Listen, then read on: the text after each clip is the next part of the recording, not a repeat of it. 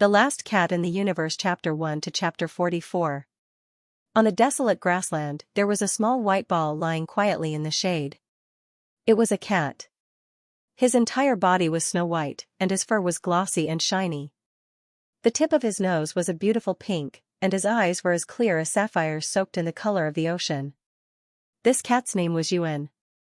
This was the name given to him by his first owner. The white cat leisurely swung its tail in the shade, then sat up. The thin tail behind it shook slightly, and suddenly, several snow-white tails appeared at the root of its back. The cat's face was very nervous, and he turned his head to carefully count his tails. 1, 2, 3, 4, 5, 6, 7, 8. 8. After counting his tails, the white cat was very satisfied. He carefully looked at the ninth tail, which had already appeared as a small shadow, and carefully stroked it. Then, as if he had really touched it, he revealed a very satisfied expression, and even comfortably snored. Yuan gently swung the 8 real tails on his back, and the extra tails that had appeared were like folding fans, and returned to one tail. Legend had it that every 20 years a cat cultivated, it would grow a tail. When the cat grew 9 tails, it would be considered a success, and it would be able to become an immortal. However, when the 9th tail was about to grow, the cat would receive a message from the heavens to fulfill a person's wish. Any wish would be possible. However, fulfilling someone's wish would result in losing one's tail.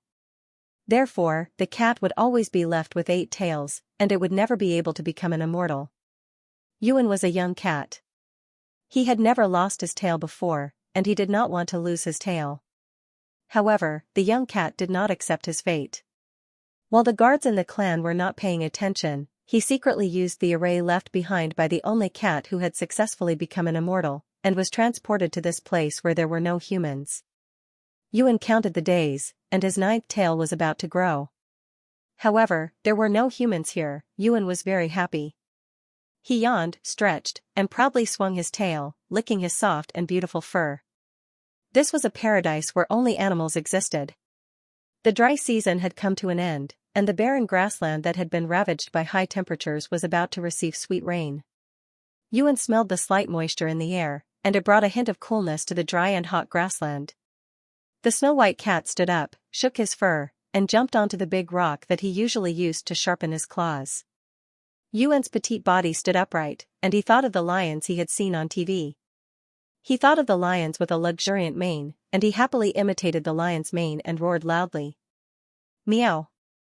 The tender cry did not scare anyone, not even the birds nearby who raised their heads high to watch out for their natural enemies. Yuan, how angry. You all wait for me to become an immortal, Yuan in an Anza's voice. Yuan lowered his head and looked at his claws. He stretched out his fingernails and gently scratched the big stone under his feet. Only when he saw 5 deep scratches did he retract his claws in satisfaction. He jumped off the rock, straightened his tail, and swaggered towards the water reservoir in his territory. Yuan had been in this place where spiritual energy was scarce for a few decades. Ever since he had 5 tails, he had encircled his territory and had not moved from his home. In fact, it was an exaggeration to say that this place lacked spiritual energy. Even during the Age of Chaos, when few cats were able to awaken their intelligence and cultivate, the spiritual energy here was not as scarce. Yuan could more or less guess that he was no longer on Earth. The oxygen here was thin, and the animals and plants here were much smaller than those on Earth. The sky was always gray with a tinge of red. The heat did not come from the sun, but from the ground. However, that did not matter. His long tail had nothing to do with spiritual energy. As long as he was alive, his tail would grow. The thinness of the spiritual energy was only related to the power of his small spells. For example, the thunder spell that could destroy a wall in the past could only be used to catch fish in this place where spiritual energy was almost non-existent. Yuan kept fish in his water reservoir. During the dry season, some small animals would occasionally sneak into his territory and steal some. Yuan would sometimes find out, but he did not care. It was all for the sake of survival. It was just that others lived a tight life, while he lived a more carefree life. When he became a deity, he would be even more carefree. Yuan was holding a fainted fish in his mouth. He walked towards his home and fantasized happily. When he became a deity, he could eat one fish and throw one away. He could also eat chickens that he loved to eat. He did not need to catch small sparrows anymore. He could just catch a big phoenix. Judging from his size, the white cat was not yet an adult. He was happily taking small steps. If it were not for the fish in his mouth, he would even be singing. Yuan's fish pond was a bit far from his home. Before he officially became a monster, he was a pampered house cat. His first owner was a cute little girl who spoiled him so much. Unfortunately, the little girl's mother was pregnant with her second child, so she sent Yuan back to their hometown in the countryside. Yuan gained intelligence at that time. It was also at that time that the cat demon Senior, who was wandering outside, brought him back to the family. The little girl raised Yuan for more than a year. Even Yuan developed many small habits. For example, he could not have any strange smells around his home, he had to maintain a bright and beautiful appearance at all times, and he had to pay attention to his manners when eating. Yuan had even marked out a place for himself to eat and bury the remains of his food. Slightly to the right between his home and the fish pond, there was a piece of land that was not covered by weeds. That was Yuan's dining room. Yuan put down the fish in his mouth and wagged his tail. Just as he was about to bite down, his ears suddenly pricked up. He raised his head and looked to the right in front of him. Without any warning, he leaned back and kicked off with his hind legs. Like a bolt of white lightning, he suddenly leaped out. Rustling sounds came from the weeds. When Yuan, who was 2 heads shorter than the weeds, reappeared, he was biting an animal that looked like a bird or a chicken. This animal had already been bitten to death by Yuan. Yuan easily dragged the animal, which was twice his size, back to the dining room. He extended his extremely sharp nails and skillfully skinned the wild animal that had delivered itself to his door. Then, he slowly licked the blood stains and minced meat off his body and claws. Only then did he bury his head and slowly eat the fish and the wild food that he had unexpectedly obtained. It tasted like chicken, but it was more chewy. It was better than nothing. Yuan slowly finished his meal and licked his claws to clean up the blood on his face. Finally, he began to dig a hole and prepared to bury the bones that he had left behind. At that moment, a sudden clap of thunder came from the horizon. The white cat, who was concentrating on digging the hole, jumped in shock. It raised its head to look at the red and misty sky. It did not smell the dampness of the rain. It should not be thunder at this time. Just as Yuan had expected, the sky was silent for a few seconds after the thunder. Then, without any warning, a blinding flame bloomed. The fiery light grew brighter and brighter. Eventually, it pierced through the foggy sky like a comet that had just broken through the atmosphere. With a long fiery tail, it smashed down toward the barren land with an aura that seemed capable of destroying the world. Yuan watched as the comet came closer and closer. Finally, it streaked across the sky above his head. Accompanied by the violent tremors of the ground below, it landed. My nest. The fish bone in Yuan's mouth fell to the ground with a thud. The cute cat's face was filled with confusion, grievance, and shock. All the fur on his body stood on end. He did not care about burying the remains of his food. He turned his head and ran towards his nest. Unfortunately, the outcome was already known. Yuan squatted beside a huge grayish-black oval-shaped object that had fallen from the sky.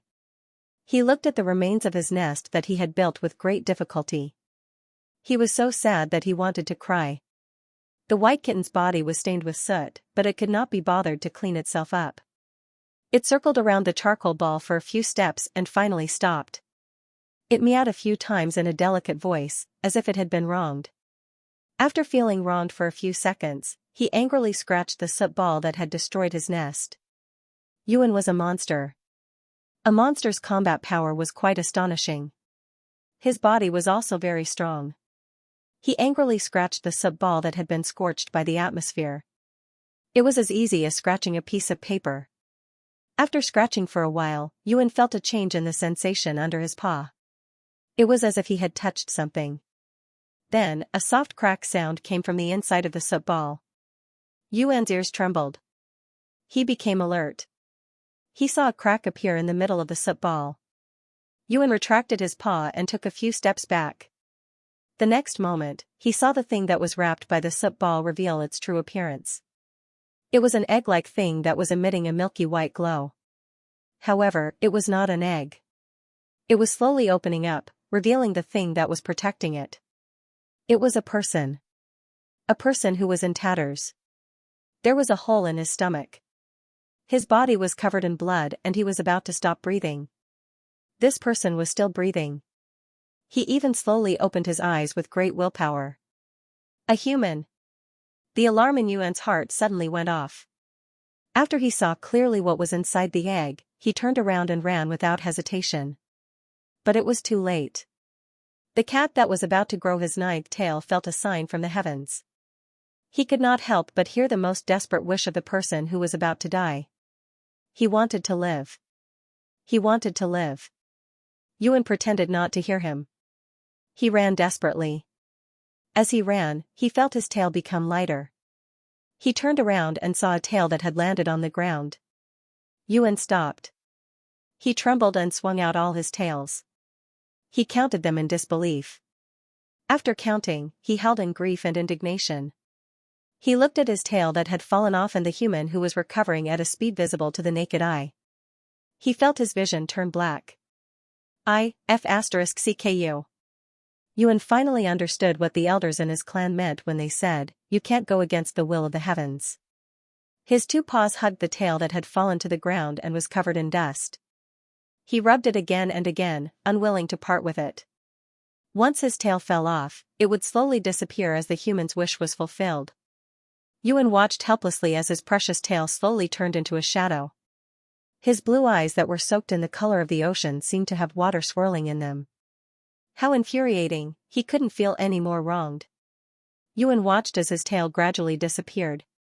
When he couldn't find any trace of it anymore, he kicked his hind legs and jumped onto the human lying in the giant egg-shaped protective shell. Yuan got even angrier when he saw the man's exposed chest under his tattered clothes. It was fine if his tail fell off, after all, this was the will of the heavens. However, the person who killed his wish to become an immortal wasn't a young lady, it was a man. Hard as nails. Stinky man. Yuan was so angry that the fur on his tail stood up and his cat eyes were wide open. He squatted on the human's stomach that was covered in blood. He could feel that the human beneath his feet was becoming more and more lively. He couldn't help but flick out his sharp nails. He raised his claws and looked down at the human's chest that was moving up and down. He was wondering where he should strike to make this stupid human die peacefully in his sleep. However, Yuan's claws stopped on the human's skin when he remembered that he had sacrificed his tail to save this human. Even if it wasn't him, it would be someone else. It was just like what the elders in his clan, who had cultivated for many years and experienced the vicissitudes of life, said when they smoked and stroked Yuan's fur. Until someone made a sincere wish for a cat to become an immortal, the nine-tailed cat couldn't escape the tragic fate of struggling on the ninth tail. Yuan looked at his claws and then looked at the unconscious human who was defenseless. Since he was the one who sacrificed his tail to save this human, then his life belongs to him. Yuan thought as he retracted his claws and placed his soft paws on the human's chest. His chest muscles that were not tight were soft, rising and falling as he breathed. Yuan absent-mindedly recalled the words that the senior had told him in the past. He could not help but retract his claws and start to step on her breasts. The old senior said that since she couldn't escape, she might as well find a tender, delicious, good-looking, and kind master. In any case, after 20 years, he would be able to complete his wish and escape with his death. For 20 years, he could stay anywhere he wanted. What if Face met someone who sincerely wished for them to become immortals? Only a young nine-tailed cat like Yuan would try to escape the fate of having her tail taken away. After experiencing it a few times, she had basically given up on struggling. Instead, she would look for a suitable poop picker to be her master. After all, if he was lucky, what if he saw a ghost? If he was lucky, he could ascend in broad daylight. When Yuan thought of this, her beautiful blue eyes moved slightly and she looked at the man under her claws. He lowered his head and met the man's gaze. That pair of pitch-black eyes were like the quiet night sky. When the light shone on them, it left behind specks of light. Yuan paused in the middle of stepping on her breasts and was stunned. Ji Shouyun did not expect that he would still have a chance to survive. He also did not expect that when he opened his eyes, apart from the slight numbness in his body, there was almost no pain. Even the old chronic diseases and the hidden injuries that required long-term recuperation had completely disappeared. It was as if his body had been completely cleaned up from head to toe.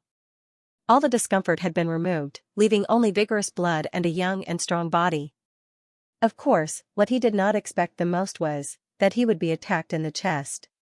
He was the marshal of the Empire of Sins, the dream lover of billions of girls, the iron-blooded silver-blade Xianxia, who was hated by the enemy and the universe bandits.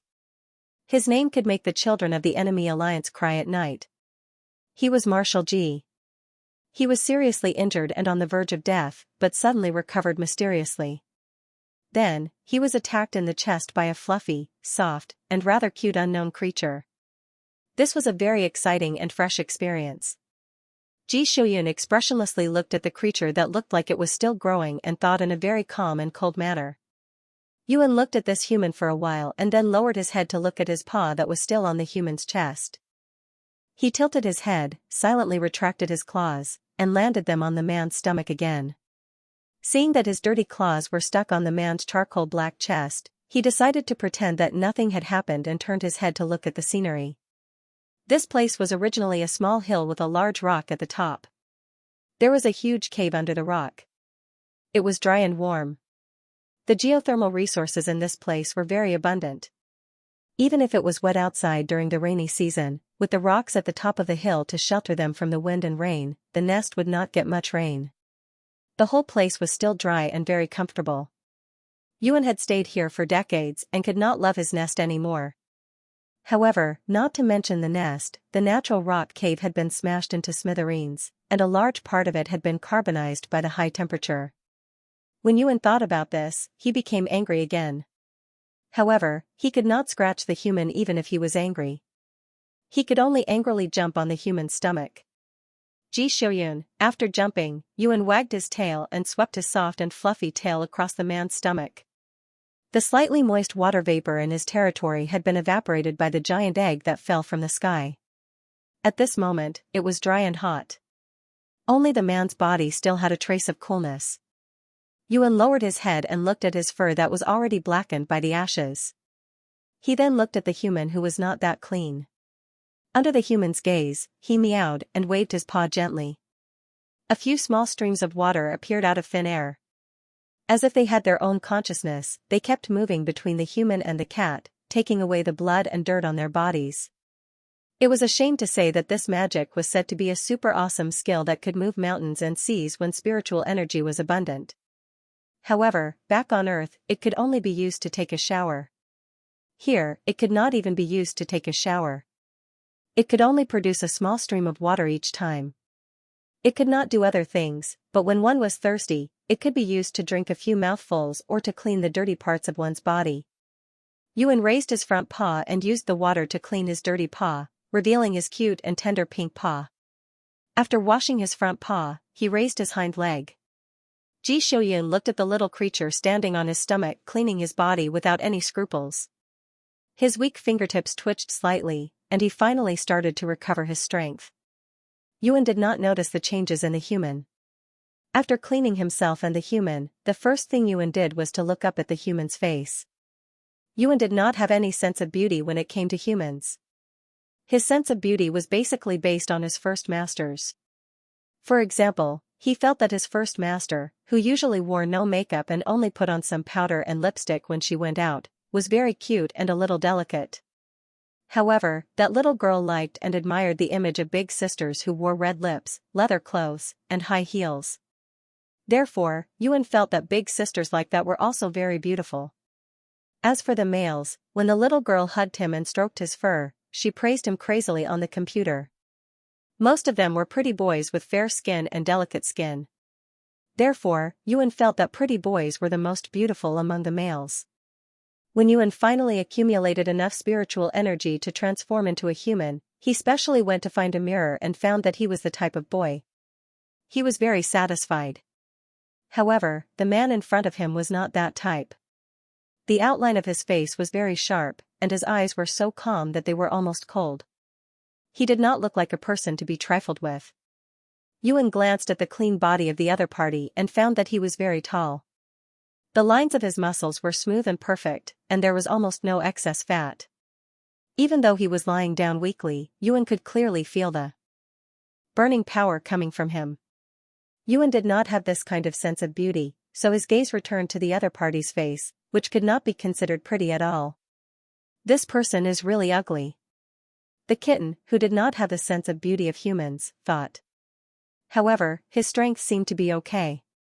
As the new owner, Yuan reluctantly acknowledged him as the poop picker. As for the possibility that the other party would not raise him, Yuan did not even think about it. Who would have the heart to reject a cute kitten? Moreover, it was a cat that saved his life. Yuan thought to himself. Then, he squatted on the other party's belly and began to lick his fur comfortably. The cleaned fur was still slightly moist, which was a bit uncomfortable for a cat.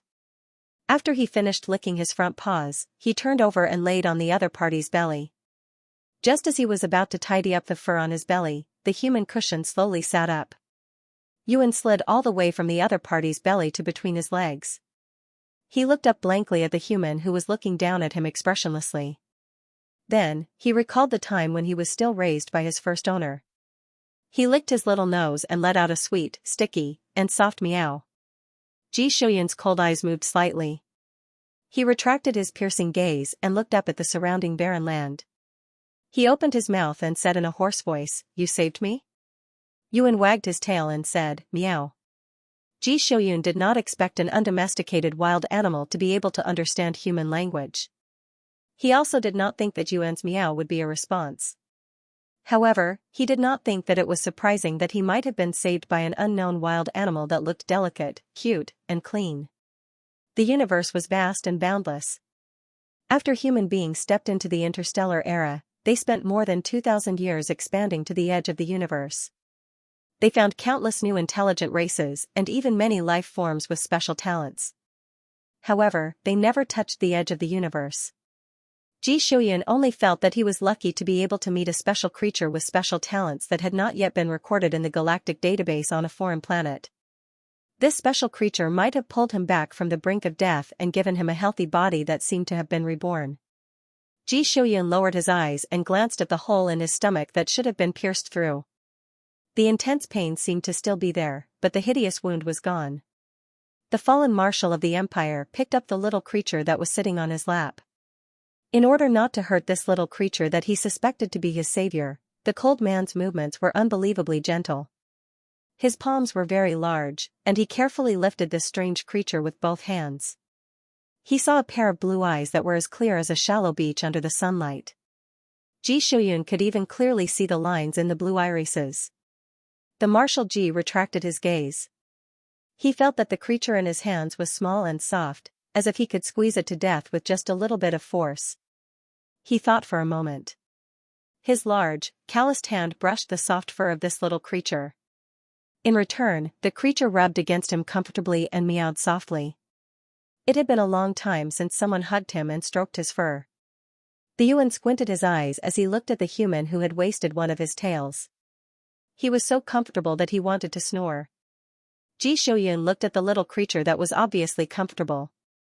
Out of a very strict scientific attitude, he carefully flipped this little creature over and exposed its belly.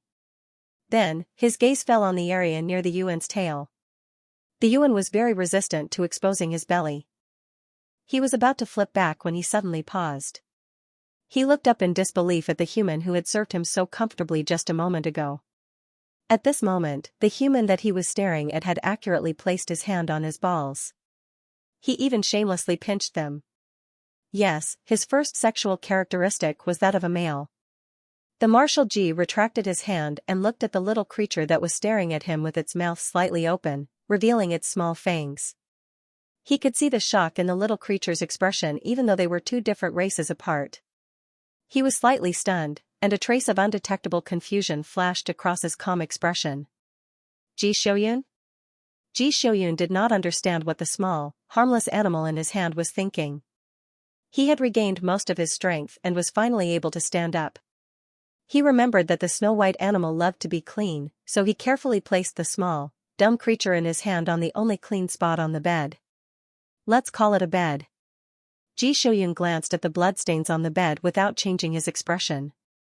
He suspected that there were pieces of his internal organs and muscle tissue left on the bed. He turned around and walked to the side of the oval-shaped egg that had not been opened.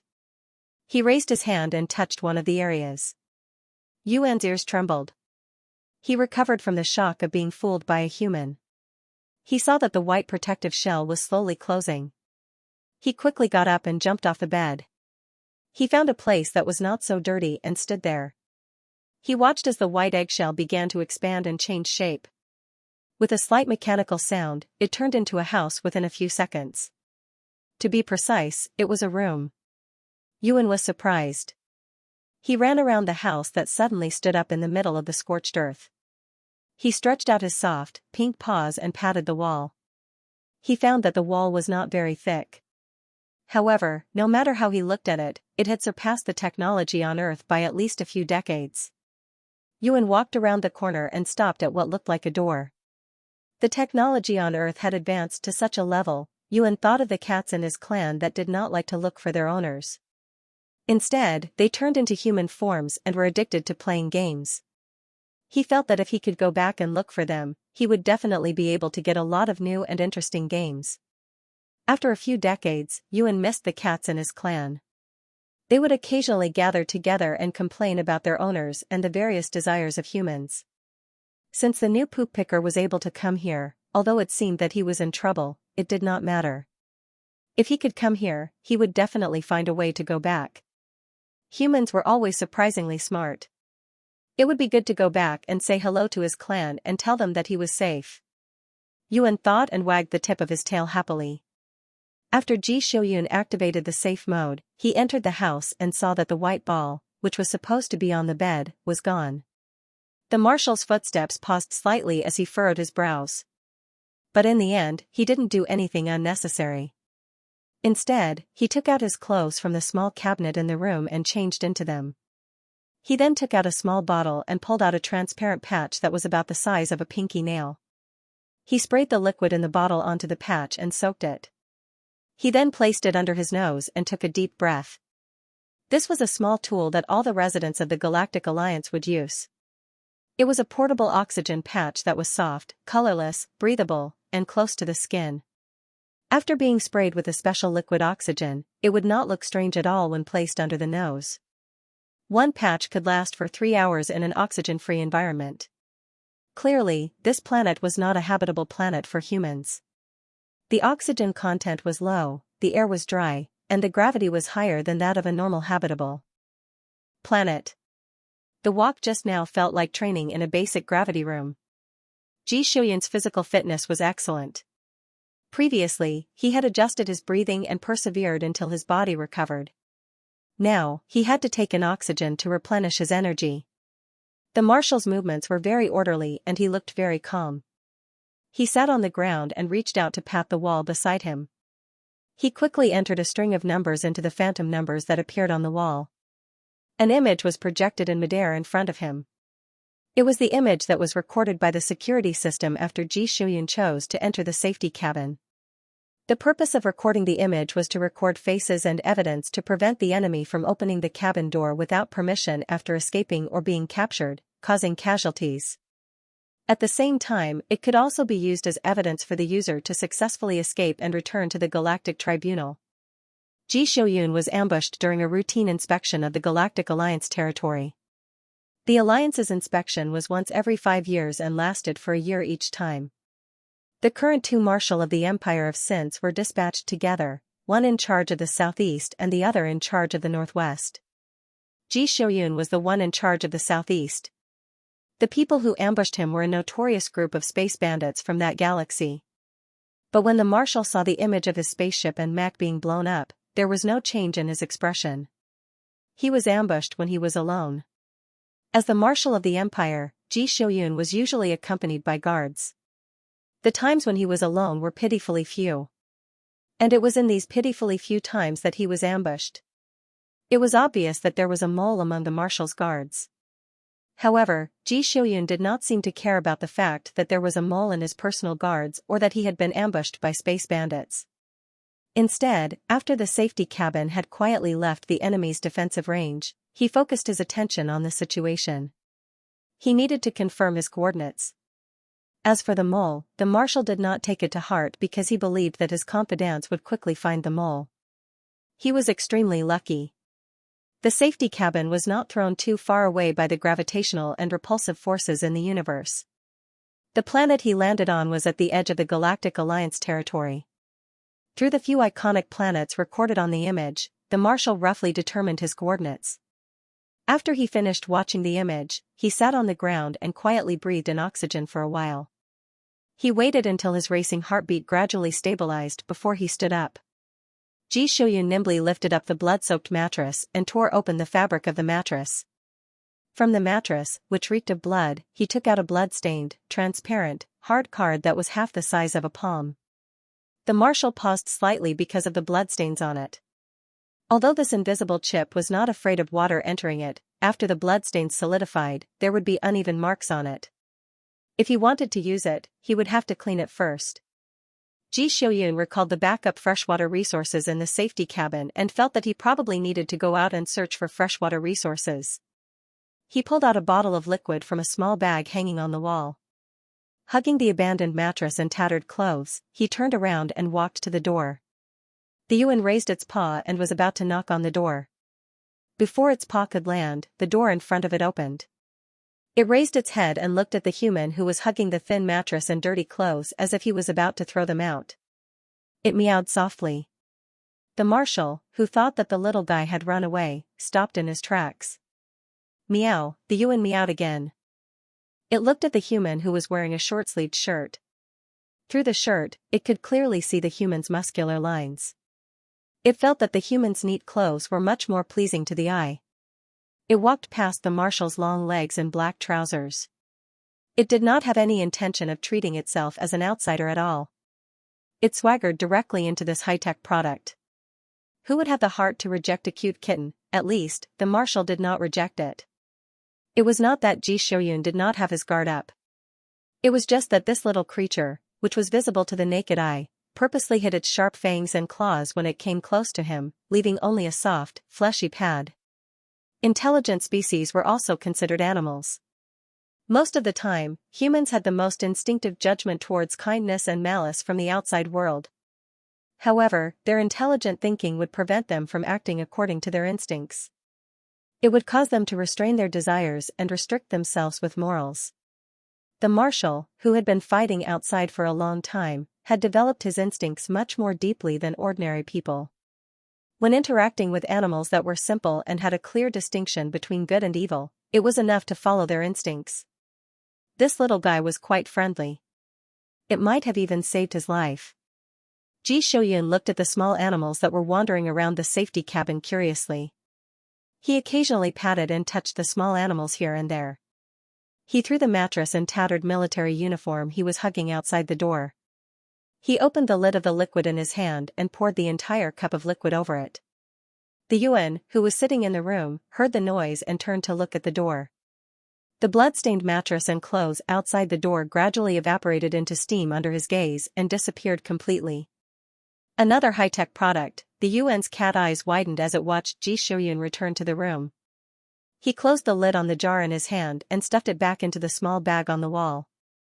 Then, he pulled open a cabinet. There were more than 10 rows of test tubes containing a light blue liquid neatly arranged in the cabinet.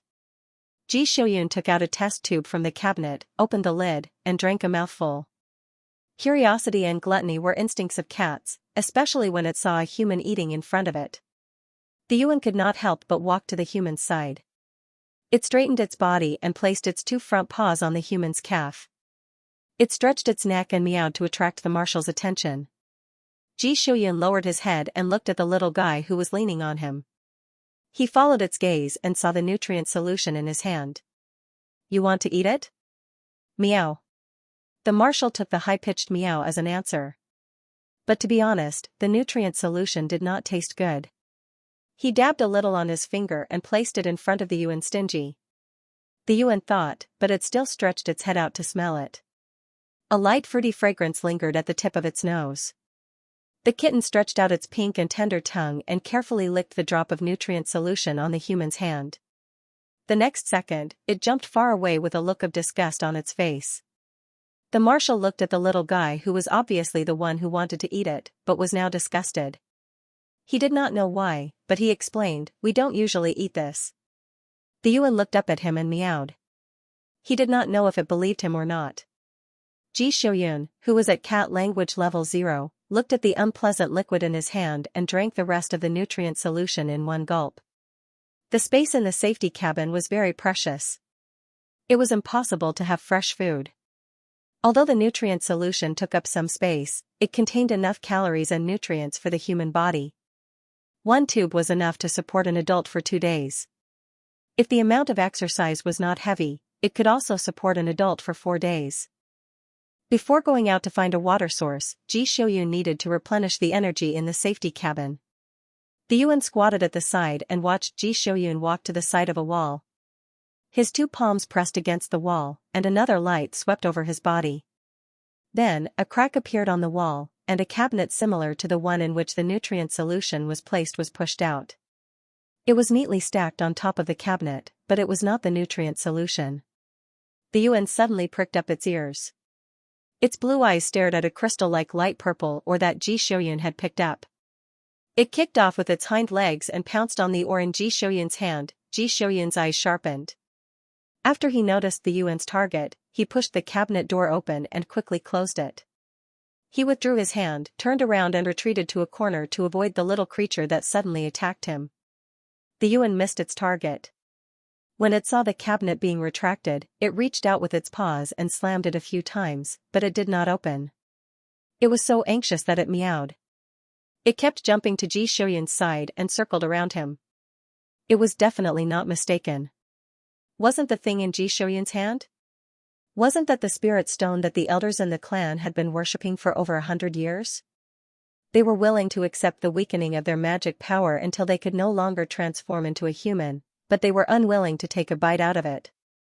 This person actually had a cabinet full of them, a whole cabinet full of them. After eating this cabinet full of spirit stones, he would be able to transform into a human and go out adventuring like those elders who had been accumulating spirit energy for hundreds or thousands of years. He might even be able to go out adventuring for a year or 2.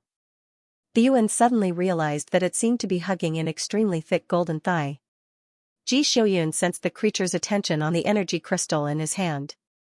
He shook the stone in his hand. "You want it?" The marshal's voice was always cold, like ice that would not melt for 10,000 years.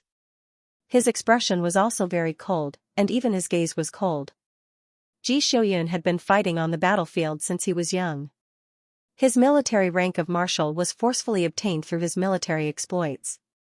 Even if he tried his best to be gentle, he still appeared cold and hard. His murderous aura and bloodthirsty aura could not be concealed. Although the Marshal Ji was the dream lover of billions of young girls, at the same time, he was also a demon that children would not get close to. Even animals would avoid him from 3 kilometers away. The fact that this furry little creature was willing to get close to him was already beyond Ji Shouyun's expectations. The Yuan stared unblinkingly at the crystal in Ji Shouyun's hand. When it heard his question, it hurriedly replied, "Meow." Ji Shouyun lowered his eyes to look at it. He seemed to be thinking about something and did not say anything. The Yuan looked at Ji Shouyun's cold expression and was so angry that it wanted to scratch him with its claws. "I crippled one of my tails to save you. You won't even give me a single spirit stone. You have an entire cabinet of spirit stones, but you won't even give me a single one." The Yuan was about to die from anger. He stared anxiously at the spirit stone, then turned his head to look at the wall of the cabinet that had been retracted. He was weighing the pros and cons of obtaining a cabinet of spirit stones now and the possibility of obtaining even more spirit stones in the future. This new owner looked very rich and did not seem to be lacking in spirit stones at all. If he left this place with him, wouldn't he be able to obtain a lot of spirit stones to eat? If he ate more spirit stones, he would be able to become like those legendary monsters. With a wave of his claws, he would be able to change the weather and move mountains and seas with a snap of his fingers.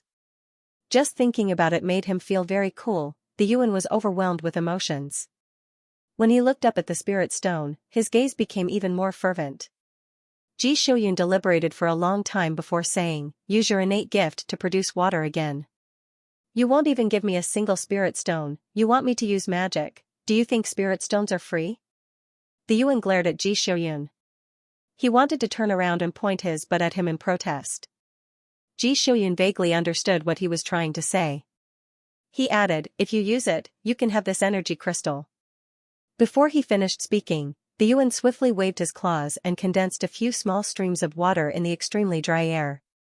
Ji Shouyun observed for a moment and found that the streams of water were much more detailed than before. He first used the streams of water to clean up the blood stains on the invisible chip.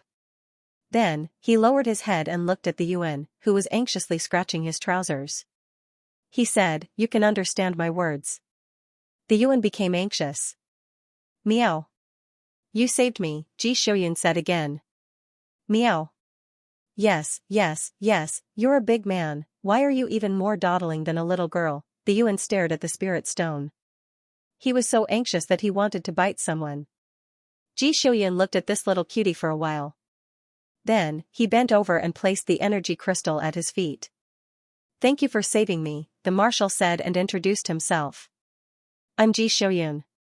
What about you?" The white cat, who was hurriedly hugging the spirit stone, was slightly stunned when he heard this. He raised his head and looked at Ji Shouyun, who still had a cold expression on his face. He hesitated for a long time. Then, he hugged the spirit stone tightly. Finally, he responded. "Meow.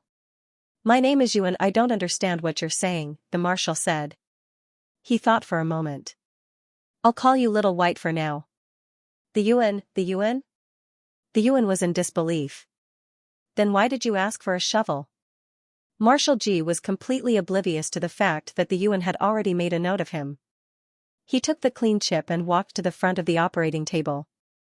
This invisible chip was a point-to-point communication method. The chip in Ji Shouyun's hand was connected to another marshal of the empire, Kevin. This was a secret that no one else knew except for the chip's creator and the two people involved. The people in power didn't want the entire military to be as close as a family. Thus, to outsiders, Kevin and Ji Shouyun were just acquaintances. Occasionally, they would even oppose each other in important meetings. In reality, the two marshals' relationship was quite good. Everyone knew that when Ji Shouyun had been accumulating military merits, he had been a general under Marshal Kevin. However, when Ji Shouyun's military achievements were enough to be promoted to marshal and he was just waiting for the documents to be passed down, Marshal Kevin mercilessly reprimanded Ji Shouyun in front of hundreds of thousands of soldiers. Regardless of whether the two people involved cared or not, other people who knew about this matter were definitely concerned. When Ji Shouyun had been reprimanded, the first person to send his condolences was the previous emperor of the empire. Not many people knew that Ji Shouyun and Kevin could be considered as teachers and students who didn't have any actual titles. There was nothing to criticize when a teacher reprimanded a student. Ji Shouyun didn't think that being reprimanded in front of hundreds of thousands of soldiers was shameful. As a general, being reprimanded for making a wrong decision was already a very light punishment. As a soldier, he had to face his mistakes head-on and sacrifice himself. This was especially true for generals.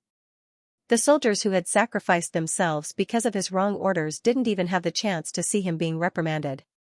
Ji Shouyun inserted the chip into the control panel's card slot. He wasn't surprised to see that the message area was empty. He quickly completed a strict identity verification and entered a short string of coordinates. When it showed that the transmission was complete, he simply tore off the chip. Mr. Marshall's mecha and spaceship had been blasted into space junk. Although the safety cabin was equipped with thrusters, the power was not enough to penetrate the planet's atmosphere. If they wanted to leave, they could only wait for rescue. Ji Shouyun didn't know what was going on outside, but he didn't need to use his brain to figure out that something big had happened.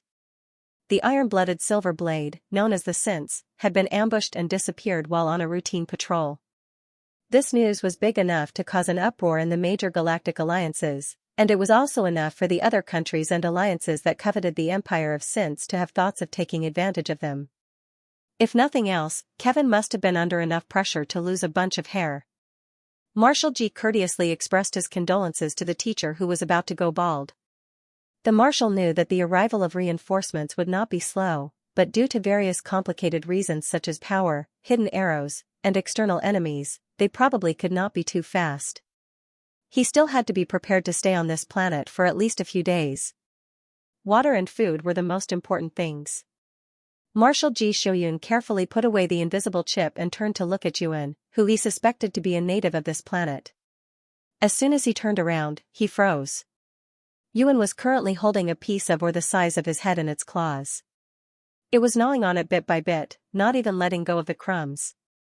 It was licking them all into its stomach. Energy crystals were currently known to contain the most energy and had the highest hardness. Until now, there was no way to perfectly decompose it, nor was there a way to purify it. Using ores to collide with ores in an attempt to cut it would cause severe energy loss within the ore. Researchers in this field had been worrying about it for over 200 years, but they still hadn't figured out how to perfectly decompose and cut the ore while preserving the energy within. So until now, energy crystals had not been used on a large scale as a mechanical material. Even Marshal Ji Shoyun's mecha, which had been blasted into space junk, only had a layer of energy crystal powder on the most critical parts of the mecha. The hardness problem, which had been worrying about for over 200 years, didn't seem to be a problem for this little guy. Yuan was eating happily. Although the energy crystals didn't have any taste, it could clearly feel the spiritual energy in its body increasing little by little. It felt as if it was squatting in a heated room on a cold winter day, and it felt so comfortable that its entire body softened into a puddle of biscuits. Ji Shoyun watched as Yuan gnawed on the stone for a while, and decided not to think about how hard this little animal's teeth were for the time being. He asked, "Little White, do you know where the water source is?" Yuan looked at him while gnawing on the stone, then turned around with the precious energy crystals in its arms, and faced him with its butt. Its entire body was filled with rejection. Marshal Ji Shoyun never knew how to reason with others, and no one would reason with him. After a moment of silence, he decided to start with Yuan's preferences. "One energy crystal, and you will take me to the water source." Meow. Yuan turned around and stood up. It was really easy to understand. Ji Shoyun glanced at Yuan's excited face, then turned around to take a few containers. He even saw a simple folding barbecue set and seasoning in the cabinet where the containers were placed. "Is it far?" Ji Shoyun asked. Meow. Marshal Ji Shoyun's cat language level 0 paused. "Far?" Yuan didn't say anything. Marshal Ji Shoyun asked again, "Not far?" Yuan opened its mouth. Meow. "Is it dangerous?" Yuan didn't say anything. "No?" Meow. Marshal Ji Shoyun glanced at the seasoning and folding barbecue set, then asked again, "Are there any aquatic animals?" Meow. Very good, it wasn't far, and there was no danger. There were aquatic animals. Ji Shoyun put back a few containers in his hands. He felt that he might have to use up a year's worth of his language skills on this little guy. Recalling how his savior had looked at the nutrient solution with disdain, Marshal Ji Shoyun brought the barbecue set and seasoning to prove that there was nothing wrong with the human race's sense of taste. After thinking for a while, he also took a tube of antidote just in case. Yuan had been away from human society for many years, and could only recognize the containers used to store water. As for the other tools, Yuan didn't know anything and didn't know anything about them. However, this had nothing to do with him. The only thing that mattered to him was the spirit stones. Yuan looked at Ji Shoyun and meowed at him. It put the spirit stones that it had gnawed on under its paws, then turned its head to look at the wall with the spirit stones. It was a typical example of eating from the bowl and looking at the pot. It was still stretching its neck to look. "I'll give them to you when we come back," Marshal Ji Shoyun said. Yuan squatted on the ground and looked up at the human for a long time. Then, it turned its head, hugged the spirit stones, and lay down on the ground. Ji Shoyun, this way of protesting was so straightforward that it was scary. If this had happened in the military, he would have been thrown into the detention room. Ji Shoyun looked at Yuan for a long time. He had been in the military for many years, and he was used to being a man of his word. Therefore, he didn't choose to compromise. Yuan didn't say anything. It continued to gnaw on the spirit stones and squinted its beautiful cat eyes. From time to time, it would turn its head to look at the human standing there. Ji Shoyun felt a little helpless when it looked at him. However, the helplessness on his face made him look even colder. "If I give them to you now, are you going to eat them on the way back?" Marshal Ji Shoyun asked. Meow. That's easy. Yuan was completely unaffected by the human's expression and meowed at him. You're hugging me, I'm hugging the spirit stones, let's have a heart-to-heart conversation that transcends species. Marshal Ji Shoyun didn't manage to understand the complicated meaning behind this little furball's words. The anticipation in Yuan's eyes gradually disappeared and its ears drooped. It looked at Marshal Ji Shoyun pitifully and meowed. It walked over and placed its two front paws on Ji Shoyun's long legs. It was trying to use its body language to tell Ji Shoyun to hug this cute little kitten. However, the unromantic Marshal Ji Shoyun was very confused. TSK Yuan, who had failed in his attempt to fool her, retracted his paw and made a mental note to himself. He then pushed the half-eaten spiritual stone to the corner and turned around to scratch the door while groaning. Marshal Ji Shoyun didn't realize that he had been written on the kitten's little notebook again. He thought that the little guy had compromised, so he opened the cabin door with a bright mood. With the speed of Yuan's 4 short legs, it didn't take him more than 10 minutes to reach the edge of the pond. The fish in the water seemed to have noticed the movement on the shore and quickly dived into the water with a flick of its tail. The pond wasn't very big, but it was very deep. There was a constant flow of underground water from the bottom and it was slightly warm due to the geothermal heat. The flowing water wasn't very big and was only about 4 to 5 square meters. It was very deep, but it was very clear and could be seen to the bottom at a glance. There weren't many fish in the water either. They were mainly caught by small animals that couldn't find food during the dry season. Yuan sat on the edge of the small pond and licked its paws comfortably. Ji Shoyun turned to look at him and then looked around. There were no large carnivores around. This little fellow was quite impressive to be able to guard the mouth of a spring during the dry season in this place. Ji Shoyun filled the containers on his back with water and looked at the fish at the bottom of the pond. Ji Shoyun recognized this type of fish.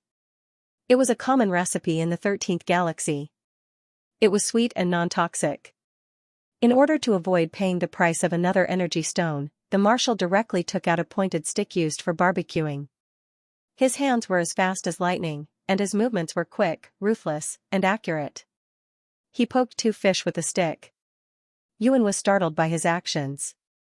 She turned to look at him with her cat eyes wide open. Marshal Ji didn't say anything. He turned on the portable energy stove and took out seasoning and oil. Under the gaze of the beautiful sapphire eyes, he slowly started to barbecue the fish.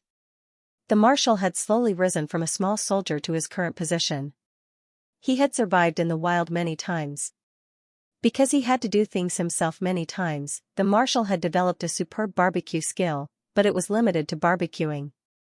Yuan watched as Ji Shoyun methodically brushed layer after layer of things on the fish. He could barely smell some things, but he couldn't identify some things at all. But it was very fragrant. It made the cat's index finger twitch. Marshal Ji Shoyun finished barbecuing the fish and turned to look at the white fur ball that had unknowingly moved to his side. Yuan looked at him, then at the barbecued fish, then at him, and then at the barbecued fish again. Finally, he reached out his paw and pressed on Marshal Ji Shoyun's hand. He stretched his head over and sniffed the fish with his pink nose. It was a little hot, but it didn't cause any harm to the monster's body. It was a little uncomfortable for the cat's tongue, but it wasn't a big deal in front of such delicious food. Humans' pursuit of delicious food was really endless. Yuan thought as he ate the delicious barbecued fish. Marshal Ji Shoyun watched the fur ball elegantly and quickly finished the barbecued fish. When he met the blue eyes again, he said very calmly, "We don't usually eat nutrient sticks." Yuan, why did he still remember this? Why are you so narrow-minded? Yuan meowed perfunctorily and turned to look at the other fish in Marshal Ji Shoyun's hand. This is mine. Marshal Ji Shoyun rejected him. Yuan glanced at Ji Shoyun and walked to the edge of the pond. He stared at a fish and waved his paw. There was a loud explosion of thunder. It was completely different from the almost undetectable lightning in Ji Shoyun's memory. A bolt of lightning about the size of a child's arm came crashing down with the thunder. The water splashed and splashed all over the unsuspecting cat and human sitting by the edge of the pond. Along with the splashing water, the fish in the small pond were also blasted out. All of the fish. Ji Shoyun, Yuan, cat's dumbfounded face. JPG Marshal Ji Shoyun glanced at the barbecued fish that had been completely drenched by the unboiled water. Yuan shrunk his neck guiltily. He didn't expect that eating half a spirit stone would increase his magic so much. He stepped on the ground in front of him uncomfortably and turned to pick up the fish that had been blasted onto the shore. He placed them neatly in front of Ji Shoyun. He sat behind the row of fish and meowed obediently at Marshal Ji Shoyun in an attempt to get away with being cute. Ji Shoyun wasn't angry. It wasn't a big deal to begin with. After all, this little fella had saved his life. He just felt that this cute little furball's expression of trying to please him was quite interesting. The Marshal Ji Shoyun was also very interested in the new power that Yuan had just displayed. Ji Shoyun knew that he had bad taste. Marshal Ji Shoyun looked at the white furball with his standard cold expression. After a minute, he looked away and put the ruined barbecued fish to the side. He poked the 3 fish that Yuan had brought back and started barbecuing them without saying a word. Yuan heaved a sigh of relief and lowered his head to look at his claws. He still had a lingering fear from that lightning strike. The dry and hot environment made the wet marks on their bodies dry quickly. The barbecue was also cooked very quickly. Yuan looked at the 3 grilled fish and couldn't wait to go over. However, Mr. Marshall raised the fruits of his labor high up in the next second when he came up to him. The Yuan tried to reach it with its claws, but it couldn't. Yuan looked at Ji Shoyun and said pitifully, "Meow." Mr. Marshall was tempted to touch him when he heard the cry, but his face remained impassive. He even cruelly gave Yuan a multiple-choice question, "This, or the energy crystal, which one do you want?"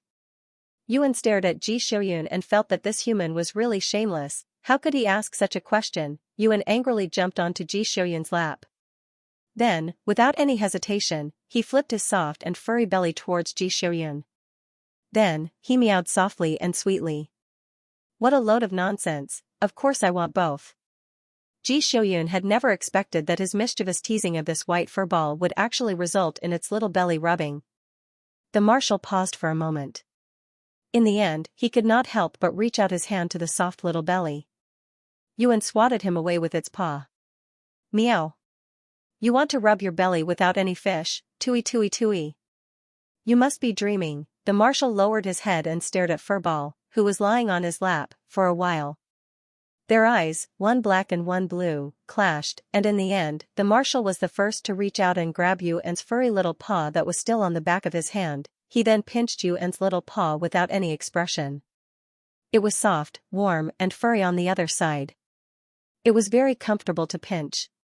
The marshal could not control his hand and pinched it again. Meow. Yuan retracted its paw and angrily turned around to hide its little belly. It lay on the marshal's lap and turned to look at the 3 grilled fish.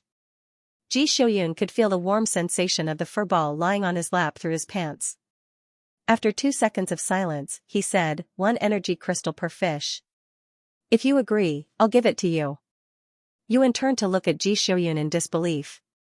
"You're so awesome, why don't you go rob a bank?" The marshal narrowed his eyes slightly when he saw the little guy's complaining expression. He felt a little pleased. Ji Shoyun was in a good mood after satisfying his mischievous taste. He placed the grilled fish in front of Yuan. He then expressionlessly said in all seriousness, "I'm just kidding." Yuan looked at Ji Shoyun's standard cold face in disbelief. It really wanted to scratch someone with its paw. However, the cute little kitten still chose to submit in its anger when faced with the sugar-coated bullets of the grilled fish. The marshal looked at Yuan, who was busy eating and was in a good mood. He even grilled the remaining 4 fish and stuffed them all into Yuan's mouth. After eating the last fish, the furball paused and turned to meow at the human who was watching it eat the grilled fish. The marshal was puzzled. Yuan pushed the grilled fish towards him. Ji Shoyun was a little surprised. He did not think that the furball would want to share of his food after teasing it like that. The marshal reached out a finger and poked the little guy's head. Nutrient solution could last for several days. So, Ji Shoyun was very happy that his grilled fish was so popular. He would not fight with the cat who had saved his life. Yuan finished the last grilled fish and watched Ji Shoyun clean up the grilled fish. It ran over to his feet and put its 2 front paws on the marshal's 2 long legs. This time it did not repeat the same trick. Instead, it reached out its paws, controlled its strength, and climbed up the marshal's pants. The marshal, who was suddenly treated as a tree, was stunned. He put the tools in his bag and reached out to hold the furball that had climbed up to his waist. Meow. Yuan stepped on Ji Shoyun's hand, walked 2 steps along his arm, and squatted on his shoulder. Yuan was not big. The marshal's shoulders were wide and his waist was thin. Yuan was able to squat steadily. Ji Shoyun stiffened for a moment when he felt the furball on the side of his face. Then, he relaxed in the next second. Yuan wanted to be lazy and did not want to run by himself. The marshal thought that he had successfully subdued the furball by cooking a meal for it. The world of animals was so simple and beautiful. The marshal sighed with emotion as he walked back. Then, he paused. He suddenly realized that this little furball was not necessarily just an animal. What was an animal? In a broad sense, an animal was a heterotrophic organism composed of cells in the body. In the narrow sense of human subjectivity, it was a creature that did not have complex emotional perception and intelligence. The marshal suddenly realized that the white fur ball that had saved him had emotional perception and self-awareness. No, it should be him. He was even able to communicate with the marshal with a clear mind. Ji Shoyun came back to his senses. He suddenly realized that the thing on his shoulder was not an animal in the narrow sense of the word. It was an intelligent creature that was on the same level as humans, standing at the top of the food chain. The marshal thought of this and seriously recalled what he had done to this little fellow today. Then, he could not help but fall into a dead silence. He seemed to have teased it, rubbed its fur, and fed it several roasted fish as if it was a pet, after knowing that it was his savior. Furball. Most importantly, he even pinched the little guy's first sex organ with his face as big as a basin. No wonder this little fellow was so shocked at that time. It was as if it had been stunned.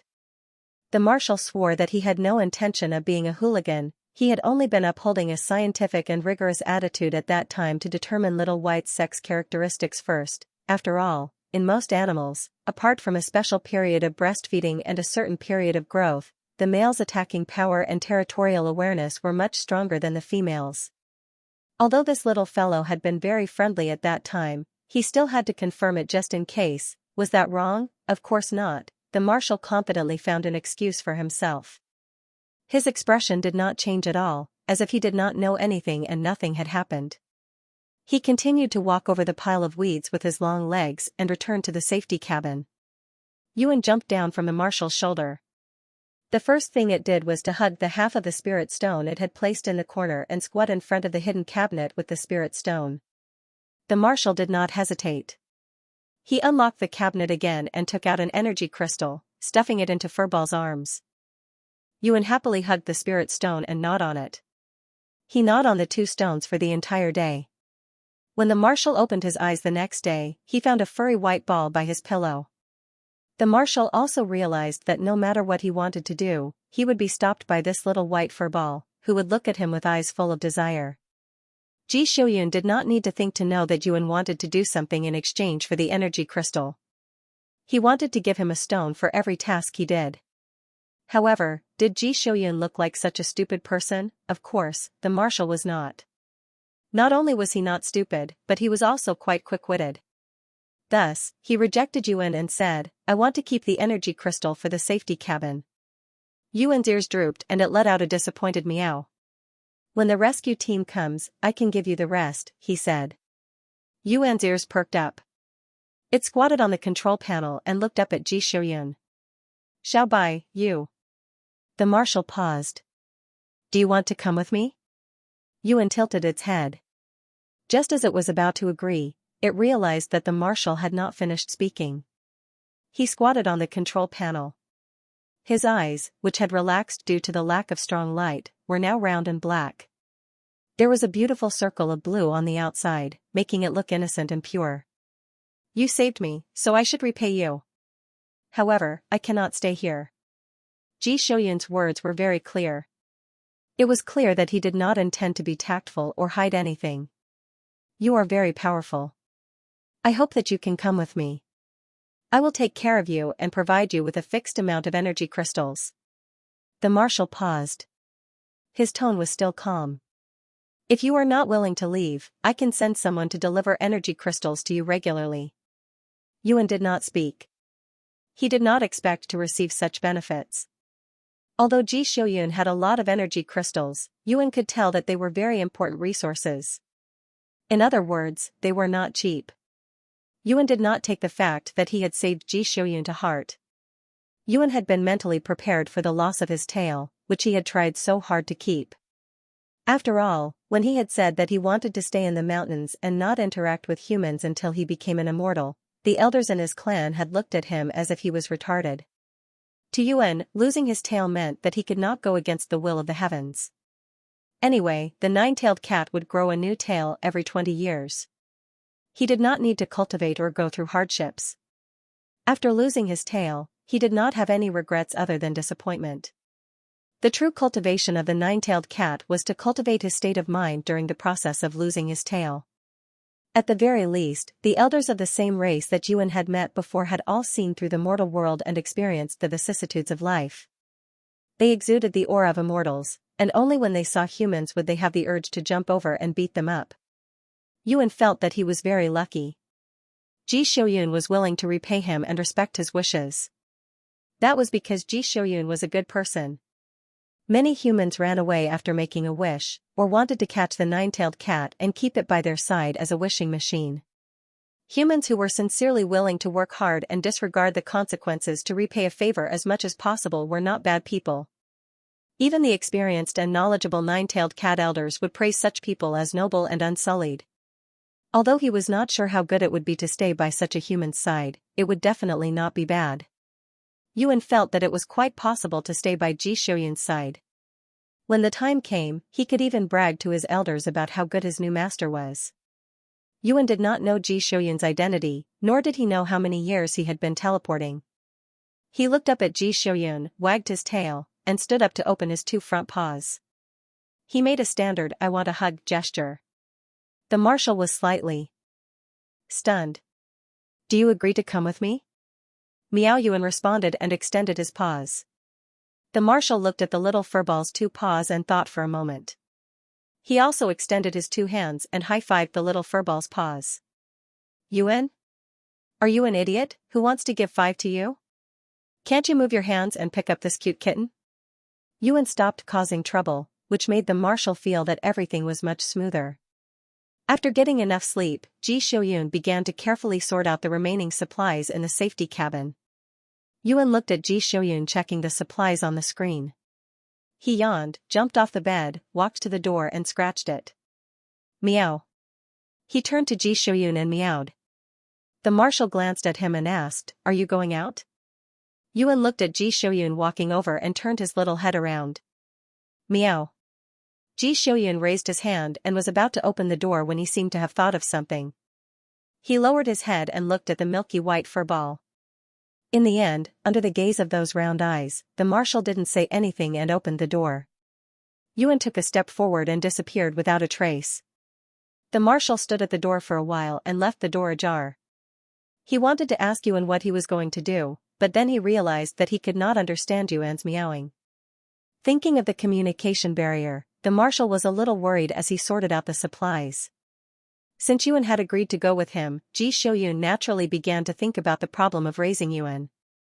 Although using the word raising to describe the relationship between him and an intelligent creature of the same level seemed inappropriate, Ji Xiuyun could not find a suitable adjective for the time being due to Yuan's small size and habits that were very similar to that of a wild animal. The communication problem had to be solved. The marshal recorded this matter on the holographic screen on the wall. He also had to determine the level and type of the little fellow's ability. Since it was willing to go with him, if the little fellow had enough ability and he didn't mind, Ji Xiuyun would definitely carry the little furball with him to the battlefield. After all, little furball had a special ability. If someone were to notice its abnormality, trouble would definitely follow. It would be more convenient to carry it around with him. Apart from that, he also had to perform a genetic test on Little White after returning to the Imperial planet and record the gene into the Star Web database. There were too many things to do. The marshal looked at the items recorded in the memo, put down his hand, and continued to count the supplies. When Yuan returned, Ji Shouyun had just finished checking the messages in the invisible chip.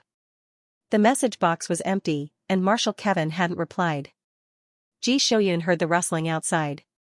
He pulled out the chip and turned to look at the crack in the door. A white furry claw reached in through the crack in the door, trying to push the door open. The marshal looked at the claw that was waving around and wanted to laugh. Yuan, who was outside the door, twitched his ears when he heard footsteps coming from inside the room. Meow. Yuan retracted its claws and meowed towards the door. Ji Shouyun opened the door. Yuan walked in, picked up the bag of seasoning, and walked back to the door. It reached out its claws and hooked Ji Shouyun's trousers. Meow. The marshal looked down at the little furball. Little Furball also looked up at the marshal. This time, the marshal didn't wait for Little Furball to speak again before he understood. You want to eat barbecue? Yuan rubbed Ji Shouyun's trousers. Meow. The marshal didn't think much of it. He had already finished counting the supplies and was about to walk around to maintain his daily exercise routine. At the same time, Ji Shouyun also wanted to satisfy his craving. He put on an oxygen patch, picked up his tools, and followed Yuan out. When they reached the pond, the marshal stopped in his tracks. Yuan put down the bag of seasoning in its mouth and obediently rubbed Marshal's long legs. Ji Shouyun looked at the large circle of meat around the pond. The meat had already been skinned and dismembered. He looked down at Yuan expressionlessly. Needless to say, the Yuan had been out for a long time. It had probably been doing this for a long time. The marshal looked at the perfectly dismembered animals. They flew in the sky, ran on the ground, and swam in the water. None of them had escaped. This. The marshal picked up a bird that was often served on the dining table. This bird's meat was fresh and chewy. It tasted great regardless of whether it was stewed or fried. However, this kind of bird usually lived in forests. As far as the eye could see, this area was full of barren land and withered grass. Where did it come from? The marshal asked as he scooped water to clean the meat. Yuan stretched out its claws and pointed to the south. Meow. Take me there when you're done eating, the marshal said. Yuan looked at Ji Shouyun's skillful movements. It wagged its tail and said, meow. In the future, will you follow others when they give you something to eat? The marshal teased the cat with the roasted bird. He looked at Yuan's anxious face and said, other people can't cook as well as I can. Speaking purely from the aspect of roasting. Yuan felt that Ji Shouyun was extremely sinister. He was trying to use delicious food to tie him down. Yuan didn't feel that it was his fault for being greedy. He happily passed the responsibility to the Marshal Ji, who was diligently roasting the meat beside him. After the meal, they followed the marshal for a stroll in a barren forest. Yuan stopped halfway and looked up at the sky. The gray sky was a little dark, and the water vapor in the air was getting thicker. Ji Shouyun also noticed the change in the air. Is it going to rain? Meow. It wasn't just that. The rainy season was coming. The seasonal cycle on this planet was very special. When there was a drought, people would die. When there was a flood, they would die. Yuan used to have a nest on a high slope. However, the slope had been smashed and even caved in. Now, they only had Ji Shouyun's safety cabin left. Now that it was the rainy season, if they left the safety cabin where it was, they would definitely be able to experience the beauty of the underwater world when they opened the cabin door in less than 2 days. Therefore, when the first rain fell, which symbolized the end of the dry season, Yuan and Ji Shouyun returned to the safety cabin. They turned on the thrusters and flew towards the withered forest that Ji Shouyun had chosen. The safety cabin's AI determined that the most suitable place to land was the trunk of a tree with many branches. Marshall left everything to the AI. He looked at Yuan, who was squatting on his pillow and creating a pile of dirty plum blossoms. Little white. Ji Shouyun suddenly reached out and picked up the furball. He walked to the side of the console and pulled out a chair from the tightly sealed cabin wall. He then placed the furball in his hand on the console and asked, "Can you read?" Yuan was stunned. He turned around and looked at the characters on the screen. He was shocked to find that he had become illiterate. It had only been a few decades. How did you humans even change your language? Yuan's expression said it all. Marshall held the cat and pointed at the buttons on the control panel. He then started to teach Yuan how to read. Yuan vaguely recalled the fear of being thrown into a classroom full of human children by the seniors of his clan when he had just gained sentience. Marshall noticed that Yuan was not very interested. He said calmly, "Your name is not Little White." What he meant was that once Yuan learned how to read, he would be able to tell him what his name was. Yuan's pointy ears twitched. He was instantly energized. "These three are G. Meow. The pronunciation is meow. Okay. Next, meow." Every few hours, Yuan would rely on the fact that he had eaten spirit stones to waste his spiritual power. Therefore, he couldn't help but go out for a walk with his spiritual energy shield to block the rain. Ji Xiuyun went out for a walk every day in a waterproof suit to make sure the water level was safe. The man and the cat were trapped in the safety cabin by the heavy rain. Their teaching progress was extremely fast. These days, Yuan found that Ji Xiuyun's emotions were actually quite rich, although he always had a straight face and looked expressionless. In fact, his temper was very good. Ji Xiuyun discovered more than Yuan. He even had a small notebook dedicated to recording Yuan's habits. For example, Yuan loved cleanliness and would spit out fur balls. Every few days, it would lie on the side and count its 8 tails. After counting, it would hide 7 tails and leave only one behind. Then, it would curl up into a ball. Another example was that Yuan especially liked to sleep in warm places. It liked to chase its own tail in circles. It liked to catch moving things. Another example was that Yuan's ability really caught Ji Xiuyun off guard.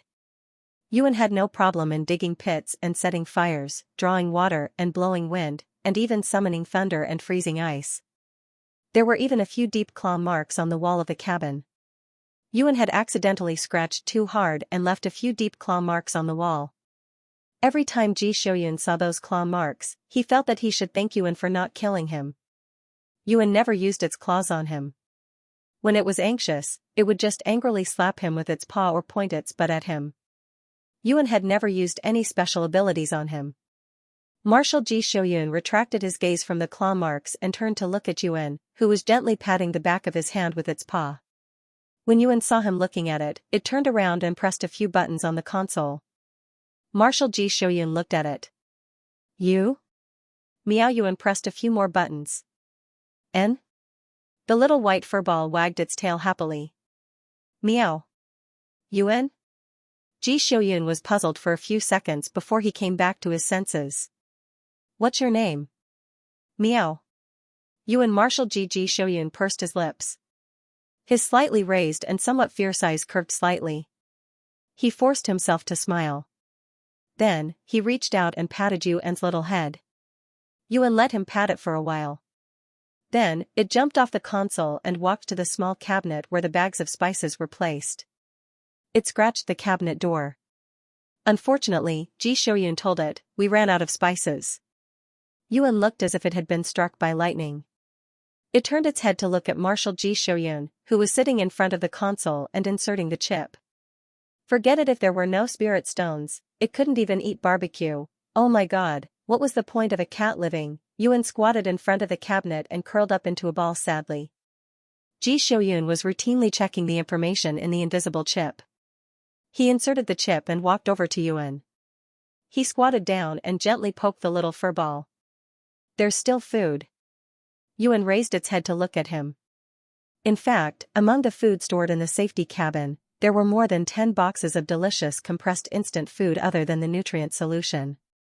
The food was placed in the safety cabin to relieve the psychological pressure of the escapees. After all, when faced with a difficult situation, people couldn't help but have pessimistic thoughts. Delicious food would more or less make people feel better. Meow. Yuan placed its 2 paws on Ji Xiuyun's knees. Its 2 cat eyes were shining. Ji Xiuyun stood up and was about to take out the food when he saw a message on the screen. It was a series of frequency band numbers. Marshal Ji Xiuyun stood up and memorized the frequency band numbers. Then, he deleted the message and pulled out the chip. Then, he turned on the safety cabin's communication system and entered the frequency band numbers. Yuan stood in front of the cabinet and saw Marshal Ji Xiuyun's series of actions. It groaned as it got up and walked over. The person on the other end of the frequency band seemed to have been waiting for a long time. The moment the communication was sent, the person on the other end of the line picked up the screen. The person who appeared on the screen was Ji Shouyun's second-in-command. He was so excited that he almost pressed his face against the screen. "Marshal Ji Shouyun. Are you okay?" Yuan paused when he heard this address. He walked to Ji Shouyun's side and looked up at him. He could clearly feel that Ji Shouyun's aura had changed. Yuan's relaxed and comfortable aura, which made Yuan want to doze off, disappeared completely. Instead, it was replaced by an aura that made all the hairs on Yuan's body stand on end. This aura was very suitable for the title Marshal Ji Shouyun. Ji Shouyun looked like he was in his 30s. He was completely different from the middle-aged marshal that Yuan had the impression of. It turned out that in the few decades that he had been away, Earth had not only developed a new language, but it had also entered the universal era. Even the highest military rank was no longer that important.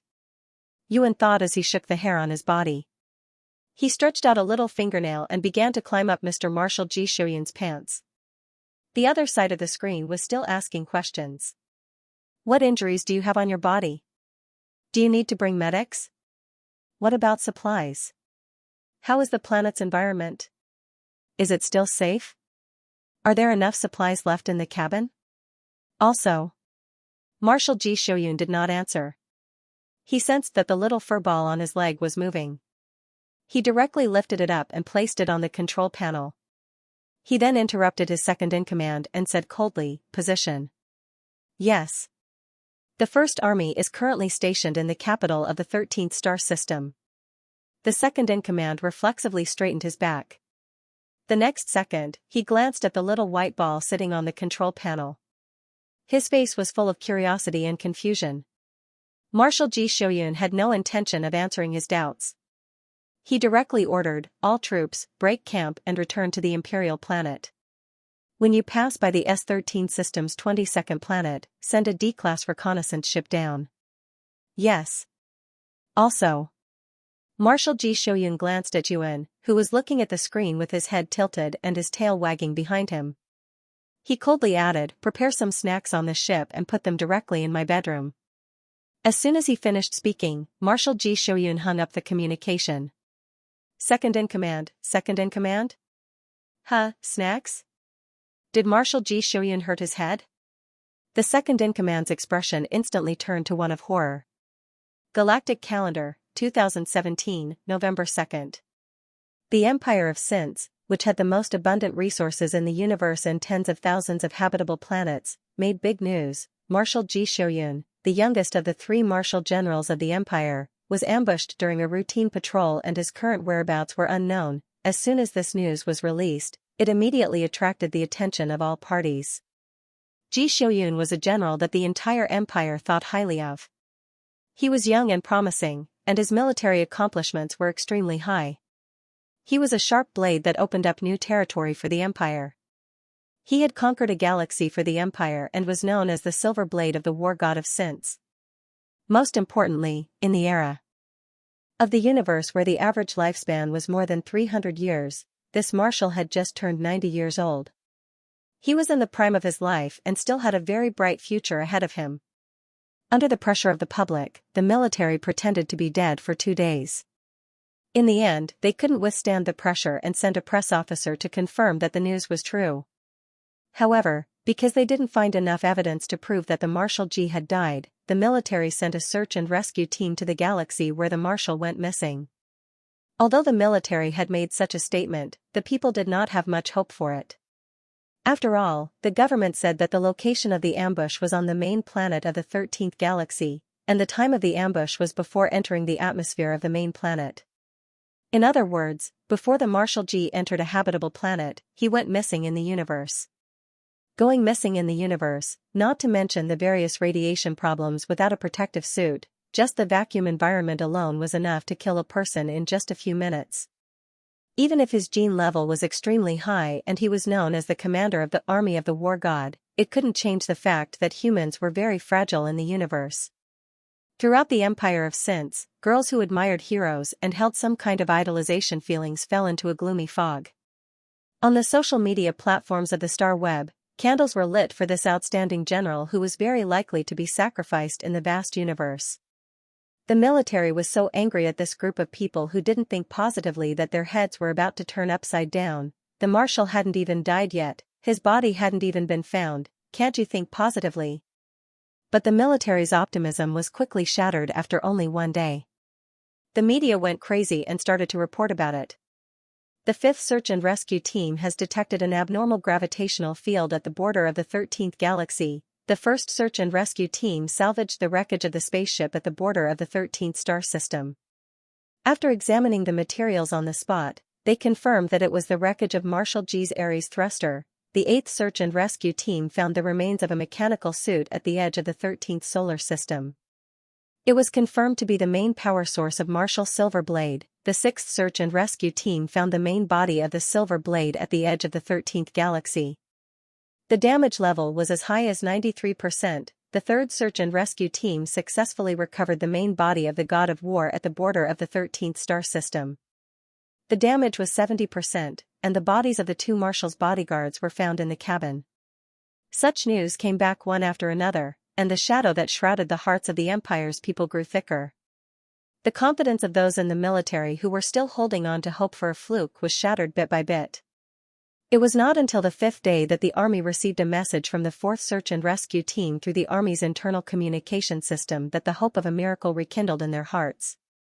Team 4 said that they had found the wreckage of the Wargate safety cabin. After the data was restored, all 6 safety cabins showed that they had escaped safely. At present, they had not found the remains of the Marshal, but that did not mean that there was no hope. After a week of intense search and rescue, the army stationed on the Imperial planet received news from the First Army that had been patrolling with Marshal Ji Shoyun. They had found traces of the Marshal and confirmed that he was in good condition.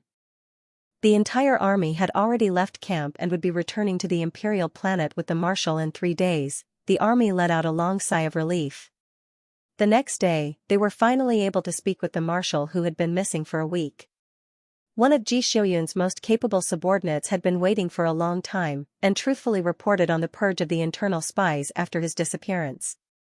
If possible, I hope that when we reach the Imperial planet, you can appear in front of the media. The army's press officer looked at the projection in front of him and could not help but feel nervous. Yes. The projected Marshal nodded. His voice was as cold as a piece of ice that would not melt for 10,000 years. Unlike his calm and relaxed state when facing the UN, when Ji Shoyun was alone with the milky white furball, he only habitually kept a straight face and did not reveal his emotions. But in front of his colleagues and the public, he always kept a straight face. The Empire needed a sharp blade, the army needed a pillar, and the people needed a road sign. They needed someone to stand at the top, to stand at the forefront, to guide them, protect them, and give them a sense of security. Ji Shoyun was such a person. Marshal Kevin's golden age had passed, and his physical condition was declining. Ji Shoyun was the successor that everyone favored. So he had to be sharp, tenacious, and fierce.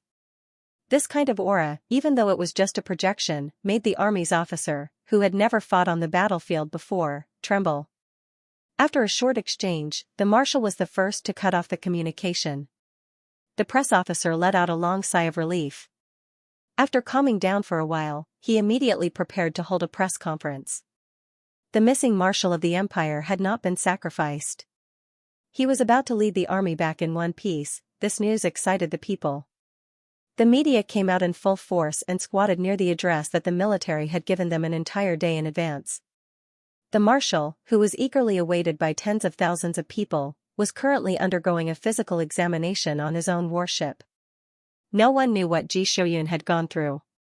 They only knew that the surprise attack had caused the Marshal to go missing.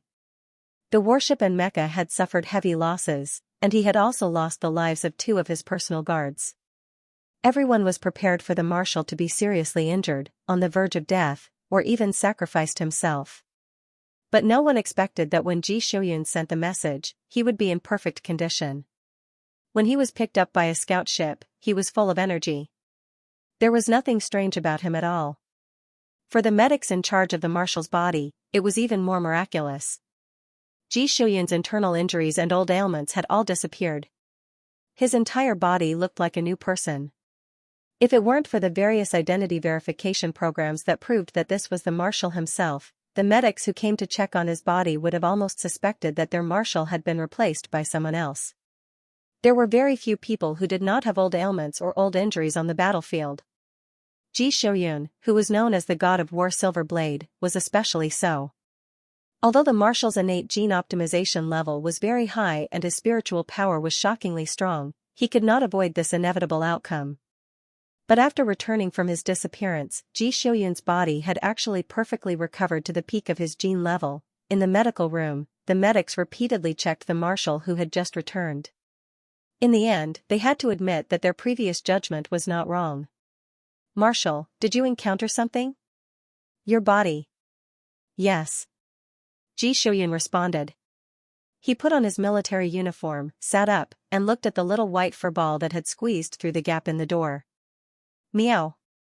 Yuan jumped onto the bed and squatted on Ji Shouyun's legs. It flicked its nails and scratched the corner of the bed mattress to show its dissatisfaction. "Meow. Meow meow." The marshal lowered his head and looked at the little guy for 2 seconds. He understood what the little guy meant and explained, "I want to be checked." Yuan scratched the mattress again. "Meow. Is that your reason for abandoning me in a crowd of strangers? This spaceship is so big. If it weren't for my sensitive sense of smell, I wouldn't have been able to find you," Yuan thought. It was so angry that it scratched the mattress again. The 2 medics looked at the little milky white animal that was throwing a tantrum. They were a little worried that the little guy's blood would splatter on the spot in the next second. Who didn't know that the Marshal Ji was a cold-blooded killer, but the reality was completely different from what they had imagined. Under the astonished and somewhat horrified gazes of the 2 medics, the marshal picked up the little furball and said, "It won't happen again." Yuan didn't say anything.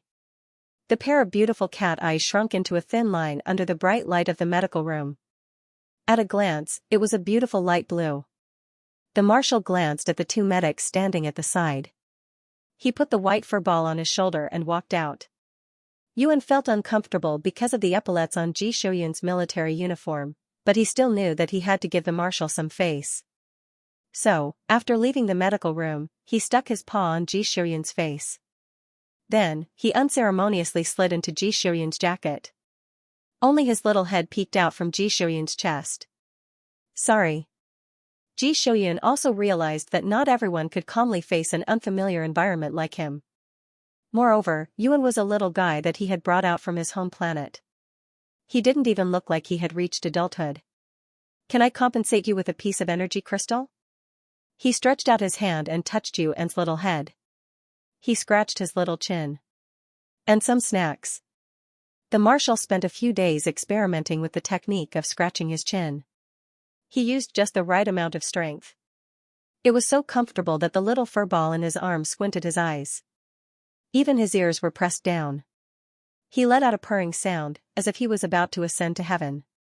The feeling under his hand was very good. It was fluffy and warm. The marshal touched him for a while and put down his hand. Yuan shook his ears and looked up at Ji Shouyun. "Meow. I'll forgive you for the sake of the spirit stones." Yuan thought. He stretched his paw out from under Ji Shouyun's jacket and reached for the marshal's hand. Obviously, he wanted to continue being scratched. However, the marshal gently pressed his paw down. He looked coldly at the soldiers who were walking around the corner. The soldiers were also stunned. They immediately saluted him. "Marshal." Ji Shouyun nodded slightly and walked past them. Yuan's little head kept looking at the left chest of the soldiers' uniforms. His beautiful blue eyes were wide open. When he couldn't see the soldiers anymore, Yuan turned his head and looked at the symbol on Ji Shouyun's left chest. It wasn't the flag that he was familiar with. Could it be that there was a change of dynasty in the past few decades or so? Just as Yuan was guessing, his sensitive ears caught the whispers of the soldiers. "Is this the little creature that even the science class couldn't recognize?" "Yes. I heard that he ran away from the cockpit. I didn't have time to see him. I didn't expect to see him here. He looks quite cute. He doesn't match the marshal." What a joke. If he doesn't match the marshal, why would he match you? Yuan's little ears twitched. He happily listened to the humans praise him for being cute. Ji Xiuyun led Yuan through the spacious and bright walkway of the battleship and returned to his room. When he opened the door, he saw boxes of snacks in the corner. He took Yuan out of his arms. However, he didn't open the snacks. Instead, he carried Yuan into the bathroom. A man and a cat faced the mirror in the bathroom. Yuan was confused. After a long while, Mr. Marshall frowned slightly as he looked at himself in the mirror in his black military uniform and Yuan, who was dressed in white. They don't match? No matter how I look at it, they do match. The Marshal thought so confidently. Yuan was speechless. Don't you know if such a cute little kitten matches your standard cold face? I think they match quite well. The Marshal seemed to have seen through Yuan's thoughts. He asked calmly, Yuan, what do you think? Yuan wagged his tail and lowered his head to lick his paws. One energy crystal, the Marshal said. Yuan paused. The Marshal raised the price expressionlessly. 2. Yuan looked up at him. 3. The Marshal looked at Yuan and opened his palm. Do you match? Yuan decisively placed his paws on Ji Xiuyun's palm and lowered his head without hesitation. Meow. Match, match, match. What a match. No one is more compatible than us. If anyone says we don't match, Yuan, will jump up and smash his head.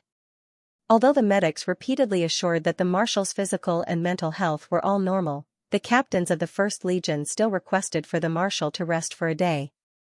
The Marshal stayed in his room with Yuan the entire day. They had nowhere to go.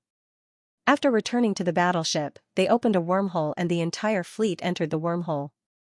One day later, the fleet would leave the wormhole near the Emperor planet and enter the gravitational channel of the Emperor planet to make the final landing. Yuan hugged the spirit stones given to him by the Marshal and gnawed on the Marshal's lap. Although Yuan was a monster, his cat nature made him habitually find a warm place to nap. The temperature in the spaceship was constant, so there was no place that was particularly warm. Therefore, Yuan often stayed on the Marshal's lap or on the bed where the Marshal slept. Healthy people were always warm.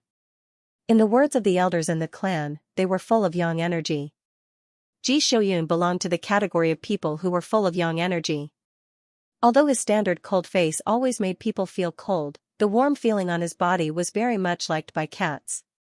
The Marshal didn't stand on ceremony with the other captains. He took a break and stayed in his room the whole day, watching Yuan gnaw on the energy stones. After eating the energy stones, he went to open the big boxes of snacks. Ji Xiuyun finally found the joy of feeding Yuan. The little furball stretched out its 2 paws and hugged his hand. The feeling of eating was very warm. Whether it was the feeling of the little tongue licking his finger, the feeling of the palm touching the soft belly, or the feeling of the 2 paws touching the skin, they all made people feel relaxed and happy. Yuan, who was being fed, also felt like he was in heaven. There was someone to feed him, someone to feed him, someone to warm his bed, and someone to sleep on. He couldn't be more happy. Although his thigh always liked to rub his belly and take advantage of him, it didn't matter.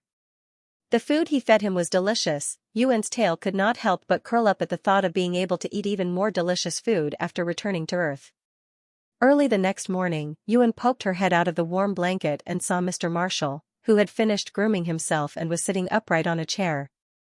The movement of the Yuan was very small, but it was still very obvious in the overly quiet room. Ji Xiuyun turned to look at him. You're awake? Meow. Yuan answered softly and crawled out of the blanket. It squatted on the blanket, licked its paws, and washed its face. Mr. Marshall was used to having a furball sneaking under his covers every night. Previously in the safety cabin, Ji Xiuyun had sternly warned him several times, but under the circumstances, Ji Xiuyun still chose to lower his head in humiliation to the plush forces that exposed their bellies. Until today, he was able to say good night and good morning to you and very calmly when Yuan got into bed.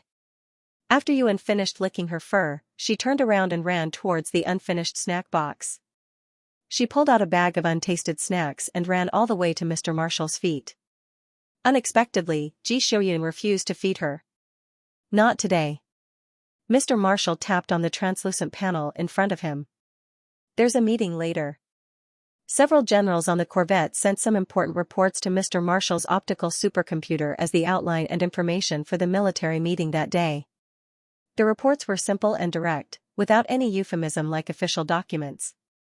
Between the lines, there was a clear military style. Mr. Marshall sat in front of a simple office desk in his bedroom and looked at the virtual documents floating in front of him. Yuan still couldn't understand the words.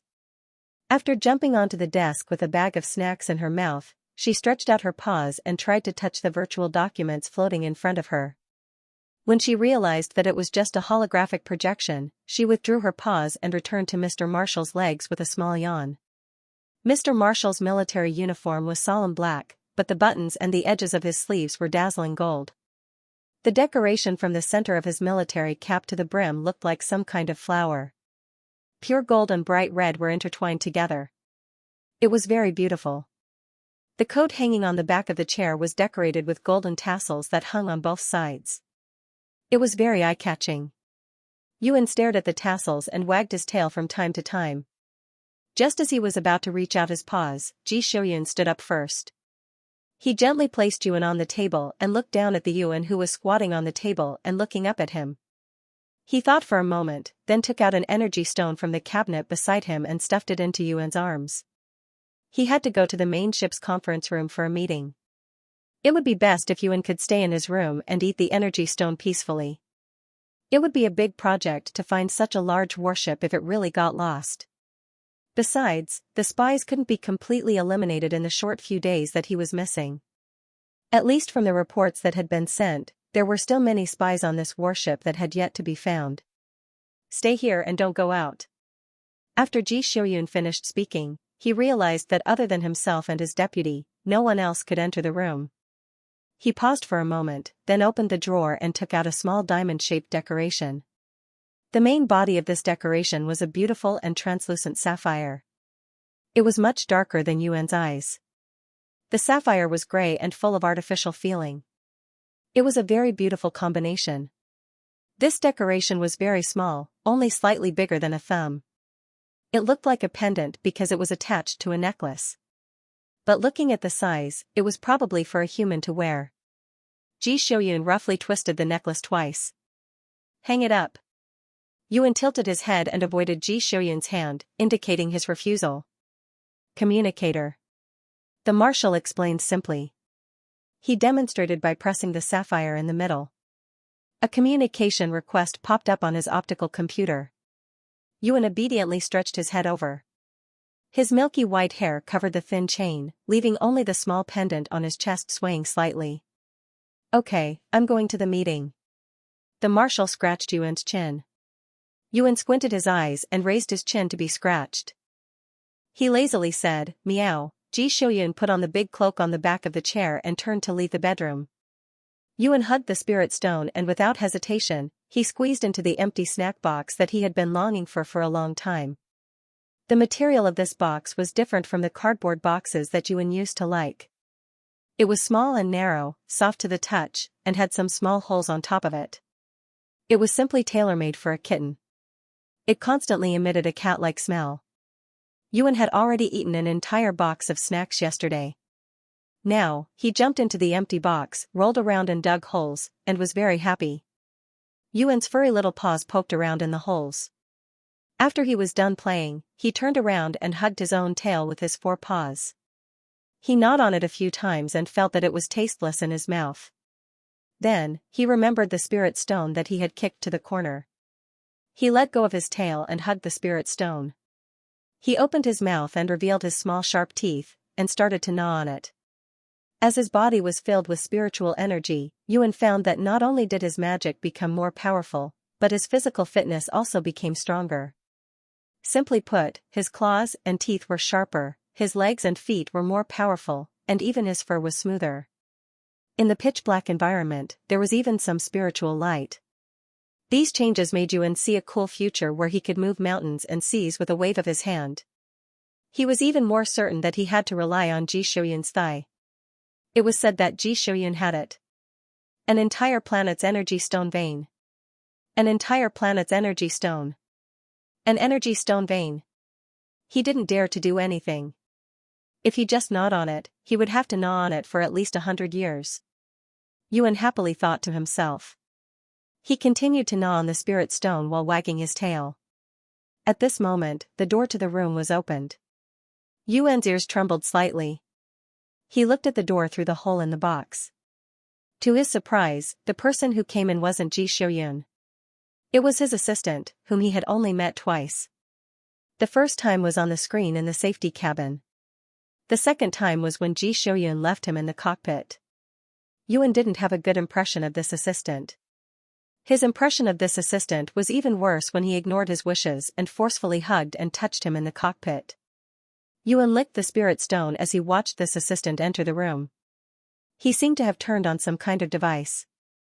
Then, he began to search around the room. He didn't seem like someone who was here to help him retrieve something or tidy up the room. Yuan thought to himself as he licked the spirit stone in his pocket. His round eyes stared unblinkingly at the young man who was searching around the room. As Yuan watched, he saw that the young man had found a hidden cabinet. Yuan remembered that the hidden cabinet contained blood samples sent from the medical room. They were collected from Ji Xiuyun's body. Blood was a very important medium, regardless of whether it was in the scientific or mystical world. Even the medical personnel who examined Ji Xiuyun's body had to be under Ji Xiuyun's nose the entire time. The remaining blood samples would either be destroyed on the spot or sent to the medical personnel after the preliminary work was done. The follow-up work would also have to be done under Ji Xiuyun's nose. A detailed report would also have to be written. Yuan narrowed his eyes when he saw his assistant pick up a tube of blood samples. He put down the spirit stone and disappeared from the box. When Ji Xiuyun had handed the fake communication device to Yuan, he had never expected that Yuan would actually use it. Therefore, when the communication request popped up in the middle of the military meeting, the marshal frowned slightly. The generals below all lowered their heads as if they had not seen anything. Ji Xiuyun answered the call. Yuan's big cat face appeared on the screen. His round blue eyes were filled with curiosity as he looked at the camera that had flown out from under the sapphire. The marshal paused before he asked, "What's the matter?" The generals thought that the marshal was asking about the one who had just spoken. However, when they looked up, they realized that the marshal was asking about the cute little animal he had brought back. They had never seen this little fellow with their own eyes, but the captains of the corvettes knew that the marshal had brought this little animal with him when he returned.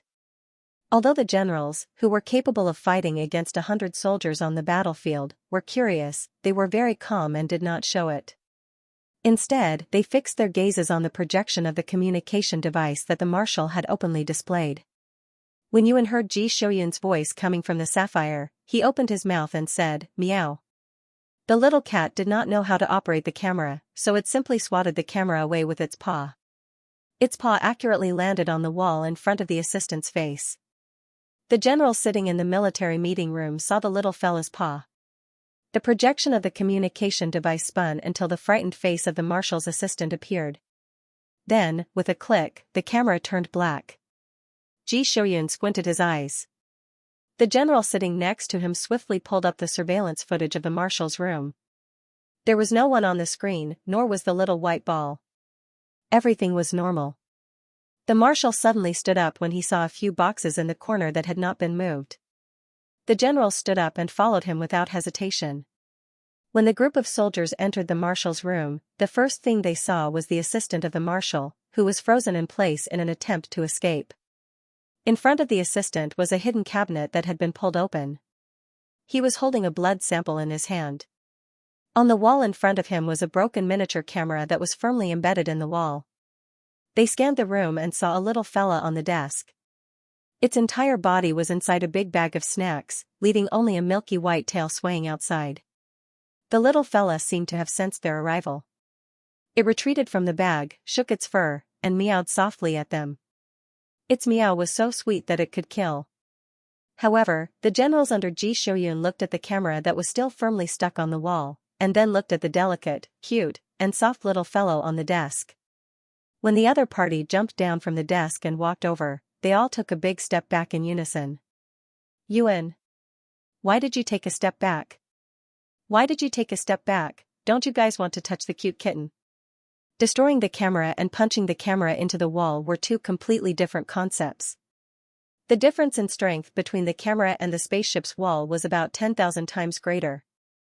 Only Mr. Marshall, who had undergone systematic training and had perfectly developed his SS-level gene body, could create a hole in the spaceship's wall with a single slap. Although the generals thought that the delicate and soft animal was very cute, none of them risked their lives to get close to it. Only someone like the Marshal, who was much stronger than ordinary humans, dared to bring this little fellow with him. However, it was not to be played with but to be observed from afar. Facing such a cute little fellow, as long as they did not get slapped by its claws, the generals were fine with anything. Yuan squatted on the ground. The small and delicate communicator on his neck shook slightly, reflecting a bright light. He raised his head and looked at the few humans who had retreated out of the door but were still politely curious. 2 seconds later, he wagged his tail and turned to the Marshal and whined. The Marshal knew what he meant and bent down to pick him up. The soldiers who followed behind put the blood sample back under the general's instructions and swiftly arrested the deputy who was frozen on the spot. The Marshal knew very well how the deputy's body was cold and stiff. Previously, Yuan was too lazy to go out and hunt in the rain, so he caught a bunch of animals in one go. To prevent them from going bad, he froze the meat with his claws and hung it on the branches outside the safety cabin. As long as Yuan did not remove his power, the cold could not be removed no matter how hard the wind and rain hit. It was guaranteed that the meat would be fresh when it was eaten. Yuan felt that Ji Shouyun was not comfortable enough and his epaulets were too hard on the Marshal. He thought for a while and tried to climb onto the Marshal's military cap to squat down. However, the Marshal did not react and carried him down. In the end, the milky white fur ball rolled into the pocket of the Marshal's cloak. 2 small claws and a small head poked out of the pocket. The Marshal did not ask his deputy about the reason for the attempt to take his blood sample. Even if one were to think with their toes, they would know that his SS rank optimized genes would definitely attract the attention of many powers. Ji Shouyun had long since gotten used to the endless backstabbing and schemes. Even if the other party's goal was not just his blood sample, it was not the Marshal's job to interrogate him after that. Therefore, Ji Shouyun chose to return to the conference room and continue the military meeting. The main topic of this military meeting was not only the report of the spies, but also the matter of the Empire's eagerness to take action against the neighboring star system. Everyone in the military refused to accept such an order from their superiors. The Emperor is only probing. The first general did not mince his words. You conquered the 18th galaxy during the reign of the previous emperor. Now, he also hopes that he can achieve something during his reign. Yuan, who was climbing onto Ji Shouyun's lap, paused and his ears twitched. Emperor, the restoration of feudalism, or was Ji Shouyun's country a constitutional monarchy? Yuan vaguely felt that something was wrong. He climbed onto Ji Shouyun's lap and placed his 2 little paws on the table. He immediately saw a small flag placed on the table. The pattern on the flag was exactly the same as the one on Ji Shouyun's military cap. On a black background, pure gold and bright red outlined the appearance of a blooming flower. Yuan had never seen a flag like this before. Based on the time that he had grown out of his tail, he had only left Earth a few decades ago. It was understandable that a new country had appeared during this period of time. The rapid development of science and technology had directly entered the universal era. With Yuan's poor scientific knowledge, although he felt that the possibility of this happening was very small, it was still somewhat understandable. However, in this universal era, how could a new country become strong enough to conquer a star system in a short span of a few hundred years? Yuan did not read much, but he still knew how big a star system was. Were all the other countries just sitting around doing nothing? The more Yuan thought about it, the more he felt that something was wrong. He focused on listening to most of the meeting, but because the generals were used to refining important information, he was unable to capture any more important information. Just as the meeting was about to end, the quiet darkness outside the window suddenly lit up. A few generals looked up and looked outside the window. The wormhole exit has opened. We will land in about 3 hours. Marshal, we will return to the frigate first. When Yuan heard this, he looked out the window as well. What came into view from afar was a planet that was half illuminated by a star. Lush greenery grew everywhere. Blue oceans and wide rivers tyrannically dissected the continental plates into irregular shapes. In the high latitudes where the weather was clear, a few white snowy peaks could be clearly seen. However, Yuan did not find a desert. The planet's vegetation coverage was very impressive. It was almost impossible to find large amounts of exposed land. Planet Since, the imperial planet of the Empire of Since. Ji Shuyan rubbed Yuan's head and explained softly. Yuan's eyes widened. He jumped onto the table and anxiously patted the back of Ji Shuyan's hand. Meow. Meow meow. Where is Earth? This is not Earth, this is not a vehicle to Earth. Ji Shuyan could not understand Yuan's anxiousness, but he could feel it. After all the generals left, the marshal handed a tablet to Yuan. Yuan reached out his paw and scratched a few words on it. Ji Shuyan was stunned. Earth? Yuan was anxious. Meow. Ji Shuyan couldn't help but show some surprise on his face. You're an Earthling? Meow. The shock on the marshal's face froze for a few seconds. He did not know what to say. Yuan anxiously spun around a few times and urged him to speak. Yuan. Ji Shuyan calmed down. Earth, the mother planet of mankind, has already disappeared. Yuan looked at Ji Shuyan and was stunned for 10 seconds. Meow. Earth has disappeared. What about the cats in my clan? They are all so smart. They will definitely not screw up. Humans are so weak, but they survived in the era of the universe. Our awesome nine-tailed cat clan will definitely not have any problems. However, Ji Shuyan did not finish his sentence. After Yuan reacted, he continued. It has been more than 2,000 years. Other than humans, no Earthling has survived. Yuan was stunned. The marshal was so considerate that he did not disturb him at this time. He guessed that Yuan had probably traveled through time before Earth disappeared. Due to abnormal space fluctuations or a small wormhole, he had arrived at the planet where they met. Ji Shuyan did not know how Yuan had adapted to the desolate planet, which was so different from Earth's environment. He was too lazy to guess. Any Earthling could always explode with amazing power when faced with the pressure of death. Not to mention Yuan, who had amazing abilities. It took Yuan a full 10 minutes to recover from the fact that he had been transported thousands of years in the future by stepping on the teleportation portal. After such a long time, the cats in his clan had probably become immortals or died. He did not know how many of them were left. Although Yuan knew that he had to experience the feeling of things changing with the passage of time when he was rushing to become an immortal, this was the first time he faced such a situation after gaining spiritual wisdom. Therefore, he couldn't help but wilt. Ji Shuyan looked at the creamy white furball, who had always been full of energy and loved to toss about, and reached out to scratch his chin. Yuan rubbed against the big warm hand and responded weakly, meow. The marshal did not know how to comfort him. Fortunately, Yuan's wilting did not last long. The milky white furball opened his small belly and let the human who was gently stroking him for a while. It seemed that the melancholy had dissipated. He turned over and stood up. Suddenly, he remembered the half-eaten spirit stone that he had thrown into the corner of the room. In this world, things had changed. Only the spirit stone and his small belly still had some warmth.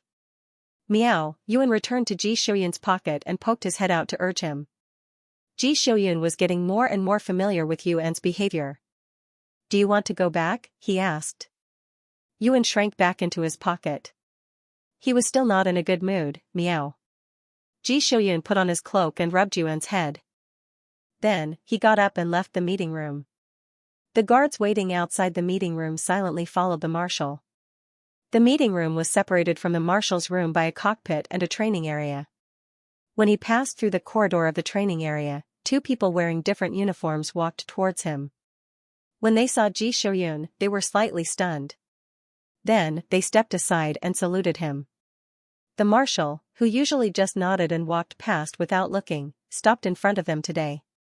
Then, he took out a white ball from his pocket. Eh? Wasn't that the little animal that they didn't recognize? Ji Shuyan said, science class. Yes. Marshal. Do you have a backup of the genetic sequence of Earth creatures? Yes. Marshal. Yuan's ears twitched when he heard the key word. He woke up from his trance. He was hanging on the marshal's arm. Ji Xiuyun originally wanted to wait until he got back to the imperial planet to get Yuan's permission. Then, he would go to a large scientific institute with sufficient information to do a genetic test. However, after knowing that Yuan might be an Earth creature, his existence was very different. In the era of the universe, humans who had lost their true home planet had a fanatical obsession with everything about ancient Earth. Even if it was useless, the spaceships that headed to the universe would always have a copy of Earth's information. This was their belief. It was their route. Yuan, are you willing to do a genetic test? I only need a strand of hair. Ji Xiuyun raised Yuan in front of his eyes. Yuan looked into Ji Xiuyun's eyes. They were magnanimous. Unlike normal cats, the Yuan did not shed fur, and it was very difficult to pluck out a strand of fur. Among those present, other than Ji Xiuyun, who was serious, no one could compete with the current Yuan in terms of physical fitness. It was basically an impossible task to safely extract the genetic material. Yuan thought for a moment.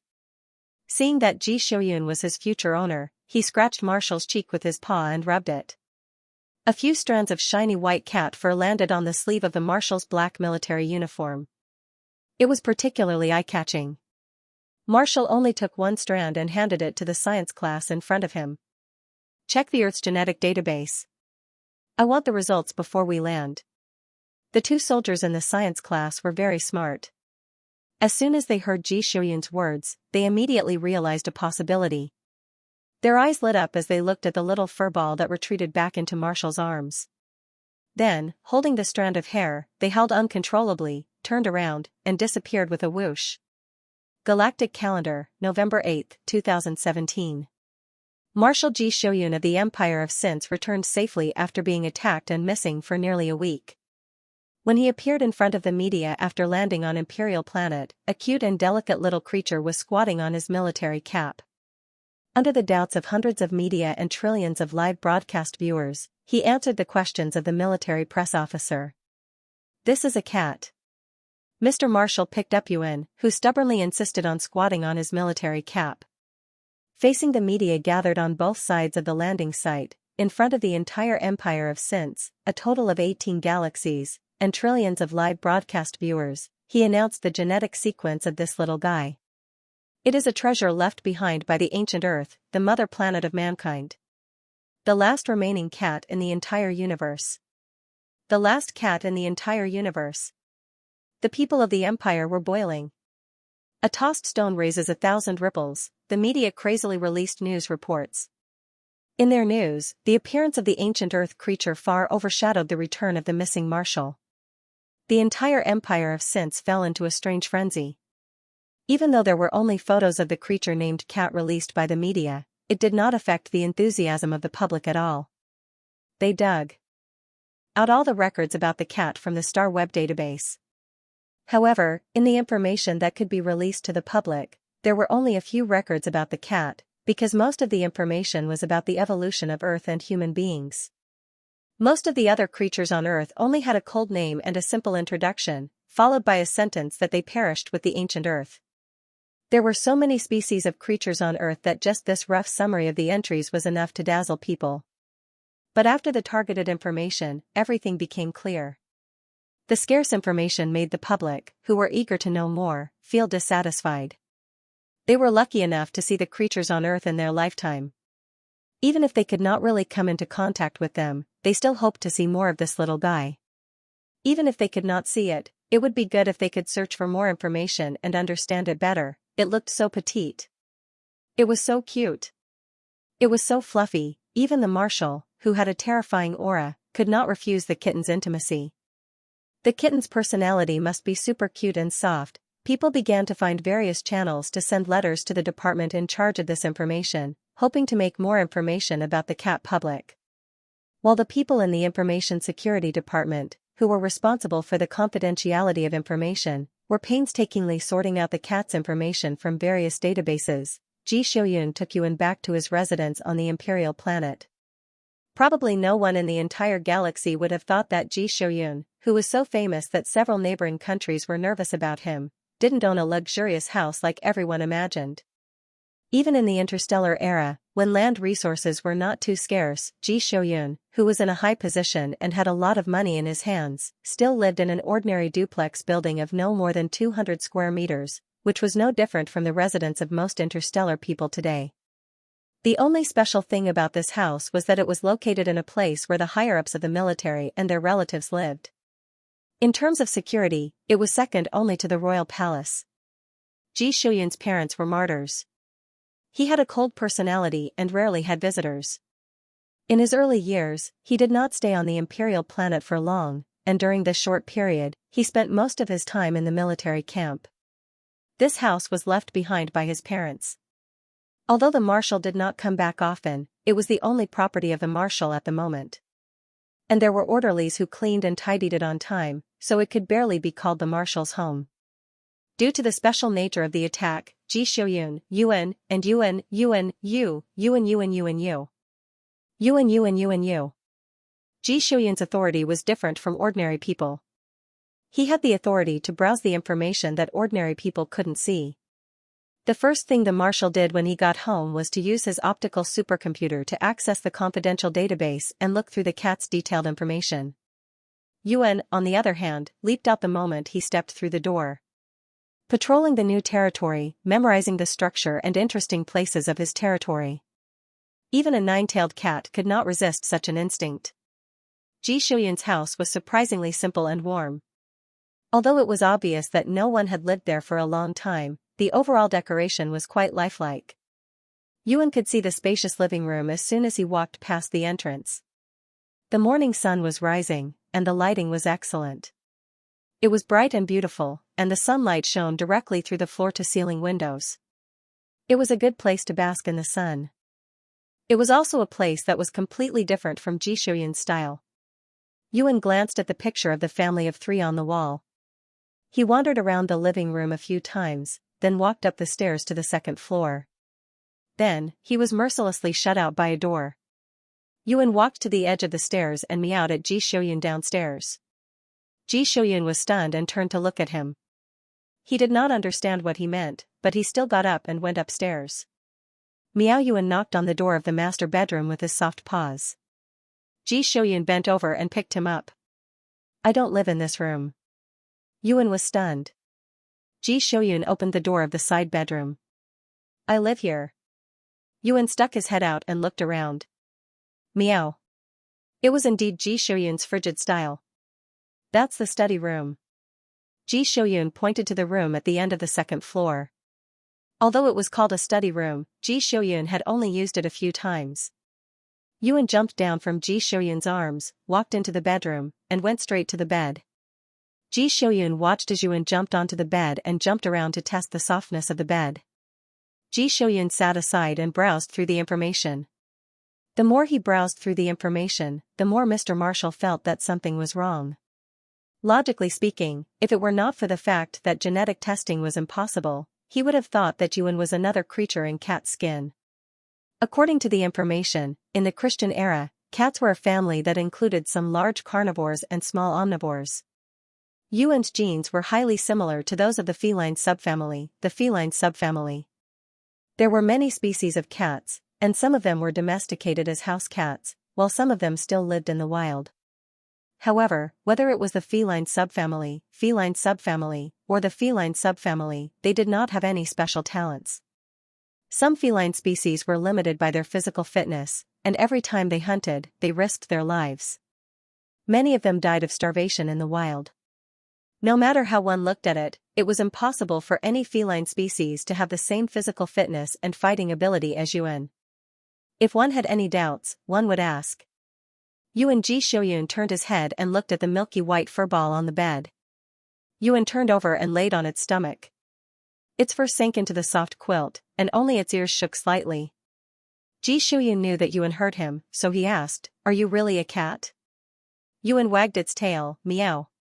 Ji Shouyun looked at the messy information and thought about the genetic testing results. He could only accept it. Mr. Marshall did not hesitate anymore. He searched for information about cats, and neatly ignored the description and analysis of diet and fighting ability. Yuan looked as though he could eat anything. There was no point in looking at recipes. Fighting ability was even less useful. Yuan's physical fitness and fighting ability were much higher than that of ordinary humans. Marshall looked at a bunch of things like cat litter, cat door, cat food, cat scratching board, and so on. Ji Xiuyun was too lazy to bother, so he simply gave Yuan access to the house. Finally, Mr. Marshall's eyes stopped on the photos of all kinds of cat climbing frames. They looked interesting. Marshall pulled out the stack of photos, turned his head and asked Yuan, "Which one do you like?" Yuan turned his head and took a look. His beautiful blue eyes lit up, and he quickly turned over and sat up. He jumped onto Ji Xiuyun's legs, and pointed his little paw at a few of the super luxurious ones. Meow. Meow, meow. Meow, meow, meow. Marshall nodded and took Yuan off his legs. Just as he was about to give him an energy stone, he realized that there was no such thing in the house. Marshall thought for a while, and then gave his optical computer to Yuan. He chose a few options and left the room. Ji Xiuyun, who was used to optical computers, completely forgot to consider whether this little cat from ancient Earth knew how to use optical computers. Yuan curiously poked at the main page of the optical computer floating in front of him. He did not recognize any of the colorful icons, so he simply turned them on and off one by one. When he poked at the last green icon on the main page, a crack appeared in the middle of the palm-sized gray disk, and a very familiar object flew out. The camera that Yuan had sent flying on the spaceship looked like this.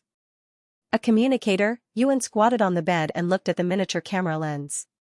After a while, he tilted his head and meowed softly at the camera lens before the other side of the camera made a sound.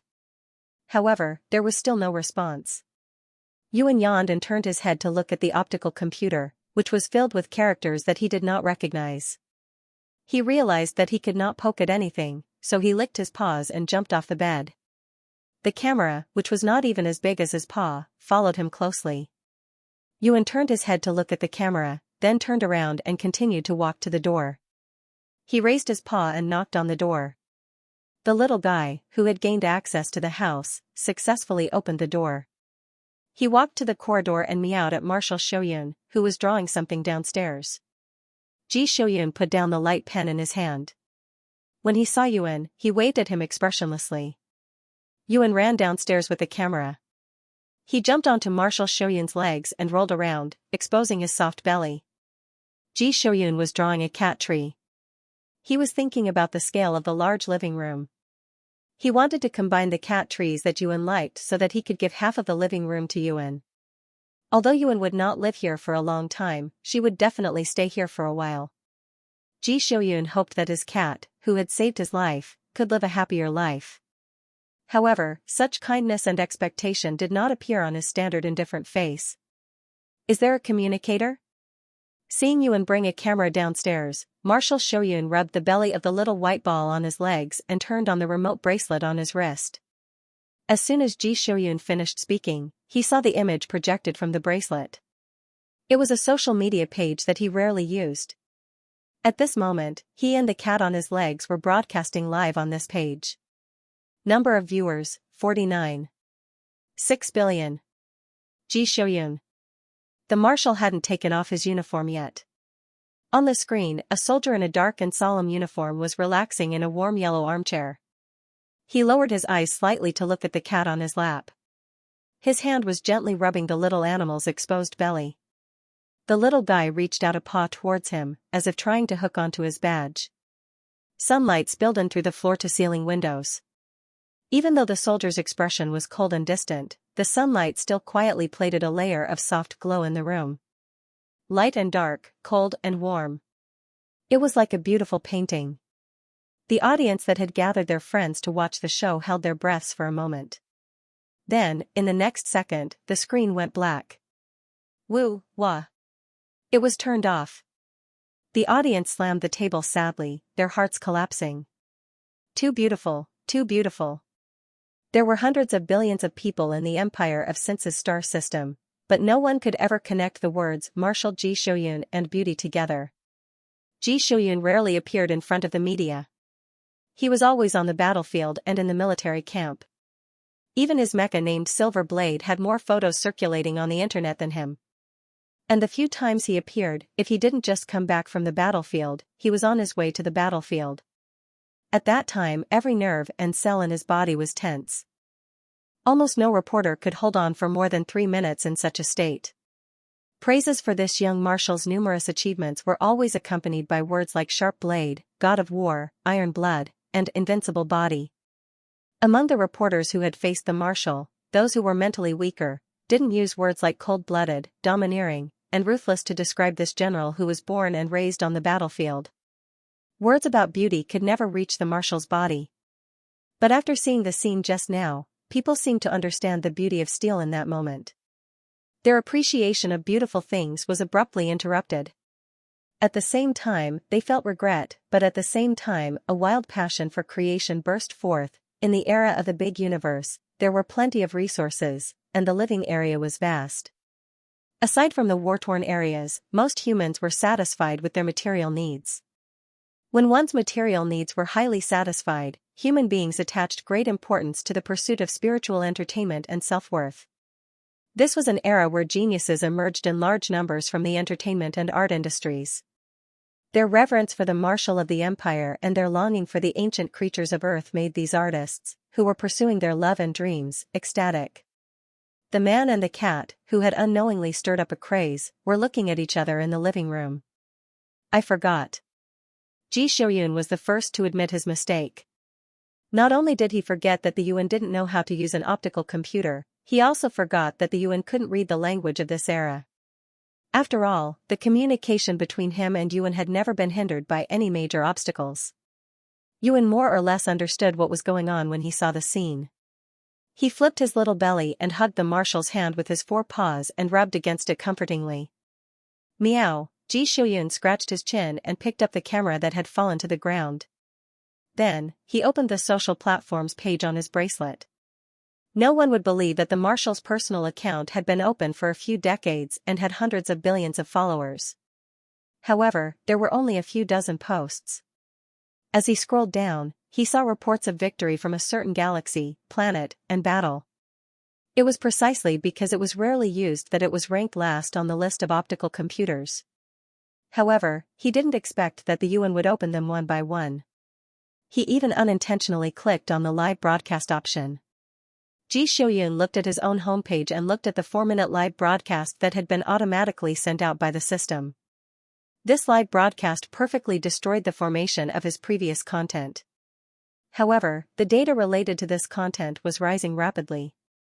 This was the most widely used social platform in Xinjiang on the entire star web. Although it was called a social platform, it actually covered a wide range of intellectual copyrights from all walks of life. The platform's services included publishing, uploading, promotion, and copyright protection.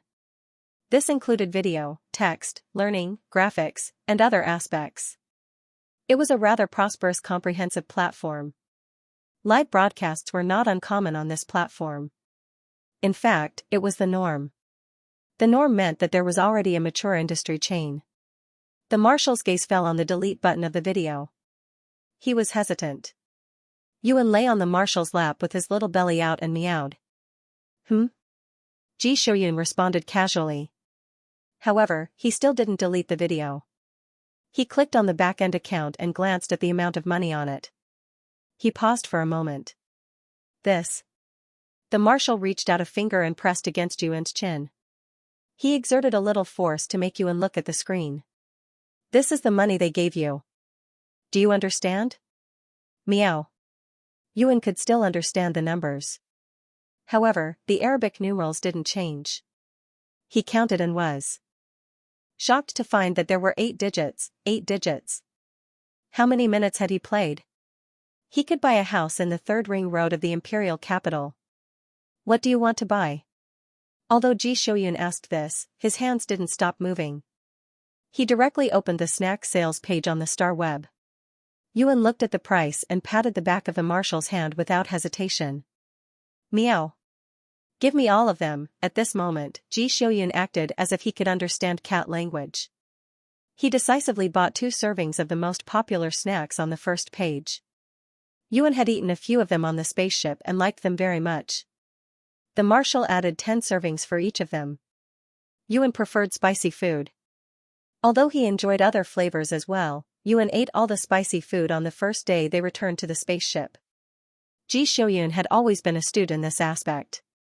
Yuan looked at the balance that hadn't been touched and then looked at Ji Shouyun, who was still buying things for him. He flipped over and stepped on the marshal's thigh and placed his 2 paws on the latter's chest. Meow. The marshal stopped and leaned back slightly. It will be delivered in half an hour. Meow. Yuan meowed and revealed his small fangs. Ji Shouyun held the 2 kitten paws on his chest in his hands. He lowered his eyes and looked at Yuan for a long time. Suddenly, he had an idea. You want to buy an energy crystal? Meow. Yuan's 2 cat eyes sparkled. The marshal's expression was cold as he looked into the pair of blue eyes. However, he couldn't stop his hands from messing around. He couldn't help but pinch Yuan's cheeks. That's not for sale, he said. Due to the uniqueness of energy crystals, they weren't widely used in the market as a common civilian resource. However, because they were natural, pollution-free, durable, and had sufficient energy, large-scale military and civilian industries could apply for reimbursement from the Empire every year based on their performance. Planet Since was the Empire's imperial planet. Despite its large population, it had always maintained a very good natural environment. A large part of the reason was because of the resources used in industry and civilian industries, which were either solar energy or energy crystals. Although people still used electricity, the sources of electricity were solar energy and energy crystals, which were clean, green, and pollution-free. Due to various reasons, ordinary people couldn't easily buy energy crystals. Even if they were lucky enough to buy one, there wasn't any equipment on the market that could allow them to use energy crystals. Therefore, energy crystals were not for sale. They were one of the resources that the Empire had a monopoly on. Since Yuan did not get an answer that he was satisfied with, he immediately stopped pinching him. He even retracted his claws and little belly. Huffing and puffing, he ran to the floor-to-ceiling window that was covered with a plush carpet. He rolled on the ground and sunbathed while lying on his stomach. The marshal wasn't angry at being abandoned. He just continued to buy snacks for Yuan. No one would chat with the marshal about which snacks tasted good, or which snacks were delicious on the star web. Therefore, Ji Shouyun had no choice but to buy more than 100 types of snacks according to the sales volume. Then, he seemed to have thought of something. He entered a string of information into the search bar, switched to his own account, and closed the various interfaces in front of him. Only then did he turn to look at the little furball, who seemed to be covered in a layer of light under the sun. Energy crystals. Ji Shouyun said slowly. It's not impossible to buy them. When Yuan heard this, his ears suddenly stood up. He turned to look at Ji Shouyun. The marshal just looked at him quietly. Yuan was very smart. He jumped back with a whoosh and then rolled around the marshal's side a few times while meowing. His 2 little paws stepped on Ji Shouyun's legs, and even his meows became very sweet. He didn't have any stance at all. At first glance, it was obvious that he was a typical fence-sitter. The marshal looked at this little fence-sitter and said, "There are some in the black market." Meow. Then buy it for me. Why didn't you say there was a black market earlier? What's the point of keeping others in suspense? If someone like you was in our clan, we would break your teeth and nail you to the wall. Ji Shouyun was one of the highest commanders in the military. In order to ensure his source of income and status, the emperor generously gave him an energy ore star. Although Ji Shouyun never cared about the ore star, the name of the ore star was still his. Therefore, when the person in charge of mining the ore star handed in the account book every month, he would include an amount of energy crystals that was proportional to the income of the month. In the past, Ji Shouyun would usually hand over the ore star to the generals under his command and let them accumulate military strength. Although he could earn a lot of money by selling energy crystals on the black market, for the marshal, thousands of gold coins were not enough to exchange for the lives of his soldiers. The reason why Ji Shouyun's army was called the Invincible Army of War was partly because the marshal had been throwing energy crystals into the army for many years as if they didn't cost money. Thinking of this, the marshal turned his head and looked at Yuan, who couldn't help but step on his relaxed legs. Oh, he now knew that cats had a habit of stepping on breasts. Ji Xiuyun held the two furry paws and felt the little paws in his palm habitually opening and closing. He couldn't help but rub the pads between his paws. He asked, I give you 50 energy crystals every month. Isn't that enough? Meow. Of course, it was better to have more energy crystals. Ji Xiuyun seemed to understand Yuan's meaning. He calculated the price and said, but with this amount of money, you can only buy about 10 energy crystals. Yuan was speechless. So I've already eaten tens of millions of spirit crystals? Yuan couldn't help but seriously consider whether he should continue his live streaming career. He felt that he could earn hundreds of millions of spirit crystals a day just by live streaming while he slept. The marshal looked at the cat, who was deep in thought. Just as he was about to reach out and pat his head, he heard the doorbell ring. It was the snacks delivered by the delivery robot. It was delivered much faster than expected. Along with the snacks, there were also a dozen or so books that looked particularly erotic at first glance. Yuan looked at Ji Xiuyun with his round cat eyes and waited happily to be fed. However, he watched as Ji Xiuyun put the snacks aside and put a transparent protective cover over the snacks. He locked the cover and opened one of the books in front of Yuan. Learn how to read. If you can understand one page, you will be rewarded with 5 bags of snacks, Mr. Marshall said. Yuan was speechless.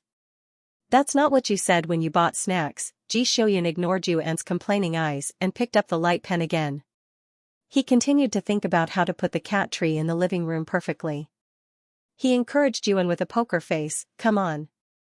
The marshal paused and added, but you're a cat. Yuan pointed its furry butt at the marshal to protest. Ji Xiuyun resisted the urge to rub its furry butt. I'm doing this for your own good. The marshal tried to persuade it. You can't even buy things if you can't read. The marshal tried to reason with it. However, Yuan turned its head and meowed at him. It didn't appreciate his kindness. Why don't you buy it for me? Why are you talking so much nonsense? Ji Xiuyun thought for a while and said, if you can't read, you won't be able to understand those food recommendations. It's the same for buying energy crystals from the black market. Yuan was shamefully moved. Ji Xiuyun couldn't be free to accompany it all the time. After all, he was the marshal of a country. His position was there, and his responsibilities were naturally equal to his position. Yuan understood this quite well.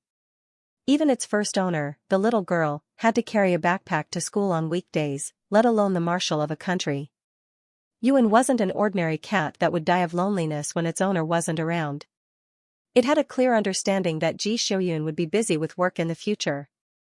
Therefore, it would be fine to ask him to translate the food recommendations and ask him to help buy energy stones from the black market once or twice, but it was obviously unrealistic to ask him for help every time. Ji Xiuyun looked at you and slightly raised tail and continued to say, if you can't read, you don't even know how to make money. Meow. Yuan stood up and shook its fur. So be it. It was just learning how to read. Back then, it had forced itself to learn how to read under the watchful eyes of a large group of human cubs. It was just learning again. Yuan puffed out its chest and slapped its paw on the childish book in front of it. It was obviously a book for preschoolers. Then, the book said, Sun. Yuan was shocked. It jumped to the corner of the sofa and stared at the book as if it was facing a great enemy. The marshal turned to look at him, then reached out and gently tapped on one of the words. The book spoke again, Milky Way. Yuan raised his head and looked at the expressionless marshal, who was demonstrating the words one by one. Earth. Venus. Jupiter. Saturn. Yuan, alright, I got it. Ji Xiuyun watched as the frightened kitten ran back with its paws, poking at the audiobook as if it knew how to do it. After setting the parameters of the protective cover for the audiobook, he turned his head with satisfaction and continued to think about the cat tree. A light pen is a very useful tool for interior and environmental design. It could draw directly in the air, and with special glasses, it could see what it had drawn. The strokes drawn by the light brush had a very good light sensitivity. After choosing the built-in material effect and coloring, one could immediately see the effect after the renovation through the matching glasses. Generally speaking, after having a rough design idea on paper, one could carry out a comparison of the actual design with the light ratio in mind. However, no matter how useful the light pen was, it couldn't compare to Mr. Marshall's lack of design talent. Ji Shouyun wore the glasses and slowly walked around the small living room. Referring to the pictures of the cat tree, he painted half of the living room crookedly. After finishing, Marshall looked around. He always had a mysterious confidence in himself. He turned his head and looked at Yuan, who had finished the 6 sets of questions on the protective cover and opened more than 30 bags of snacks. Then Ji Shouyun gently put one side of the glasses in front of Yuan, who was biting on a biscuit and poking at the words on the 7th page, was stunned. Meow. Marshall bent over and picked him up. Come and see. Yuan curiously poked his head out. Marshall asked calmly, how is it? Yuan looked at the pile of crooked lines and wanted to say something, but stopped on second thought. Ji Shouyun turned his head and looked at him. Yuan remained silent. Ji Shouyun expressionlessly looked at the white ball in his arms for a while before he opened his mouth again. This time, the topic changed 1,000 miles away. What do you want to eat tonight? Meow. Yuan turned his head and looked at his snacks. You haven't tried the staple food of planet Since yet, Marshall reminded him. Yuan turned his head and rubbed Ji Shouyun's chest. Meow. Take me to eat. Okay. Ji Shouyun nodded lightly, put the glasses in front of Yuan again, and turned his little head to the cat tree he had painted. He asked again, so, what do you think?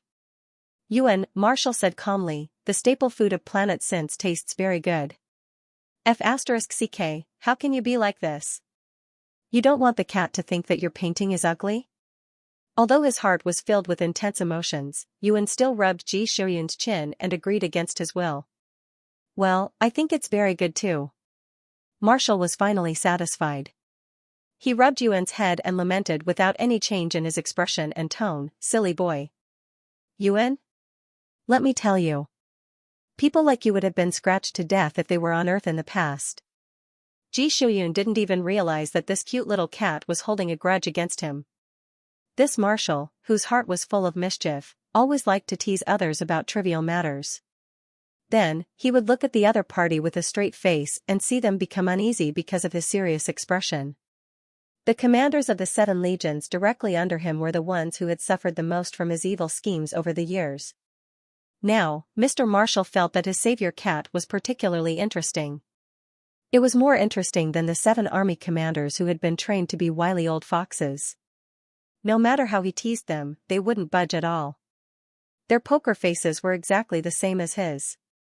Ji Shouyun sat back on the sofa with Yuan in his arms and ordered a bunch of things that Yuan couldn't understand. Then, he took advantage of his free time to pet the cat and organize his communication device, which had piled up into a mountain of letters. It's all thanks to you, the Marshal said.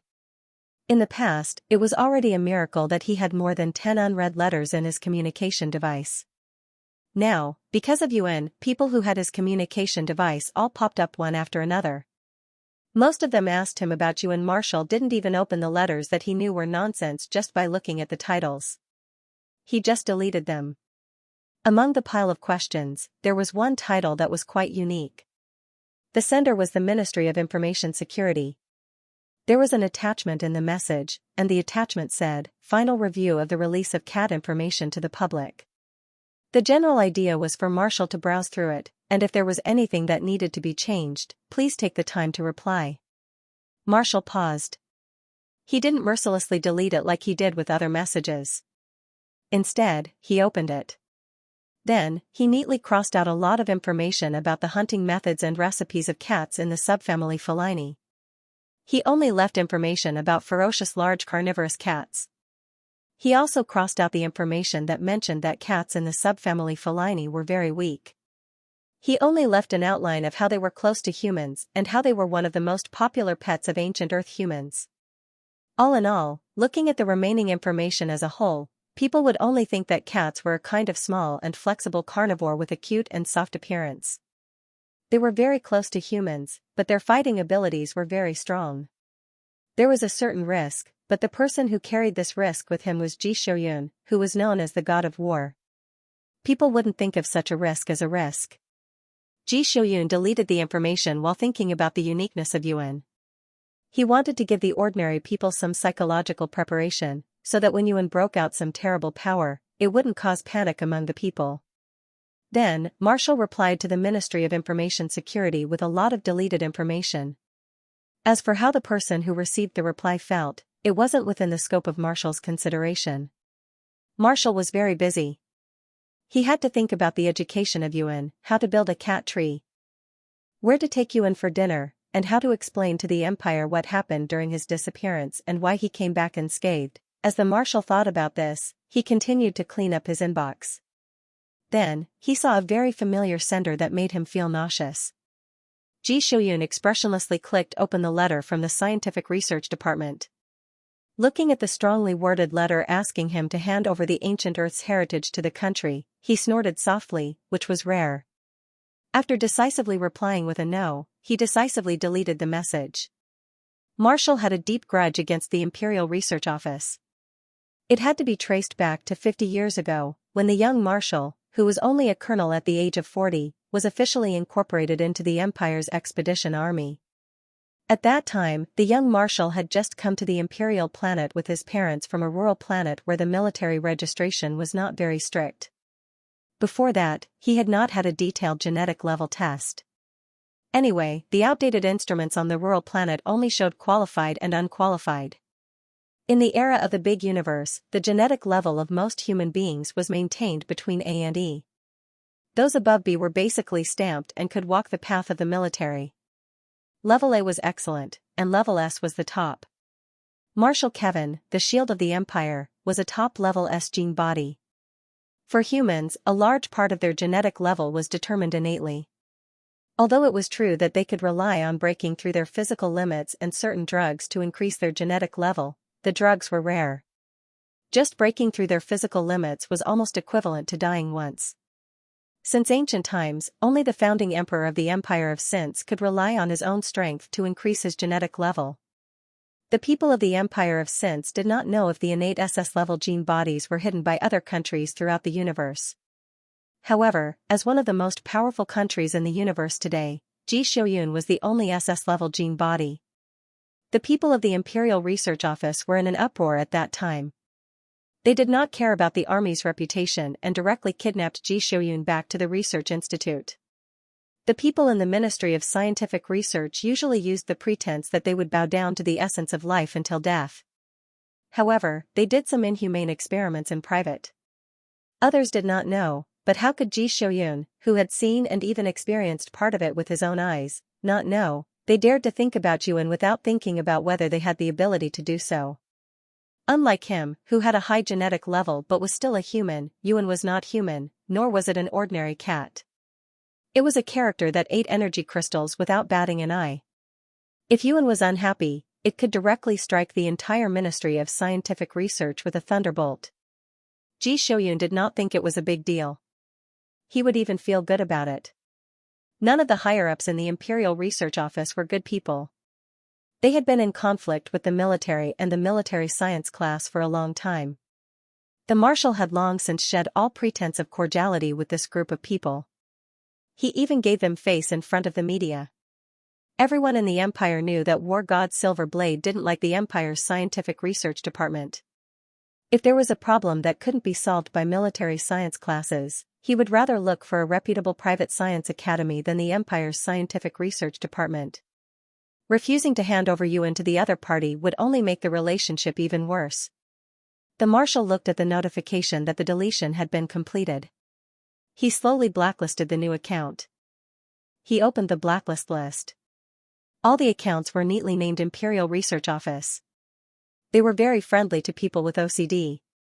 Yuan squatted on the Marshal's lap and carefully poked at the children's book in front of it. It was not attracted by Ji Shouyun's movements at all. The Marshal watched as his cat chewed through 2 pages of words in a short 20 minutes. It answered the questions related to the protective shield system and successfully received 10 bags of snacks. Our Yuan's IQ was very high. He turned his head and looked at Ji Shouyun. The 10 bags of snacks were placed in a row. The cat's blue eyes were as clear as the sky. Meow. Yuan was very proud. It was so proud that the tip of its tail was wagging. The Marshal thought for a while, then rubbed Yuan's head and praised him. Good job. Even though the Marshal was very perfunctory when he praised someone, Yuan was already used to his way of speaking. He happily accepted the compliment. The white fur ball put the unopened bag of snacks into Ji Xiuyun's hands. It opened its belly and wagged its tail, waiting to be fed to it. The marshal opened the bag and clicked on the social media page. He paused when he saw the various copyright requests that the platform had sent to his account. It seemed that he still had to consider getting Yuan an optical computer and opening an account. However, an optical computer and an account had to be bound together with an ID. Considering Yuan's current public identity, it was not appropriate to get an independent ID. Also, Yuan had not learned all the words yet. It was not realistic to open an account for him. Therefore, the account had to be registered under his name. When the time came, he would have to go to the household registration department to apply for an optical computer and an account that belonged to him. It would be specially for Yuan to use. As the marshal thought about it, he casually stuffed the thing in his hand into his mouth. Meow. Ji Xiuyun snapped out of his thoughts. He lowered his head and saw Yuan's pained and complaining eyes. Oh no. The marshal kept a straight face and pretended that he did not notice anything. He opened another bag of snacks and stuffed Yuan's mouth with it. He then used his level 99 ability to change the topic. Yuan. The marshal dragged the screen in front of Yuan and pointed at the terms on it. Copyright application. Yuan chewed on the snacks. Meow? I will give you a share of the money. See if you agree. The marshal pointed at one of the terms. This is a copyright application for your product image. He then moved to the next term. A commercial copyright application for your photo. This is about you. The marshal listed the terms one by one and stopped at the last term. A commercial copyright application for your derivative works. Meow. Yuan poked the last term in confusion. It is using your image. Ji Xiuyun clicked on the example page for him. His words stopped abruptly. The man and the cat looked at the erotic picture of the marshal and the beautiful cat-eared and cat-tailed boy on the example page and fell into a dead silence. Ji Xiuyun was speechless. I shouldn't have changed the topic. I should have chosen to watch you in hell and be pounded on the chest by the little pink pads. TSK, I miscalculated. Yuan was speechless. What's wrong with you humans? Do you think I won't give you a 9 meow claw? I will teach you what honesty, friendliness, and professionalism means. The man and the cat did not speak. The situation was very awkward. After a long while, the marshal raised his hand and rubbed the head of the kitten in his arms. He then clicked on the report button.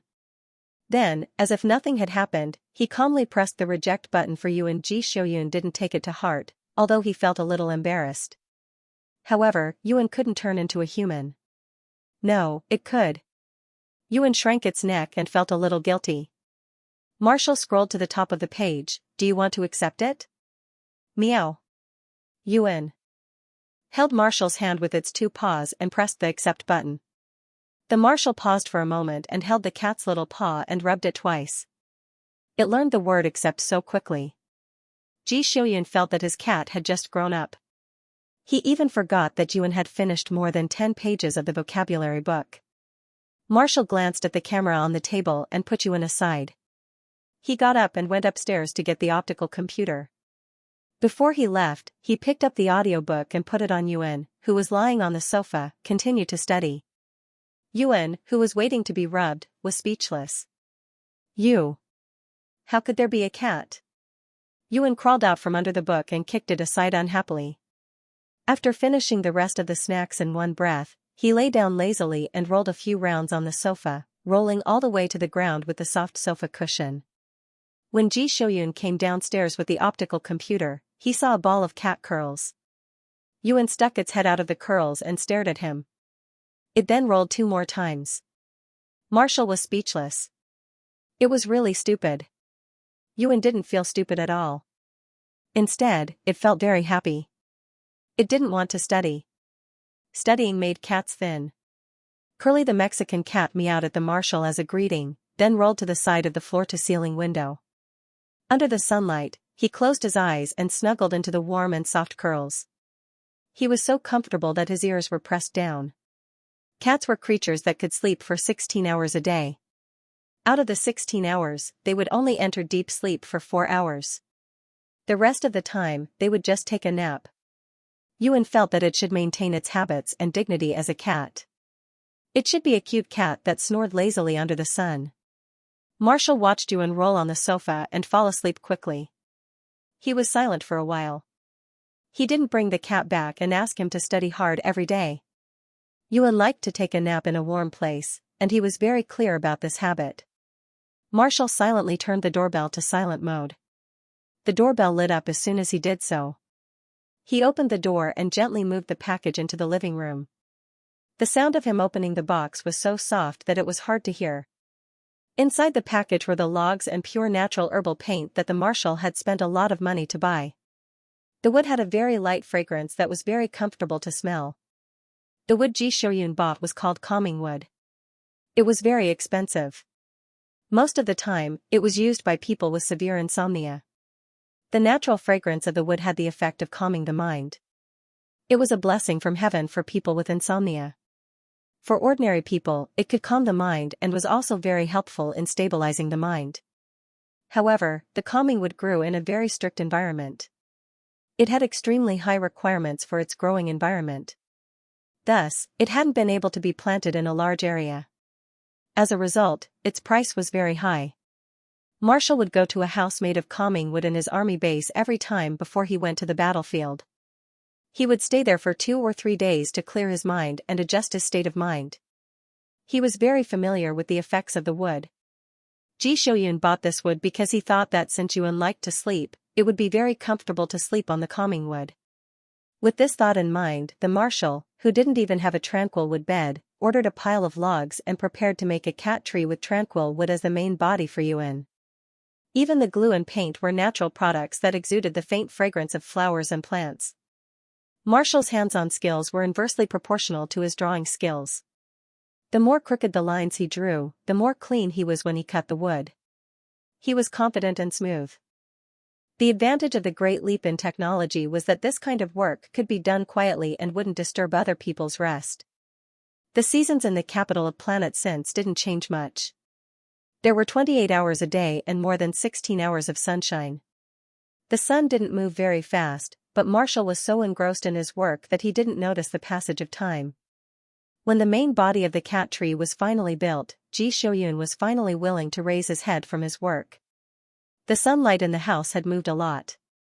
Marshall watched the Mexican cat roll around in a daze and put himself back into the sunlight.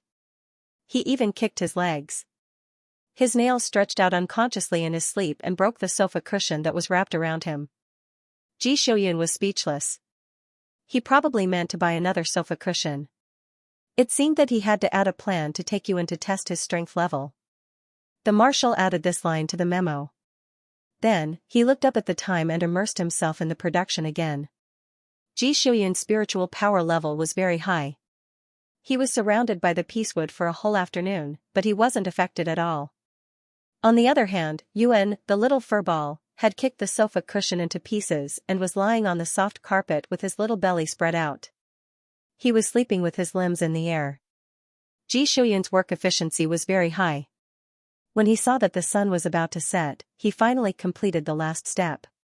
The super luxurious, furry cat tree exuded the fragrance of calming wood and flowers. It was 8 meters wide and 1.5 meters high. There were tunnels, small holes, square fake boxes, and several disc-shaped cat nests. There were many plush toys hanging on the cat tree, occupying most of the wall of the living room, and part of it extended to the floor-to-ceiling window. Marshall was very satisfied. He turned his head and woke the kitten up. Yuan turned over in a daze, hugged the big hand that was disturbing him with all 4 paws, and opened his eyes with difficulty.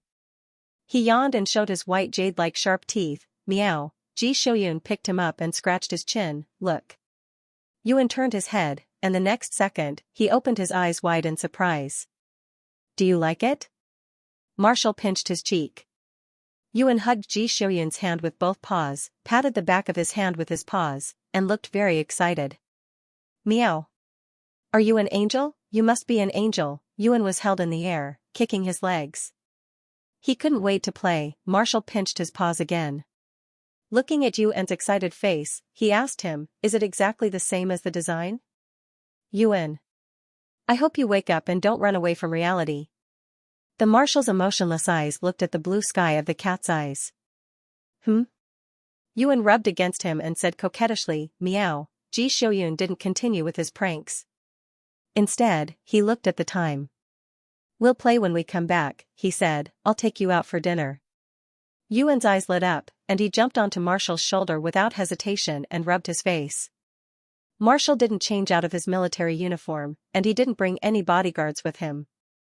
Instead, he left with Yuan, who was more powerful than 10 bodyguards. It was Yuan's first time carefully observing the situation in this era. When they drove back to Ji Shouyun's house, they took a special military road, and there was no one around. Now that they were on a civilian road, there were all kinds of cars shuttling back and forth on the ground and in the air. The road on the ground was still there, but the air was divided into several tracks from top to bottom. Although it was called a track, it was actually just a translucent line with flashing indicator lights. There were a total of 6 such thin lines, and the air above the road was divided into 6 separate driving lanes that didn't interfere with each other. The cars running on the ground and flying in the air were busy, but they were all orderly. Yuan squatted on the dashboard in front of the window and curiously looked at the cars that occasionally flew over their heads. Marshall glanced at the dashboard and chose track number 1 without hesitation. Then, he turned on autopilot. Yuan watched as the car that he and Marshall were in floated up and slowly rose to the highest level of the track. There were very few cars on this track, and Yuan felt that this was probably a track that only the privileged could use. After all, this was an empire, so there were naturally many places that reflected the uniqueness of the aristocrats. Yuan leaned against the window and looked out. His eyes were filled with curiosity. Every time he saw something new, Yuan felt that humans were really amazing.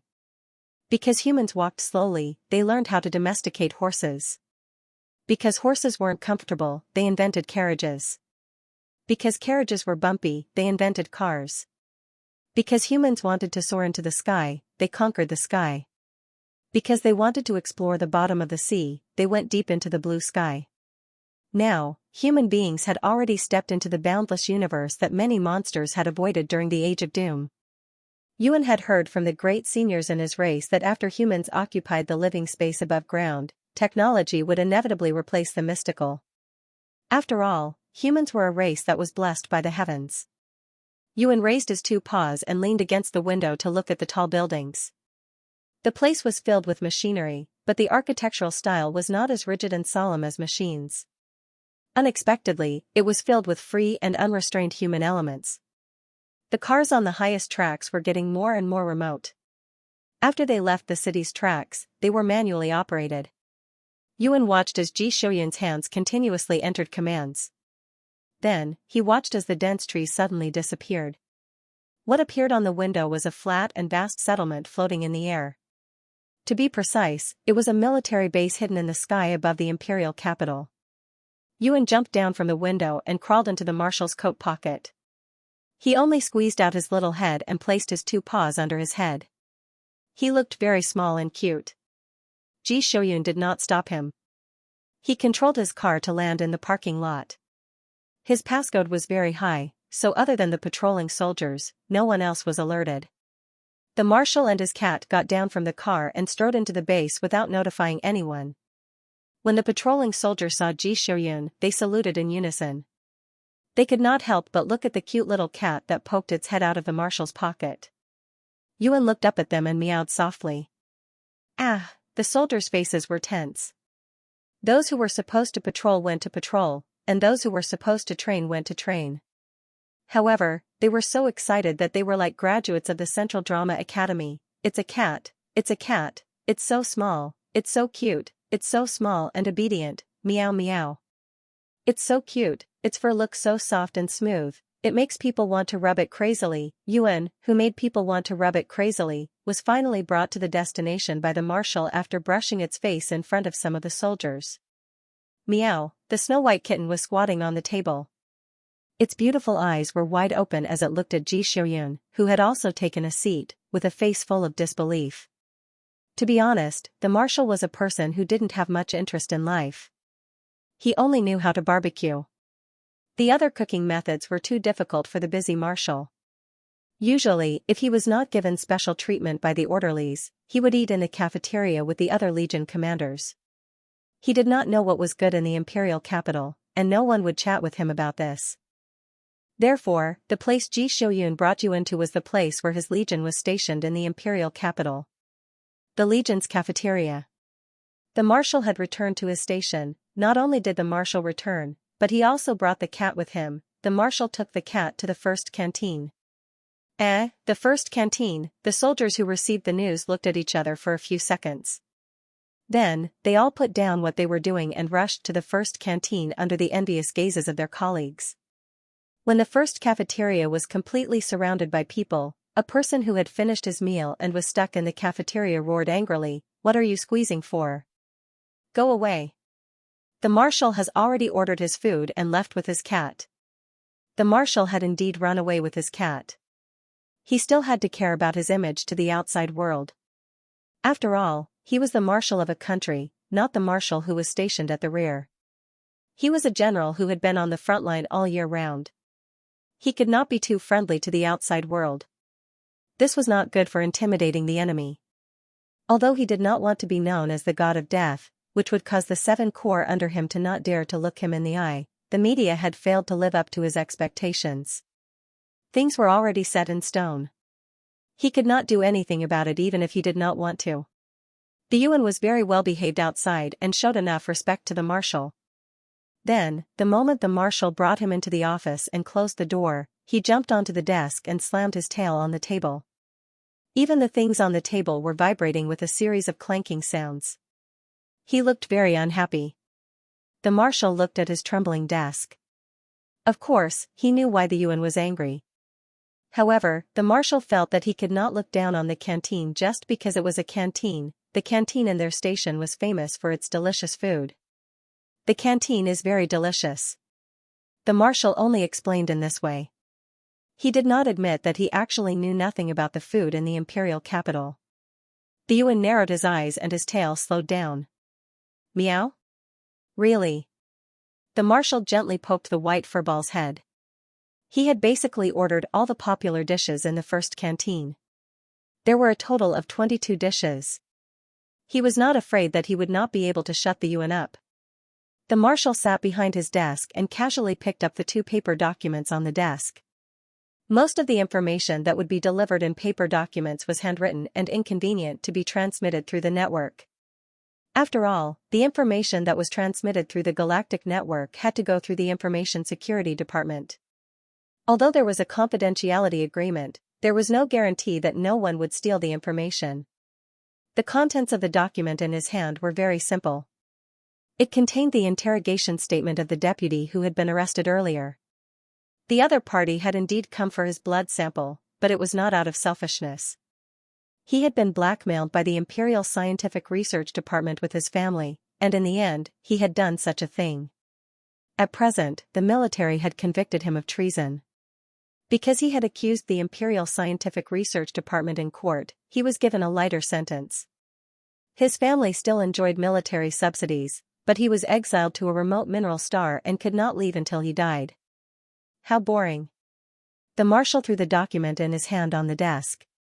Difficulties were not a reason for betrayal. There were many better ways to solve this matter, but the marshal had chosen the most obvious and most disgusting way. The marshal was not surprised by the research department's actions.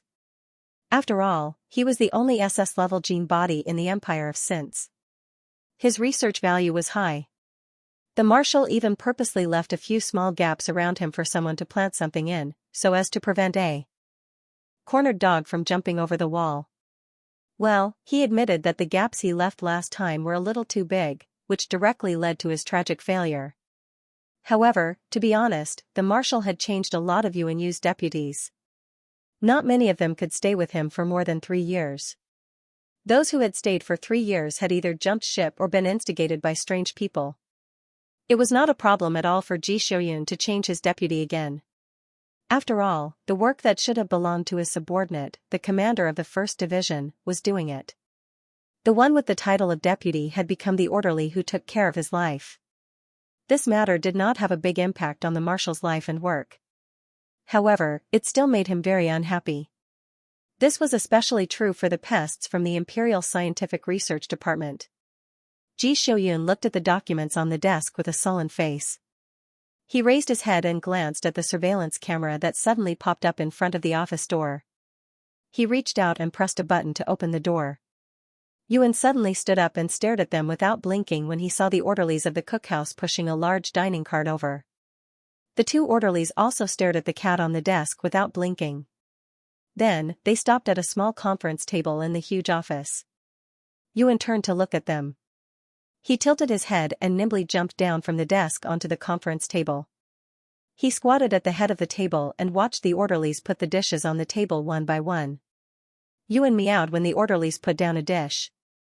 Then, like a king patrolling his territory, he walked around the plate they put down and occasionally lowered his head to sniff. The marshal furrowed his brows slightly as he looked at Yuan, who was meowing in front of the two orderlies. He was already in a bad mood because of the documents, so he felt even more displeased. However, after noticing this state of mind, the marshal realized that he shouldn't be acting this way and quickly adjusted himself. The crease between his brows didn't stay for long before disappearing. Even though they wanted to know why the marshal ordered so many dishes, the two orderlies kept their mouths shut. After placing the dishes on the table, they reluctantly looked at Yuan, who was carefully picking at one of the dishes with his paws. They then turned and walked out. Ji Shouyun stood up and looked at the dishes. He reached out and took one of the dishes that he had ordered. Then, he sat down at the head of the table. Yuan, who was squatting next to the head of the table, lowered his head and licked the food in front of him. He seemed to have sensed something. Swoosh! He raised his head and looked at the marshal, who had picked up his fork. The marshal poked a piece of meat with his fork and looked up at Yuan, who was clawing at the plate in front of him, but turned his head to look at the meat in his hand. The piece of meat in his hand swayed, and when he saw Yuan's little head swaying along with the same rhythm, he stopped his actions with an expressionless face. Yuan had completely turned around. He extended his two front paws and lifted his head with a longing look on his face. The marshal ate the meat without hesitation. Meow. Yuan was so angry that he jumped 3 feet high. He reached out his paws to grab the plate. The marshal's eyes were sharp and his hands were quick as he raised the tray. Yuan smelled the aroma of the food. However, he could not reach the plate, so he pounced on the marshal anxiously. Meow. He placed his paws on the marshal's chest and slapped the marshal's face with his paws. This is mine. Ji Shouyun caught the paws on his face and placed the cat back on the table. He poked Yuan's head. Don't protect your food. Yuan took 2 steps back from the poke. He looked at Ji Shouyun's serious eyes and stepped on the table with his paws. He whimpered softly and felt wronged for a while. When he saw that the marshal was not moved, he turned around angrily and pounced on another dish. Just as the marshal had said, the food was indeed very delicious. Yuan had never looked down on humans when it came to food.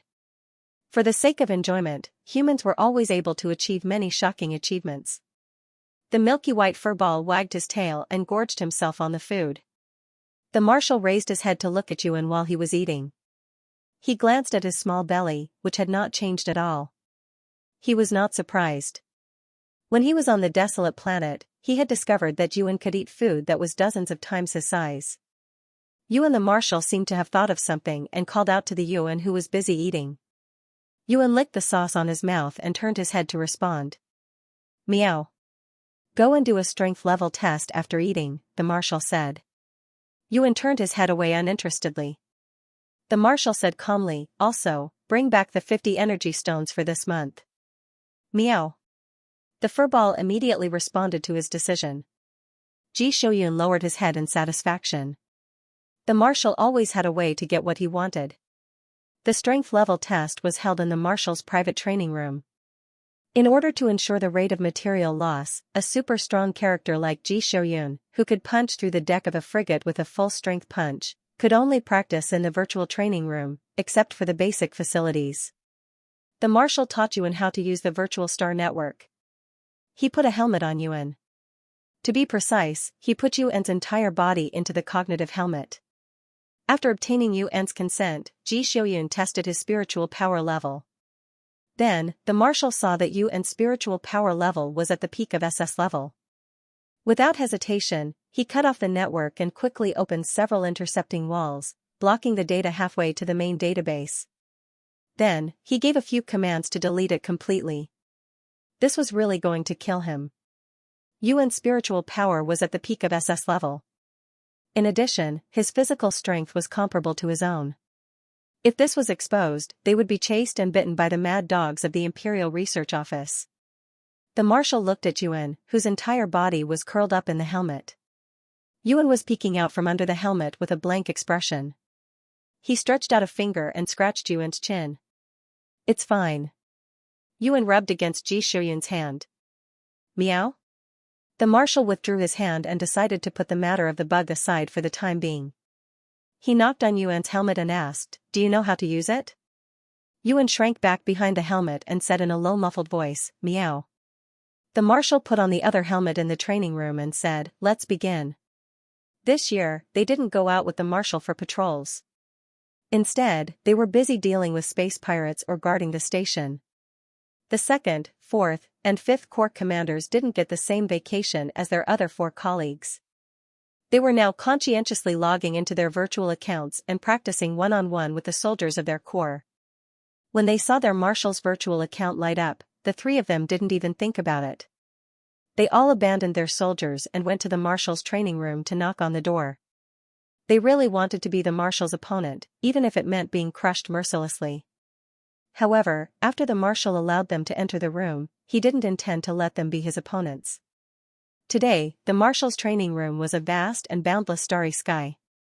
If there was anything special, it would be a high-speed asteroid belt on the right side of the training room. This kind of asteroid belt was called the Graveyard of Soldiers in Space Wars. The marshal's mecha, the Silver Blade, had been destroyed. There was no way to repair it.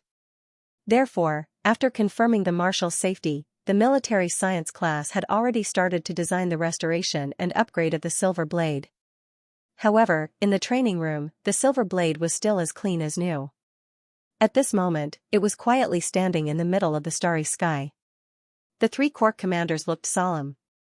In their memories, this silver figure was always at the forefront of the war. He was the beacon and the tip of the sword for the entire army. He led the army of Ares and swept everything in his path.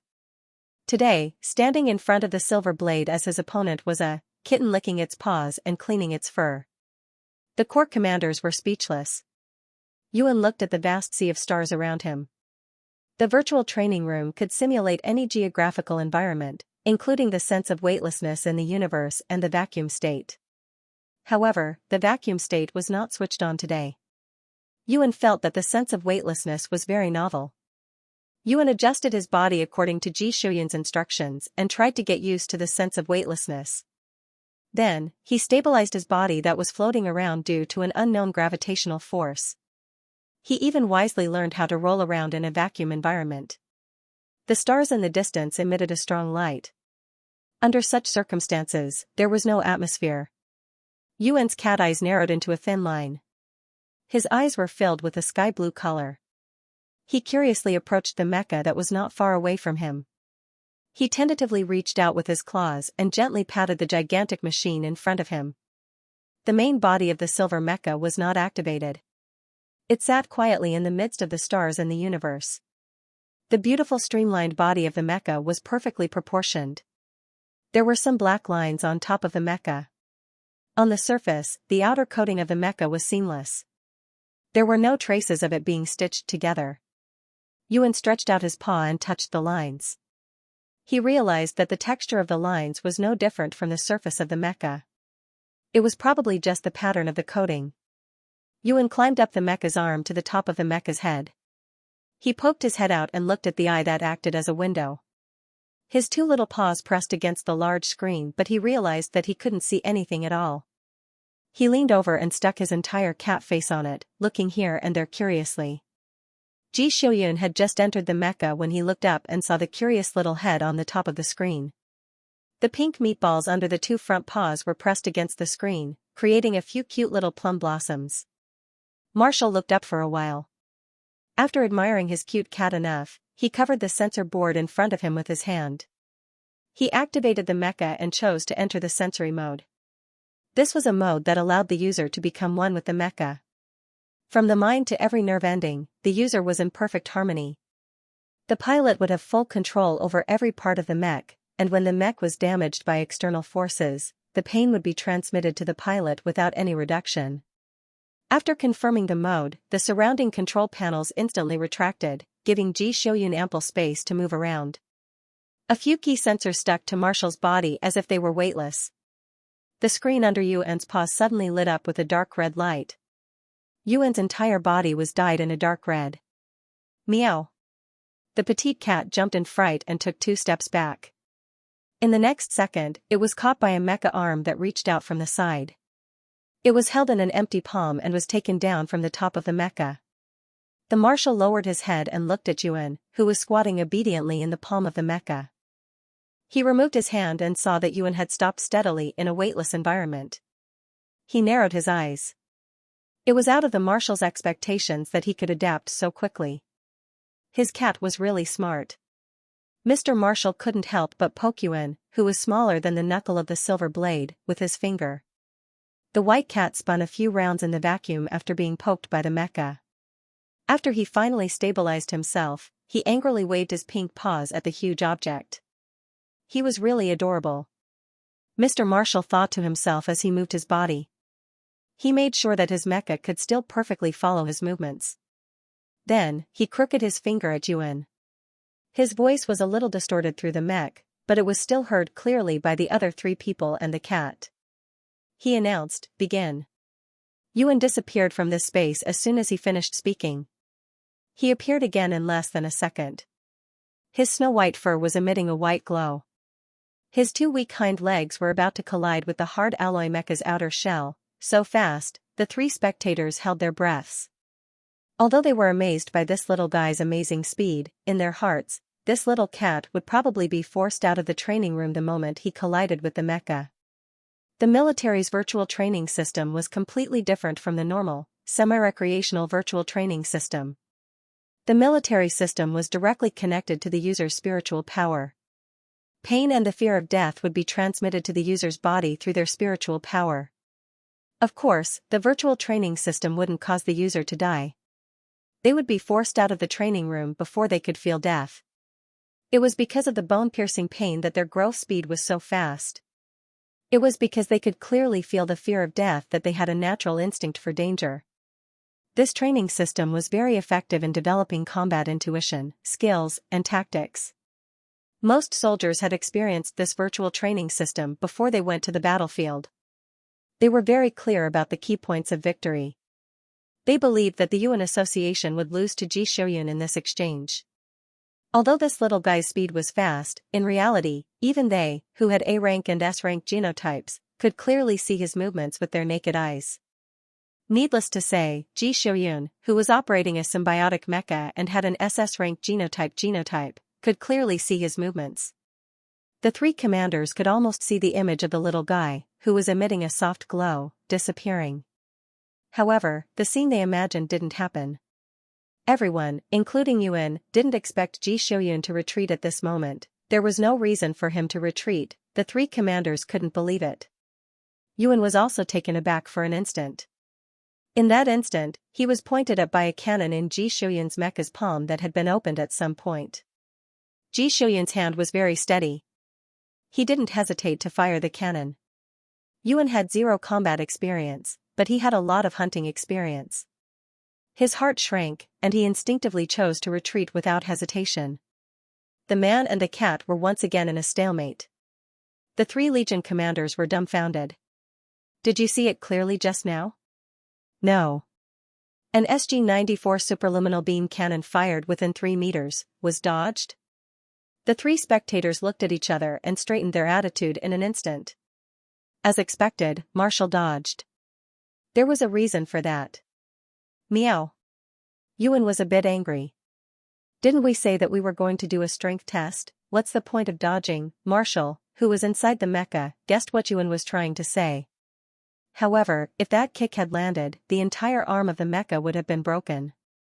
Out of an instinctive sense of danger, the marshal dodged out of reflex and counterattacked. Ji Shouyun moved his neck and said, "Let's change it to a full test. Try and kill me." Yuan heard this and was instantly energized. Before entering this virtual reality room, Ji Shouyun had already told him about the system inside. He could fight to the death. Although it would be painful and uncomfortable, and there would be all kinds of difficulties in actual combat, there would not be any real death. What did this mean? This meant that his chance to take revenge for his ninth tail had come. Yuan immediately became excited. He didn't even shake his tail. Instead, he shot out his fingernails like a cannonball. The three commanders who were standing at the side gradually turned from serious to shocked, speechless. They realized that it wasn't strange for the little guy to be faster than the death by aiming beam. This was because they saw the little furry ball reach out with its two claws and tear open the outer shell of the silver blade's forearm. That was the silver blade that gathered the most advanced technology in the entire military. Its outer shell was made of krypton alloy. In the current era, its hardness was second only to energy crystals. B. Straight. Hit. Hit. Rip. Rip. The second commander held his face with his hands. His face was full of fear as he maintained his shouting posture. This was not the end. This little furry ball, no, this cat, could even dodge most of the attacks from the marshal's sensory perception mode. The reason why he couldn't dodge the attacks was mostly because he took the initiative to exchange injuries. The other reason was that the marshal used some small combat tricks to confuse his vision and senses, causing him damage. The three army commanders stared dumbfoundedly at a mecha and a cat fighting their way into a high-speed asteroid belt from outer space.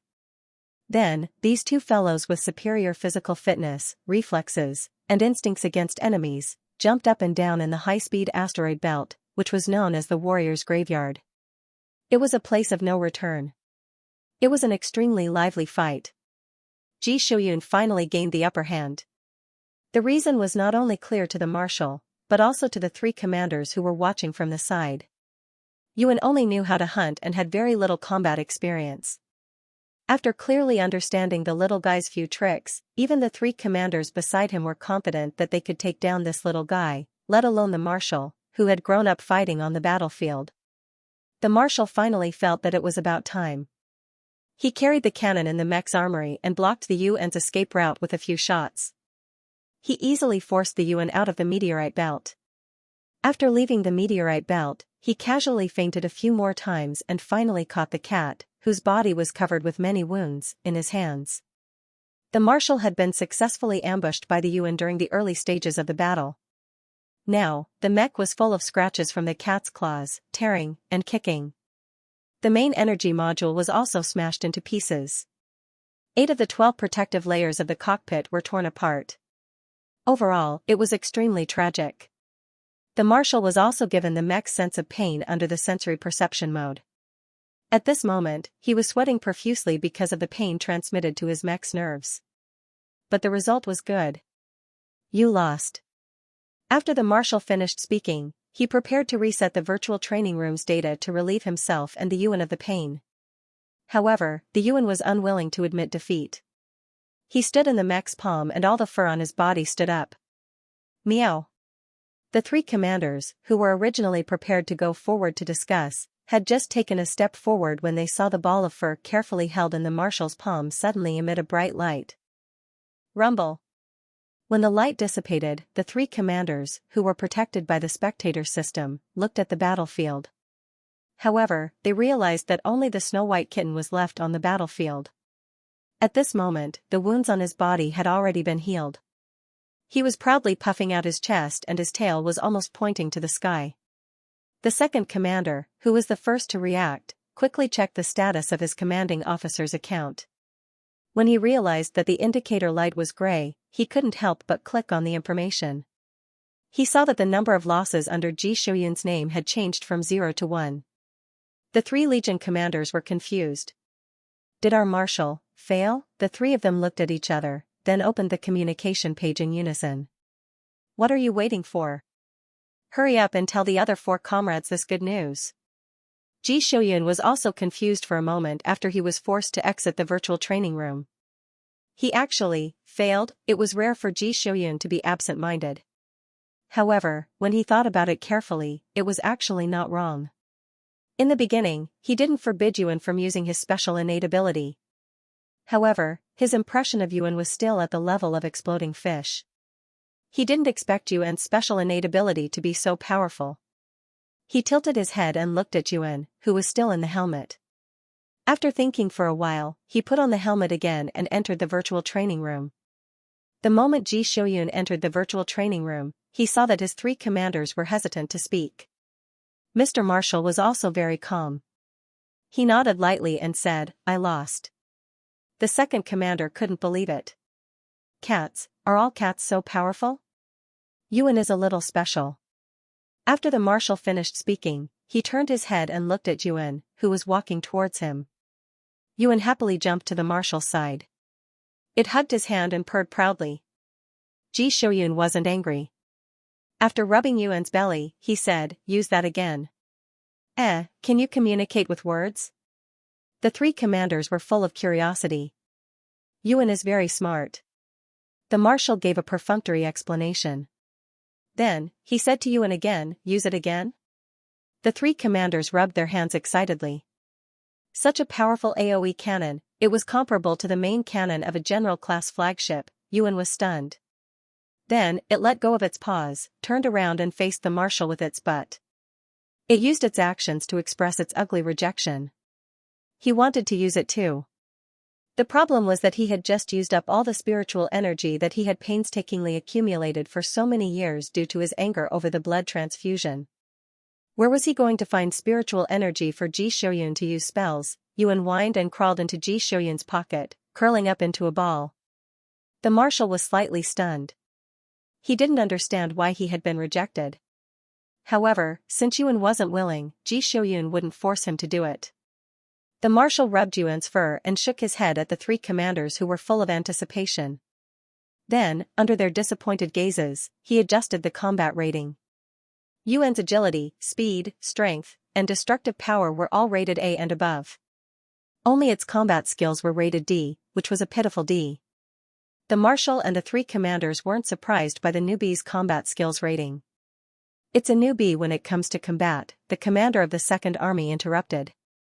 "According to the information, many people on ancient Earth treated cats as pets, right? Also, cats naturally wouldn't fight with humans." The commander of the Fourth Army expressed his opinion. "However, the hunting skills of wild beasts are very obvious." The commander of the Fifth Army turned on the video and began his routine post-battle analysis. The marshal quietly listened to the commanders. He felt Yuan's paw on his hand again, so he lowered his head to look at him. Yuan poked his head out of Ji Shouyun's pocket and listened attentively to the commander's analysis of his fight with Ji Shouyun. His little ears perked up, and he even pressed down on the marshal's hand that was rubbing his head with disdain. However, the commanders were more focused on Ji Shouyun's combat skills and judgment. They couldn't be blamed. After all, Yuan's combat skills were really good. Meow. Yuan unhappily meowed at Ji Shouyun and patted the marshal's palm with his soft paw. "No matter what, I won. Why didn't you all praise me?" Yuan felt wronged. The commanders turned their heads when they heard him. The marshal scratched Yuan's chin. He didn't understand what Yuan meant by meowing, but he could clearly tell that Yuan felt wronged. The marshal thought for a while and said, "He probably felt wronged because you all said that he didn't have any combat skills." "Yuan, I'm not. I didn't. Don't praise me. Just shut up." However, the marshal had the confidence that he was absolutely right. Hence, he turned his head and looked at Yuan. "Then, why don't you fight with them and learn from them?" Yuan retracted his head back into Ji Shouyun's pocket. "I'm just a cat that wants to eat a cat that's waiting for its tail to grow. Why would I want to fight with you humans? Are you stupid?" "I'm not stupid.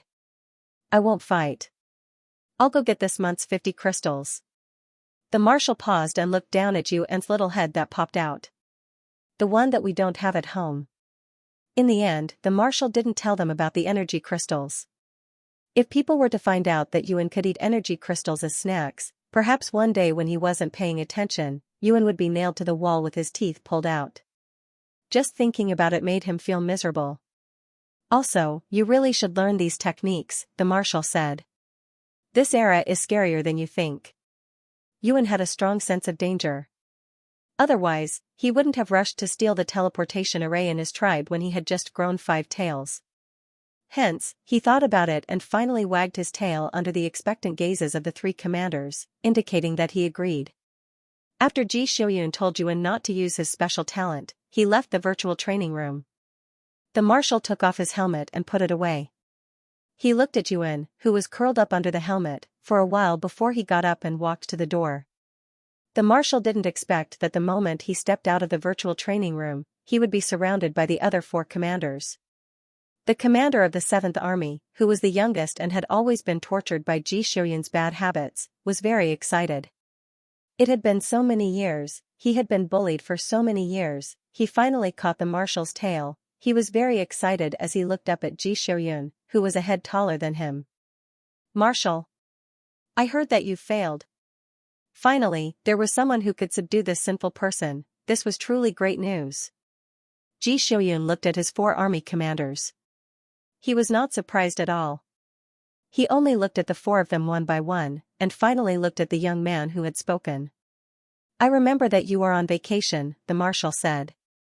The eyes of the commander of the 7th Army were still shining. He did not look cold in front of his subordinates at all. His entire body exuded a sense of joy that could be seen with the naked eye. "Yes, sir." The commander of the 1st Army raised his hand and covered his young colleague's mouth. He had a warm smile on his face. "We just want to see what kind of person is capable of defeating you." Ji Xiuyun was not angry at his words. These subordinates had followed him all the way up and had been bullied by him for so many years.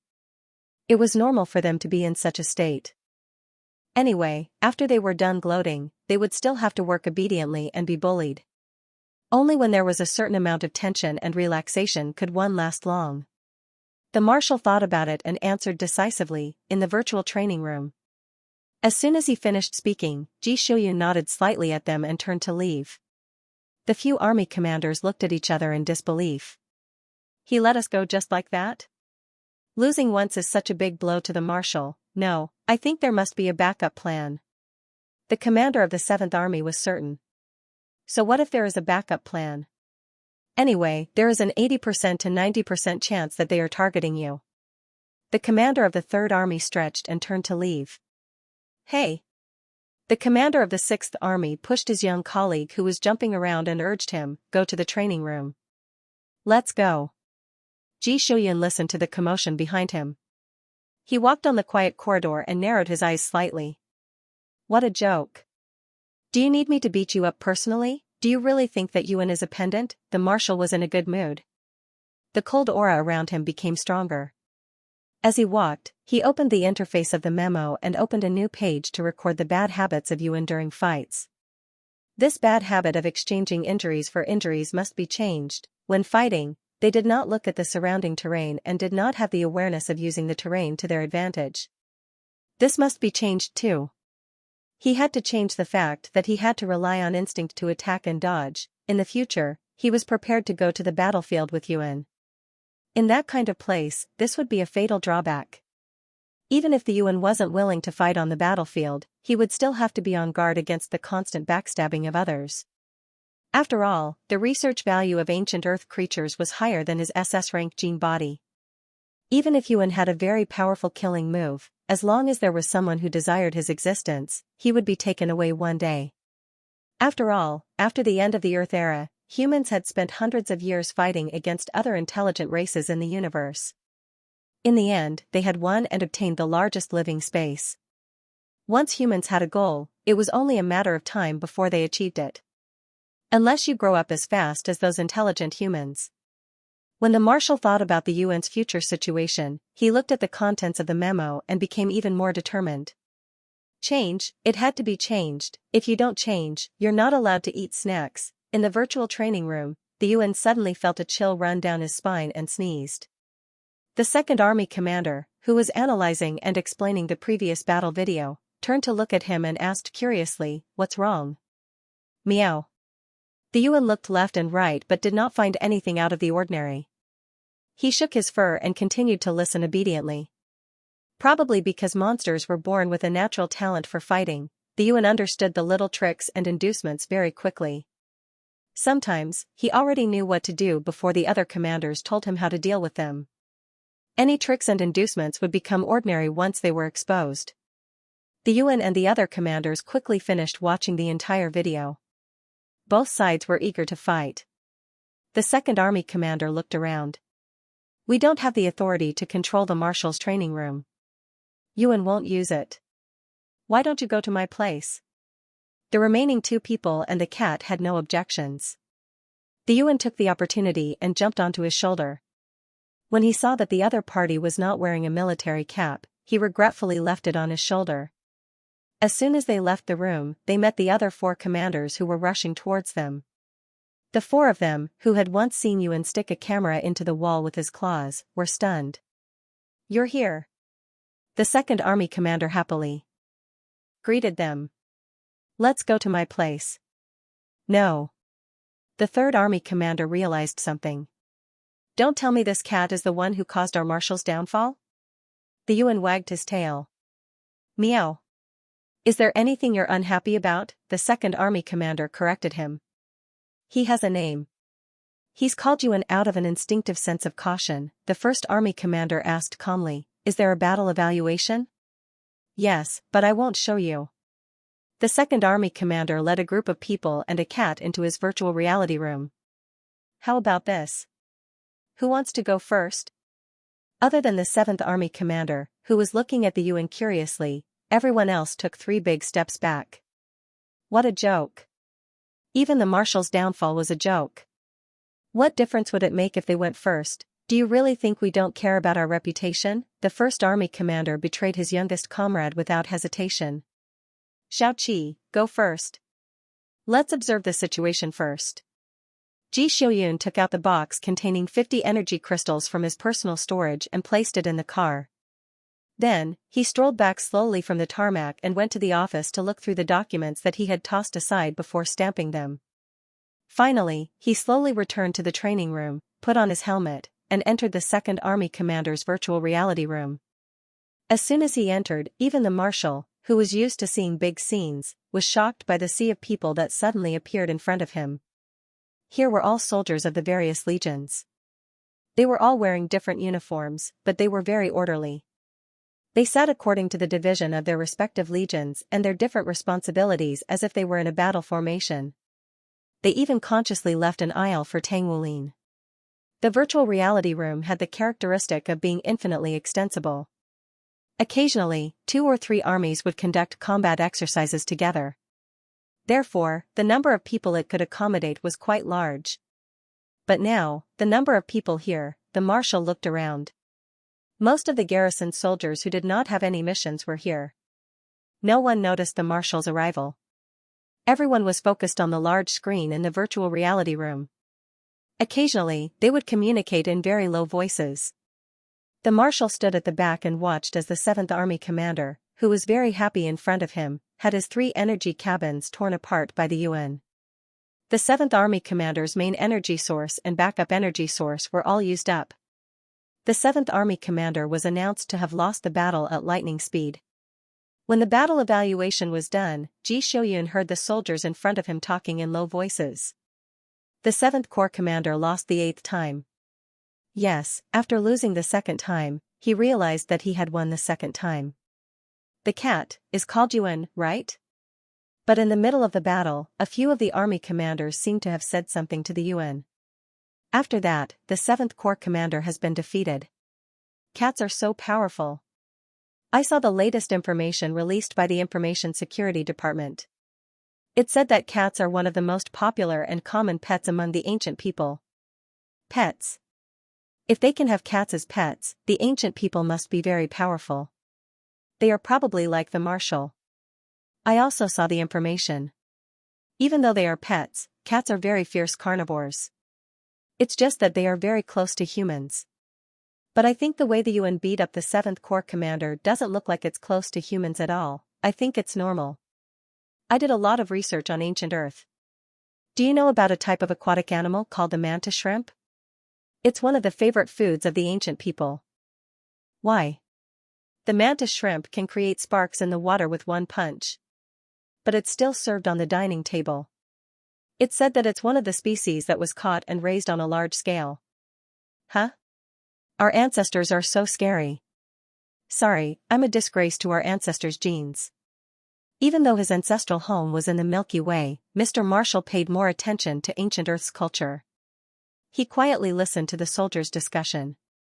If it weren't for the fact that he had read the complete information and made a copy of it, he would have believed their nonsense. Mr. Marshall looked at the battle evaluation on the big screen. He was very surprised that the UN was able to improve from Skill D to Skill D in just 1 hour. Then, the UN seemed to have used Skill D and had an S or even SS level physical fitness to push the 7th Army commander to the ground. Ji Shouyun glanced at the resting area.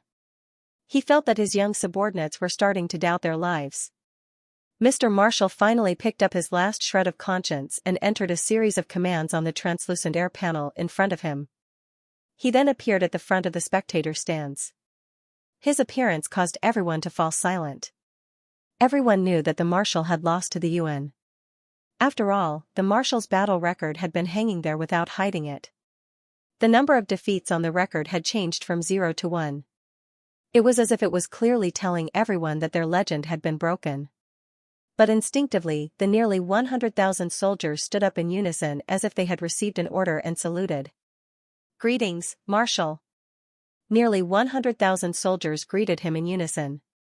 Their voices weren't soft, especially when they were full of vigor. It was deafening, almost deafening for a moment. The UN was so frightened that it scurried into Ji Shouyun's pocket, leaving only the tip of its tail outside. An expert who could push an army commander to the ground. No, Gao Mao didn't even have the demeanor of a Gao Mao. The Marshal first returned a military salute to the soldiers and then lowered his head to look at the tip of the tail in his pocket. He felt that the little fellow in his pocket had curled up into a ball, so he turned his head and signaled to the 1st Legion's general who was standing beside him. The other army commanders announced the disbandment of their troops and told them to go back and ponder over the battle video. The UN only poked its head out when the crowd quieted down. It raised its head and meowed angrily at Ji Shouyun. The Marshal thought it was acting coquettishly, so he dug it out of his pocket and rubbed its head. Then, he scratched its chin skillfully. Yuan's anger quickly dissipated under Ji Shouyun's skillful cat-petting skills. Then, slowly, it softened into a white, fluffy cat biscuit in Ji Shouyun's hands. It had no dignity at all as a cat. It even made a gurgling sound that represented comfort and safety. The Marshal looked at the Yuan who was bearing its little belly at him. This was probably the biggest advantage of an SS-level gene body. It could pick up any skill quickly, including petting a cat. The 2nd Army commander cancelled the battle arena and replaced it with a meeting room. The young man who had been pushed to the ground by the UN for a few rounds immediately lay down on the sofa. His whole person exuded a sense of vicissitudes of life and death. The Marshal glanced at him and sat down on another single-seater sofa. He placed the UN in his lap and raised his head to ask, "Have you fought them all?" "Only Xiaoqi has fought." The 1st Army commander caressed his young colleague's head. "We're going to do it in private." Ji Shouyun turned to look at the young man who was lying on the sofa and did not move at all when he heard this. Yuan also turned to look at the 1st Army commander who was caressing his dog's head. Then, it looked at the 7th Army commander who was lying on the sofa like a corpse. Yuan was speechless. "You humans really don't love your companions. Cats like us will lick each other's fur when we encounter such situations." Yuan thought as it lay back down on Ji Shouyun's lap. It raised its little belly and hugged Ji Shouyun's hand, nibbling and kicking it happily. The cat's entire body was soft. Its meows were tender and sweet. It was very cute. It did not have the ferocious look that it had when it was fighting. However, the other division commanders were not in the mood to appreciate it. They watched in fear as Yuan's 4 seemingly fragile claws that could easily tear apart a mecha kicked around the Marshal's hand. They were very worried that the Marshal would disappear from the virtual reality room in the next second. However, the Marshal was used to Yuan's playfulness. He did not even notice his subordinates' worries. Instead, he opened the video of the previous battle and began to review and analyze it. By the time they finished analyzing all 10 battles and criticized the 7th Army commander's mistakes and his inability to adjust his state of mind in the face of non-human enemies, Yuan was already sleeping on Ji Xiuyun's lap. It was even snoring softly. Yuan was in a daze when he felt someone lift him up. It was a large hand full of calluses. It was warm and familiar. It gently lifted his body up. Yuan's blue cat eyes opened slightly. After glancing at the person who was carrying him, the tips of his ears trembled slightly. He then fell asleep again. He was really tired. The virtual reality room was very energy-consuming. His mind was tense during battle. Furthermore, the virtual reality room caused him to feel pain in his nerves. It was very taxing on his mind. This was one of the reasons why the 7th Army commander's condition was getting worse and worse. In the end, he collapsed on the sofa and did not want to move. Ji Xiuyun brought his cat into the car and placed Yuan on the soft cushion. Then, he sped all the way home. Yuan was in a deep sleep. He slept until the next morning. In the light gray mattress, other than a human figure, there was also a small bump. The bump walked 2 steps towards the mattress. Finally, it found the right direction. A small, milky white fur ball poked out from the side of the pillow. Yuan turned his head to look at Ji Xiuyun, who was gradually waking up. He reached out his paw and slapped the marshal's face. The cute kitten's wake-up call service, be grateful, human, the marshal reached out and grabbed his paw. Then, he pulled him back into the mattress. Yuan? Yuan was dumbfounded. He climbed out of the mattress again. He tidied up the mattress on his body, licked his paw, and washed his face. Then, he jumped onto the marshal's chest and jumped around on his chest. The marshal could not stand the disturbance. He opened his eyes and pointed at the box in the corner of the room. Power crystal. Ji Xiuyun had just woken up. His voice was hoarse and low. It had a slight nasal sound. His voice was drawn out and sounded very sexy. However, his sexy voice did not do him any good. Yuan was the only one who heard his voice. He jumped off the bed, leaving the marshal, who was almost out of breath. He painfully turned over on the bed. Finally, he could no longer sleep and sat up. The marshal was going to be busy with work today. This meant that Yuan was the only one at home. Yuan chewed on his spirit stones. He watched as the marshal changed his clothes after washing up. He felt a trace of spiritual power in his body again. He meowed softly at Ji Xiuyun. Ji Xiuyun heard him and walked over with his optical computer. He stuffed it into Yuan's arms. The communicator was still in the living room downstairs. However, it felt like torture to let Yuan stay at home all day without anything for him to play with. Therefore, the marshal decided to leave the optical computer behind. After all, he still had the remote bracelet. Yuan lay on top of a box of spirit stones and looked up at the marshal. Meow. Yuan reached out a paw towards him. The marshal was adjusting his collar and cuffs. When he heard Yuan's call, he responded, Yuan received a response. A thin bolt of lightning flashed from the tip of his paw. In the next second, he curled a small tuft of the marshal's hair. Meow. Yuan wagged its tail and looked at Ji Xiuyun with its bright blue eyes. Young hero, since you gave me so many spirit stones, I'll give you a free perm. Why would I give you a free perm? There were 2 big news in the Empire of since today. The first was that their black-haired Marshal Ji Xiuyun had shaved his hair into a buzz cut. The second was a video of a cat that was leaked from the military. There were no secrets in the huge star web. No matter how strict the army was, it was impossible to be a monolithic unit. The photo of the marshal was released by the media. The neat buzz cut didn't ruin his image. Instead, it was sharper and more masculine than the previous slightly soft hair. A few photos were enough to make thousands of men and women yearning for love unable to close their legs. In times of conflict, people were always full of a sense of crisis. This sense of crisis made them particularly fond of strong and masculine men who could bring a sense of security and oppression. For example, Ji Xiuyun, and Ji Xiuyun. Once the photo was released, it received praise and flattery from countless fangirls. After the video of the cat's fight, which wasn't classified as a secret, was leaked, it stirred up countless waves on the already turbulent star web. The physical fitness of the cat was really amazing. Not only did it break the legend of the marshal with 0 defeats, but it also hung up one of the marshal's army commanders and beat him up. The speed that was hard to see with the naked eye, the amazing bite force, and the sharp claws that almost flashed a cold light were simply super cool. Ordinary people didn't want to delve into why the marshal had failed. They were already very excited just by seeing this result. An unbroken legend would always be a legend. Only when it was broken and surpassed could there be progress. Their marshal would go even further after that, although this cat called Yuan couldn't be compared to the large cats described in the information. Although this cat was only a type of pet cat described in the information. But so what, although it was petite and cute, it was powerful.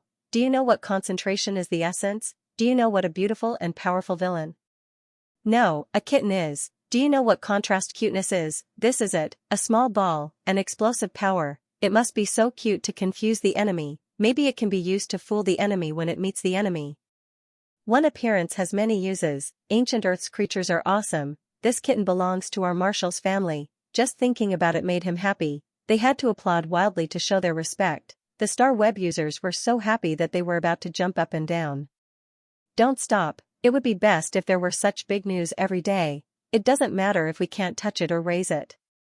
At least let us see it more. Looking at the cat in front of the optical computer every day would put him in a good mood for the entire day. The group of users on the star web who were crazily praising the marshal and the cat as if they were on drugs were having a great time, but the situation offline was much more serious.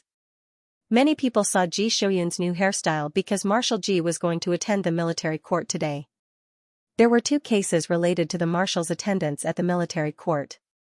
The first one was about the case of the marshal being attacked and missing due to the leak of military secrets by a spy. Secondly, the case of the former deputy of the marshal accusing the Imperial Research Office would require the presence of the supreme leaders of both parties. The first case was basically a death sentence for the spy. It was just a simple formality. But the second case was very likely to become a long tug-of-war. The Imperial Research Office had a very good public image and had made many outstanding contributions to biological science. Although everyone knew that the marshal had always been on bad terms with them, because of his good image in the past, most people were distrustful of the accusation against someone who was sentenced to death for the crime of treason. Without concrete evidence, the lawsuit would be difficult to win. Ji Shoyun didn't choose to withdraw the lawsuit. His idea was very simple. In any case, his silver blade was still being redesigned and upgraded, so he couldn't leave the Imperial planet for a while.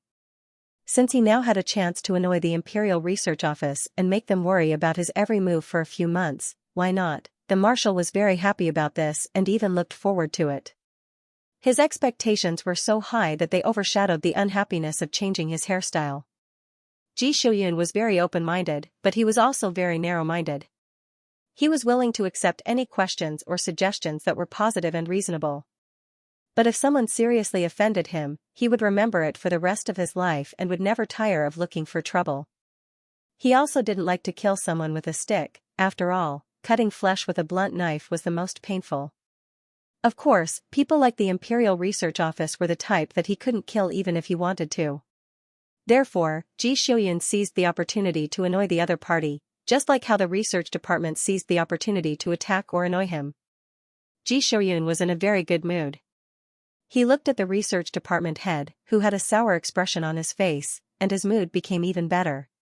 He sensed that the research department head was looking at him, but his expression didn't change at all. He put on a calm and composed posture, as if he was planning a strategy. The 1st Army Corps commander, who was sitting next to him and acting as his secretary, cooperated and handed him a stack of documents. Mr. Marshall reached out and took the thick documents in his hand, and gently shook them in front of the research department head. It was as if the thick documents in his hand were the key evidence that he had against the research department head. He gave the research department head the illusion that he had the evidence, so he insisted on going to court to destroy them. The research department head remembered that his opponent this time was Ji Shoyun, who had always been blunt and even had some hatred for them. His face suddenly turned green. Mr. Marshall looked away and slowly flipped through the documents. The densely packed words on the top were actually all information about ancient Earth from the database of the Information and Security Department.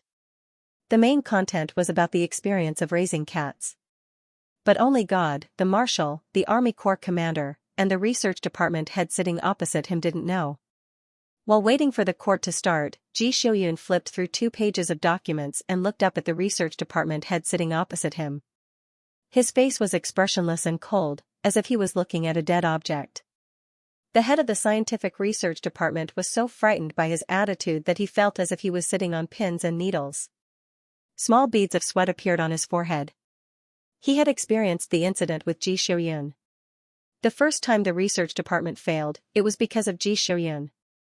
Now, if Xiaoyun really had some incredible evidence, he would definitely destroy them. By that time, none of the senior management of the research department would be able to escape. Xiaoyun slowly turned another page of the experience of raising cats. The sound of pages flipping fell into the ears of the research department head sitting opposite him, and it was like a loaded gun. Mr. Marshall looked at the research department head's pale face and gently tapped on the table. He was in a good mood after being electrocuted by his own cat and had to change his hairstyle. "How dare you have ideas about me and my cat? I, the Marshal, am not going to scare you to death." Yuan, who didn't know that it had become a delicious cake in the eyes of some people, ate more than 30 spiritual stones in one breath.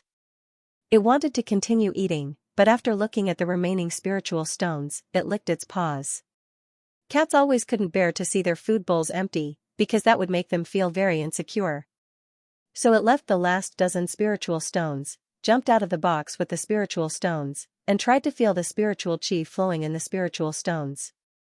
It had been squatting on the desolate planet for so many years, and the spiritual chi it had accumulated was not as much as the spiritual chi it had gained from eating more than 30 spiritual stones today. Yuan was a very sensitive cat, and it had always been used to saving its spiritual chi for emergencies. But it was also a young cat, and its control of its emotions was completely different from the old cats in its family. For example, when it was fighting with Xiaoyun, it was impulsive and used up all the spiritual chi it had painstakingly accumulated over the years.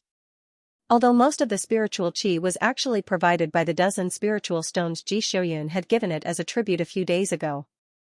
Now that it had finished eating more than 30 spiritual stones, its spiritual chi had recovered to its previous level, and even increased. Yuan straightened its upper body and leaned on the edge of the box. It stuck its head out and looked at the remaining spiritual stones in the box. In the end, it couldn't overcome its cat's instinct and left some food for itself. It patted its little belly, and used the walls of the box with the spiritual stones as a scratching board. After scratching until they were tattered, it shook its tail and withdrew its paws. It steadily placed the disc-shaped optical computer on its head and walked down the stairs with its 4 short legs. Yuan hadn't played with the cat tree downstairs yet.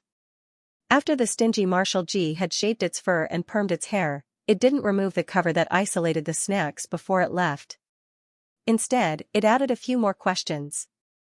Yuan had a way to destroy the protective cover, but it wasn't necessary. Learning tasks with rewards were actually very effective. At least for Yuan, he was quite motivated by the snacks as a reward. Yuan sat obediently for the whole morning. He memorized the 900 phrases commonly used in synths that Xiaoyun had given him. He also finished the questions on the switch panel of the protective cover, and took all the snacks inside. The milky white furball's entire body was inside the large packaging bag, and its tail was exposed outside, swaying back and forth. He finally ate the last candy in the bag. When he took 2 steps back, he missed a step and rolled off the sofa with the bag and the optical computer next to it. Yuan was put into the sweet candy bag. After rolling a few times, it stopped. After a few seconds, Yuan stuck its head out of the bag. It looked around vigilantly with its ears erect. When it didn't see anyone or any cameras, it licked its nose and slowly climbed out of the bag. It finished its snacks. It also finished memorizing the first book. Yuan put the snacks that had been thrown all over the floor into the trash can with its mouth. Then it dragged the trash bag out of the door. Yuan was a cat that loved cleanliness. It squatted on the round platform on the top of the cat tree, shook its fur, and licked its paws and fur that were still stained with the smell of snacks. If it couldn't lick them off, it waved its hand to some in a small stream of water to clean its fur. The milky white cat was bathed in the sunlight. Its face was illuminated by the dazzling light, as if it was glowing. Next to the small platform was a floor-to-ceiling window, and opposite it was a large pendulum clock. Yuan looked at the time and touched its little belly. It thought of the scents that it had eaten last night. Its blue cat eyes looked left and right, and finally fell on the optical computer that it had just brought to the floor. The book that it had learned this morning included the term takeout. Yuan remembered that it had agreed to many copyright applications and the money that it had earned from the live broadcasts. Ji Shouyun had said that the money belonged to Yuan.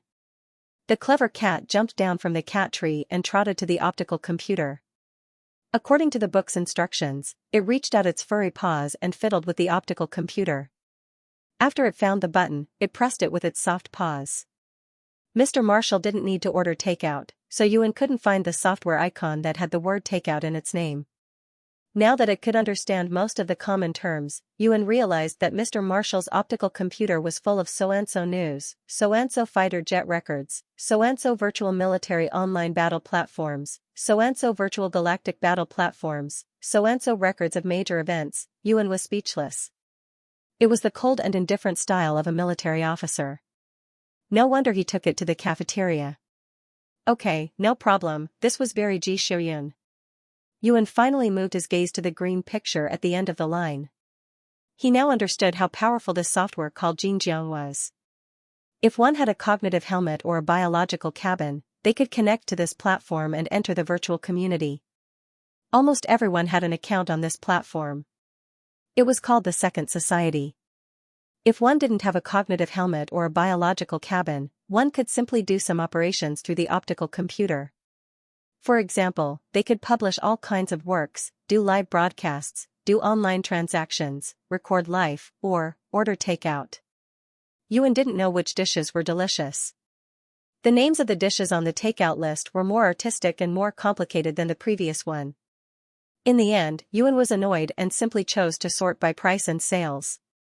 He chose the page with the best sales from the most expensive one. Yes, an entire page.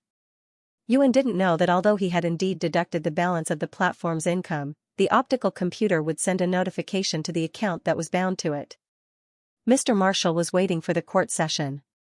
Mr. Marshall felt his remote wristband vibrate. Mr. Marshall looked down at the interface of the wristband. Mr. Marshall saw that 360,000 yuan had been deducted from his account. Mr. Marshall saw that the 360,000 yuan had been deducted from his account. Takeout. Ji Shouyun, Ji Shouyun? The only one who could use the money in his account was Yuan. I haven't seen him in the morning, and his cat has learned how to order takeout. Yuan didn't know that Mr. Marshall was at a loss when he received the notification. After ordering the takeout, he went to check his balance and found that it had increased a lot. Previously, when he had just reached 8 digits, he could only buy a dozen spirit stones. Now, he could buy more than 20 spirit stones. More than 20 spirit stones. Yuan was so happy that he rolled around on the fluffy carpet. Then, he remembered that he had eaten more than 30 spirit stones in the morning. He stopped rolling and curled his 2 front paws in front of his chest. He stared at the beige ceiling with his belly exposed. He looked like he was in a daze. How can I eat so much? More than 20 spirit stones aren't even enough for a day. A cat that can't leave food for itself is no different from a salted fish. Yuan knew very well that he couldn't ask Ji Shouyun to give him an unlimited supply of spirit stones. After all, he had fought so many mechs yesterday, so he clearly saw that each mech had at least 1 main energy chamber and 2 backup energy chambers. Each energy chamber had to be equipped with at least 2 spirit stones to provide energy. Ji Shouyun had so many soldiers under his command. If he could promise to give him 50 spirit stones every month, he must have opened his own personal treasury. He couldn't touch the military's warehouse, although a mine owner's personal treasury must be quite sizable. He led soldiers to war after all. What if there was an emergency? Besides, he had promised to give him 50 spirit stones. Yuan was an honest and friendly cat. Lying on the carpet, Yuan raised his 2 front paws and rolled around with his head in his hands. Finally, he raised his head, shook his ears, and looked at the page that had appeared on the optical computer. The star web users were still licking the video that was more than 50 minutes long and dancing in ecstasy. Countless people were crying and begging the marshal to release the cats on his only social media account. There were also people who had secretly climbed over the walls of the kingdom outside of the Cindy's empire, perfectly blending into the ranks of the crying crowd. At this moment, the holographic projection above the Citizen Square, the largest shopping mall in the virtual community, suddenly turned black. The music suddenly stopped. The people around the square who were shopping and chatting stopped in confusion. After a short period of darkness, a fluffy little head appeared in the middle of the square. It was looking up at the camera and stretching its head closer to the camera. It was so close that one could clearly see its delicate white fur and pink little nose. Even its small white jade-like fangs could be seen clearly. It seemed to have some doubts about the current situation. It meowed softly. The meow was delicate, making one's heart tremble. He tilted his head and craned his neck as if he was looking at something. Then, he jumped onto the table next to him. The table was filled with all kinds of food and an optical computer. The optical computer was also playing the scene of the little fluffy ball jumping onto the table. The little guy seemed to have confirmed something because of this. Facing the camera, it tilted its head and let out a coquettish meow. In the Citizen Square, the people who were browsing Marshall's social media account through the optical computer stopped breathing. In the silent atmosphere, they seemed to have understood something. Then, a burst of violent screams broke out in unison. Ah! It's a cat. When Yuan was still in the clan, it wasn't as if he hadn't gone online before. There were a few cats in the clan who were not stingy with their spiritual power. They transformed into their human forms all day long and bought all sorts of games from the outside. They even connected the clan to the internet and gave each cat a computer. Those humans playing games would never know that their teammate and chatting partner was actually a cat. Therefore, the Yuan knew a lot about the human society. For example, there was a time when the internet was abuzz with the news that a live streamer could earn millions a month by live streaming. Yuan felt that he could follow suit. The white fur ball looked at the interface that appeared on the optical computer and walked around the holographic projection. The cat in the projection did the same thing. The two cats walked around each other face to face, forming a circle with their heads and tails connected. Without blocking the screen, comments bubbles kept popping up on the periphery of the projection, densely covering the entire comment section. The thickness was still increasing at a speed visible to the naked eye. It was all kissing, touching, hugging, rubbing, and various comment bubbles surrounded Yuan's holographic projection, forming a circle that looked like a blooming flower. It was actually a round frame. Yuan took 2 steps back. He almost jumped over the round frame. Yuan tried its best to suppress the cat's instinct to jump into the circle. It raised its head and looked at the increasing number of comments and viewers on the circle. It wagged its tail happily, then turned around and pounced on the plate that was emitting a tempting aroma. Bubbles popped up one after another. Damn it! Why did you turn on your sense of smell and not touch? Ah! I want to pet the cat. Crying bitterly. I want to know the difference between the feeling of a cat and that of naughty beast at home. Leathery beasts are armored creatures, but cats are furry. It's mealtime. Mealtime. Ah, it smells so good. The food in front of me seems tasteless. Yuan ate the food on the table and looked at the bubbles from time to time. The VIP and privilege model was probably the eternal truth of making money. Yuan looked at the few fancy bubbles, firmly suppressing all the bubbles below. Above the bubble's username, a huge Overlord-level member was placed there. Next to the bubble column, there were 2 lists. One was the member ranking list, and the other was the current gift ranking list. As the names on the 2 lists changed rapidly, the balance of Mr. Marshall's social account increased exponentially at a terrifying speed. I don't go to the Imperial planet often, so I'm not sure. Who is more knowledgeable? Can you tell me what these dishes are? I want to eat the same thing when I go to the Imperial planet. I recognize the dishes on the table. They're the signature dishes of the floating restaurant in the Imperial capital. The price is proportional to the taste of the dishes.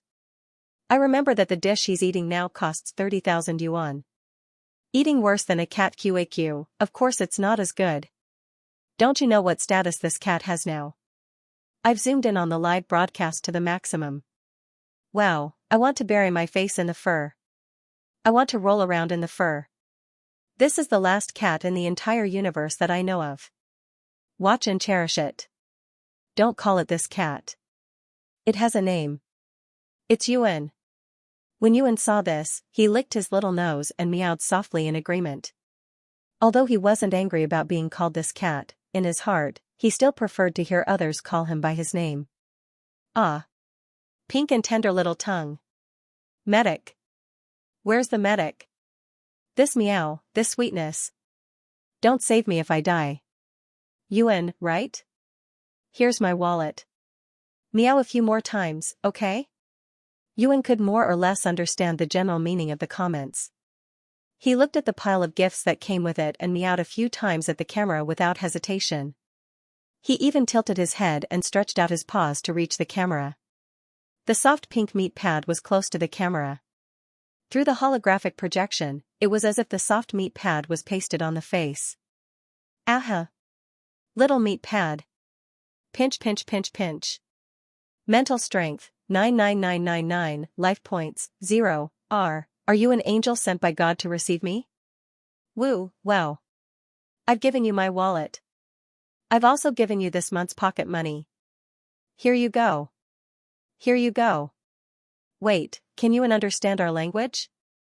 Yuan meowed again. Can you understand? Yuan wagged his tail and said proudly, meow. Oh my god. Wait, if he can understand language and communicate, doesn't that make him an intelligent being? So what? This is a cat. So what if he's a cat? This means that he...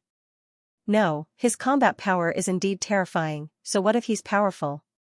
This is a cat. Even if he's a cat. Anyway, this is a cat.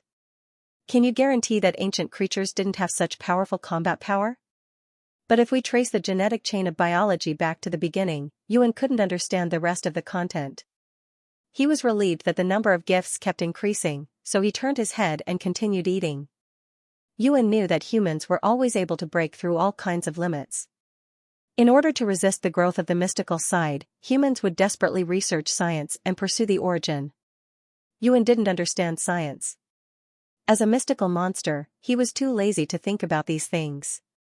When Yuan finished all the dishes on the table and looked up, the topic on the bubble was 1,000 miles away from what it was before. I suddenly remembered that the only publicly known SS-level gene and the last cat in the universe are both in our country. Now that you mention it, it does seem to be the case. Is this the Empire of Heaven's choice? Ha ha ha. Speaking of SS-level genes, where's the Marshal? Is this the takeout that the Marshal ordered? No, compared to this, is that thing next to the table an enclosed dining car? Yuan is so small, but he finished all 6 dishes on the table. His stomach isn't even bloated. This doesn't make sense. Where did all the food go? Is it because of his digestive system? It's not mentioned in the information. Wow, science maniac, stop. Can't you just look at the cat? It's annoying to get to the bottom of everything. Yuan looked up at the comments and lowered his head again. You're talking about science with a monster? Don't be an idiot. Is the truth behind the death of ancient Earth due to the cat eating? Smiley face, 3-angle, wow, our ancestors are so powerful. Not only can they live in harmony with another intelligent species, but they can also tolerate such powerful combat power and keep them as pets. Look at us, looking at the information, there are people who keep more than 10 cats. QAQ, I'm sorry. I'm only an A-level gene. I've embarrassed our ancestors. Hurry up and give me some gifts to calm myself down. In the image, the little fur ball was using its small paws to fiddle with the empty plates in front of it. Yuan looked at the plates and thought for a while. Then, he jumped off the table with a plate in his mouth and walked to the trash can. He patted the automatic trash can and threw the plate in his mouth into the trash can. So obedient. Sob sob sob sob, he even knows how to use the trash can QDQ. My child likes to throw the trash everywhere and let the housework robot clean it up. He doesn't listen no matter how much I teach him. He's so stubborn. Humans are inferior to cats in all aspects. Children are disobedient? If his gene level is high enough, I can trick him into joining the army. When he comes back, he's so obedient that he doesn't even look like my own child. Did anyone tell you in the correct way to clean up a takeout plate? He's not next to the optical computer now. He won't be able to see it even if we tell him. Yuan returned to the table and looked at the plates with leftover soup. He was at a loss and didn't know what to do. He touched the edge of the plates with his paws and decided to ask the audience for help. The white fur ball sat on the table obediently and turned to the camera to meow. Then, it pushed the plate with leftover soup in front of the camera. He's not protective of his food. Although there's only soup left, he's willing to share it. My family has been raising Naughty Beast for more than 30 years. He's protective of his food. We can't eat it even if you push it to us. Burst into tears. Yuan probably means to let us smell it. No, I think you've all misunderstood him. He's probably asking us what we should do with this thing. Yuan quickly meowed when he saw the comments. Press your paws on both sides of the plate and bend it hard. The protective film of the plate will break and absorb the leftovers. Meow. Yuan obediently stretched out his paws and slapped them on both sides of the plate. The takeout plate was very light. It was mainly made of a special kind of odorless plant fiber. It was light, thin, and tough. It could also be easily digested by the earth. As his claws fell, the extremely thin and brittle film on the surface of the plate suddenly cracked open. The plant fiber inside quickly absorbed the remaining soup and residue. Then, as if it was stimulated by something, the entire plate suddenly shrank and automatically rolled into a ball the size of a quarter of a palm. It was very easy to clean up. Yuan happily folded the remaining 5 plates on the table and threw them into the trash can. You probably don't know how to use the dining car next to you. Do you see the handle on the top? If you can't pull it up, just press it down and the dining car will open. When Yuan saw the comment, he stood at the edge of the table and stretched out his paws to grab the handle of the dining car that was delivered by the robot. After he pulled it over, he pressed the button to open the dining car. When he saw the robot arm inside bringing hot food to the table again, he turned his head and meowed proudly at the camera that was flying beside him. The creatures from ancient Earth are actually so cute. Hey, actually, I just saw Eggy / ha ha ha, I saw it too. It's so fluffy / stop talking, I want to pinch it. The pets from ancient Earth, even Eggy is so cute. Look at the pets we have now, what are they? QAQ. The furry ones are extremely expensive, and the iron ones aren't any better. It takes so long to tame them. What a sin, I, Naughty Beast, am not convinced. If Naughty Beast was fluffy, I would really like it. You've lost your dignity as the most popular iron pet, Naughty Beast. Let me tell you softly. If you zoom into the maximum, you can ignore the smell of the food and smell the milk on the kitty. This is probably heaven. Are you a pervert? Damn, I didn't realize that. Yeah, I turned on my sense of smell. Am I stupid? Take a deep breath. Suck. Are you all perverts? Damn it, my nose is filled with the smell of food. This must be a product placement for the floating restaurant. I can't take it anymore. I'm ordering their takeout now. I'm ordering too. Damn, it's so expensive. I've spent half of my living expenses this month. You only spent half. You're really rich. How can you call someone rich when you're a VIP? I'm addicted to cats. I'm going to die in Naughty Beast. Don't save me. I went to take a look at the price. My heart aches for Marshall's wallet. I looked at Yuan's dishes and found that he bought them according to the most expensive and best-selling food list in the imperial capital. Calculating the total price, it's more than 360,000 yuan. I have good reason to suspect that the marshal didn't order this. Then it seems like I didn't see the marshal. The marshal is attending the military court today. He's not at home. So the takeout is, Yuan ordered it himself. Marshal, I might not be able to afford a cat. After Yuan finished a few more plates, he raised his head and looked at the comments. He was instantly displeased. He stretched out his front paw and slapped the table to express his dissatisfaction. Meow. Meow. I don't want him to raise me, level 0 cat language underachiever. What is Yuan talking about? Maybe he's talking about you humans. Hurry up and give me money.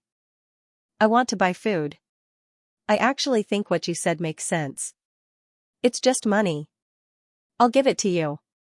I'll give each of the 90 billion viewers 1 yuan. Damn, it's more than 90 billion? If you calculate it like that.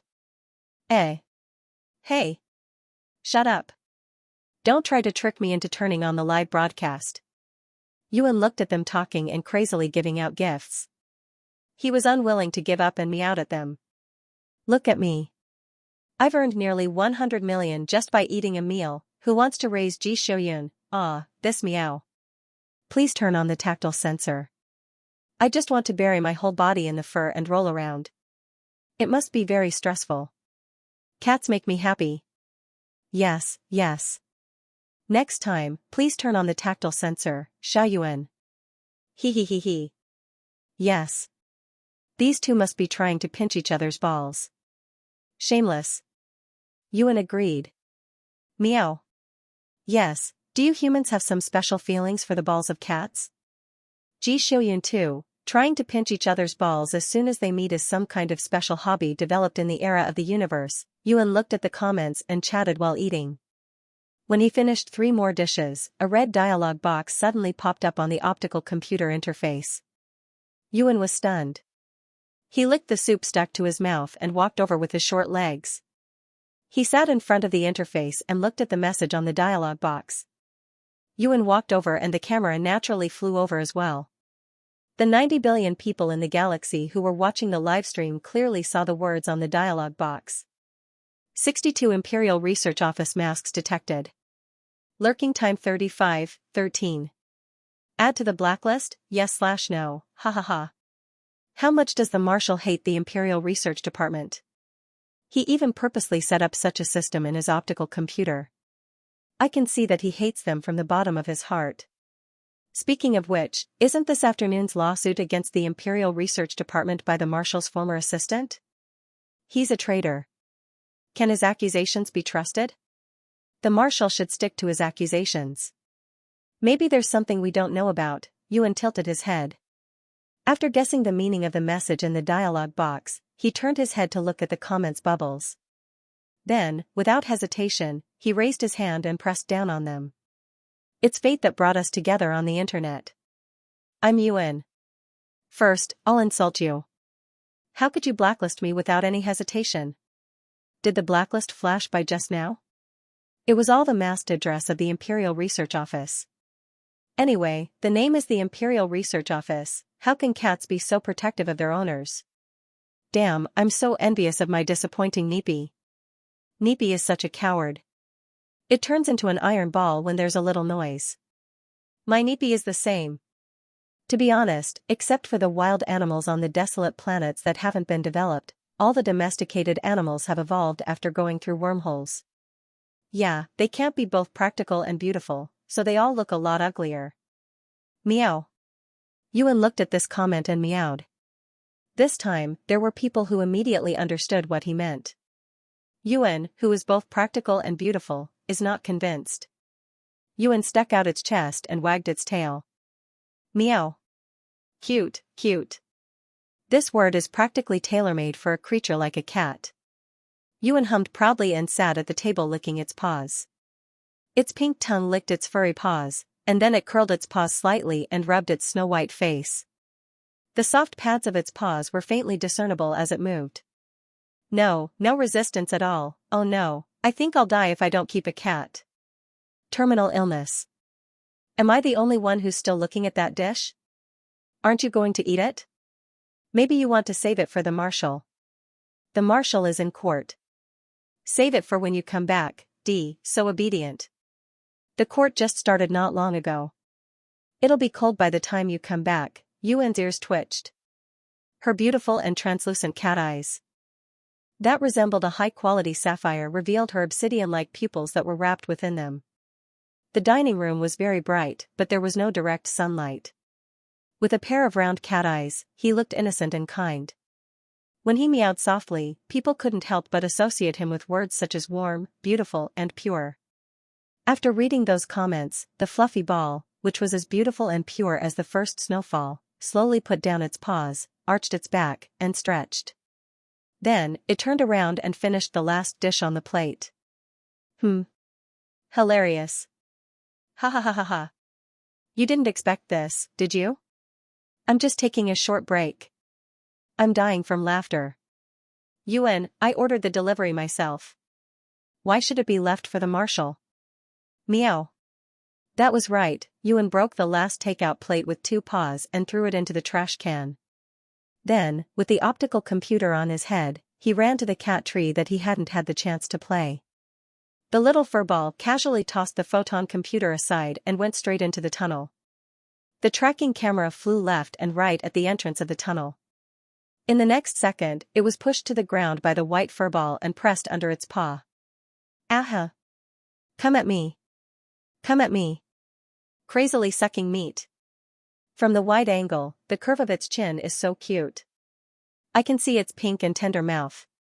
Oh, I can even see its fangs. It's so small and cute. Yuan fiddled with the camera, which didn't struggle, and withdrew its paws. It turned its head and looked at the plush toys hanging under the small platform above its head. Cats had no resistance to these kinds of things that would shake with a touch. For example, cat teasers, hanging plush toys, jumping bugs and frogs, and birds flying in the sky. Oh, and there was also the laser pointer invented by humans. Yuan let go of its paws, turned its head, and jumped onto the first step of the cat tree. It then jumped onto the second step, squatted on the edge, and used its paws to fiddle with the little toy mouse. To be honest, it was a little ugly. But it was not easy for Ji Shouyun to distinguish the toy mouse on the cat tree from the blurry old photos and materials. He even made it himself. Yuan patted the green toy mouse, and its little head swayed along with the toy. Bosses. Do you guys smell the calming wood? Eh? I've been playing with the cat, so I didn't notice. Yes, and this smell is quite strong. Now that you mention it, I suddenly feel a little sleepy. Smart as I am, I've already informed a few elders who are disturbed by insomnia to come and freeload on the calming wood. Woo woo woo, I want to touch a QAQ, I want to touch it and raise it. When can I have a second cat? It's forbidden by law, shut up. It's also forbidden by law to raise living creatures according to their genetic sequence, you're so annoying. Ah. Stealing pets is also forbidden. Forget it, no one can steal a cat from the marshal. Woo-woo, what's wrong with wanting to raise a cat? That's right. Although we can't raise a cat, we can transfer money. Yes, yes, yes, transfer money, transfer money. Now that you mention it, I suddenly thought of something. The money that Yuan spent on takeout might be the money we transferred last time. Yes, the marshal wouldn't steal money from a cat. Let me emphasize that cats are intelligent creatures. When we are sure that an intelligent species is not hostile, we have to treat them with a friendly and equal attitude. This is written in the basic law, and we have to learn it when we go to school. Actually, the platform also announced a lot of information about the copyright of Yuan's image, but the details are still being negotiated with the manufacturer. This is also money. So, in the end, we are actually raising Yuan. Oh, no. I can't control my hands that are throwing money. Can you turn on the tactile sensor for Xiaoyuan? It won't affect you. You can set the area where you are not allowed to touch. Please turn it on. I've been working overtime for 3 months, and my A-level genetic constitution can't take it anymore. The pressure is so great that I'm about to explode. I can vaguely see the end of my life. Cat boss, please do me a favor and heal me. Yuan jumped down from the second step and was slightly stunned when it saw such a comment. Meow? Yuan tilted its head and searched the optical computer for a long time, but it still couldn't find where to turn on this setting. What are you looking for? Sensing setting? Yuan shook its ears at the camera. Meow, the holographic sensing setting only allows the sense of smell by default. I remember that the sensing setting is on the third icon in the upper right corner. Yuan clicked on it and made a huge cross for its balls and tail on the model of its body. Then, it sat there obediently and clicked on the confirm button. I'm dead. Don't save me. Don't save me. Aha. Mama, I touched the cat. Heaven. Aha. I didn't come to this world in vain. It's so soft QAQ, ah. Love. No. Release. Hand. Yuan waited for a long time but still couldn't find the next comment from the person who said that he worked overtime until he was about to die. He sat there and didn't move. The plush carpet was so soft that he couldn't help but step on it with his paws. Yuan was very sensitive to the word overtime. Yuan's first owner, the little girl's father, worked overtime all year round. In the end, he collapsed from exhaustion and had to lie in the hospital for a few months before he recovered. The little girl had to study and went to bed early. When she went to bed, her father hadn't come back yet. When she woke up, her father had already left. Sometimes, her father even worked the entire night and week in the company. The little girl had hugged Yuan and cried a few times. She complained that her father worked overtime and that her mother was always the one who went to the parent-teacher conference. Her classmates all said that she didn't have a father who loved her. Yuan had a very deep impression of the little girl, who was usually so carefree and happy, hugged him and cried. Yuan was very grateful to the little girl who abandoned him in the cardboard box and took care of him for a year. If it weren't for her, he probably would have died in the cardboard box. Therefore, when her parents sent her away, Yuan didn't feel resentful. He went to see her later. The little girl had a little sister, a British Shorthair, and a golden retriever. Her father was successfully promoted and didn't need to work overtime anymore. The whole family lived in harmony and was very happy every day. On the desk in the little girl's room, there was a picture frame that had been wiped clean. In the picture, the little girl was holding Yuan, the little kitten that had just opened its eyes and not been weaned off milk yet. The little girl was smiling happily. Yuan was very satisfied with this. He still remembered the reason why the little girl cried very clearly. His tail swayed on the fluffy carpet. His white fur was very clear, smooth, and shiny. Sitting under the sun, it almost glowed. Yuan stared at the interface attentively. Wow, I got such a big surprise as soon as I came back. I'm so happy to bury my face in the fluffy fur after zooming out of the interface. The fluffy fur feels so good to the touch. I can roll around in it. There's also the warmth of the sun. Recently, it has been raining in my house for more than 3 months during the rainy season. Putting the overtime together with the rain makes me feel so depressed. Thank you, Xiaoyuan. I feel like I can live well from tomorrow onwards. Can I borrow your belly again and take a nap? When Yuan saw the comments, he heaved a sigh of relief and meowed at the camera in front of him. He walked to a place where he could enjoy the warm sunlight for a long time and lay down on the ground. It wasn't only humans who wanted to sleep after eating. Cats also wanted to sleep. Coupled with the effect of the calming wood, it was even more tiring. When Marshall returned home after a day of torment, he saw that there was an extra dining cart in the dining room. His cat was sleeping soundly under the cat tree in the living room. There was a camera next to the cat, and the optical computer that was thrown next to the sofa was playing the scene of the cat sleeping. There were also countless new comments popping up endlessly. Ji Shouyun wasn't surprised. On the way home, he knew that his cat had made a big news again. For example, he started a live stream and ate 360,000 yuan worth of takeout. He blocked the Imperial Research Office during a live stream. He confirmed that the cat was an intelligent species. He opened a tactile sensor and gave hundreds of billions of cat levers. Mr. Marshall walked into the house and gently put down the 2 different design thinking helmets. He walked to the sofa and bent down to pick up the optical computer. He glanced at the time of the live stream. 7 hours 21 minutes and 45 seconds. Mr. Marshall turned off the live stream. He squatted next to Yuan with the optical computer, picked up the camera, and put it back into the optical computer. Yuan's ears twitched. He lazily opened his eyes and wagged his tail with his belly exposed. Get up if you're awake. Mr. Marshall rubbed his head. Yuan flipped over and got up. He shook his fur and turned to look at the optical computer in Mr. Marshall's hand. He poked at it with his little paw. Meow. Ji Shouyun surprisingly understood what Yuan meant. He cooperated and opened his account on the platform. He saw that there was a balance of almost 10 digits. He deeply understood the ability of Yuan to make money. Yuan's eyes sparkled. He was very happy. Meow. It's all yours. Marshall stuffed the optical computer into Yuan's arms. He. Yuan hugged the optical computer like it was a treasure. Marshall took the two thinking helmets he had brought back. If you don't want to eat, you can order takeout from the cafeteria. However, you must practice your battle skills.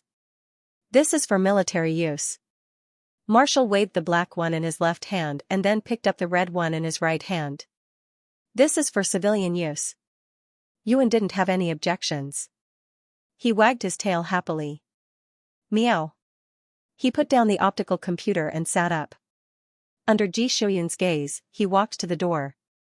Meow. Yuan turned around and meowed at Ji Shouyun. Ji Shouyun, are you going out? Yuan opened the door. He had seen many recommendations in the comments of the live broadcast. It was said that there was a restaurant in this military family's residential area that was quite good. Ji Shouyun didn't know where Yuan was going. He simply followed behind Yuan and watched as the little guy looked left and right to choose a route. Yuan looked like he was confirming his territory. Marshall thought as he walked slowly with his two long legs. Marshall spent most of his time on the battlefield and at the military base. He rarely had the chance to leisurely stroll around the residential area. In all fairness, the residential area of the military family's high-ranking military family was quite good and convenient. Everything that needed to enter the residential area had to be checked by the guards in charge of protecting the area. The security level was also very high. Marshall was very familiar with the terrain here. He had memorized the entire map. However, he had never really taken a stroll around this place since his parents died. Ji Shouyun looked at the little fur ball leading the way in front of him. He then looked at the surrounding environment that was full of life. He felt that this kind of leisurely life was quite rare. Yuan led Ji Shouyun through 3 crossroads. Marshall didn't tell the little kitten that they had already passed through this crossroad twice. Marshall was in a good mood and had the opportunity to relax. He was willing to waste some time with the little guy. Yuan finally managed to get around the complicated route built by humans. Just as he was happily heading towards his destination, Marshall suddenly stopped in his tracks. The head of the scientific research department also stopped in his tracks at the same time. The two people who had just come out of the military court looked at each other from afar. One was gritting his teeth with an ashen face, while the other was cold and unmoving. Fate was wonderful. This person shouldn't be here. The marshal sized up the man without batting an eyelid. The Minister of Scientific Research was still wearing the same clothes he had worn during the court session. However, he looked much cleaner than he did at the end of the court session. He had probably taken good care of himself. Even his hairstyle had been specially groomed. No matter what, this person shouldn't be here. This was a residential area for military families. Without the approval of the people inside, even the Minister of Scientific Research had no authority to enter. After all, the military and government of the empire were separated and restrained by each other. The military was in a sensitive position and had a huge military force in their hands. As a restraint, they had to keep their family members on the imperial planet, which was the center of the political center. Under the eyes of the political side, the military naturally had to provide the most stringent protection for their family members. Therefore, this person shouldn't be here. Ji Shouyun glanced at the Minister of Scientific Research and then looked in the direction he had come from. He thought about the distribution of the residents in this residential area and immediately understood where this person had come from. His tone was calm, as if he was stating a fact. "I'm looking for Marshal Kevin." The Minister of Scientific Research's face turned even uglier. After all, he was still a researcher. For the marshal, who was well versed in interrogation methods, putting pressure on this person and adding psychological hints was child's play. Most of the soldiers who knew how to interrogate had dark and dirty hearts. They knew very well how to take things slowly. If they slowed down, they would increase the pressure on the subject through psychological hints. The marshal's calm and confident look made it seem as if he knew everything. The Minister of Scientific Research couldn't help but wonder if someone had planted a spy around him. His expression was very ugly. Ji Shouyun saw his expression and knew that he was right. Unfortunately, this person didn't know that Marshal Kevin was on his side. Yuan looked at the chubby human in front of him and then turned to look at Ji Xiuyun, who was dressed in a black military uniform. After thinking for a while, he turned back and walked to Ji Xiuyun's feet. He gently rubbed against the leg of Ji Xiuyun's trousers to show his intimacy. Meow. No matter what, he's a member of my family. Other than me, no one is allowed to bully Ji Xiuyun. The marshal lowered his eyes and looked at the Yuan who was meowing at him. He bent down and picked up the little white fur ball, allowing the Yuan to climb up his arm and squat on his shoulder. She didn't even mind that the sleeves of her military uniform were dirted by her little paws. He gently patted the spot that was stained with dust. Then, he took a step forward and leaped over the research minister, who was frozen in place. Which way? Asked the marshal. Meow. Yuan pointed at the path on the right. The marshal nodded slightly and turned to follow the path that Yuan had pointed out. The Yuan turned around and glanced at the person who was still standing at the same spot. After thinking for a while, it extended its claws and waved a wisp of spiritual energy onto the person's body to make a mark. Ji Xiuyun seemed to have sensed something. He turned his head slightly but didn't find anything unusual. What are you doing? Meow. Yuan rubbed against the marshal's face perfunctorily. It was furry and carried the warmth of the sun. Therefore, the marshal didn't ask any more questions. He only reminded the marshal, those who wear that kind of uniform are not good people. If you see them in the future, the marshal thought for a while and said, either beat them up or run. The uniforms of the ordinary researchers in the research department were different from the uniforms of the higher-ups in the research department. No matter where it was or what era it was, there would always be something that represented privilege and a sense of superiority. This was the case even in the research department. Their work only overlapped.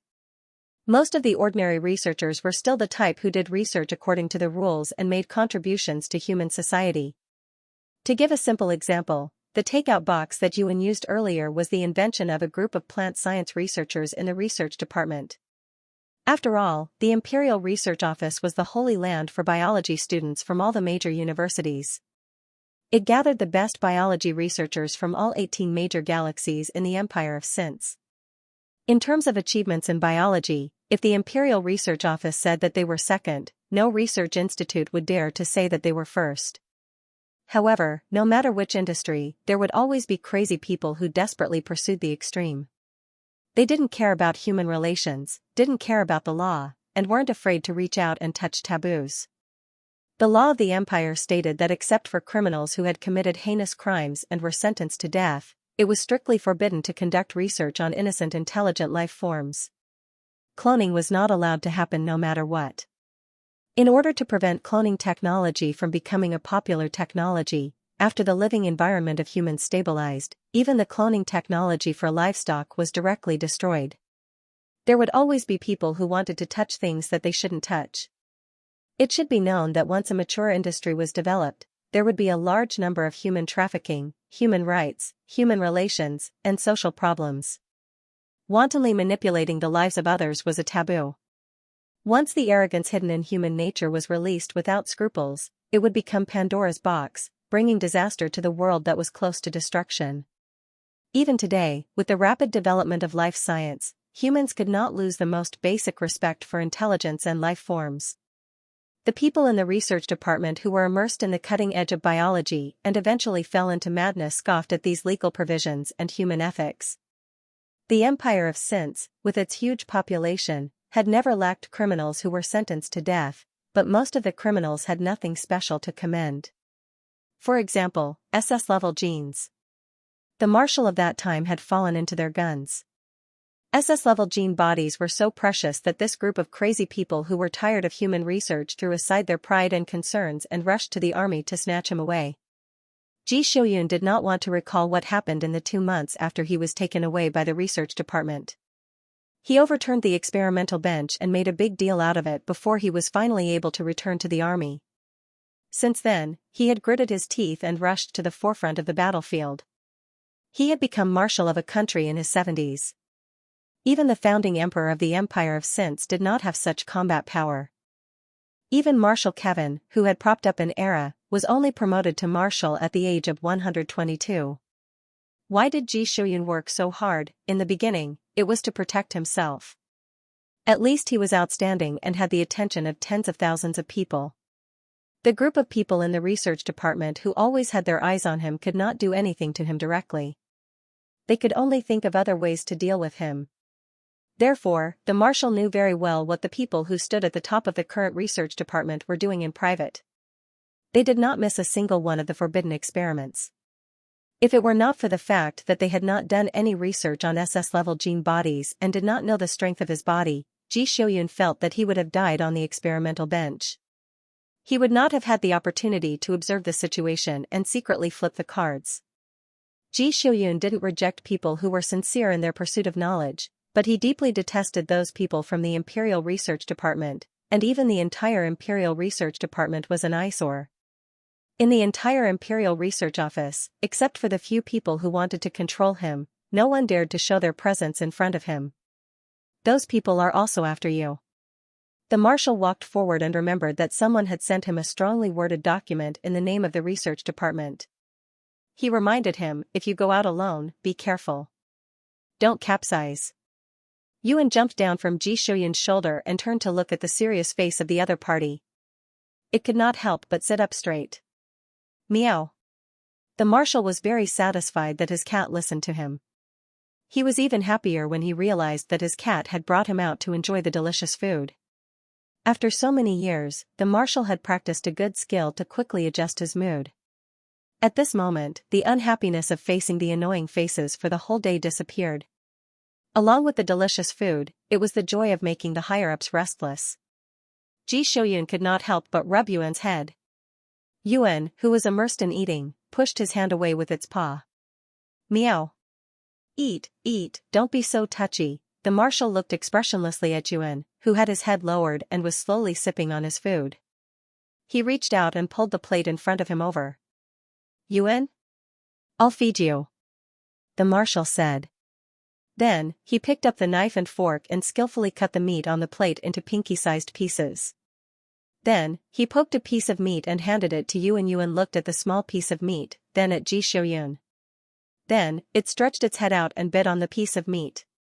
The dishes recommended by the group of Overlord VIPs tasted pretty good. The Marshal restrained himself from overeating. Yuan, on the other hand, did not hesitate to eat all the dishes recommended.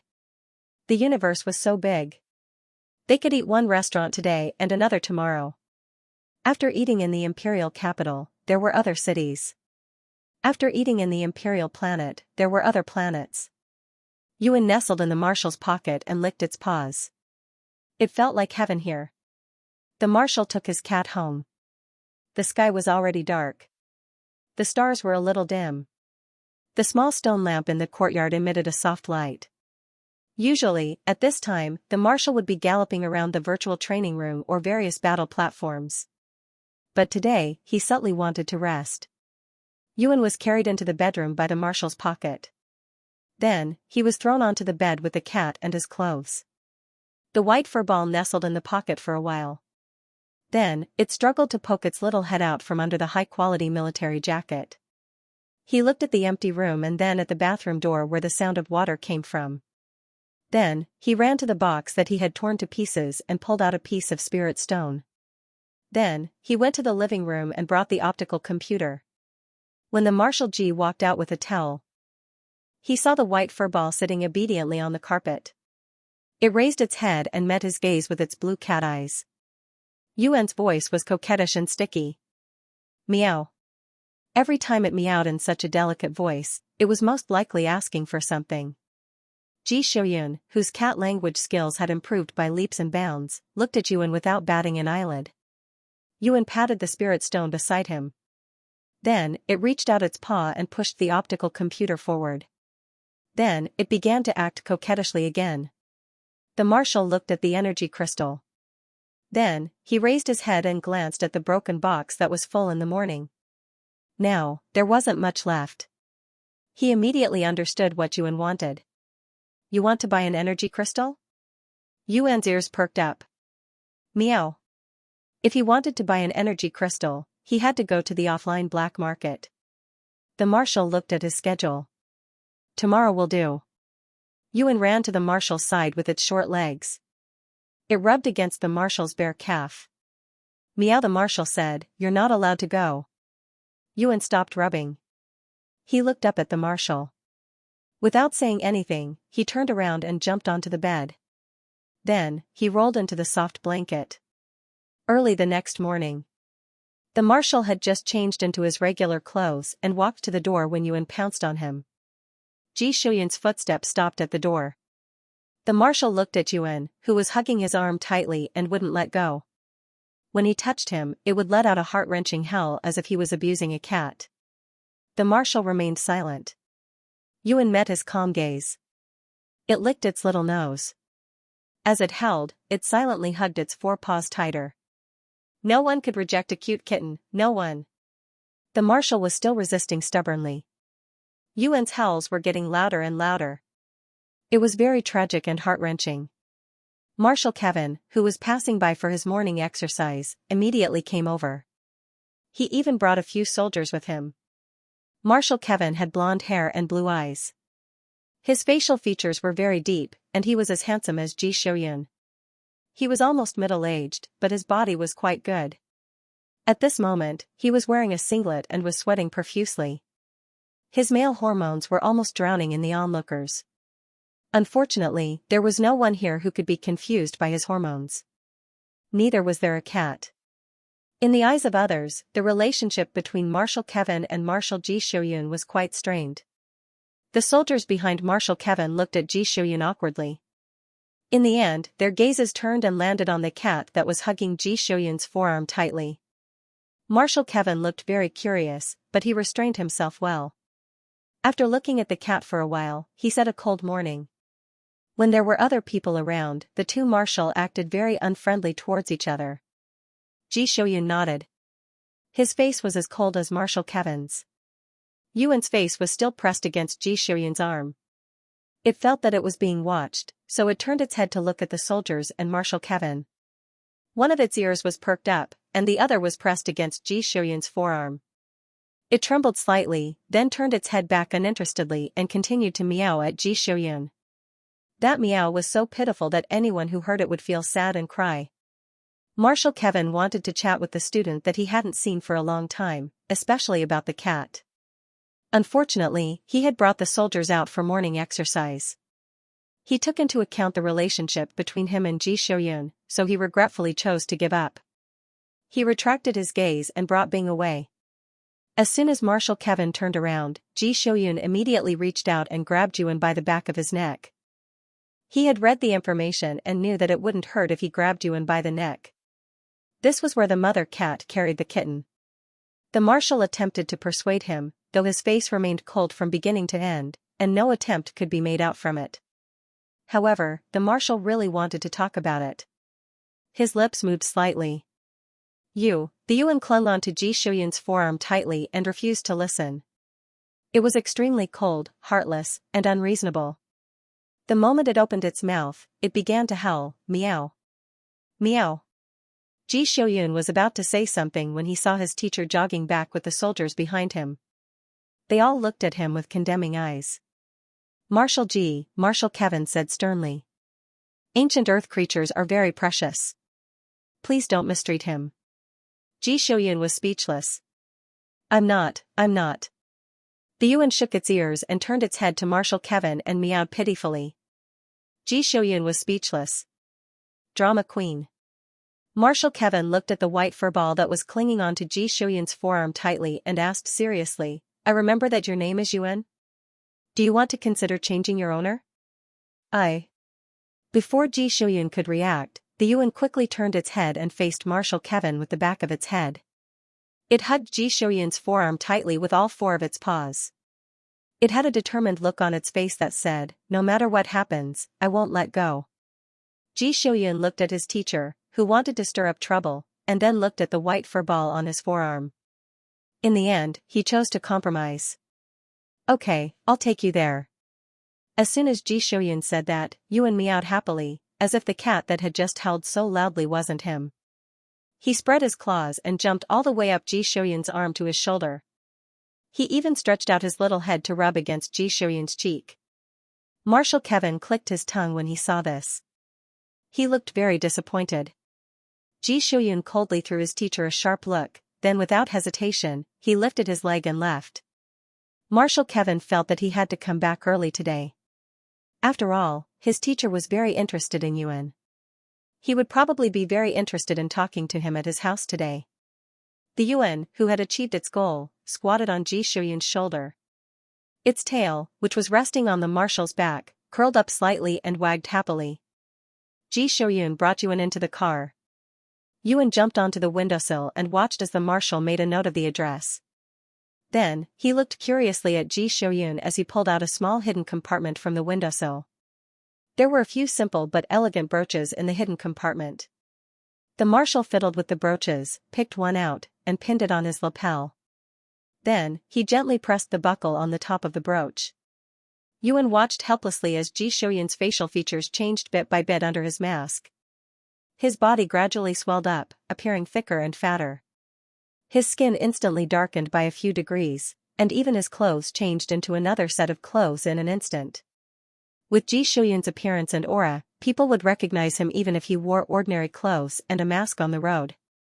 After all, other than Marshal Ji, who else could put on such a fierce look? However, Ji Shouyun's current appearance was very ordinary. It was hard for people to have any impression of his ordinary appearance. His frightening aura seemed to have been covered up.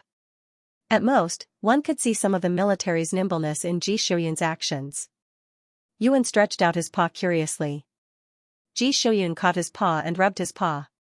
Then, he loosened his grip and unbuttoned his jacket. He pointed at the hidden compartment inside and said, "Stay here later. Don't show your head." Yuan took 2 steps back to show his resistance. Marshal Ji Shouyun explained, "The cloth is special. You can see outside from inside." Yuan's original intention was to memorize the route. However, after thinking about it, he reluctantly agreed to this suggestion. Marshal Ji Shouyun had his reasons for not wanting to bring his cat along. He was the Empire's Marshal Ji Shouyun. He couldn't possibly go to the black market with his face, right? Although the boss behind the black market was definitely someone who had connections with both the military and the government, it was still a black market that sold illegal goods, therefore, disguises were necessary. First of all, the disguise brooch couldn't be used by Yuan. If Yuan was a domestic pet like Pai Pai, it wouldn't be a problem to bring him to the black market. However, Yuan was a cat, the last cat in the entire universe. The entire galaxy knew that this extremely precious cat was living with Ji Shouyun. If he brought Yuan to the black market, wouldn't he be telling others that he was the Empire's Marshal Ji Shouyun? Ji Shouyun was visiting the black market. If such a thing really happened, Marshal Kevin Ji Shouyun would be able to smash Yuan's head without the intervention of the media or the military court. Furthermore, it was better to be safe than sorry. What if something really happened? Marshal Ji Shouyun still remembered that this cat had saved his life. He had only just returned the favor of a few dozen energy crystals. He couldn't possibly lose this cat. If Yuan wanted to go to any other place, Ji Shouyun would agree without hesitation. However, the black market was different. Even if they were in the public eye, they would still be a group of daring outlaws. What did they not dare to do? However, looking at Yuan's expression, it seemed like it really wanted to go. Ji Shouyun looked at Yuan, who was leaning against the window and staring outside with wide eyes. The little furball by the window sensed Ji Shouyun's gaze. Its ears trembled, and it put down its 2 little paws and turned to look at Ji Shouyun's unfamiliar face. Meow? Forget it. He had already brought it out. There was no point in thinking about it. Marshal Ji Shouyun sighed imperceptibly. The entrances to the black market were located in a bustling commercial district. There were a total of 5 entrances. Ordinary people might not believe it, but the largest black market on planet Since was here. It was located in the capital of the Empire of Since, under the most bustling commercial district. The black market's goods came from all kinds of sources. Some were stolen, some were looted from official caravans by interstellar pirates, some were privately operated by the nobles above, and some were supplied by various mine owners on a regular basis. Similarly, the people who bought things here came from all kinds of backgrounds. There were no rules in this place. There was only one rule: the highest bidder gets the goods. Simply put, in this place, you could either talk with your strength or talk with your money. With an extremely ordinary face and a cat in his arms, Marshal Ji Shouyun stood calmly in the descending elevator. Yuan crouched in the hidden pocket of his clothes and saw the route clearly. He turned to look at the other people in the narrow elevator. They each occupied a corner and exuded a cold aura. They did not communicate with each other. Yuan yawned in boredom in the hidden pocket. Ji Shouyun was quite used to this. He often came here when he was young, but he never went to the commercial district above. Instead, he went to the black market below. He needed to arm himself like crazy in order to protect his autonomy when he was young and powerless. Because of this, Ji Shouyun was quite familiar with the prices in the black market. Among the ores, other than the rare metal ores that could enhance the sharpness of weapons and the defense of mechas, energy crystals were the most popular and the supply was the most stable. Walking in the universe, no matter what, it was impossible to avoid the use of energy crystals.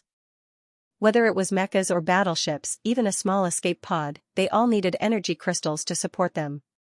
Therefore, no matter what was lacking, energy crystals were indispensable. As a marshal, Ji Shouyun's Second Army and Fourth Army were always on the front lines of hunting down interstellar pirates. He was somewhat concerned about the source of some of the black market's goods, but now he had a way to recover energy crystals. It was better for Yuan to buy these energy crystals than for the interstellar pirates to buy and use against him and his soldiers. After all, weakening the enemy was the same as strengthening oneself. However, there was only one shop in the entire black market that sold energy crystals with extremely high purity.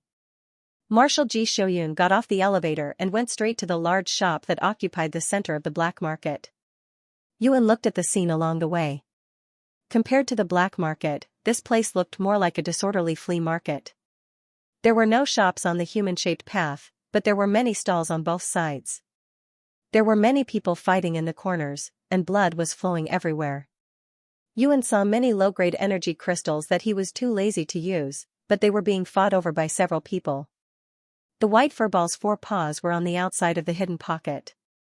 Its big blue eyes were looking around, searching for what it wanted. Yuan looked around and finally realized that the energy crystals that Ji Shouyun had given him were of the highest quality. No wonder they were so expensive. They cost 1,800,000 each. Marshal Ji Shouyun felt that the furball in the hidden pocket was moving around restlessly. Before entering the shop, he patted the pocket and whispered, "We're here. Stop fooling around." Yuan immediately quieted down. Ji Shouyun took out an old magnetic card from his pocket. In the black market, this type of card was anonymous. Once the card was swiped, no one would know who had spent the money. Marshal Ji Shouyun walked straight to the innermost part of the shop and asked the man standing behind the energy crystal counter, "High-grade energy crystals. How many do you have?" The man was slightly stunned. He stood up straight and looked at the ordinary-looking man in front of him for a few seconds before answering, "About 500. Price?" The man looked at him with a serious expression. "The current price is 1,210,000. Ji Shouyun did not waste any time. He just wanted to buy the energy crystals and leave this place with the soft little guy in his arms. "I want all of them. Round them down. 1,200,000. The man behind the counter clicked his tongue. He did not hesitate.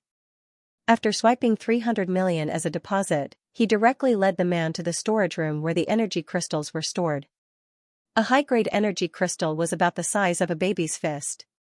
There were 532 of them placed neatly in the storage room. Even after using the space storage technique, the box containing the energy crystals was still half the height of Mr. Marshal Ji Shouyun. It was also extremely heavy. Yuan was biting its own tail in the hidden pocket. Its cute cat face was frowning.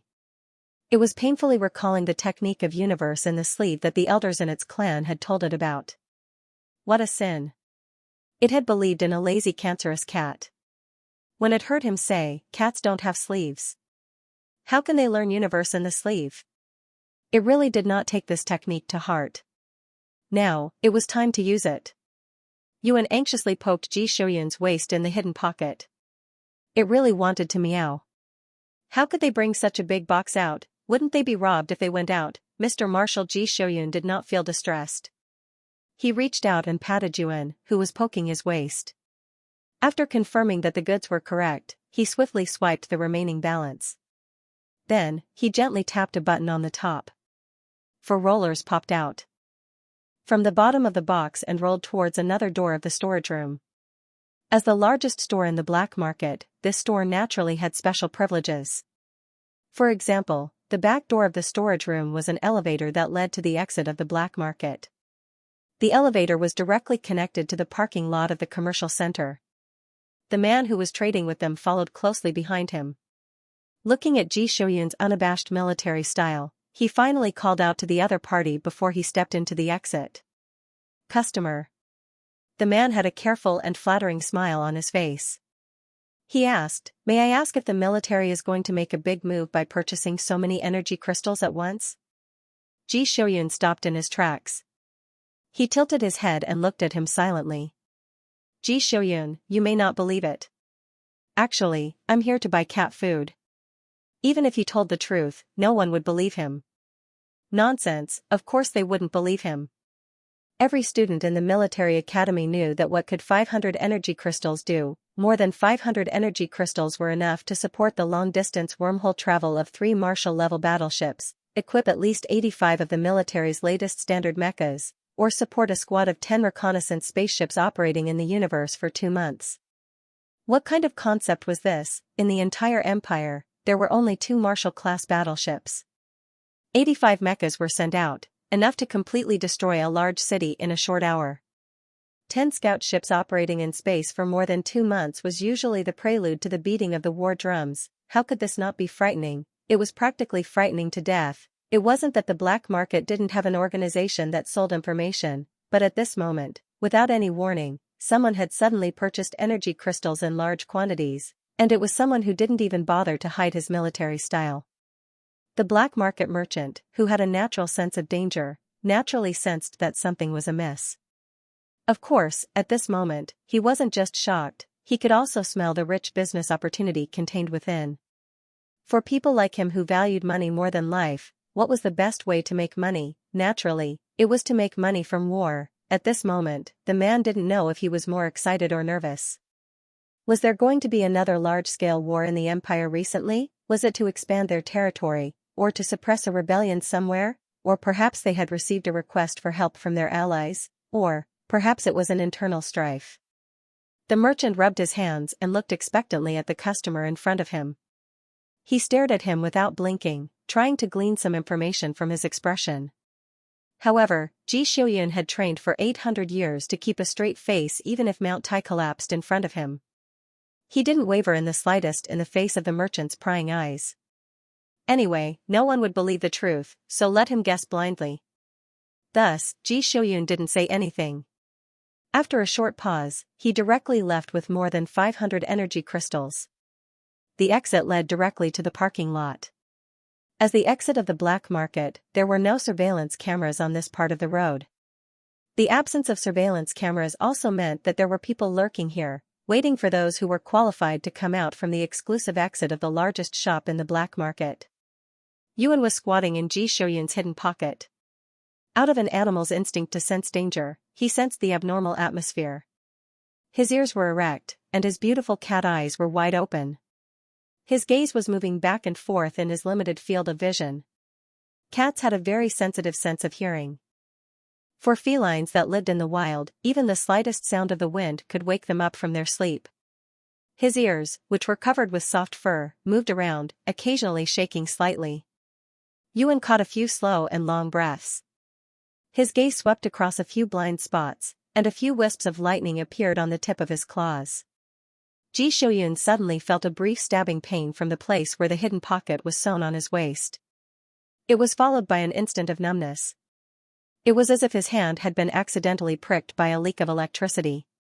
His footsteps paused, and he keenly heard a few muffled groans coming from all directions. When he looked up, he saw a few people fall down in the blind spots in front of him.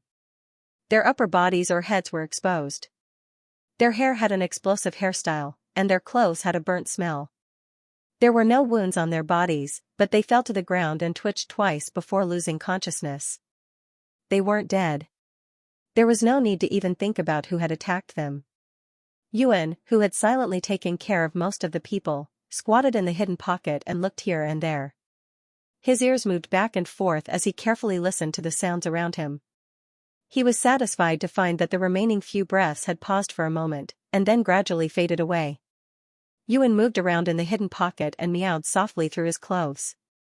Ji Shuyun didn't need to think to know what was going on. He didn't stay any longer, and he reached out to grab the chest that was as tall as his waist and walked out. His 2 long legs could take 2 steps with each step, and it only took him a few minutes to return to his carriage. As soon as he got into the carriage, Yuan squirmed out of his arms and jumped onto the chest. He meowed at Ji Shuyun, who was taking off his brooch, and raised his head with his tail up high. He had an expression that said, "Hurry up and praise me." Sir Marshall returned to his original appearance. He glanced at the rapidly receding scenery outside the window, and reached out to gently scratch Yuan's chin. Yuan lay on top of the chest. He closed his eyes as Ji Shuyun scratched him skillfully. His 2 ears were pressed down, and the weight of his little head was all on Ji Shuyun's palm, making a gurgling sound. Ji Shuyun lowered his eyes and looked at Yuan, who looked like he was about to fall asleep.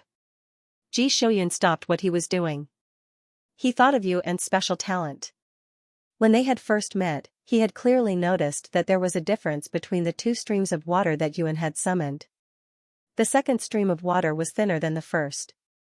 When they were sitting by the pond and roasting fish, Yuan had summoned a lightning bolt and blasted half of the water in the pond. The cat had been stunned. At that time, Yuan had just eaten half of an energy crystal. His cat did not feed on energy crystals. Yuan could eat a lot of things. He could eat anything that humans could eat, but he had a special liking for energy crystals. Ji Shuyun had a bold idea when he thought about how Yuan had eaten a few mouthfuls of energy crystals the day before. He woke up Yuan, who could doze off anywhere. Yuan opened his mouth and bit Ji Shuyun to show his dissatisfaction. He didn't use much strength, and it only caused a slight sting. Sir Marshall pulled out his finger and stroked the cat's head to comfort him. He asked, "Yuan, does your talent rely on energy crystals?" Yuan was lying on the table. He turned around and looked up at Ji Shuyun. He didn't want to hide anything. Meow. No wonder. Ji Shuyun stroked Yuan's head again and again as he looked at the large chest of energy crystals. "My cat that saved my life is so difficult to raise." As the marshal thought about it, he felt that something was amiss. The money for this box of stones was earned by Yuan himself. Sir Marshall fell into silence. Wouldn't this make him seem a little too useless? The more Sir Marshall thought about it, the more he felt that this was the case. He asked, "Yuan, is there anything you want?" The cat's ears shook. He stretched out his paws and patted the chest on which he was lying. Sir Marshall paused. "Other than energy crystals? I want to become a fairy." Yuan thought about his 8 tails. He looked up at Ji Shuyun, thought for a while, and then turned around to reveal his belly. Meow. Sir Marshall looked at Yuan calmly for a while. He finally recognized the cruel reality. He seemed to have been treated as a human massage machine by his cat. What a sin. Sir Marshall was not poor. In fact, he was very rich. He owned a mine and some side businesses. Other than that, he also had a high salary and all kinds of subsidies. In order to win over a young and powerful general, the emperor never cared about money. However, Yuan did not need Ji Shuyun's money. His ability to make money was even better than that of Marshall. Just as Ji Shuyun was seriously considering whether he should hand over his salary card to Yuan Hua so as not to appear useless, they arrived home. The car was parked in the garage. Sir Marshall lifted the chest out of the car effortlessly and dragged it into the house. Yuan lay on the chest as he entered the house. He looked up and saw Marshal Kevin sleeping on the sofa. Yuan was stunned. He looked up at Ji Shuyun. Ji Shuyun did not show any surprise. His teacher had always had access to this house. This was given to him by his parents when they were still alive. Ji Shuyun had never thought of taking it back. The marshal's movements were extremely light. The temperature in the house was constant, so he did not need to worry about catching a cold. Yuan looked at Ji Shuyun's movements. He suddenly realized that the relationship between the two was not as cold as it had appeared in the morning. As far as Yuan knew, Ji Shuyun's interpersonal relationships were too simple. This made him curious about the marshal who had access to Ji Shuyun's house. He walked over with his short legs and nimbly jumped onto the short table in front of the sofa. He tilted his head and carefully looked at this person. Marshal Kevin was over 210 years old this year. He had protected the empire as a marshal for nearly 100 years. His body had begun to deteriorate over the past few years. He was about to leave the golden age of a human's life. Although it was not obvious from his appearance, as a soldier who had spent his life on the battlefield, his body was no longer suitable to stand on the fierce front lines. However, the consciousness that he had honed over the years on the battlefield had not been erased by the comfortable life of the past few years. Marshal Kevin woke up under Yuan's scrutinizing gaze. He immediately saw Ji Shuyun and yawned. "You're back?" Ji Shuyun nodded. "Teacher." Marshal Kevin nodded. He saw Ji Shuyun open the takeout menu and walk to the kitchen. His gaze turned to the furball squatting on the short table in front of him. He tentatively reached out his hand. Yuan did not dodge. Marshal Kevin smiled and generously reached out to rub Yuan's head. When Ji Shuyun walked out of the kitchen with a glass of warm milk, he saw his teacher holding a bag of meat strips and playing with the cat. Marshal Kevin saw Yuan straighten up and reach out to grab the meat strips. He walked over and put down the glass of milk in his hand. Yuan turned its head and smelled the milk in the air. It suspiciously meowed at Ji Shuyun. Marshal Kevin took the cat back from its teacher and squeezed its paws. "It's for teacher." Yuan looked at Marshal Kevin in disbelief. He was already so old, yet he still drank milk. What kind of modern setting was this? Drinking milk can help slow down the aging of the skin.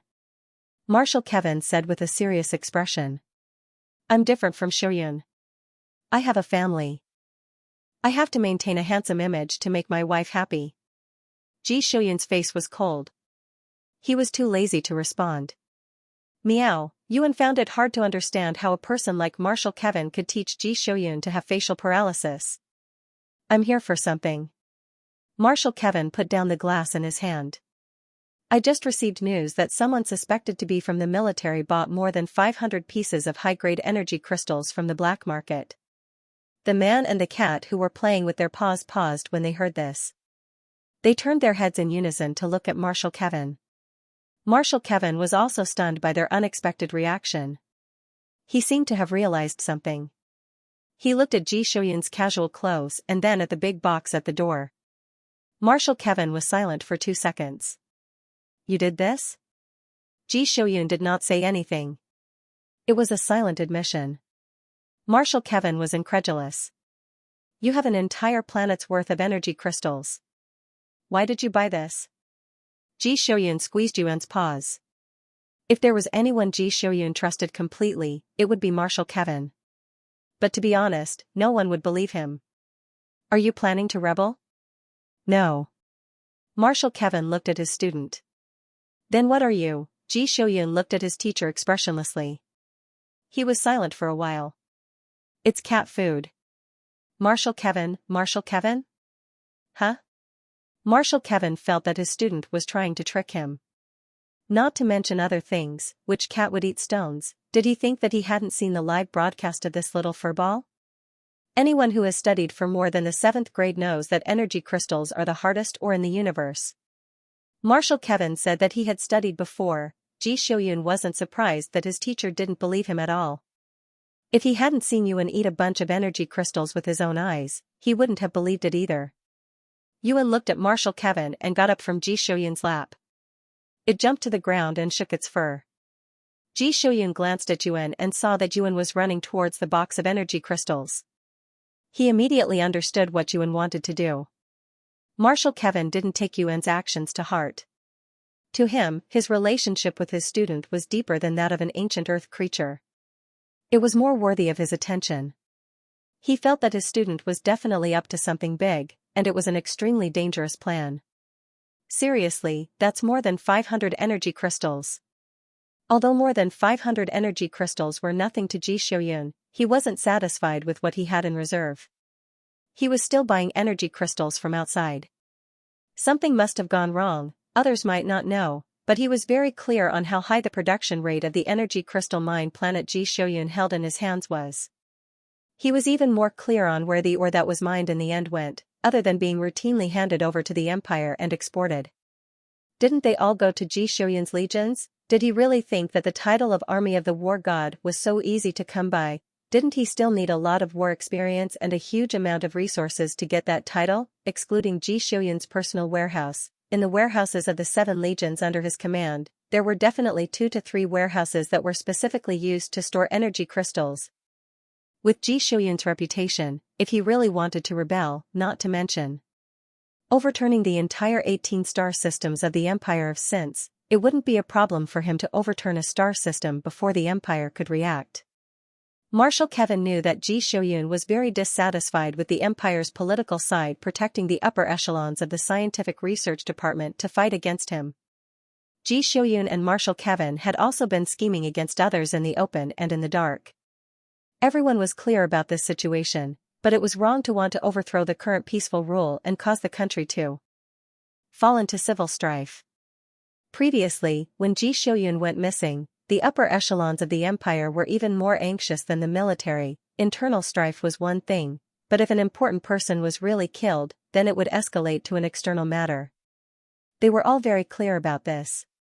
Marshal Kevin also knew that his student had been wronged all these years, which was directly reflected in his attitude of Imperial Shield Marshal Kevin guarding the Imperial planet. Unless it was something very important, he was determined not to return to the Imperial planet. If you're really angry and want to fight with others, the Free Army in the 18th star system has been causing trouble again recently. Once your Silver Blade is rebuilt, go and chase them down. Marshal Kevin tried his best to persuade him. It's not advisable to rashly drag the country into chaos. Ji Xiuyun, that was really just cat food. Ji Xiuyun swore that although he had opinions about the empire's politics, he definitely didn't have any improper thoughts. For so many years, he had always only given face to the emperor, not because he was loyal to the emperor, but because he simply wanted to protect himself and the peace of the country. He was born and raised here, and he opened up new territory for the empire and quelled the chaos of war only because of his love for his homeland and because he inherited the will of his parents. Ji Xiuyun's parents were just civilians living in a star system bordering the empire, and they were childhood sweethearts. When they were still young, they had a brush with death in a border skirmish. It was the young Marshal Kevin who arrived in time to block the cannon fire that was about to end their lives. After the incident, the two of them resolutely joined the army. Unfortunately, with their own strength, they couldn't leave the bordering planet and go to the Imperial planet's core army even after spending decades.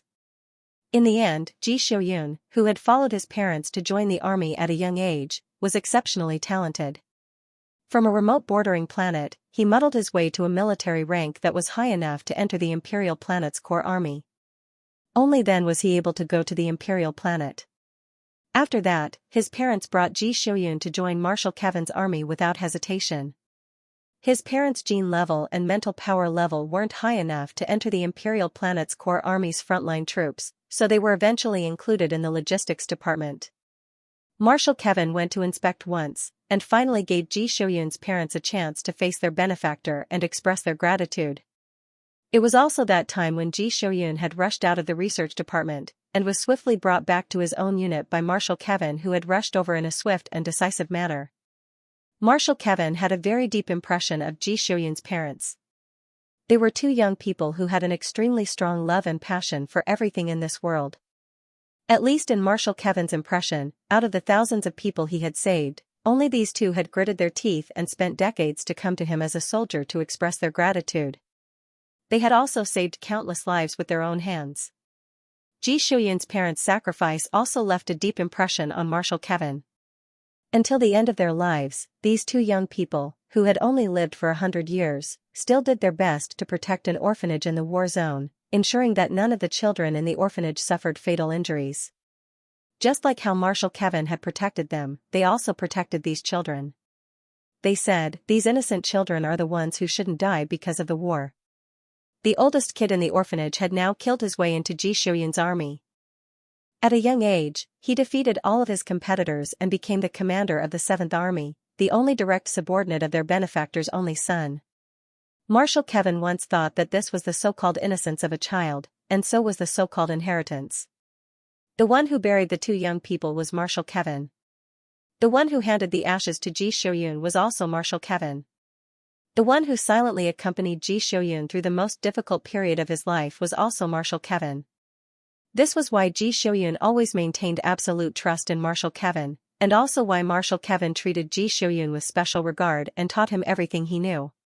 Marshal Kevin felt that a child taught by 2 people who held kindness and gratitude towards the world until their deaths should also be as sincere and passionate as their parents. Ji Shouyun didn't disappoint their expectations. He willingly took on the will of his parents who sacrificed themselves for the country, and felt proud of it. However, it seemed that everyone who knew about this felt that Ji Shouyun was a person who had suffered a great deal since he was young, and that his life was very painful. Even Marshal Kevin felt that these experiences were too cruel for Ji Shouyun. However, Ji Shouyun didn't show it, so he didn't say anything and remained silent. However, it was impossible for him to go down the wrong path because of this.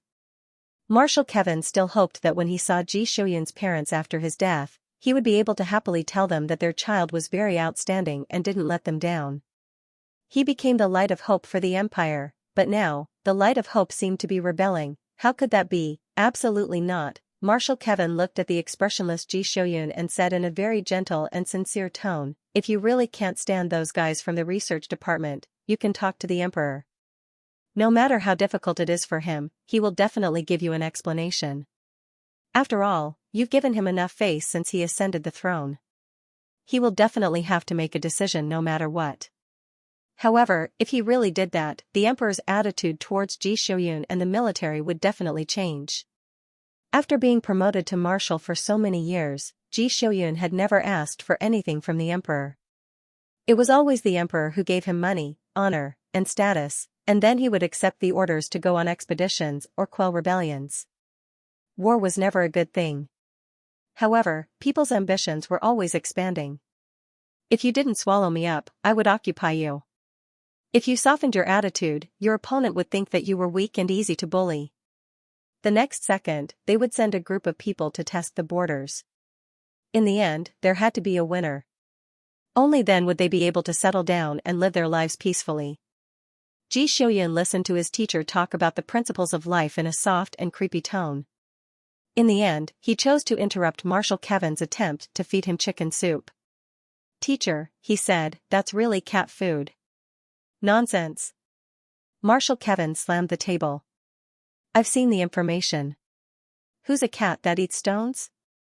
Ji Shouyun was silent for 2 seconds. My cat. Meow. Yuan rolled over with its little paws pushing a spirit stone. Then it squatted in front of Marshal Kevin and meowed at him. Marshal Kevin lowered his head and looked at the little furball sitting on the fluffy carpet. Yuan was really a very cute cat. Its snow-white fur was long, and it looked like a soft and fluffy ball. Its fur was glossy and shiny, and it looked like a ball of transparent snow under the sun. Only its ears, which were relatively sparse, revealed a cute pink color under the sun. That pair of cat eyes were bright and lively. When it stared at people, it was as if it was acting coquettishly at people all the time, asking people to play with it. Marshal Kevin's heart melted into a puddle of water. Then he looked at the soft and fluffy ball of fur. It reached out its paws and pressed down on the energy crystal. Then it lowered its head and bit down, leaving a small hole in the energy crystal. Marshal Kevin, Marshal Kevin? F***ck, I was scared to death. Ji Shouyun repeated, it's really cat food. Marshal Kevin watched as Yuan lay down on the carpet, licking and biting the energy crystal with its 4 claws. It quickly ate the energy crystal that had troubled the researchers for 200 years. It looked as if it was eating candy as easily as if it was eating candy. Marshal Kevin, F***ck. It was like a dream. The doorbell of the delivery robot interrupted Marshal Kevin's shock. The tall and burly Ji Shoyun went to open the door and blocked the robot's probing head, so that no one could see the living room. Then he came back with a food trolley. Most of the food was for Yuan. One thing to note was that the food was from Ji Shoyun's own salary. Ji Shoyun placed all the dishes in the dining car on the table, then looked at his teacher and cat. Marshal Kevin, who had lived for more than 200 years, met his student's gaze. He got up and sat at the table with a glass of milk. He quickly used his level 99 skills to change the topic. "That's great. I was worried about how to investigate this matter," he said. "Yesterday afternoon, the little guy from the research department came to me and said that the enemy of my enemy is my friend. He wanted me to trick you. In order to express his sincerity, he gave me a piece of information." Ji Shoyun paused in his action of sitting down and tilted his head to look at his teacher. "He said that they want me to go on an expedition." Marshal Kevin paused. "To conquer the 19th star system of the Empire." Ji Shoyun frowned. It was rare for him to show his emotions. Nonsense. Marshal Kevin's current physical condition was not suitable for front lines, let alone conquering new territories. No one knew better than Ji Shoyun, who had experienced it once, about how fierce the resistance would be when conquering a galaxy. "The Free Army in the 18th star system hasn't been pacified yet. If I go on an expedition, you will have to stay on the Imperial planet." Marshal Kevin's sense of war was no worse than Ji Shoyun's. "The target star system borders the 18th star system. If you can't stay there to suppress the Free Army, I won't be able to protect my rear." Ji Shoyun pursed his lips. "They want you to die. They want the people to hate the target star system. That way, you can legitimately send troops in the name of revenge." Marshal Kevin picked up a piece of meat with his chopsticks. He didn't seem to care. "They've already thought about who will take over my position, but they must be scared now." Ji Shoyun saw that his teacher didn't seem to care. His eyebrows gradually relaxed. "That kid from the research department told me about their recent discussion. Then, someone suspected to be from the military wantonly bought energy crystals in the imperial capital's black market. What do you think they'll think?" Marshal Kevin grinned. "They'll definitely think that when this order is issued, it'll be the time for me to rebel. That kid from the research department who secretly leaked the information will definitely be in big trouble." Marshal Kevin ate happily. He was so happy that he even patted his student's shoulder. "Well done. You don't need to spend money on sexual apathy anyway. The balance in your salary card should be a mountain, right? Keep buying. Don't be scared." Ji Shoyun thought about it. In the end, he didn't tell his teacher that Yuan could be self-sufficient. After all, Marshal Kevin was a person who handed over his salary card to his wife. He would even act like a spoiled child to his wife when he asked for some pocket money. To put it simply, although Marshal Kevin's salary and benefits were very high, he still had a subtle hatred for the rich. If his teacher found out about Yuan's ability to make money, he might sneak in one of these nights and take the Yuan home to freeload off a few days of benefits. Marshal Kevin had once secretly bought a game and used it to freeload off Ji Shoyun's biological cabin. The main reason was that Marshal Kevin was strong and handsome. His wife was very insecure and didn't let Marshal Kevin play virtual reality games. She was afraid that one day he would be cuckolded. Marshal Kevin doted on his wife. If he really wanted to play, he would sneak over to Ji Shoyun's house and freeload off her. Ji Shoyun had also seen Marshal Kevin's virtual image before. He was a sloppy homeless uncle with an unshaven beard. When he stood in the virtual community, he was basically the type that would make all the girls within a 10-meter radius walk around him. Marshal Kevin was still chatting with Ji Shoyun about their daily lives. Ji Shoyun would occasionally respond, but he didn't say anything. He really didn't have anything to say, but listening to his teacher and his wife talk about their sweet and sour daily lives was quite heartwarming. Yuan was very interested in the glass of milk that Marshal Kevin hadn't drunk yet. He wanted to know the difference between milk in this era and milk on Earth. Although cats were lactose intolerant, he was a monster. Yuan wagged his tail and looked at the two humans at the dining table. While Ji Shoyun and Marshal Kevin were talking, he sneakily stuck his head out of the glass while no one was paying attention to him. Just as his little head was about to touch the sides of the glass of milk was taken away by a big hand. Yuan raised his head and saw Marshal Kevin's smiling handsome face. Do you want to drink this? He asked. Yuan coquettishly said, meow. Ji Xiuyun looked at his teacher and then at Yuan. He stood up and walked into the kitchen. No one was paying attention to him. Marshal Kevin was looking at Yuan, and Yuan was looking at the milk. Marshal Kevin said, then let me massage your paw. Yuan stretched out his left front paw. Marshal Kevin massaged it with satisfaction and then said, I want to massage your right side too. Yuan retracted his left front paw and stretched out his right front paw. Marshal Kevin massaged it again and said, let me massage your belly again. Yuan turned his head and howled at Ji Xiuyun, who had just come out of the kitchen with a glass of milk, meow. Meow. Now I believe that you were taught by this person. You have the same bad taste. How shameless. Ji Xiuyun, who knew his teacher's temperament well, placed the warm milk in front of Yuan and stroked Yuan's head. To make it easier for Yuan to drink milk, Ji Xiuyun had specially chosen a glass with a bigger mouth so that his cat's head wouldn't get stuck in the glass.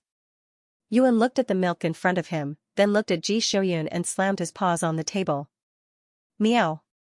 My paws were squeezed, but I didn't get to drink the milk in his glass. Yuan was filled with dissatisfaction. Ji Xiuyun sat down and looked at him for a while, but he still didn't understand what Yuan meant. Marshal Kevin smiled as he drank his milk. He was very happy to see his student's troubled expression. He knew Ji Xiuyun's personality very well. Ji Xiuyun had been in a high position at such a young age, so he always had to keep a straight face and act swiftly to ensure that his authority wasn't challenged. Most of the time, he had a cold expression on his face, which scared people away from him. He was like the king of hell. Even in Ji Xiuyun's army, there were people who believed the media's nonsense about him being a killing god. This was enough to show what kind of image Ji Xiuyun had in the outside world.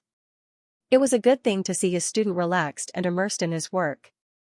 He could feel that his student was becoming more lively. After all, humans were still humans. They would feel more at ease if they lived with more vitality. Yuan was still meowing at Ji Xiuyun. His voice was soft and tender, which made people's hearts go soft. Marshal Kevin listened to the meowing and saw that Ji Xiuyun was looking at Yuan seriously. He was trying to understand what Ji Xiuyun meant through Yuan's body language. However, the answer was obvious. He couldn't understand it. Marshal Kevin glanced at Yuan, who was waving his paws angrily. He was puzzled for a while before he understood. He thought for a while, then stretched out his hand in front of Yuan and said, I'll let you pinch me back? Yuan stopped meowing and turned to look at Marshal Kevin with Ji Xiuyun. The milky white cat took 2 steps back in disgust and sat on Ji Xiuyun's hand. Ji Xiuyun looked at his teacher's regretful face. He lifted the cat in his hand and placed it on the empty seat on his left. He then passed the milk over. Marshal Kevin looked at Ji Xiuyun and then at Yuan, who had lowered his head and was licking the milk in his cup. He let out a sigh in his heart. Since when did his student know how to take care of others? Oh, another cat. Anyway, they were both intelligent creatures. Yuan buried his head in the cup that was filled with the sweet smell of milk. His ears twitched and his tail wagged. When it raised its head from the cup, the little bit of milk on its cute cat face was licked clean by its paws. Then, it moved its short legs and went to the front of a dish, burying its head in it as it ate. Marshal Kevin decided not to dwell on the issue of his student's change. He quickly snatched a plate of his favorite dish from Yuan's hand and scooped a spoonful of it into his mouth at lightning speed before devouring it. Yuan watched dumbfoundedly as Marshal Kevin snatched the food from the cat's mouth. The cat was unable to react in time and could only watch helplessly as the spoonful of food was eaten by half of the plate. Yuan turned around and howled at Ji Xiuyun, meow. Look at him. Don't you care about him? Ji Xiuyun's action of picking up the food paused slightly. Suddenly, he had a déjà vu of being sandwiched between his partner and his old mother. He was in a dilemma for a while. After rubbing Yuan's head, he silently looked at his teacher. Marshal Kevin was still holding the plate of food in his hand. He looked at Yuan with interest as he turned his head to complain. When Ji Xiuyun looked over, he immediately put down the dish in his hand and smacked his lips. Why do you act like you have a little girlfriend? You soften when she acts cute? Ji Xiuyun was silent for a while before he corrected him. Yuan is a boy. Marshal Kevin was shocked. You like boys? Ji Xiuyun couldn't be bothered with him anymore. Marshal Kevin's public image was as steady and reliable as a mountain. However, in private, he was a chatterbox who couldn't hold back his words. Especially when placed in front of Ji Xiuyun, all sorts of things like military affairs, politics, and family matters, with just a touch of his lips, he could ramble on and on about 3, 4, 5, 6 things. After eating and drinking to his heart's content, Marshal Kevin stayed at Ji Xiuyun's house and chatted with him. Most of the time, Marshal Kevin talked and asked questions. Ji Xiuyun listened and answered. Yuan lay in the pit of Ji Xiuyun's legs. He wagged his tail and yawned, enjoying Ji Xiuyun's skillful scratching of his chin. He felt so good that he was like a living immortal. When Marshal Kevin left, the sun had already set. Yuan, who had no interest in the current affairs of the human race, was already sleeping soundly next to Ji Xiuyun with his little belly spread out. Oh, right. Before Marshal Kevin left, he said to Ji Xiuyun, "Don't let the cat out of the bag when you meet that kid from the research department during the second hearing." Ji Xiuyun nodded. Marshal Kevin paused. I still have to pretend to be a fool in front of those old guys. Otherwise, they'll really think that I'm threatening them and think of ways to throw me out of the Imperial planet. Marshal Kevin wasn't averse to sacrificing himself for the country. When he became a soldier, he was already prepared to die on the battlefield. However, he didn't want to be sent to his death by someone else's dirty tricks. Who didn't want to live anymore? He was a man with a family. If anything happens, we'll work together. I'll take my leave first. Marshal Kevin waved his hand and looked around the house through the surveillance cameras. Then, he skillfully left through the blind spots of the surveillance cameras in the residential area. When Yuan woke up, he raised his head and looked around.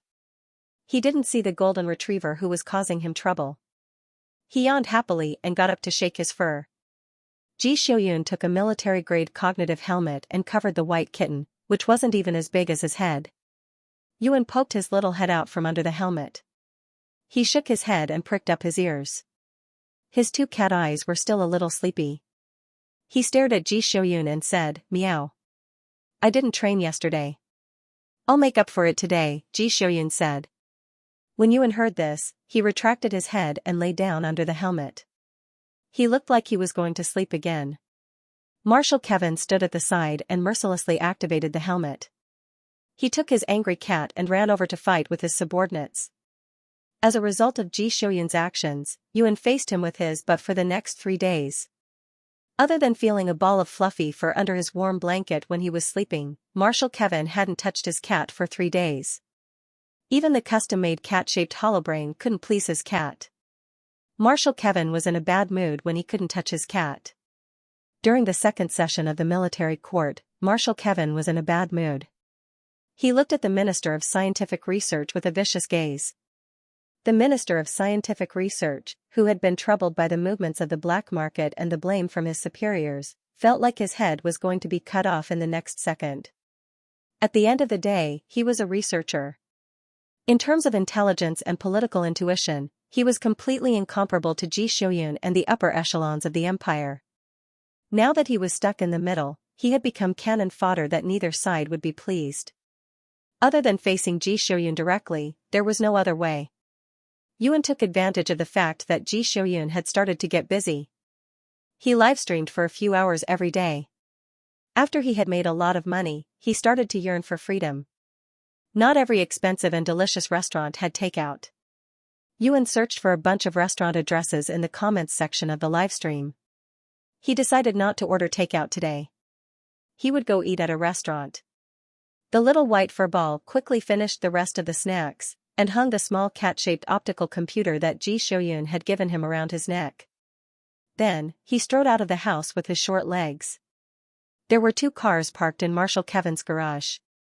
Yuan looked at the eye-catching bright red car that Marshal Kevin never touched. He felt that this car was tailor-made for him.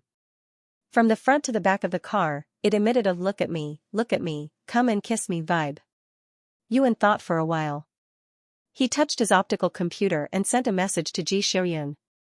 Ji Shoyun quickly picked up. Yuan meowed at Ji Shoyun's holographic image. The marshal looked at him silently and the red carriage beside him that was too eye-catching. No matter how one looked at it, that car didn't fit Ji Shoyun's taste. Of course not, because that car was given to his student by Marshal Kevin.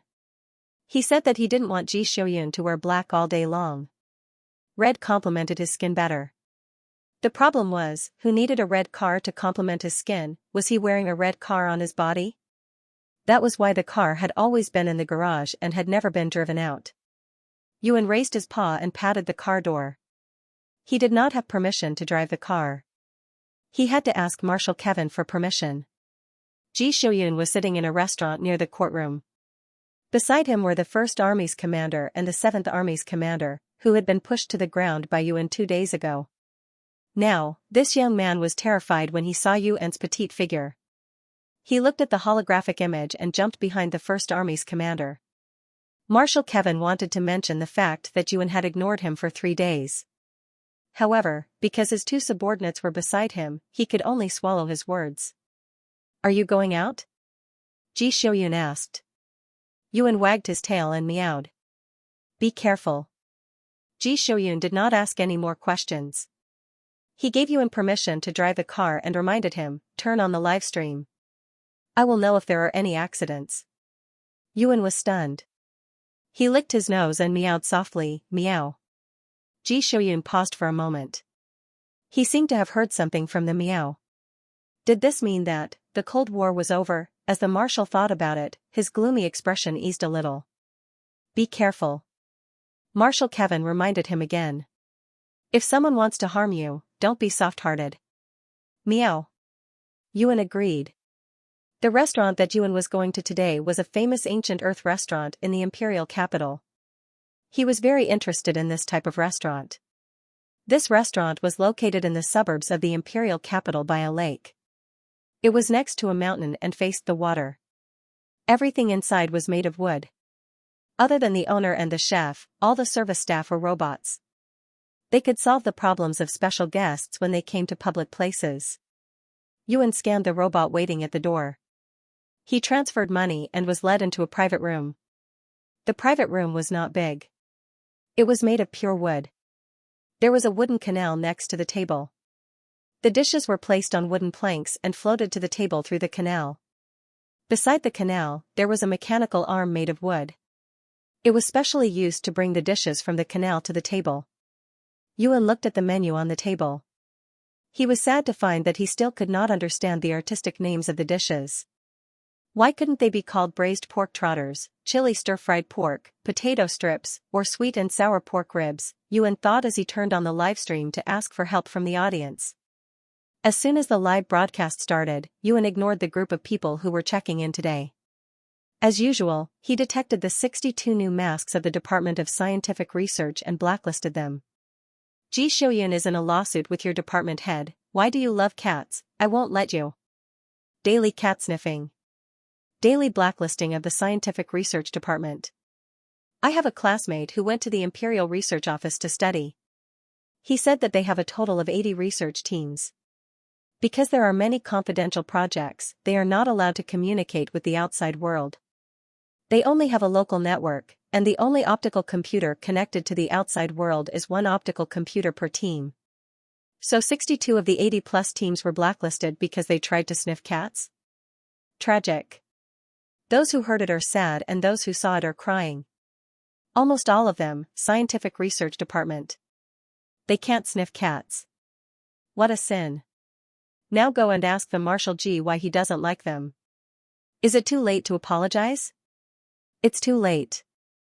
After all, this lawsuit involves someone in the Scientific Research Department who tried to get the Marshal's blood sample. The nature of the case is very bad. It seems that the Marshal is prepared to fight to the death. Innocent people in the Scientific Research Department, out of courtesy, I feel sorry for you. If you want to sniff cats, you can choose to resign and join the enemy. Ha ha ha ha. It's hard to get out of the Scientific Research Department. Out of courtesy, I feel sorry for you. How many times have we changed the masking? Maybe after so many blacklists, the scientific research department will have a new subject called network engineering. Shut up, you guys. Take a deep breath of Xiaoyuan. You're not at home today? The Yuan closed the blacklist interface and glanced at the comment. Meow. The white fur ball stretched out its paw under the soft and warm light, opened the menu on the table, poked the first dish on it, then pointed at the holographic projection of the dish and meowed at the camera. Outside? Don't you know what to order? Meow. Where's the marshal? The marshal is in court for the second time today. You're talking as if the marshal has only appeared in the camera for the first time. She actually let little Yuan out. Look at the decoration. Is it the ancient Earth-style restaurant in the imperial capital? F*CK, it's so close. I'm going to steal the cat now. Cat thief, be careful not to be beaten to death by the marshal. Xiaoyuan is still waiting for us to order. Yuan looked at the names of the dishes that popped up one after another in the comments section. Without any hesitation, it slapped its paw on the menu to confirm all the dishes. Its movements were smooth and there was no sign of stagnation at all. Similarly, the money that was spent flowed smoothly without any signs of stagnation. Mr. Marshall had just finished his lunch and was preparing for the tug-of-war with the Minister of Scientific Research in the afternoon. As soon as he got up, he saw a large amount of money pop up on his bracelet. Yuan was really generous when it came to buying food. Everyone could feel his passion for food. Ji Shouyun took a look at the location and called out the regiment commander of the 7th Army, who was on holiday and had nothing better to do, to accompany him in the court session. He asked him to keep an eye on Yuan's live broadcast. Although the marshal was well aware of Yuan's capabilities and had full confidence in him, he still couldn't help but feel worried. After all, Yuan had just come into contact with human society. It was very naive and easy to fool. Although it was indeed powerful, it was not impossible for it to fail. He had been at the top of the political ladder for many years, and even he had almost lost control of himself. Yuan was a delicate and well-behaved kitten. How could it win against humans, who were full of tricks and evil intentions? The marshal ignored the fact that Yuan had been throwing a tantrum for 3 days. Instead, he used a series of words such as delicate, well-behaved, and weak to describe his cat. Keep an eye on it. Inform me immediately if there are any abnormalities. Ji Shouyun looked at the regiment commander of the 7th Army, who had a bitter expression on his face, and said, "This is a good opportunity to treat his psychological trauma." The regiment commander of the 7th Army agreed with a pained expression. What else could he do? Of course, he chose to forgive him, as the person who had been abused the most by Yuan, the regiment commander of the 7th Army, had repeatedly doubted his life. He had almost reached the point where his face would turn pale at the mere mention of a cat. He had been suffering unspeakably for the past few days. After all, the popularity of the last cat in the universe was unimaginably high among the masses. Walking on the street, in the virtual community, in the shopping mall. Wherever there was a big screen, one could see Yuan meowing and acting cute in front of the camera. As soon as they looked up, this group of humans, even if they were just watching a cat snoring with its small belly spread out, they could watch it for an entire day. The regiment commander of the 7th Army could only get some cold comfort by hiding at home. Now, because he was so bored that he had run out to find the marshal, he had directly lost his last bit of cold comfort. As the regiment commander of the 7th Army turned on the live broadcast room, he thought about this group of shallow humans. Why don't you like nice boys and girls? You are addicted to a furry ball every day. Sooner or later, you will be finished. You don't even know how fierce this furry ball is when it fights. The Yuan's live broadcast room was quite lively. Probably because the Yuan had been broadcasting for a long time over the past few days, the domineering VIPs who stayed in the live broadcast room every day had become familiar with each other. This small and subtle friendship mostly came from their efforts to help each other improve their cat language skills. After all, the Yuan couldn't communicate with them. They could only guess by themselves or chat with the other people in the live broadcast room. For example, when the Yuan ate, this group of people served as food commentators. This crystal flower was called white fungus lotus seed soup in ancient Earth. The taste is sweet and greasy. It melts in the mouth after being deeply stewed. Sweet people can add a few pieces of pure sugar. The taste is wonderful beyond words. This starry sea was called cuttlefish noodles in ancient Earth. The Yuan shook its ears and looked at the nonsense in the comments. The Yuan was the kind of food that people couldn't make a comment about after tasting it. After eating it, their thoughts would be, okay, delicious, awesome, delicious. The white furry ball licked the black stains on its mouth and thought for a while. In the end, it could only think of 2 words, delicious. Little Yuan is so cute when he's covered in black. I've been looking through the information on ancient Earth cats and found that there is a type of pet cat called the Snow White cuck. Hey, it's so cute. I've also been looking through the information on ancient Earth cats. It says that male cats can be sterilized at the age of 6 months. Sterilization? Yes. It said that it's good for the body and can prevent many diseases. How old is Xiaoyuan? The Yuan looked up at the comments. Meow. Our company has started to put a holographic sensor on everyone's desk and play Yuan's live broadcast all day long. They say it's to relieve the pressure of working overtime. Your boss is really willing to do anything to make you work overtime. But to be honest, it's really good for reducing pressure. It's so comfortable to stroke Xiaoyu's fur. You can empty your mind and rest. The Yuan looked at the comments, finished the last strand of noodles, and then reached out its paw to the camera. Meow. Oh, our Xiaoyuan is so considerate. It's crazily squeezing its paw. Give Xiaoyuan money. Give us money, give us money, give us money. This table of food can only be eaten with our money. Great. I feel like Marshall's existence as a real owner is limitless.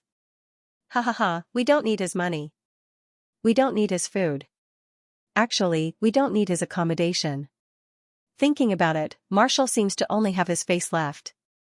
The Yuan looked at the comment and was confused for 2 seconds. It poked the comment with its paw and turned to the camera. Meow? What do you mean only have his face left? Ji Xiaoyun is so ugly, only a kind, cute, obedient, and gentle kitten like me wouldn't dislike him. Xiaoyuan can earn money for his meals and house. Oh, no, Xiaoyuan doesn't have an account, so he can't buy a house. Marshall's existence won, without an account, he can't open an account. Even if he has money, he can't spend it. Marshall's existence too, shut up. Our Marshall can conquer the entire galaxy with his face alone. That's right. The dream lover of billions of girls is no joke. Why only girls? I think you guys are making things difficult for a young man who is in love. Ah, so Marshall is still very competitive, right? The Yuan was caught off guard by the Marshall's fans in the comments.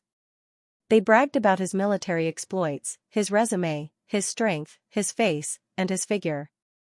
Even Ji Xiaoyun's unchanging cold face and black clothes were bragged about his strength and style. One of the VIPs with the name U7 Hegemons had an explosive hand speed.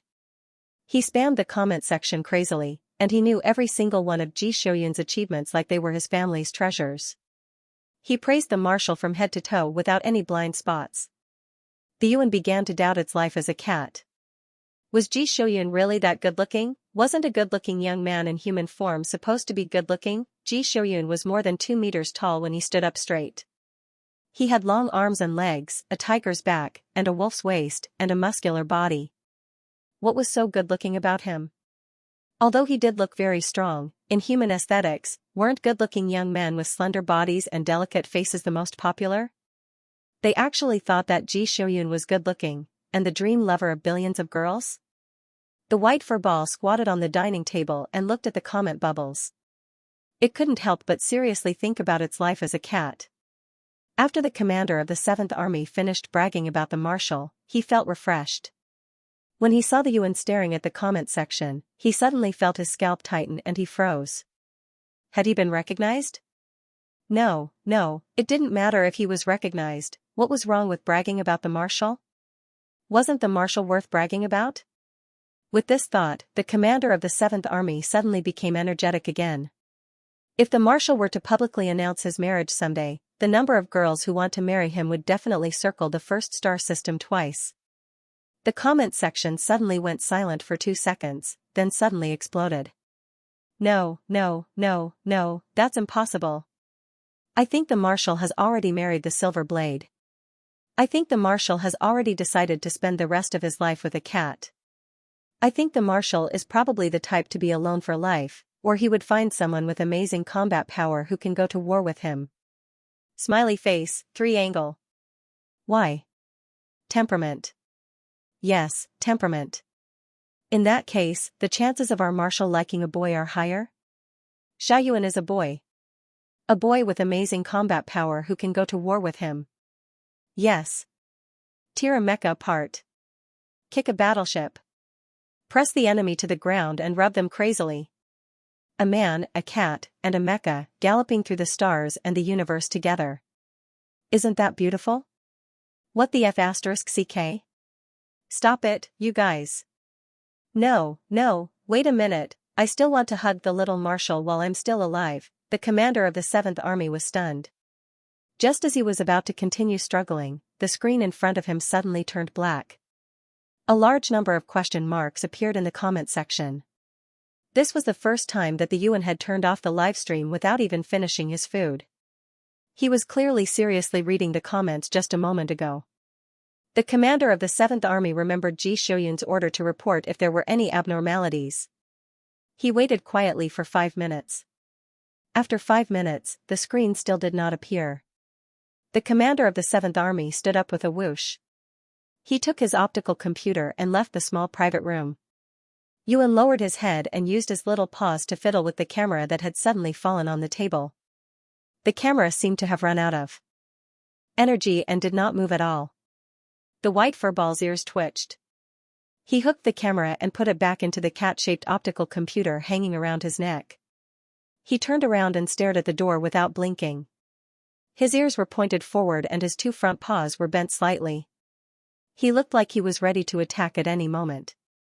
He heard a few breathing sounds and the sound of some machinery operating at the door. The aroma of the dishes on the table lingered at the tip of his nose. There was also a faint, catmint smell coming from outside the door. Yuan? Catmint?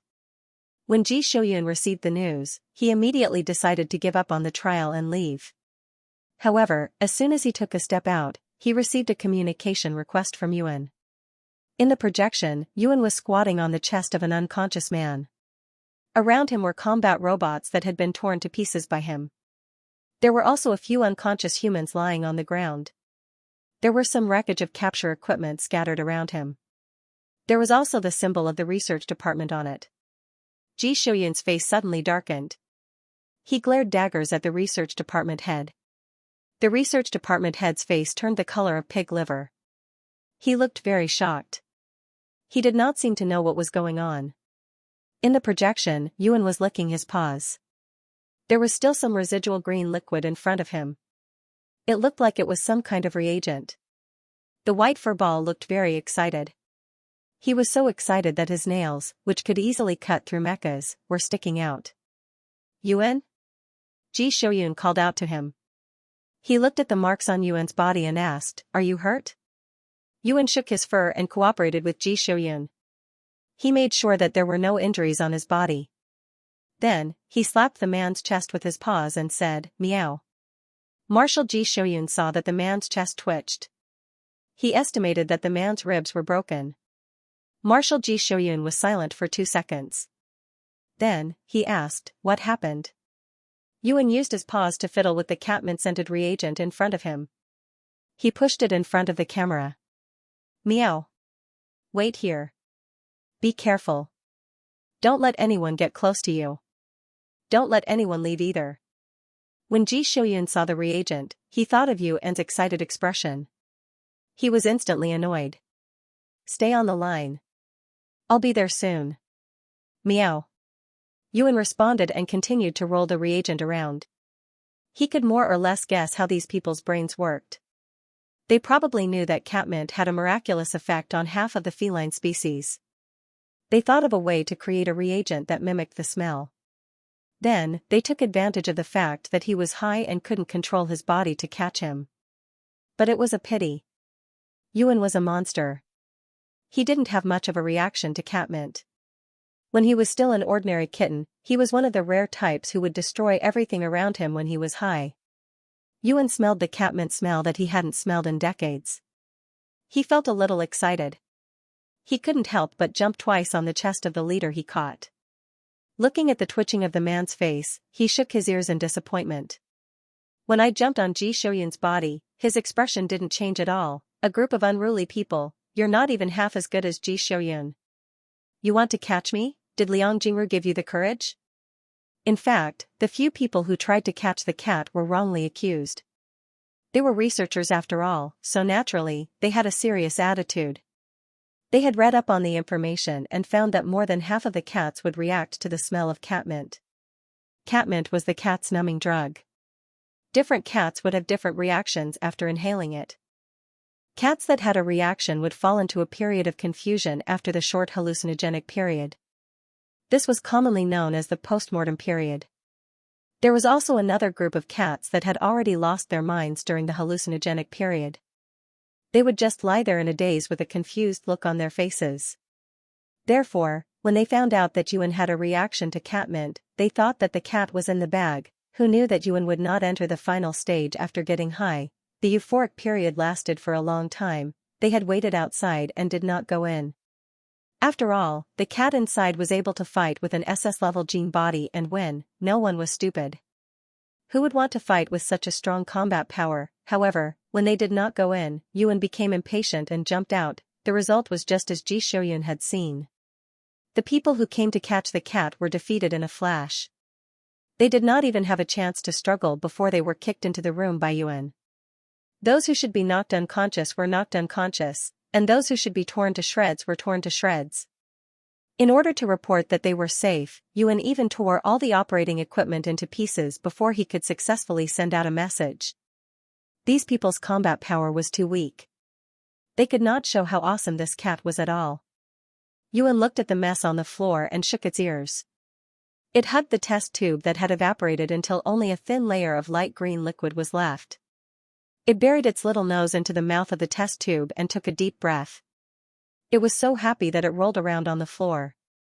It had been a long time since it last inhaled. Yuan kicked the test tube to the side. It got up, shook its head, and shook its fur. As Yuan's attack speed was beyond common sense, he did not give the humans and mechs a chance to retaliate, and ended the battle cleanly. There were no human waiters in the restaurant, and the service robots in the restaurant would not come without orders. At this moment, it was as if nothing had happened. Everything was normal. The white fur ball squatted on the spot in a daze for a while. He looked at Ji Shoyun, who was rushing over with a large group of people after swiftly giving out orders through the communicator. After thinking for a while, he simply jumped back to the dining table and turned on the live broadcast again. Eating was the most important thing in the world. It was shameful to waste food. Yuan glanced at the mess in the room and started another live stream without a care in the world. The dishes on the table were piled high. Yuan meowed twice when it saw the camera flying out of the optical computer. Then, it lowered its head and began to eat without any psychological burden. The onlookers in the live broadcast room were so shocked that the melons in their hands exploded. How did the clean and tidy restaurant become a garbage dump in less than 10 minutes? What happened in the 10 minutes that we didn't know about? Is Yuan communicating with the marshal? I think I saw the marshal's holographic projection when the camera swept past. Wait, didn't the camera sweep past a leg? I think I saw a corpse. Is it a corpse? You didn't see wrongly. I saw it too. There was more than one corpse. Yuan looked up from his plate and glanced at the comments. Then, he glanced at the 4 unconscious humans lying on the floor in the room. The furball squatted on the table and yawned lazily. It licked the soup stains on its mouth and lowered its head to continue eating. Yuan's calm demeanor didn't make his comment section quiet down. The audience was all dumbfounded and shocked as the camera shifted.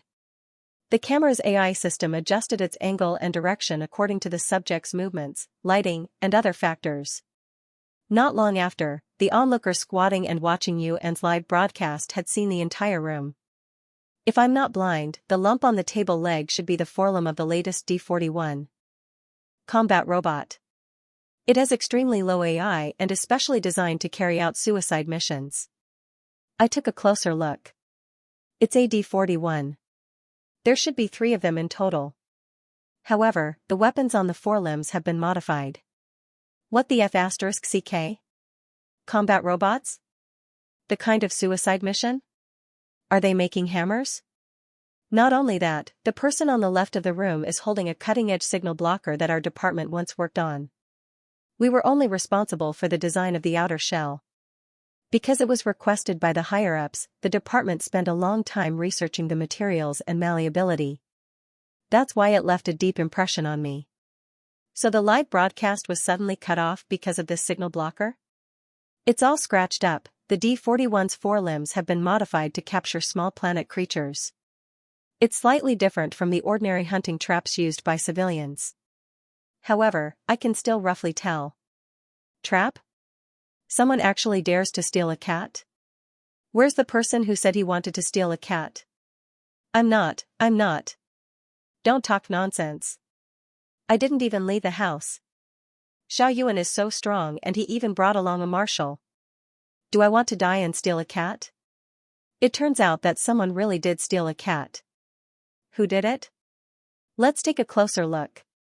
The only ones who can use a D-41 are either the government or the military. There are also some places that need to be heavily guarded. Yuan's ears twitched. He could vaguely hear a commotion coming from outside the restaurant. He looked up at Ji Xiuyun, who had a gloomy expression on his face. Behind Ji Xiuyun sat the research minister, whose face was pale with fright. Beside the research minister sat the army commander. This person was directly dragged over from the court by Ji Xiuyun. After all, he saw the research minister's logo on the device. As the research minister, he couldn't escape responsibility. Yuan licked his paws and meowed at Mr. Marshall. Ji Xiuyun was sitting in the car. When he heard Yuan's voice, he turned his head. What's wrong? He asked. Meow. Yuan stretched out a paw and pointed at the door. Mr. Marshall paused and asked, Someone's here? Meow. Little Furball responded. Ji Xiuyun glanced at Yuan, who was broadcasting live. He suddenly realized that Yuan was also an existence that could attract a large number of media outlets. This little furball, who traveled through time from the lost ancient Earth, was currently eating in a restaurant on the outskirts of the Imperial planet. Only half an hour had passed since the live broadcast started. Considering the location of the restaurant and the transportation problems in the Imperial capital, half an hour was enough for the media reporters to set off from the headquarters and arrive at the restaurant. At this moment, they just happened to run into a big piece of news. Don't let them destroy the scene. Wait for me to arrive. Mr. Marshall glanced at Yuan. The camera next to him was facing him. With a straight face, he said coldly, If the media doesn't listen and tries to break in, tell them to lie down obediently like the people in the room. Yuan wagged his tail and puffed out his chest. Meow. It's over. I can already predict what the media will say about Marshall tomorrow. Military Publicity Department, please stop talking, Marshal G. Military Publicity Department frowns. This matter isn't as simple as it seems. Don't worry about the Military Publicity Department. Can anyone find out who the fat man sitting behind Marshall is? Don't you care about current affairs? That fat man is the research minister who went to court with Marshal G. F***ck. Yes. The research minister. I finally remember. The logo on the catcher belongs to the research minister. Because it's incomplete, I thought it looked familiar. I couldn't remember where it came from. Now that you mention the research minister, I remember. What? The research minister? F***ck, I don't believe it. I'm still working hard to get into the research minister's biological research program. I'll be able to apply in another year. Those who haven't studied should know, right? It's already written in the law that innocent intelligent life forms are not allowed to be experimented on. How can the research minister of the Empire not know about it? Calm down. Under no circumstances can you kill an entire group of people. Let's not talk about that first. What's the research minister's motive? Motive? Don't you know how high the research value of ancient Earth creatures is? This motive is very sufficient. After Yuan finished eating, he turned to look at Mu Chu, who had no more dishes. He then looked at the door. He heard the commotion at the door getting louder and louder. It seemed that the restaurant owner had stood up and was blocking the media from entering the restaurant. Yuan raised his head and looked at Ji Xiaoyun, who was getting out of the car. This time, Mr. Marshall had brought a large group of people with him. There were people who maintained the scene, collected evidence, and dealt with the media. The media, which had been making a ruckus earlier, fell silent the moment Ji Xiaoyun got out of the car. The crowd parted for them like Moses parting the sea. The entire restaurant was so quiet that only the sound of people taking photos could be heard. Mr. Marshall looked really angry today. He was murderous. He grabbed the research minister by the collar and dragged him out of the car. He strode all the way into the restaurant, not giving the other party any face in front of the media at all. The media, who had squeezed into the restaurant, were driven out by Ji Xiaoyun's people. They could only watch as Ji Xiaoyun dragged the research minister and led his people to Yuan's private room. The white fur ball shook its fur and hung up the call. It also turned off the live broadcast. It jumped off the table and stepped over the people's faces with its short legs. It walked to the door and opened it. Ji Xiaoyun threw the research minister into the room. He ignored the research minister's cries of pain as he fell into the wreckage of the machines. He bent down and picked up Yuan. Previously, all his attention had been on Yuan. Ji Xiaoyun did not carefully observe the people lying on the floor with their faces and bodies covered by the machines. He carefully looked at the 4 people lying in the room one by one, and his body suddenly tensed up. The marshal stroked the fur ball in his arm stiffly and mechanically. He used so much force that Yuan could not lift his head. The fur ball seemed to sense something. He turned over and hugged the big hand that was stroking him. He patted it gently with his paws as a form of comfort. The marshal's hand paused for a moment. He gently squeezed Yuan's little paws. When he raised his head to look at the research minister again, his expression was cold and hard. "You should be familiar with these people, right?" As he spoke, he lifted his leg and kicked the head of the middle-aged man closest to him. What a coincidence. I'm very familiar with them too. How could he not be familiar with them? During those 2 dark months, 2 of the 6 researchers who often appeared in front of Ji Xiaoyun were in this room. Now, they were lying on the floor. The remaining 3 people, including the research minister, were the ones who injected him with the sleeping agent in the military's medical examination room. They were the ones who brought him to the laboratory at the bottom of the research department. Enemies were bound to meet on a narrow road. Greed was insatiable. Now, they were here to capture Yuan. They were simply courting death. Ji Xiaoyun squeezed Yuan's paws. He looked at the research minister, who was panicking and sweating profusely. He wanted to say something, but he stopped when he saw the soldiers around him. He took 2 steps back and made way for them. He tilted his head to look at the soldiers behind him and signaled for them to take Yuan away. The marshal stood there for a long time. He was silent and cold, like a rock. The soldiers behind him who were waiting to collect evidence looked at each other, not knowing if they should go in at this time. Yuan looked up at the man who was silently staring at the room. He reached out his paws and tugged at Ji Xiaoyun's collar. The marshal looked down at him. The white furry ball clung to his black collar and patted his face gently with its soft paws. It rubbed its furry head against Ji Xiaoyun's neck and purred. It was trying to comfort Ji Xiaoyun. The marshal, who had not been close to his cat for 3 days, was stunned for a while. He lowered his head and rubbed his chin against Yuan's cat. "Don't be angry," he said. "Go home?" Yuan jumped out of the marshal's arms and went back to the table. He slammed the menu on the table with his paws, making the empty plates on the table clatter. "Go home? We haven't finished eating yet." "Why go home? I'm not going home." The marshal, who had just recovered from the comfort of his cat, was suddenly abandoned. He was stunned for a few seconds. He turned his head and looked at the restaurant owner, who was standing by the side. The marshal asked in a voice that could freeze a person to death, "Is Yuan's meal not served yet?" "Huh." The owner of the restaurant was a middle-aged man. Now that he was questioned, he was shocked by Ji Xiaoyun before he could even react. Then, he hurriedly checked and answered, There are still 42 dishes that haven't been served." Although the marshal had guessed this, he was still a little upset. But what could he do? He could choose to forgive him. Ji Xiaoyun was a little angry. He held his breath and said to the restaurant owner, "Continue serving."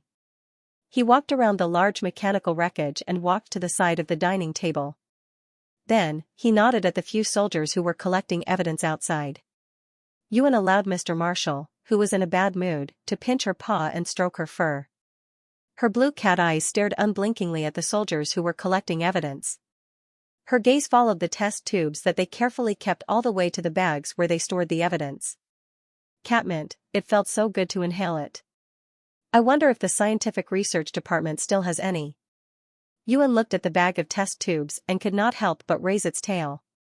It hooked onto the marshal's wrist and had a bold idea. The media of the Empire have since exploded. Once the news was spread on the star web, it could no longer be kept a secret. Someone actually dared to directly block the live broadcast signal in front of tens of billions of people and tried to kidnap an intelligent life with a modified D-41 combat robot. This extremely arrogant attitude completely angered the public. Were criminals these days so blatant? And in the capital of the imperial planet, it was simply unbelievable. The media calculated that if this topic spread a little, they wouldn't have to worry about the headlines for at least a week. The citizens of the Star Web were even more agitated. After the media released the high-definition holographic projections of the 4 people who were knocked unconscious by the UN, the resumes of the 4 people were completely stripped clean in less than an hour.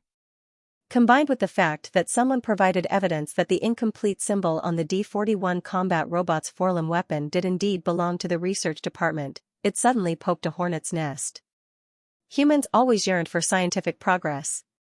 In the era of the big universe, every step forward in all aspects of human science proved that humans had taken a big step forward on the difficult road of survival. The vast majority of people held a mentality of reverence and faith for those geniuses who stood at the peak of intelligence and made contributions to humanity.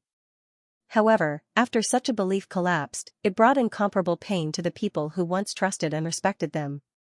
For veterans of the research department fearlessly cut off the communication signal in front of tens of billions of people, trying to use a highly lethal robot to capture an intelligent life form, the only intelligent life form left from ancient Earth. This was definitely not something that the people they revered and believed in should do. The citizens watched all of this happen with their own eyes, incomparably angry but powerless to stop it.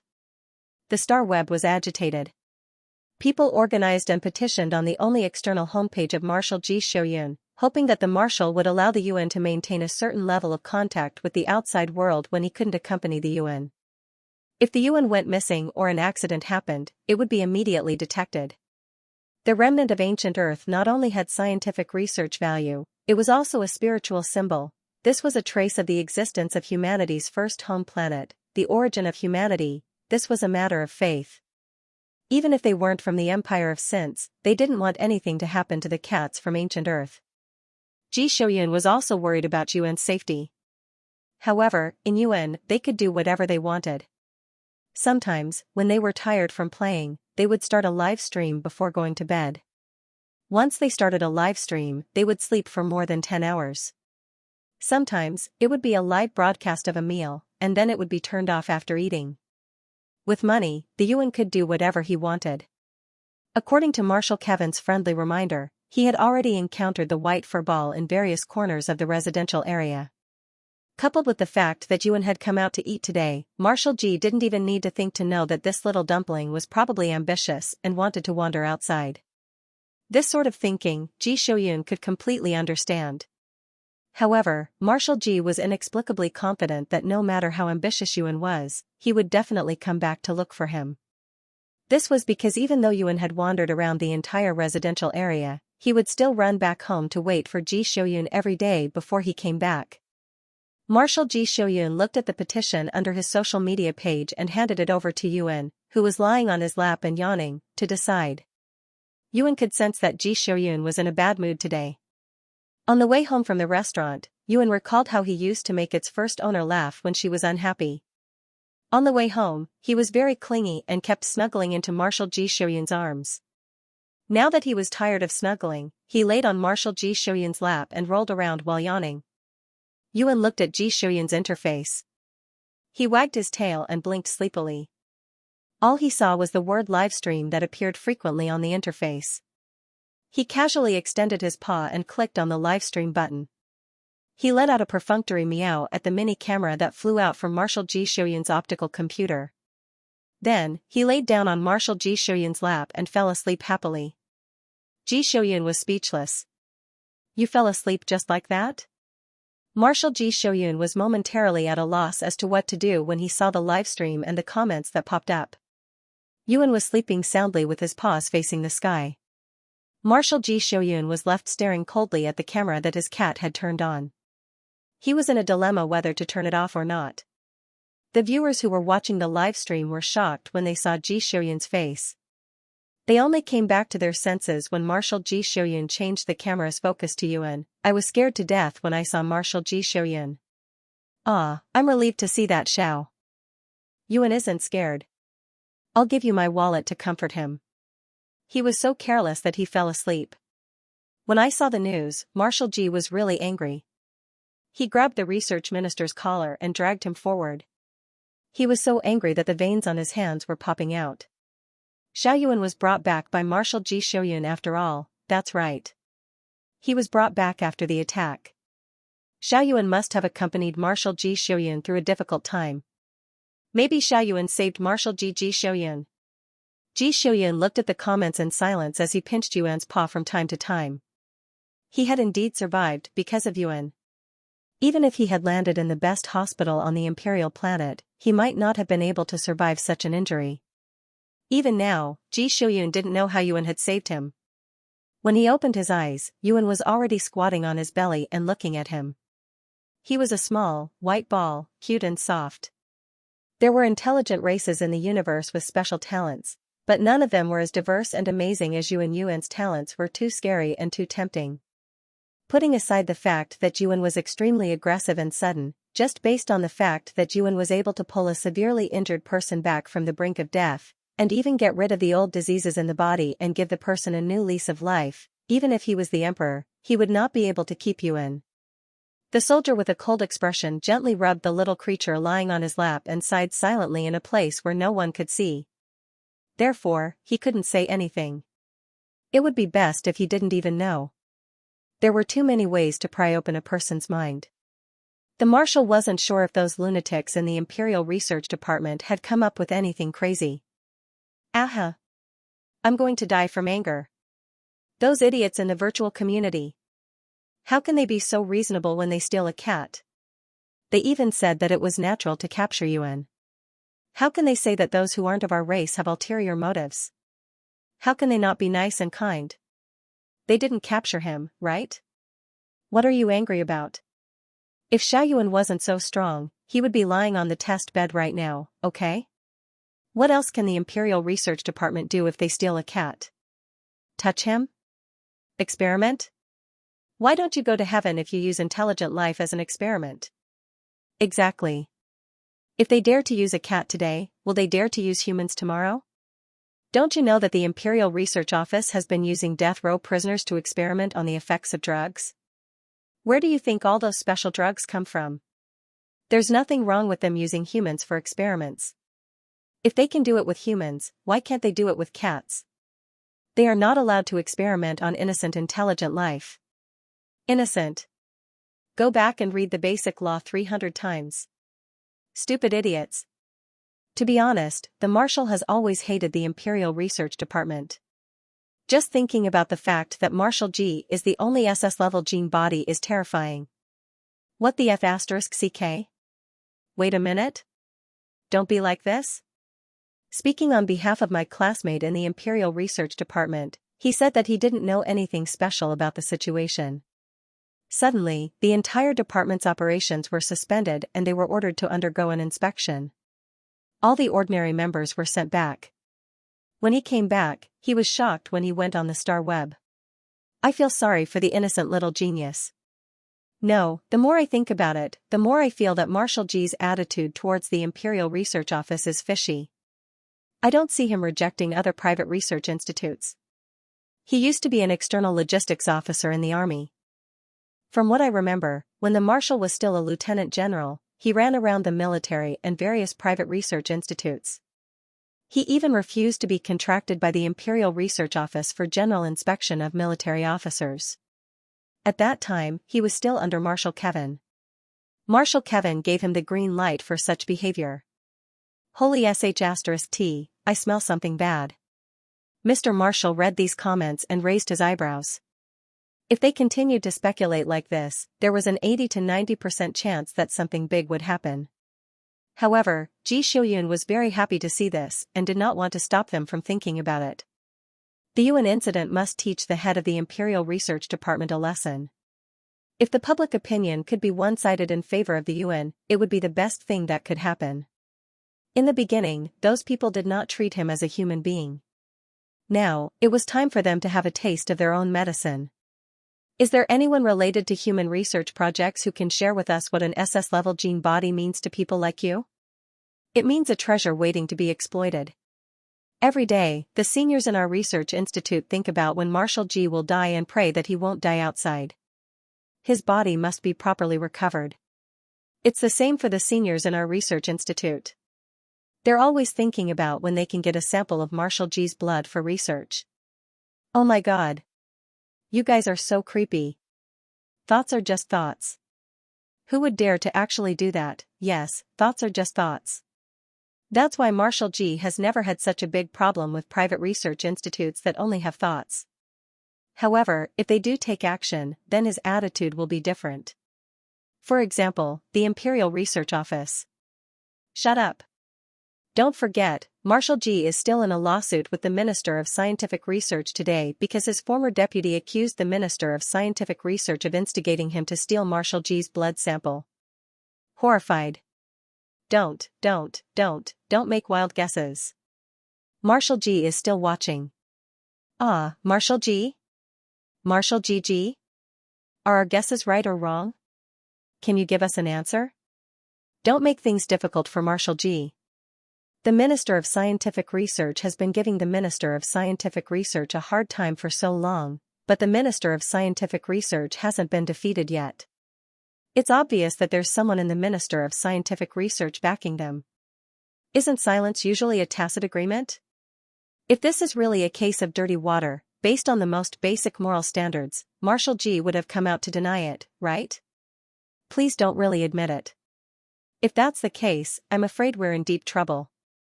I just hope you don't dismiss the Scientific Research Department. Only the top few people are qualified to come into contact with SS-level gene bodies. Resources are limited, and noobs are not qualified to come into contact with this kind of experimental operation. Even the cell tissues cultivated from corpses are not qualified to come into contact with it. Wow, if you put it that way, doesn't that mean we can even narrow down the scope of the criminal group? The higher-ups of the Scientific Research Department? Ji Xiuyun was not surprised that someone was coveting his corpse. Instead, he was a little surprised by the vast number of people who were able to diverge their thoughts into this in such a short time. How were these people so smart? They were so smart that Ji Xiuyun felt that the Scientific Research Department would be letting down the wisdom of the masses if they did not fail this time. After all, he had resolutely decided to drag the Minister of Scientific Research to the UN. However, the military court ruled that he had left the court without permission and dismissed the case. He had suffered such a great loss. How could the people in the Scientific Research Department not lose a layer of skin? The reality was just as he thought. On the 5th day of the clamor of public opinion, due to public pressure, the government finally announced that the 3 senior members of the Imperial Research Office's Human Scientific Experiment Group had been suspended for investigation and the Minister of Scientific Research had resigned. This was the Empire's way of appeasing public opinion and also a show of sincerity to Ji Xiuyun. What it meant was that the Empire had taken these 4 people down. Ji Xiuyun, please come out and clarify the public opinion about the Scientific Research Department. Tell those unruly people to stop messing around. For the Empire, any top scientist was a precious asset. They could not afford to lose them. However, they could not afford to lose a general who was so good that he could lead an army to conquer a galaxy. After all, Ji Xiuyun was the only one who had appeared in 2,000 years. No matter how unwilling they were, they had to hold their noses and bear with it. Marshal Ji glanced at the pile of emails in his address book and picked out the one from the Emperor's secretary.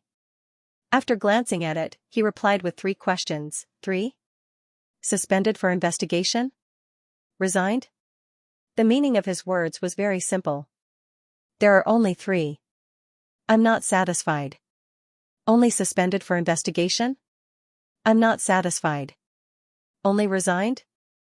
I'm not satisfied. In any case, I'm not satisfied. You guys can do whatever you want. After sending the letter, Marshal Ji Shoyun put on his military cognitive helmet and entered the virtual training ground with his cat. Yuan had been acting a little strange these days. Not only was he suddenly very enthusiastic about training, but he also kept asking Marshal Ji Shoyun to experiment with all kinds of special talents. It seemed like he was intentionally training his control. At least, Marshal Ji Shoyun could clearly sense Yuan's improvement from the pain he had experienced these past few days. Yuan was indeed working very hard to train his control of spirit energy and spells. He did not even have to think about who was the most resistant person in the entire military. He was training his control so that he could better practice the spells he wanted to use. For example, enlarging, shrinking, levitating, invisibility, and universe in the sleeve. For the past few days, Marshal Ji Shoyun had lived a terrifying life where his cat would suddenly shrink or expand when he turned his head. Over the past few days, he would often feel strange movements in the middle of the night. When he opened his eyes, he would see his cat floating in the air like a salted fish. It was simply frightening. As for the 500 energy crystals stored at home, they flowed into Yuan's stomach like water. Later on, Ji Shoyun saw a part of Yuan's body suddenly turn transparent. Ji Shoyun's heart did not even skip a beat. Ji Shoyun quickly got up and brought over all kinds of detection equipment to see what Yuan was up to. Although he was very happy that Yuan had started to train his talent, Marshal Ji Shoyun felt that spending a few months on the battlefield was not as tiring as spending time with Yuan. The exhausted Marshal Ji Shoyun lay on the bed and stretched out his hand to pat Furball. However, he touched nothing. He was probably hiding somewhere in stealth mode again. Marshal Ji Shoyun thought to himself. Yuan? Ji Shoyun shouted in the empty room. Furball used to jump out when he shouted, but this time it did not move at all. Marshal Ji Shoyun's heart tightened. He sat up and shouted again. Still, there was no reply. Ji Shoyun lowered his eyes and pondered for a while. Then, he turned on his optical computer and browsed through Yuan's recent search history. Imperial Research Office. Imperial Research Office Research Institute Security Equipment. Imperial Research Office Museum Opening Schedule. Imperial Research Office. Now, it was obvious why Yuan had been practicing those strange talents recently. Marshal Ji Shoyun quickly turned on the surveillance camera in the garage. When he saw that the seat of the bright red car was empty, his face immediately darkened. The scientific research department was actually a city within a city. It was a small town with a radius of less than 4 kilometers that slowly expanded outwards around the experimental building of the headquarters. The outermost part of this city within a city was a series of exhibition halls that were open to the public 3 days a week. The area behind the exhibition halls was the forbidden area of the scientific research headquarters. The small town of the scientific research headquarters had parks, restaurants, entertainment facilities, and cold drink stores. Other than the fact that there wasn't much communication with the outside world, everything seemed normal here. After the 3 high-level officials and 1 minister were removed, the scientific research department was able to calm down a bit and resume operations. The scientific research department stood at the forefront of the world's scientific research. Every minute and second wasted was a huge waste of resources. The overall appearance of the scientific research headquarters laboratory building was hemispherical. It was silver gray, and it refracted a beautiful light under the sun. At night, there was even a slight light source. The hemispherical appearance made of special materials would constantly refract the light, giving the entire building a sparkling light. Therefore, at night, the scientific research headquarters laboratory building was as bright as day.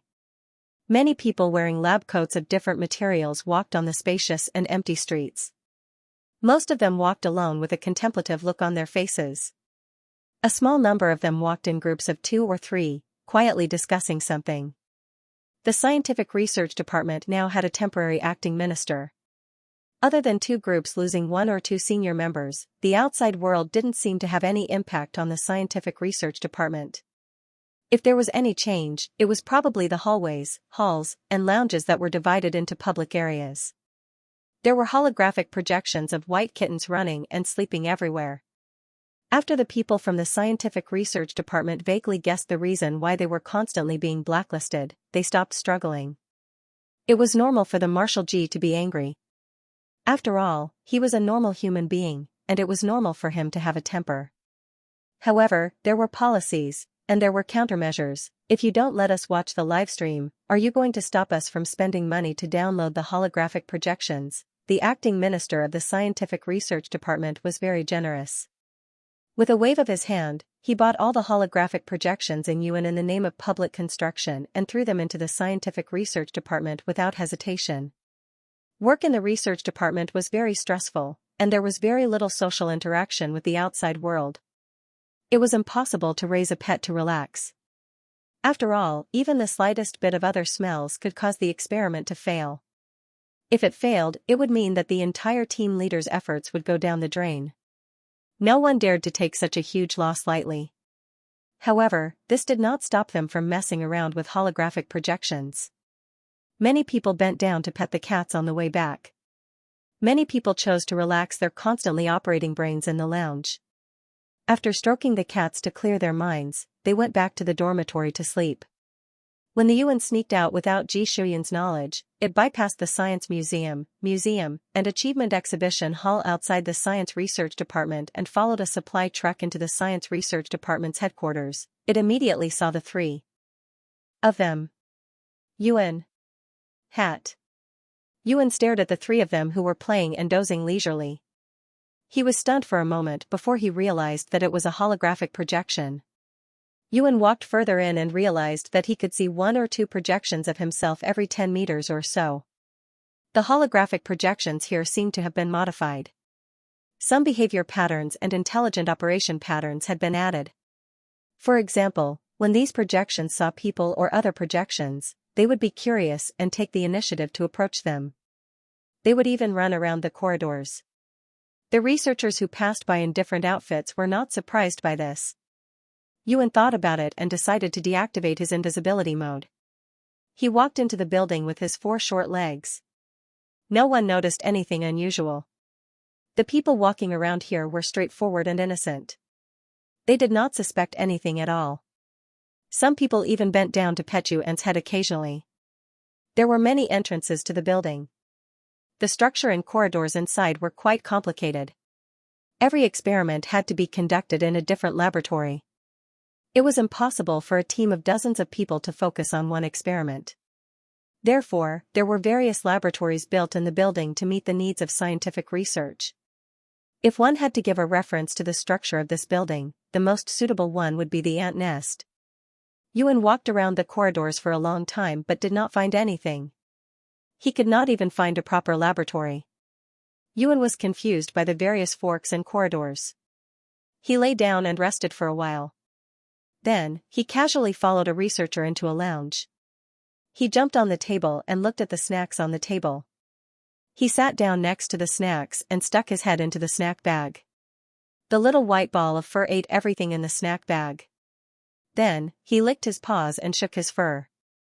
He thanked the researcher who came out of the bathroom with a meow. Then, he shamelessly turned around and left through the gap in the door. The researcher who heard Yuan's meow was stunned. His partner walked in and picked up the snack bag on the table. When he realized that it was empty, he looked up and asked, "Did you eat my snacks?" "No, I didn't."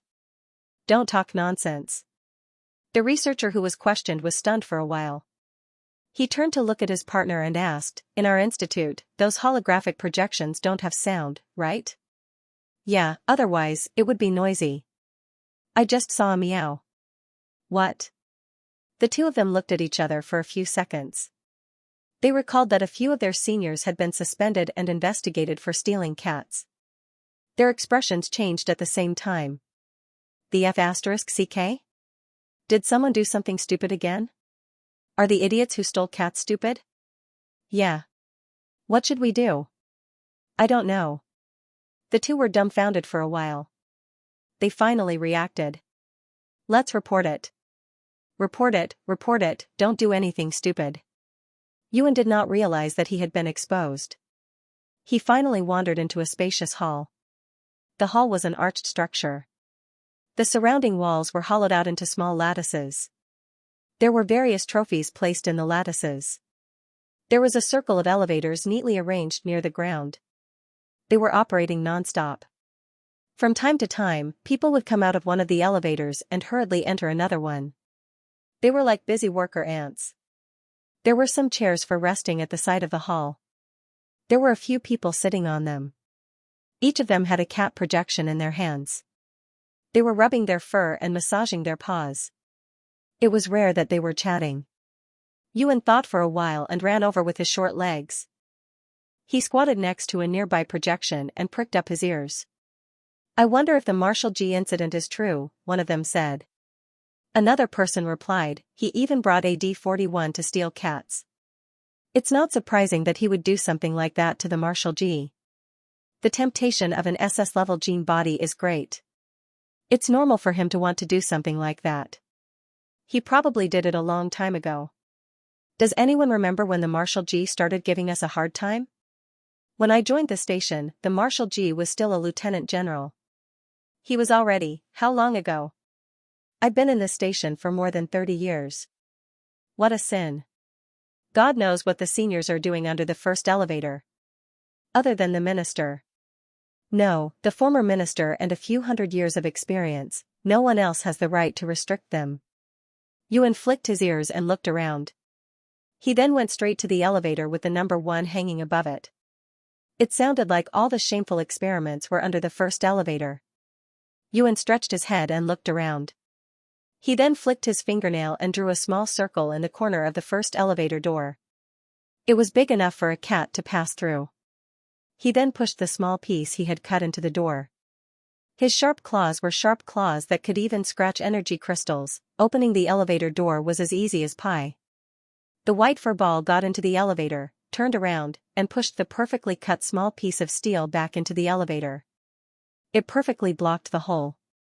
He stood in the elevator and turned his little head in a big circle. He looked for a long time but could not find any buttons. The furball was stunned for a while. He was very impatient with the high-tech technology of the research department. He stretched out his claws again, scratched the floor under the elevator, and got in. As soon as he got in, all the cat projections outside were cleared. The acting minister had worked hard all day doing experiments. He was woken up in the middle of the night by someone yelling at him. He felt a headache coming on. When he was told that someone might have stolen the cat again and successfully brought the cat back to the research department, he wanted to kill himself in front of Ji Shouyuan's house. "Please, Marshal Ji, take good care of your cat. How could it be stolen again? The research department can't afford to stop operations for a second time." The acting minister had a headache and was about to break down. "Turn off the projections. Check. Check the surveillance cameras. Also, check if there are any traces of air in your lounge. Track them down." The acting minister was so angry that his head was about to explode. Who the hell was it? Why did they have to be thieves instead of researchers? Was the experiment not exciting enough? Or was the salary not enough? Did water get into their brains? Hurry up. Which group hasn't had their communication accounts blocked by Marshal G? Hurry up and give me one. Researcher A. There's nothing else. Acting minister, what the hell, Why did I watch the live broadcast? Are you trying to piss me off so that you can inherit the position of acting minister? It was chaos outside, but the white fur ball, who was slowly floating down the first ladder, knew nothing about it. After about 100 meters, the Yuan finally reached the bottom. He used the same trick and dug a hole in the door. What he saw was a dim color. There were many organs and strange deformed life forms in cylindrical containers. Some of them were even moving, as if they were still alive. The Yuan glanced at these things. He raised his little head and sniffed around, trying to smell some familiar scents in the air. For example, catmint, and catmint. However, the air in this hall was quite clean. There were no traces of any smell. The Yuan looked around and saw that there were laboratories with signs on both sides. There were different words written on the signs, such as human science. spiritual power exploration, genetic science, and so on. He wagged the tip of his tail and walked to the door of one of the laboratories, hoping to find the words "cat meant science" on it. Of course, he didn't find it. However, he found the plant science laboratory. It was right next to the genetic science laboratory. Under the experiment record column, there was a column that said Ancient Earth Plant Research. It was full of the smell of catmint at first glance. The Yuan raised his claws and tore open the door of the laboratory without hesitation. The smell in the laboratory was cleaner than the smell outside. The little white fur ball looked here and there, sniffing around, and actually smelled a familiar scent. It was on the side of a wall. After so long, the Yuan had seen Ji Shouyun pull out hidden drawers and cabinets from a flat wall after identity verification. The little white fur ball drew out its fingernails and scratched out 5 lines. After seeing an obvious gap inside, it exerted force with its claws and forcibly pulled out the hidden drawer that had not been authenticated. There were 10 neatly arranged light green test tubes inside, exuding a very attractive color. At the same time, an alarm suddenly sounded in the headquarters of the Scientific Research Department. Alert, alert, the laboratory of Ladder 1 has been invaded by an unknown person. Alert, alert, the acting head, who was holding his head that was throbbing because of lack of sleep, was looking for the cat thief and the cat. He was stunned for 2 seconds when he heard the alarm. When he heard that it was the laboratory of Ladder 1, which he had no right to enter, he felt his vision go black. F***CK, the bosses of Ladder 1, please do me a favor. I'm begging you.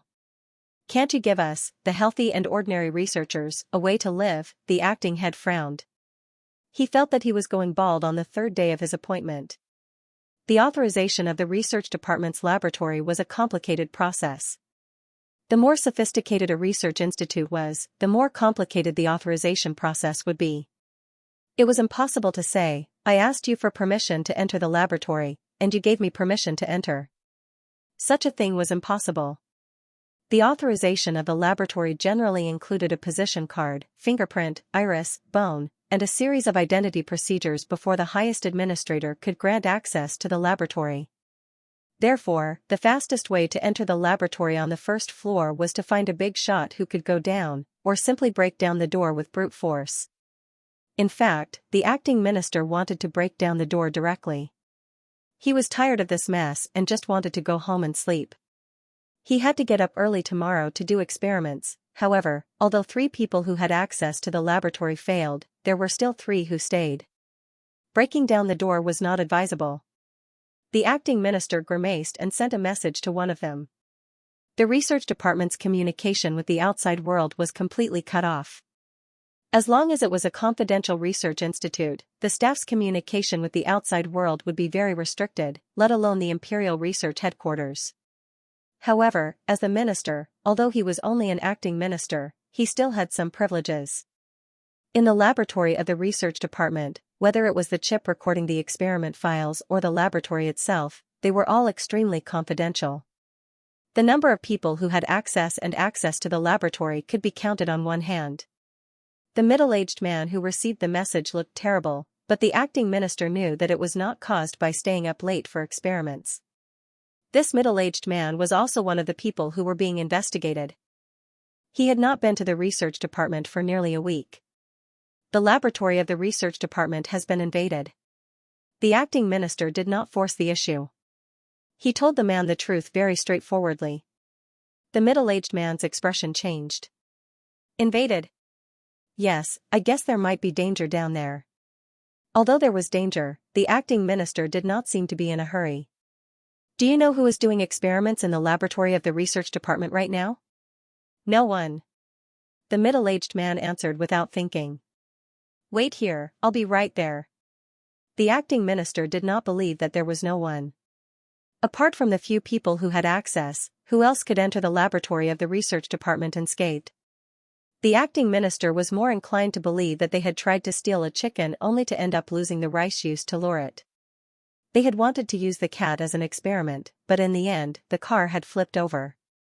At this moment, they might be causing a ruckus down there. What a mess, the acting head thought. It would be best if he could kill those old fellows who were causing trouble for him. Instead of doing proper research, he only knew how to mess around all day. He was already so old, yet he was still so troublesome. It was so annoying. The acting minister looked at the disconnected call and thought for a moment. Then, he raised his hand to turn off the alarm that had been ringing nonstop. The two young researchers next to him looked at each other and couldn't hold back their curiosity. "Acting minister, what's going on in the laboratory on the first floor?" "It's a secret. Tell everyone to disperse." After replying, the acting minister looked at the two young men and sighed. He patted them on the shoulder and said, "I think our department is missing something." The two young men were stunned. "What?" The acting minister waved his hand. "Let's go. We'll make 2 banners and hang them in the hall." "Banners?" "Yes, the first one says respect life, thank life, love life. The second one says be familiar with the basic law so that it's convenient for you, me, and him. Let's add another one, whoever steals cats is an idiot. We'll kill them on sight." "What about the matter on the first floor?" The acting minister waved his hand.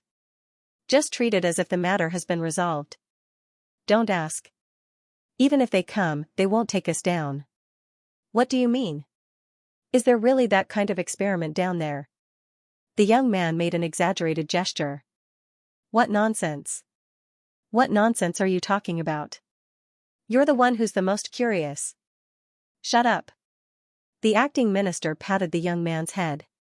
"How can you know something that even I don't have the authority to know? Let's go and make the banners." The two young men seemed to have understood something. They immediately shut their mouths and followed behind the acting minister.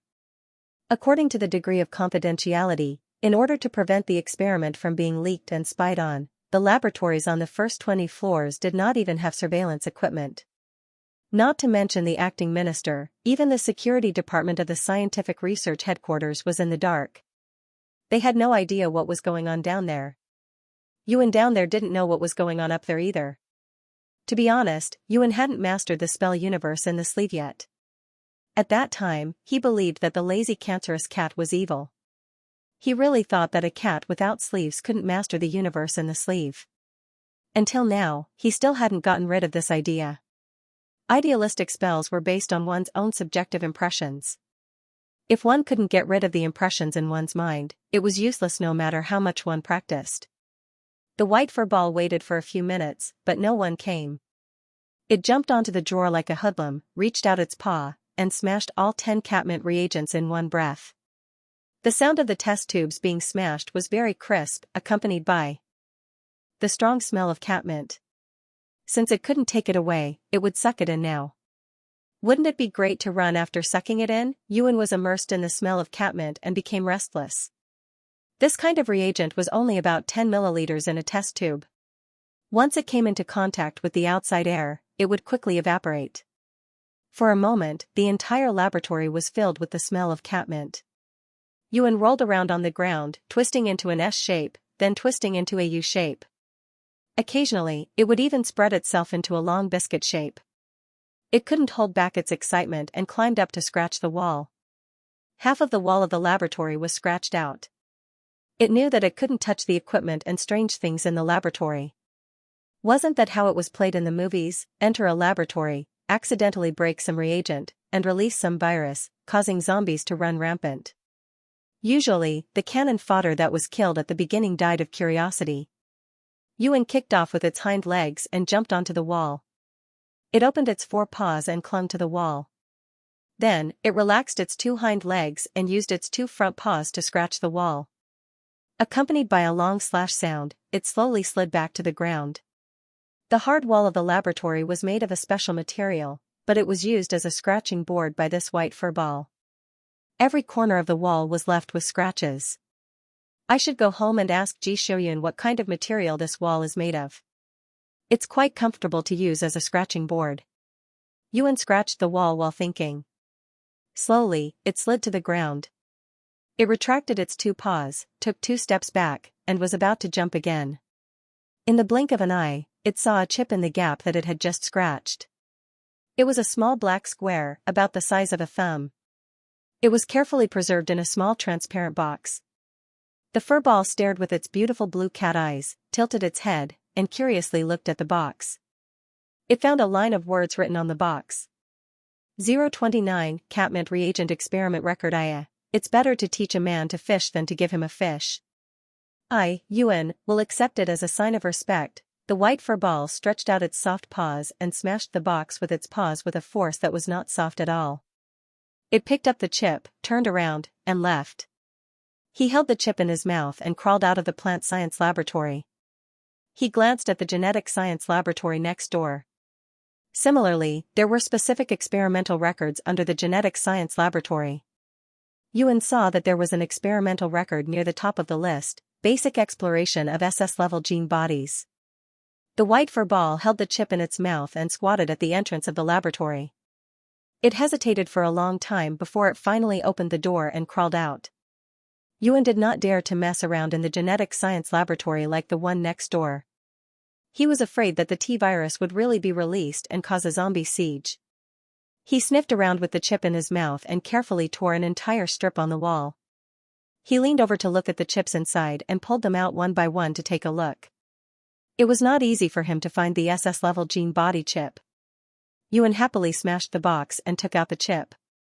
He also broke open the hidden drawer and burned the remaining muscle tissue and blood samples inside. The fur ball with the two chips in its mouth turned its head to the door after it was done. Its pointy little ears twitched, and in the next second, it turned invisible and slipped out of the laboratory. Two middle-aged men rushed into the elevator. One of them was the person the acting minister had just called. Their expressions were very unpleasant. Yuan watched as the two men took out their weapons from the door and strode into the two laboratories whose doors were destroyed. They did not find anything. Yuan squatted next to them and looked at their suspicious faces. He walked around them quietly with his short legs and broke a few more laboratory doors right under their noses.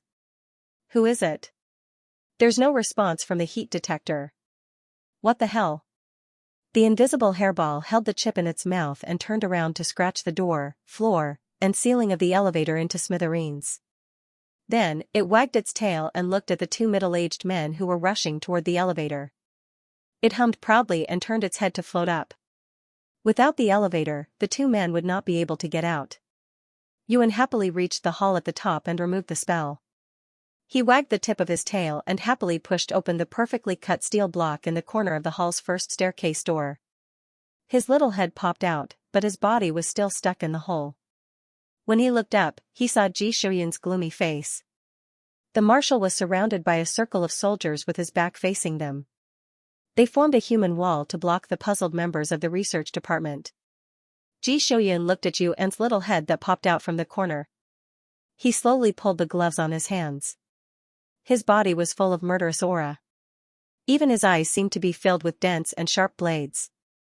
Yuan was so frightened that he trembled, and the two chips in his mouth fell to the ground with a plop sound.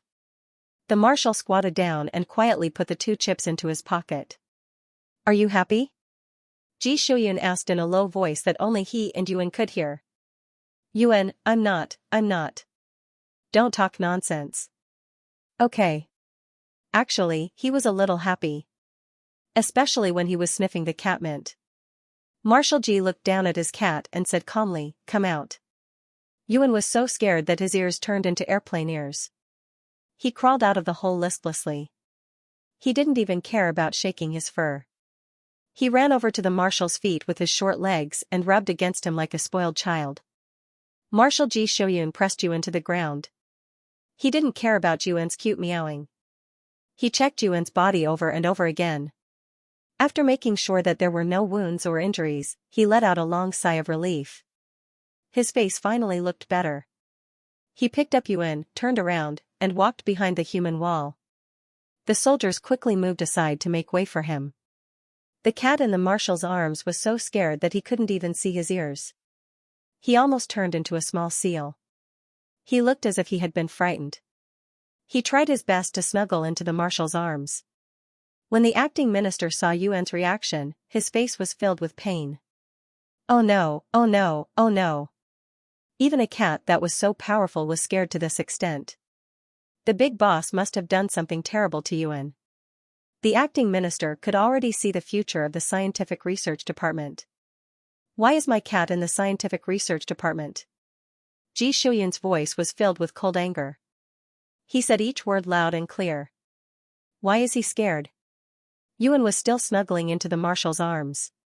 He was trying to get forgiveness by acting like a spoiled child. When he heard Ji Shuyun's words, he was stunned for 3 seconds. Then, he poked his little head out of the marshal's arms. Ji Shuyun pressed his furry little head back into his arms expressionlessly. Marshal Ji Shuyun looked around at the researchers around him and asked again, why did my cat escape from the most confidential laboratory in the world? Can anyone give me an explanation? I'm really sorry, Marshal Ji. The acting minister looked very guilty. Although I don't know the truth, as the acting minister, I can't shirk my responsibility. Yuan? Wasn't this a bit wrong? Shouldn't it be that the matter of him sneaking in had been discovered and Ji Shuyun had rushed over to protect him? Why did this conversation sound so wrong? Why was the acting minister apologizing? Yuan poked his little head out of Ji Shuyun's arms again.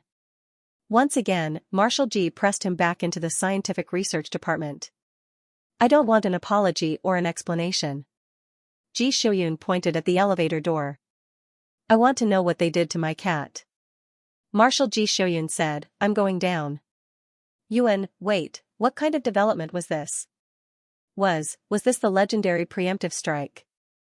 Oh, no, the counterattack? You are actually such a Ji Shuyun? Ji Shuyun's request caused the entire hall to fall into silence. When it came to confidentiality, the scientific research department was on par with some military projects. Everyone was an adult and sensible. If they really agreed to let Ji Shuyun go, who would take responsibility if something happened? Who would take responsibility? The acting minister didn't want to take the blame at all. If he were to nod his head, the blame would be placed on his face. How could he nod his head? Of course not. Therefore, no one spoke. Everyone looked at the sky, the earth, you, and me, but no one answered. Ji Shuyun wasn't in a hurry. He knew very well that there was only one exit to the laboratory. As long as he guarded it, no one would be able to enter or leave. As for the problem of not being able to talk about this in the future, it wasn't a big deal for the marshal. Strictly speaking, his behavior had already violated the confidentiality treaty and several legal provisions. His political opponents might use this as an excuse to attack him in the future. However, compared to the rewards he would receive if he succeeded, it was acceptable to be punished or even demoted. Not to mention that it wasn't easy to deal with him. Maybe those people who attacked him would be slandered instead. As long as his army and Marshal Kevin were still there, even if he was demoted, it wouldn't be a big loss for Ji Shuyun. Of course, unless there was something wrong with the Empire's political system, a demotion would never happen. After all, the Free Army in the 18th Galaxy was still causing trouble. The Empire couldn't afford to lose a famous general. Therefore, the most likely possibility was to follow his instructions and deal with the people in the scientific research department who made a big deal out of this. As for the change in attitude from the Emperor, Ji Shuyun didn't care at all. After all, the Marshal was going to leave the First Galaxy for war. If you have the ability, why don't you try to drag the military down? Let's see if Teacher Kevin won't blow your head off. Ji Shuyun remained calm and unruffled. He lowered his eyes to look at Yuan, who was cowering in his arms, and reached out a finger to poke him on the head with a moderate force. Meow. Yuan reached out its 2 little paws and hugged the finger. The acting minister seemed to be awakened by this soft meow. He came back to his senses and looked at Ji Shuyun, who was gently comforting the fluffy little guy in his arms. He thought for a bit and said, Marshal Ji, I can't make this decision. Ji Shuyun looked up at him and said, the scientific research minister has the right to inspect illegal experiments. I'm the acting minister. The marshal wasn't fooled at all, there's also acting minister. The acting minister was on the verge of choking. How do you know the rules of the scientific research department? I really don't want to be blamed, I just want a good night's sleep. The big baby in the petri dish in my laboratory is waiting for me to go up and see it tomorrow morning, the acting minister said bitterly. I don't have the authority to go down. I can go down. Ji Shuyun was still calm and unhurried, you just have to nod or shake your head. F***ck. The acting minister was so angry that he wanted to curse. As a scientific researcher, I absolutely oppose and protest against experiments that violate the law and the rights of intelligent life. The acting minister thought for a while and decided to drag everyone present down with him. If you want to go down, you can, but please bring at least 3 law enforcement instruments. We want to be able to see the situation clearly, just in case. Come on, fake it, let's sync together. Anyway, you're all accomplices. After seeing the images, the acting minister gave up on himself. This request was like giving a pillow to Ji Xiuyun when he was about to sleep. If it weren't for the fact that external communication signals were blocked here, Ji Xiuyun would definitely do something like live streaming. The marshal nodded without hesitation, okay. After the acting minister dragged everyone present down with him, he seemed to be very straightforward. He gestured generously, please go ahead. Ji Xiuyun took off his cloak and handed it over to the soldier beside him. In his bosom was a white furry ball that stuck out half of its head. He raised his leg and directly kicked the heavy alloy door flying out. To everyone's surprise, it wasn't an elevator behind the alloy door. The door that flew out fell straight down, bringing with it the sound of the wind. After a few seconds, there was a loud thud when it hit the ground. Ji Xiuyun lowered his head and looked at the cat in his arms. Yuan shrank into his coat and meowed at him. You did this? Yes, it was me. Ji Xiuyun reached out to the soldiers next to him and asked for 3 law enforcement instruments. He zoomed in on the 3 images and hung them in the main hall of the scientific research headquarters. He pressed down on Yuan's little head and directly jumped down from the 100-meter elevator. Everyone in the hall exclaimed in unison. In their eyes, this was no different from suicide. For an ordinary person, 10 meters was enough to cause death. This was a height of 100 meters, however, Ji Xiuyun was not an ordinary person. His physical fitness was far beyond that of an ordinary human.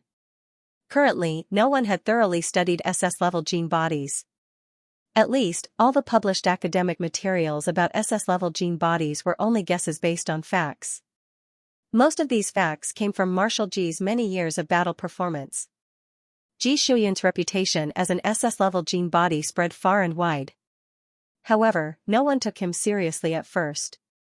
He became famous when, as a colonel, he was asked by Marshal Kevin to lead a Met clan of 80 people to escort a large logistics supply ship. During the escort, they encountered a fleet of interstellar pirates. The fleet had 2 frigates and a heavy cannon flagship. For a Met clan equipped with light mechs, it was simply bad luck. They were completely outclassed in terms of equipment. No one was optimistic about this escort mission. Even Marshal Kevin said that if necessary, they should just blow up the supply ship and withdraw. In the end, Ji Xiuyun did not listen. He piloted his nimble light mech and avoided the gunfire and stray bullets under the cover of his colleagues. He threw himself onto the deck of the local frigate and punched through the deck of the enemy's frigate in full view of everyone. The pirates who thought that victory was in their grasp were scared witless. Then, Ji Xiuyun led his colleagues and piloted his mech with a few faster-than-light gravity guns to turn the enemy's frigate upside down. Before they boarded the enemy's flagship, the enemy had already retreated. Although they were almost beaten up by Marshal Kevin afterward, the result was a perfect victory. Ji Xiuyun became famous after this battle. Many researchers in the field of human science had developed a strong interest in SS-level gene bodies. Punching through the deck of a frigate with a single punch had completely exceeded the concept of physical fitness for ordinary people. Whether it was physical fitness, strength, hardness, or healing power, SS-level gene bodies were many times stronger than S-level gene bodies. Most scientists believed that this was a kind of evolution. After humans entered the Big Universe era, after a long period of accumulation, they achieved a qualitative breakthrough in quantitative change. Human genes were probably preparing them to enter the universe with their bodies alone. In fact, even Ji Xiuyun was not very clear about his own upper limit. He jumped from a height of 100 meters, and his feet made 2 large dents in the hard alloy door. However, he only felt a slight numbness in his legs. This was also why Yuan could break someone's sternum by jumping on them with a little force, but Ji Xiuyun could only almost suffocate when Ji Xiuyun was kicked. The researchers who watched Ji Xiuyun lift the ceiling of the elevator through the 3 big screens almost stopped breathing. Is this an SS-level gene body? It's completely beyond the scope of human beings. I remember that there was an SS-level spirit a few hundred years ago, right? Yes, the country he was born in sliced him into pieces. He didn't even have the chance to show off the brilliance of an SS-level spirit. Rumor has it that the star web was built with his brain as a blueprint. The acting minister turned his head and scolded, "Shut up." The researchers suddenly fell silent. They all looked up at the big screens obediently and did not speak.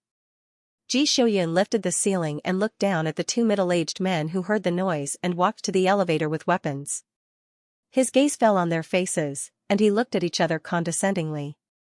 He swung his arm and threw the remains of the ceiling aside. "Long time no see," he said, his voice so cold that it was as if ice could fall from it. The expression of the middle-aged man changed. His lips moved as if he wanted to say something, and the weapon in his hand was subconsciously aimed at Xianxia, who was standing on the ceiling of the elevator. 3 small law enforcement instruments flew around the marshal, and they transmitted the scene as it was. The middle-aged man said in a hoarse voice, "Why are you here?" When Xianxia heard his question, a strange and sarcastic expression appeared on his face. The next second, he quickly regained his composure and said calmly, "You stole my cat." The middle-aged man turned his head and looked at the messy scratches in the laboratory. His face turned green and white. "Who stole your cat?" The marshal's tone was indifferent. "You." The middle-aged man looked angrily at little Furball, who was poking its head out from Xianxia's collar. Bullsh*T. Yuan, who was nestled in Xianxia's arms, meowed angrily at the middle-aged man below. Bullsh*T. This cat has abstained from eating for hundreds of years. I don't even use cat litter anymore. You're the one who's Bullsh*Ting. Although Xianxia did not understand, he understood that Yuan was angry at the man. Since he did not understand what Yuan meant, he assumed that Yuan was scolding the man on behalf of him. In the eyes of ordinary researchers who didn't know what was going on and thought that a big shot had stolen the cat for an experiment, Yuan looked like an aggrieved little furball that was angry and scared after seeing the person who had hurt it. "What a sin, Senior, don't you have nightmares when you sleep at night?" The acting minister wanted to tell them to shut up again, but when he turned his head and saw the disapproving looks on the young people's faces, he swallowed his words. Well, he thought. Tracing the origin was the most fundamental pursuit of researchers, but they could not lose the most basic respect for life.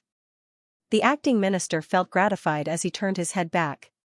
On the screen, Xianxia took a step forward, bent slightly, and was about to jump off the ceiling of the elevator. The middle-aged man raised his weapon. "Don't come down." Xianxia was too lazy to pay attention to him.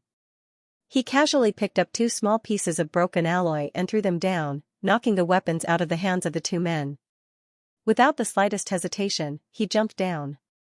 With lightning speed, he tied the hands of the 2 weaklings who basically had zero fighting strength behind their backs, handcuffed them together, and dragged them into the laboratory without the slightest trace of politeness. "You can't come in. This is the most secure research laboratory in the Empire." The 2 middle-aged men struggled with all their might. "You have violated the confidentiality agreement. And the law of the Empire." "Oh? Didn't I come in a long time ago?" Xianxia carried the 2 men and stood at the entrance of the genetic science laboratory. He glanced at the door that had been scratched by the cat's claws. Under the camera of the law enforcement instrument, he took out a record card from the entrance of the genetic science laboratory. Then he squatted in front of the 2 men and used the hard record card to slap their faces. "You're accusing me of violating the law? You're too modest. I'm not as good as you."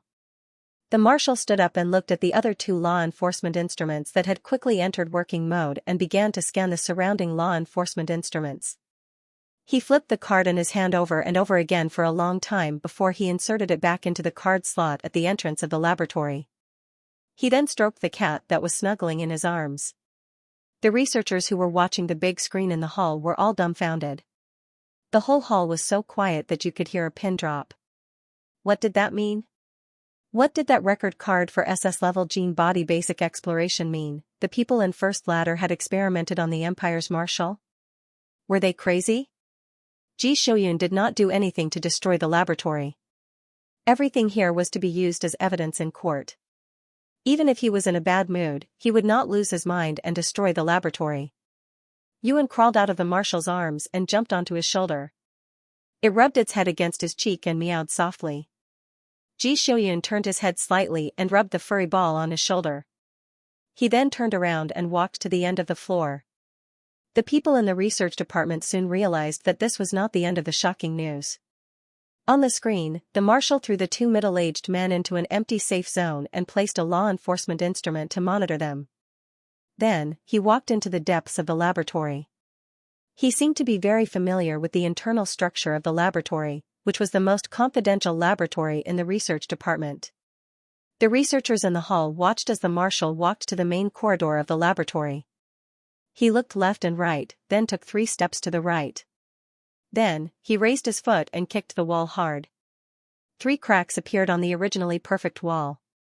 They neatly formed a door that allowed 2 people to pass through. Ji Shouyun kicked open the perfectly hidden door and walked in with his long legs. It was a long and pale corridor. It was not spacious. The paint on the walls was so white that there was not a speck of dust. The corridor was blindingly white. The marshal had only taken a few steps forward when he couldn't help but stop. He had a deep impression of this place. He knew that at the end of the corridor, he would see a row of neatly arranged prison cells after turning a corner. There were 12 intelligent species with special talents. When he escaped a few decades ago, he released them. They did not trust each other. In the end, they went their separate ways as soon as they left the building. However, Ji Shouyun knew that there must be people or other intelligent species in those prison cells. The cloning technology was strictly forbidden to the outside world. However, in this laboratory, it was not. It wasn't that Ji Shouyun hadn't thought of coming here directly after gaining real power, but the higher-ups had always been protecting him. He also had 7 legions in his hands and was a big family. After gaining real power, his hands were tied and he couldn't find a reason to cause trouble. There were many things that required a good reason to do. Ji Shouyun had waited for so many years for such a logical development. If he did not seize the opportunity to wipe them out, it would be a disgrace to his reputation. What was the most important thing in a war? A fighter. When a snake hits its weak spot, it will give it a good beating. Beat it to death. Ji Shouyun took a deep breath and closed his eyes slightly. When he opened them again, he saw that the deathly white walkway had become a cluster of flowers. The emerald green grass under his feet seemed somewhat soft, and the faint fragrance of flowers was refreshing. The entire corridor had turned into an arched path. It was like entering a fairy tale. It was obvious whose claws it came from. Mr. Marshall gently poked Yuan, who was squatting on his shoulder with its chest puffed out. "I'm fine." Yuan reached out its paw and pressed down on his finger. "Meow." Mr. Marshall rubbed its paw. "It's true." Yuan thought for a while and removed the illusion in front of Ji Shouyun. There seemed to be a faint fragrance of flowers in the cold corridor. The law enforcement instrument could not capture the illusion. It just foolishly patted the man and cat who had been standing in the same place for a long time. When Ji Shouyun took a step forward again, his footsteps appeared much more relaxed and quick. At the end of the corridor, he turned a corner. Indeed, there were about 10 prison cells neatly arranged. Ji Shouyun looked calm as he violently broke open the doors one by one. The people in the scientific research department were stunned. The Imperial Research Office's external image was very well managed. Whether it was the small inventions that were beneficial to the people or the breakthrough scientific research results that were of great significance to the entire industry or the entire era, all of them showed that this department was cutting-edge and excellent. Countless top geniuses of the empire tried their best to enter this place. Even if they could leave a small mark on the development of mankind, it would be the most perfect mark for their lives. They would never have thought that there would be such a lawless experiment taking place under the laboratory where they had worked for so many years. It was not like there were no prisoners on death row, it was not like there were no dying people who were willing to sacrifice their bodies for science, it was not like there were no people with excellent and special genes who were willing to provide blood samples and skin cells for research regularly. How could they do something like illegal imprisonment? There were more than 10 different intelligent races in total. Ji Shouyun looked at the intelligent lives that he had pulled out. They were all in a daze and didn't know how to speak. They didn't even know how to walk. The marshal held their hands one by one. Facing the law enforcement instrument, he showed the inside of their wrists to the camera. After seeing the mark on it, he looked up and said to the instrument, "Clones, the 6th batch. The researchers. F***CK." When Ji Shoyun was pulled up by the Scientific Research Department's personnel who had prepared rescue tools, he brought along the 10 clones and 2 middle-aged researchers who had already been stamped as criminals. The soldiers hurriedly took the 2 criminals. If it weren't for the fact that they were in public, they would have kicked them hard. The marshal looked up and saw the sympathetic and distressed eyes of the people around him when they looked at him. "I want to take a copy of the law enforcement instrument record." The marshal pretended that he didn't notice their gazes. "It won't affect you." No, it doesn't matter if it affects us." He had vaguely guessed that the experiments below were not clean, but he never thought that it would be so shameless. The acting minister's heart almost jumped out of his chest. Marshal G. His lips moved as if he had a lot to say, but in the end, he could only bow deeply to the soldier. "I'm very sorry." Ji Shoyun didn't look at him. He reached out and took the cloak from the soldier beside him without saying a word. "We will record and count the illegal experiments below. We will also explain the whereabouts of the clones to you." The acting minister paused. "If there is a need, we are willing to testify for you in court." The marshal heard this and finally turned to look at him. His eyelids twitched and his lips slightly pursed as if he wanted to put on a more gentle expression, but it still ended in failure. "I have no problem with people who seek truth and knowledge," he finally said. The acting minister was stunned for a few seconds. It was only when Ji Shoyun was about to leave that he suddenly came back to his senses. This is a signal for reconciliation." The marshal took the soldiers and left the research headquarters. He ignored the regulations and directly locked them up in the military prison. The 2 middle-aged men inside were still clamoring. Ji Shoyun stood at the door of the prison and looked at the 2 men. His eyes were so cold that it could freeze people to death. "This time, none of you can escape." Ji Shoyun finished a series of follow-up procedures. He looked at the time and the sky was already slightly bright. Yuan had been tossing and turning for the whole night and had already curled up in his pocket and slept for the entire journey. The marshal looked at the white ball in his pocket for a while. He was about to go to the office when he turned around and went to the cafeteria first. Yuan was awakened by the aroma of the food. He opened his eyes and poked his little head out of Ji Shoyun's pocket. He stretched his neck and sniffed the air with his little pink nose. Then, in a daze, he climbed all the way to the table along Ji Shoyun's coat. The marshal ate in his office as usual. In addition to his own food, he specially ordered a lot of extra food. Obviously, it was prepared for Yuan's bottomless stomach. Yuan looked at the small conference table that was full of food and instantly woke up. What could make a cat happier than being able to eat to its heart's content after waking up? The marshal looked at the little fur ball who was hurriedly grooming his fur and washing his face. He reached out and put a plate of food in front of Yuan. "Eat," he said. Yuan's ears trembled and he paused. He had just woken up and his brain started to work.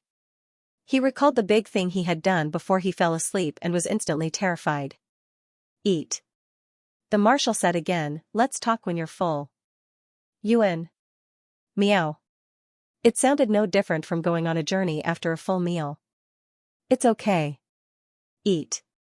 Ji Shoyun rubbed Yuan's ears. "We can talk while eating." Yuan lowered his head and ate 2 mouthfuls. He looked up at Ji Shoyun, lowered his head and ate 2 more mouthfuls. He looked up at Ji Shoyun again and finally stopped eating. He reached out his fluffy little paw and pushed the bowl in front of Ji Shoyun. Ji Shoyun pushed the bowl back. "I've already eaten." Yuan lowered his head and looked at the bowl of orange sweet soup. He thought for a while and continued to drink the soup. He did not want to waste food. The marshal looked at the white cat in front of him and spoke in a very calm tone. "Don't do this in the future," he said. "At least, tell me before you do it." Ji Shoyun remembered how panicked he was when he realized that Yuan was missing. He could not help but reach out and pinch Yuan's ears. "Don't disappear suddenly," the marshal said. Yuan obediently let him. Pinch. Meow. Don't do big things without telling me. Meow. The marshal wanted to say a lot more. He also thought of a lot of Don Ts. In the end, he sighed softly and swallowed all the Don Ts back into his stomach. Don't do this again. I'll be worried. Ji Xiuyun was not worried that Yuan would go to the battlefield, nor was he worried that Yuan would fight. He was also not worried that Yuan would go out to look for food. With Yuan's ability and physical fitness, he would definitely be the unlucky one. He was only worried that Yuan would meet someone with bad intentions who would try to get him into trouble. However, there were still many good people in the world. He could not stop people, no, cats from going out to play just because there were bad people around. Wouldn't that be like giving up eating for fear of choking? The marshal felt that since Yuan had saved his life, he should do his best to ensure that Yuan could live a happy and carefree life. As long as Yuan did not do anything evil, Yuan could do whatever he wanted. Ji Xiuyun could not restrict Yuan's actions just because he was worried about being plotted against. Moreover, he could not keep an eye on Yuan, nor could he stop Yuan from causing trouble. Ultimately, it was because he was not strong enough. Ji Xiuyun would never find fault with others. His parents had taught him to be strict with himself and treat others with leniency. If he was strong enough, he would have been able to keep an eye on Yuan. If he was strong enough, he would not have been disgusted by those people for so long. Now, he finally had a chance to make a move. The marshal thought about it and felt that it was because he was not strong enough. Yuan looked up at Ji Xiuyun and rubbed his little head against Ji Xiuyun's wrist. The marshal looked at the grease that was smeared on his wrist. Little rascal. Ji Xiuyun wiped off the grease expressionlessly. Then, he reached out a finger and poked little Furball, who was squatting on the table, to the ground. Yuan flipped over and got up. When he sensed that the danger was over, he regained his energy and meowed at the marshal confidently to show his dissatisfaction at being poked. The marshal listened for a while before he reached out and poked little Furball again. Meow. Yuan reached out his paw and patted his hand. Then, he sat down on the table and used the marshal's hand as a stool. He buried his head in his food. Yuan was a sensible person. He knew that it was best to squat under Ji Xiuyun's nose for the next few days. After such a big incident, Ji Xiuyun would definitely be very busy. Yuan decided to find some relaxing and enjoyable activities for himself. Ji Xiuyun was indeed very busy. The incident at the research department was already very sensitive among the public. Furthermore, Ji Xiuyun had caused quite a commotion when he led his troops into the research department. Now, it had become a hot topic on Star Web. Everyone was trying to guess what had happened. Ji Xiuyun was definitely going to fight this lawsuit. However, the military propaganda department and the Empire's propaganda department had to gather to discuss what information to announce to the public. Ji Xiuyun, his legal team, and the person in charge of the military propaganda department had finished an entire day of meetings. He returned to his office and prepared to send Yuan home first. As soon as he entered the office, he saw his 3 legion commanders and a cat sitting on the 4 sides of a square hard-shell box. The atmosphere was solemn and somber. 1 tube. Bang. 3 tubes. Eat, 50,000. Meow. Meow meow. Win. Ha ha ha ha. Yuan was so angry that he jumped up. Meow meow meow meow. A bet is a bet, a loss is a bet. The general of the 4th Army smiled and stretched out his hand to the cat beside him. Come, let me massage your paws. Yuan reluctantly stretched out his paws. After being squeezed, he immediately retracted his paws and turned around to meow at Ji Xiuyun. He patted the box with his paws and walked to Ji Xiuyun's feet. Then, he nudged his little head to the only empty spot in the box. Ji Xiuyun lowered his head and looked at the square boxes with different carvings on them. The carvings were very ugly and uneven. It was obvious that Yuan had carelessly carved them out with his nails. Yuan nudged Ji Xiuyun's hand with his little head. Meow. Fight back for me, otherwise, don't even think about rubbing my belly. Ji Xiuyun was speechless. Ji Xiuyun rubbed his cat. Ji Xiuyun picked up a square box.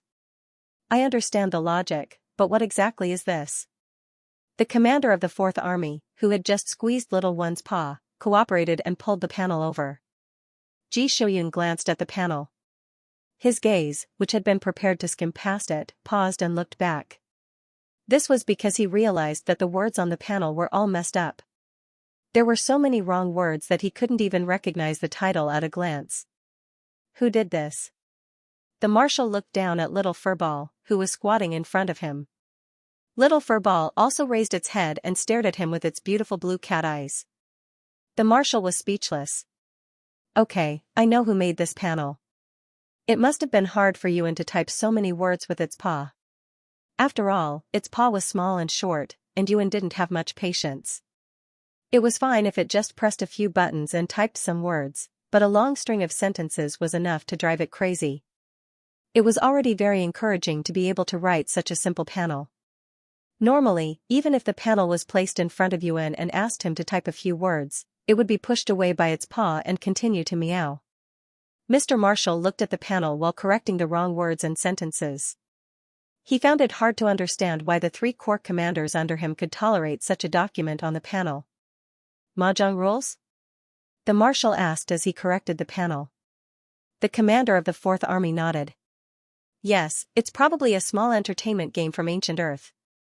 It's quite interesting.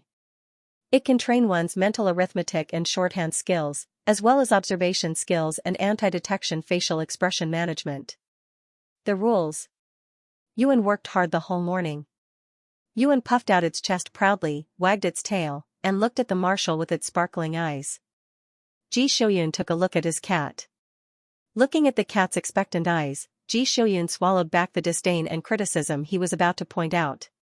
Instead, he reached out and stroked Yuan's head. Not bad, the marshal said. There are a few books at home. Yuan was speechless.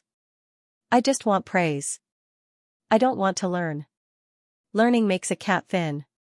The marshal looked at him. The objection was invalid. Yuan turned around and faced Ji Shouyun with his butt. The marshal looked at the Yuan's tail wagging in front of him. Judging from the frequency and strength of the tail wagging, he could tell that the Yuan was not unhappy. She swayed leisurely, and her lips curled up slightly. It was obvious that she was in a good mood. It seemed that she was pretending to be angry.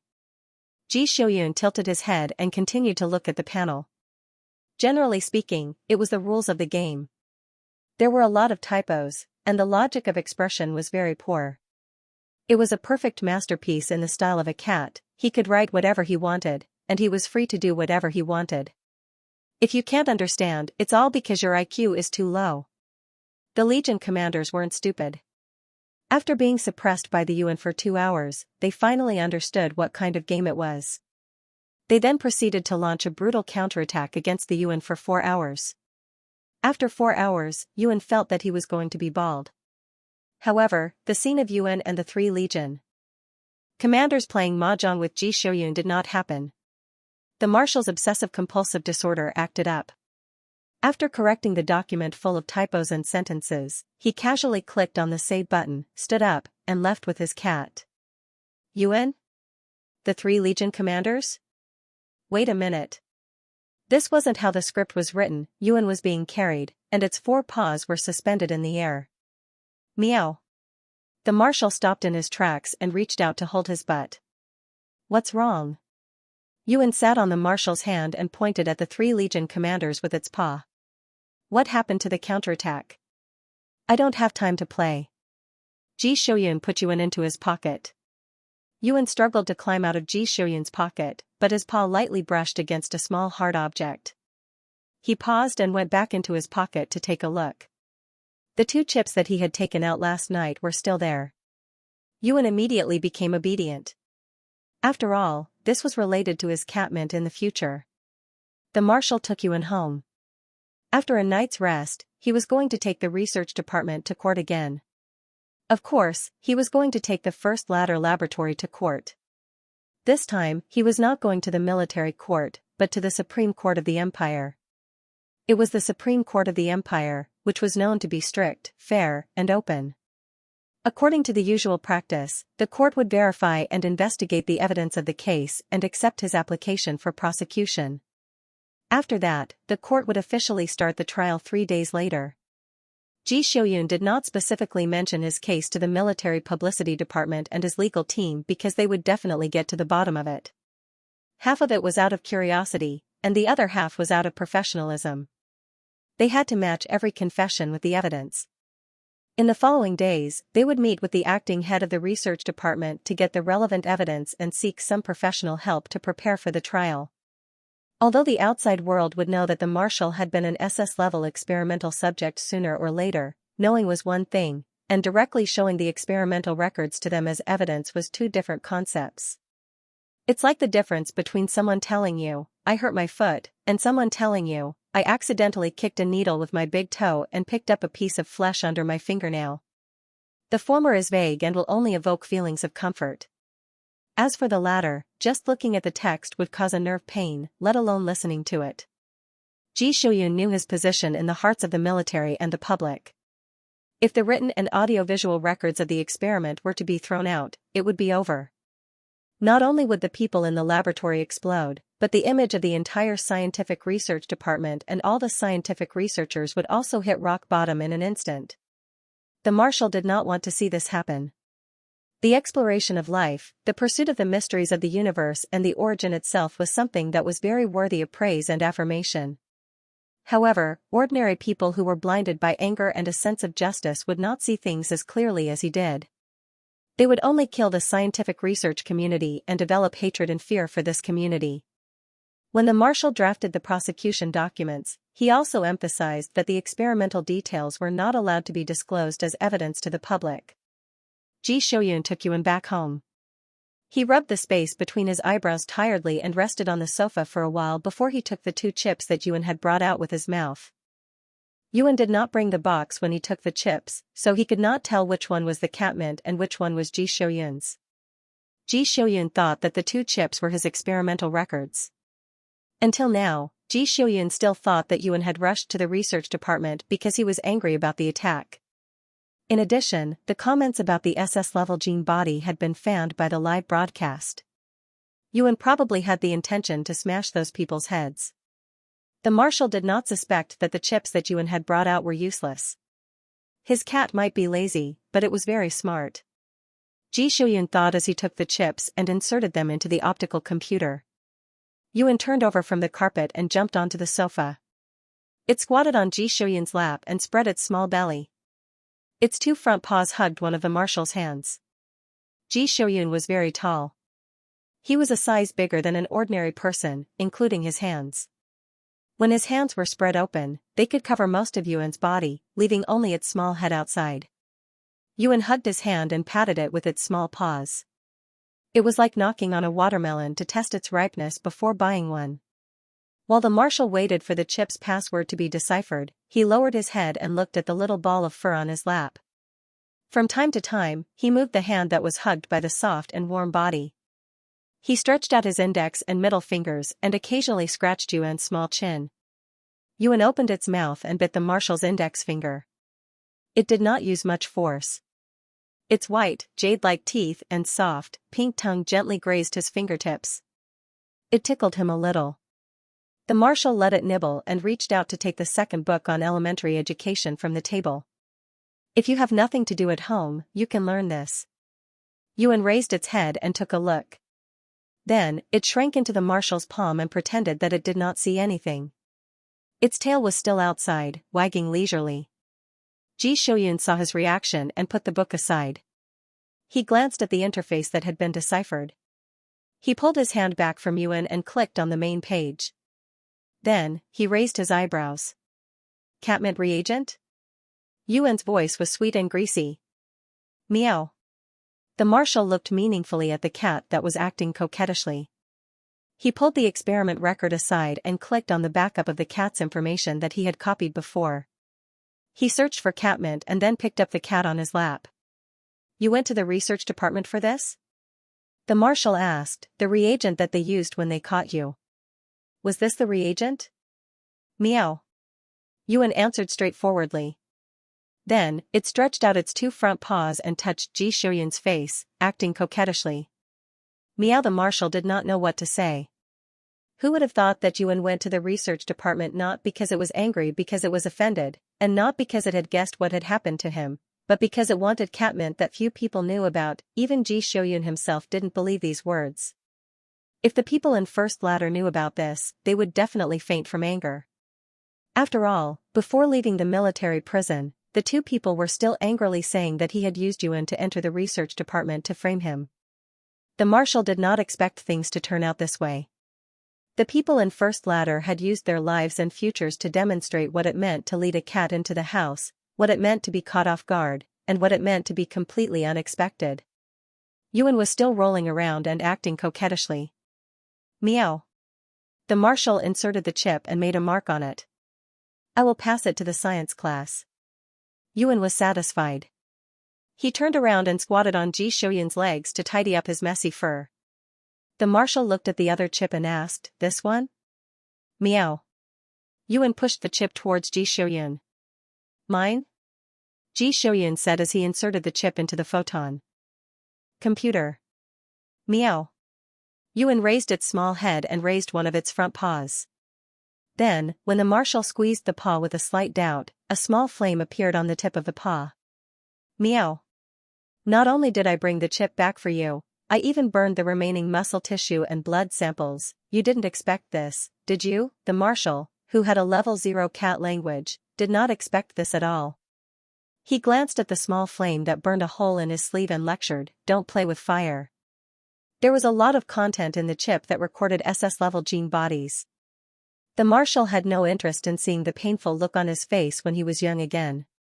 He directly skipped the video and scanned through the text. The results were disappointing.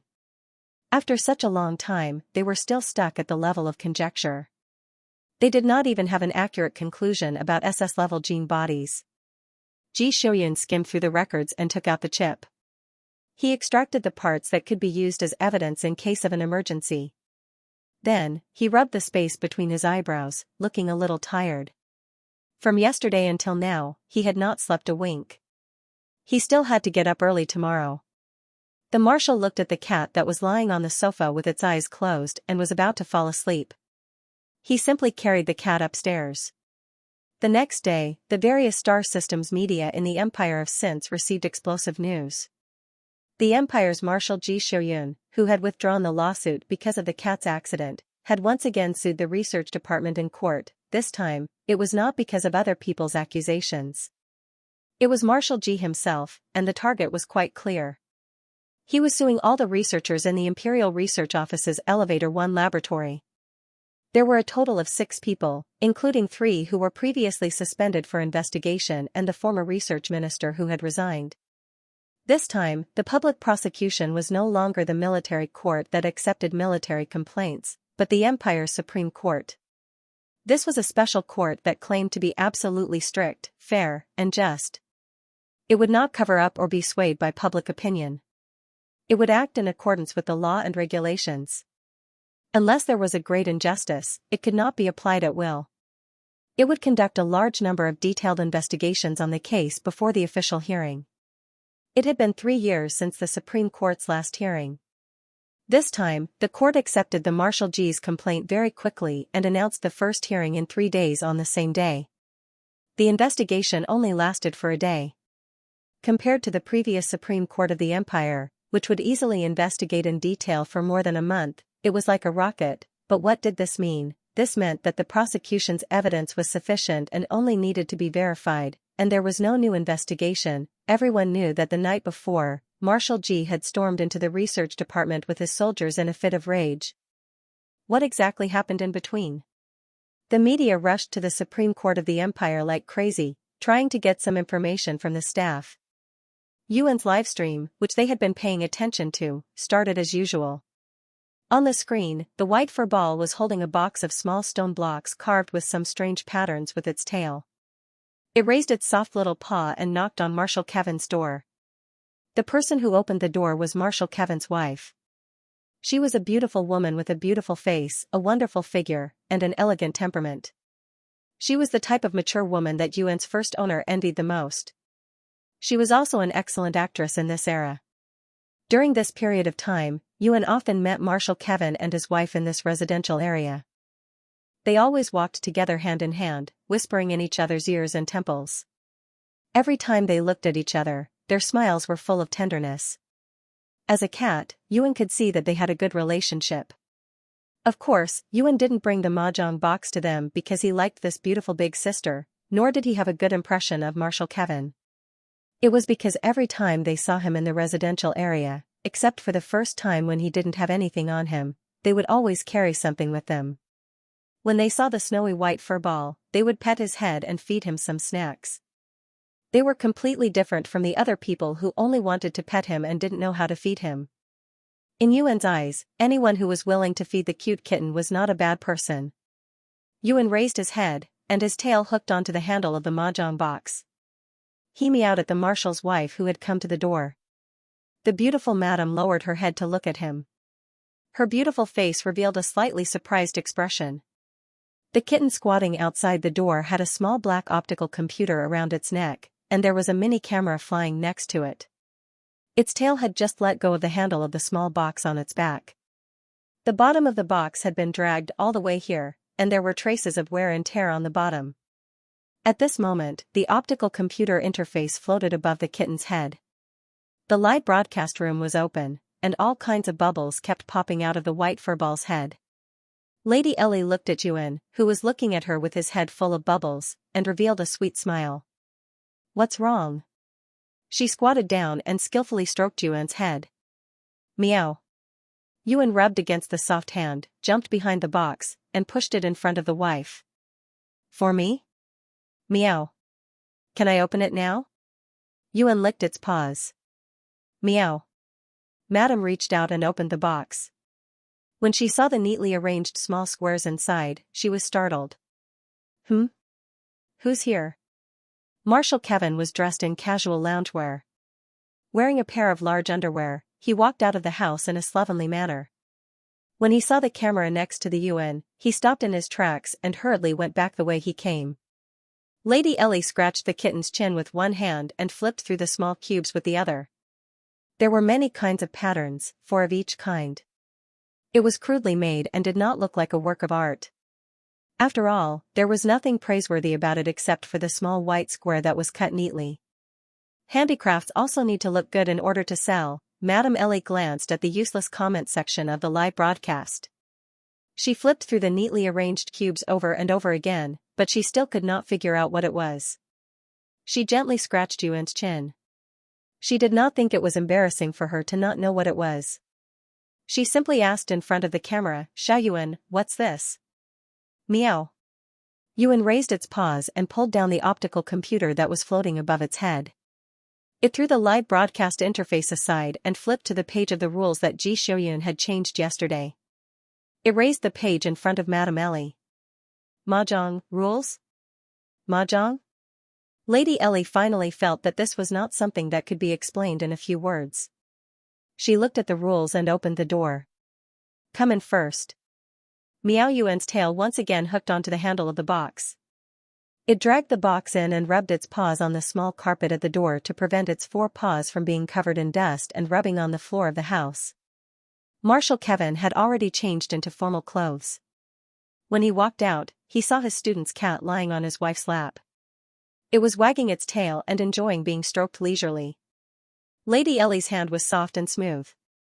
At this moment, she was focused on looking at the rules on the panel. Her slender and beautiful white jade-like hands were gently stroking the milky white cat on her lap. Marshal Kevin looked at this scene and was about to die of anger. "I haven't enjoyed this kind of benefit for many years, and I can't even compare to a cat that I've known for less than a month. Xianxia, that brat. Not only did he give him 500 energy crystals, he even dared to send a cat to steal his master's wife's favor. Bah! His intentions were terrible." Marshal Kevin wanted to rush over and push the cat away. But it was only a thought.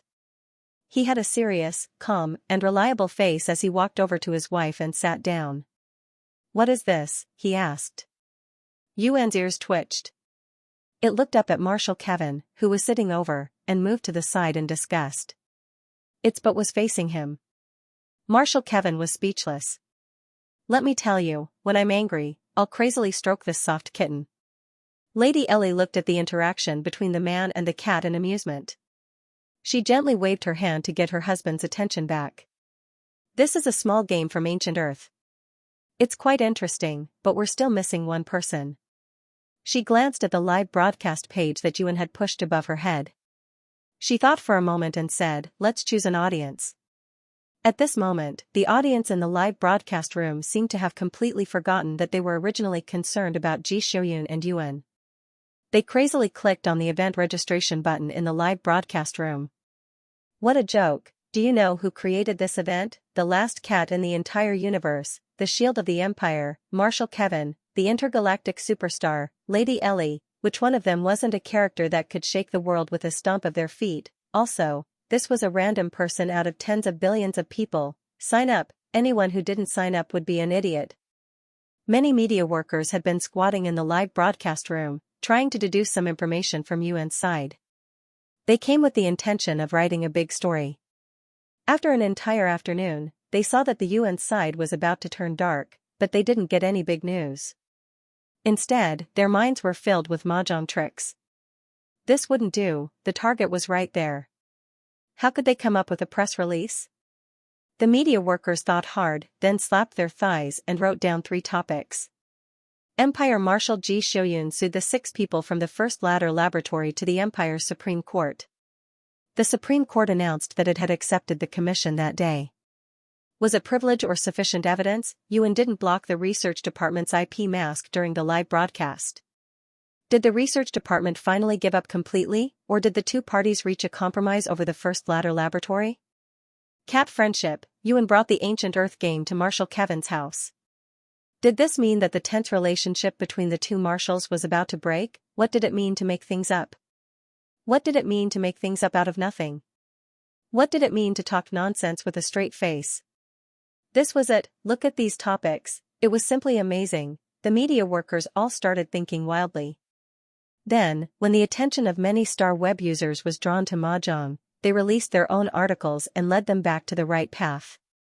Ji Xiuyun was so busy today that his feet didn't touch the ground. First, he took out the 2 people locked up in the military prison and handed them over to the Supreme Court of the Empire's Supreme Court. Then, as a deterrent, he accompanied them to visit the other 4 defendants. Finally, accompanied by his team of lawyers and the military propaganda department, he followed the examiner to the research department. The researchers in the research department were very professional. Almost everyone in the research department knew what they saw through the law enforcement apparatus 2 nights ago. However, they didn't leak any information to the outside world. Even the soldiers brought by the marshal kept their mouths shut. They didn't say anything when they were questioned repeatedly. When it came to collecting evidence and verifying evidence, the acting minister was very cooperative. He filled in some small details that non-professionals couldn't see. When these small details were put in court, they would accumulate and increase the sentence of the accused. Ji Xiuyun admitted that because of his own experience, he had a prejudice against the people in the research department. However, after this incident, he started to see the researchers in a different light. By the time the evidence and development of the case were all verified, the Supreme Court of the Empire announced that the trial would begin in 3 days. The sky was already dark. Marshal Ji walked out of the Supreme Court of the Empire's Supreme Court building with 2 army commanders who were worried about his situation. A car stopped in front of him.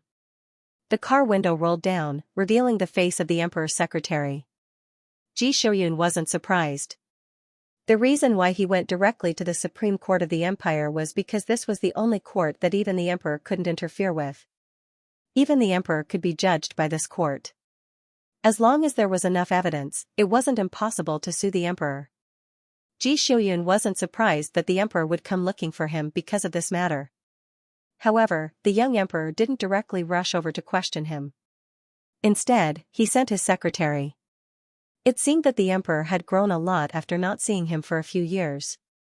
Marshal Ji generously opened the car door and sat in the car with his 2 army commanders. Marshal Ji, isn't the military's actions a bit too big recently? The secretary didn't bother with pleasantries. The Emperor was so anxious in the palace that bubbles were about to burst out of his mouth. How could he have so much time to beat around the bush? His Majesty has treated you well since he ascended the throne. It's really inappropriate for you to demonstrate your power like this. Ji Shouyun's expression didn't change, but he felt that these words didn't sound right. How was the military's actions too big? How was he demonstrating his power? Sooner or later, he would have a falling out with the research department. The emperor should have been prepared for this. Fine, he admitted that his methods were a bit too extreme. However, it couldn't be considered a demonstration. Marshal Ji was at a loss. However, he still took the initiative to express his attitude. Those people deserved it. Marshal Ji. The secretary raised his voice slightly. Let's not beat around the bush. His Majesty wants to know clearly what you think. They were all understanding people. Understanding people spoke frankly. The 500 energy crystals in the black market were bought by the military, right? The secretary asked. Ji Shouyun was very confused. How did they suddenly get involved in this matter? However, he didn't say anything. After all, nearly half of the 500 energy crystals had already entered the small belly of the UN. Moreover, his teacher had taken the blame for him. The secretary took this as a tacit agreement. It was bought by Marshal Kevin's subordinates. As for why Marshal Kevin bought the energy crystals, we admit that we were in the wrong. Politics was indeed full of filth, but when he thought about it, he felt that there was something wrong with his head. He wanted to send a hero who had supported an era to the grave. Marshal Kevin bought the 500 energy crystals as a response to our actions. This is understandable. However, His Majesty hopes that you won't be at odds with him because of this. The secretary tried his best to persuade him. Marshal Ji, I understand that heroes cherish heroes. I also understand that when the lips are gone, the teeth are cold. When the rabbit is dead, the hound is cooked. Ji Shouyun didn't say anything. In fact, he didn't understand what the secretary was trying to say. They were clearly very straightforward words, but why did it sound like they were speaking in riddles? You are worried that you will follow in Marshal Kevin's footsteps. Therefore, you want to repair your relationship with him and work together again. His Majesty can understand. The secretary looked at Ji Shouyun's indifferent expression. He couldn't figure out what Ji Shouyun was thinking. Therefore, he could only continue. However, the higher-ups no longer have any intention of doing anything to Marshal Kevin. They hope that you can continue to stand against Marshal Kevin and restrain him. You don't want to see the military be afraid of the people in power because of the unity of the higher-ups, right? Ji Shouyun turned his head and looked at his two generals.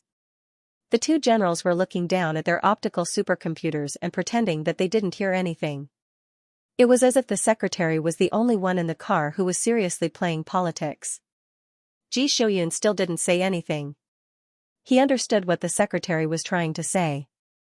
What the secretary was trying to say was that Kevin was angry because the higher-ups of the empire wanted to send him to the grave.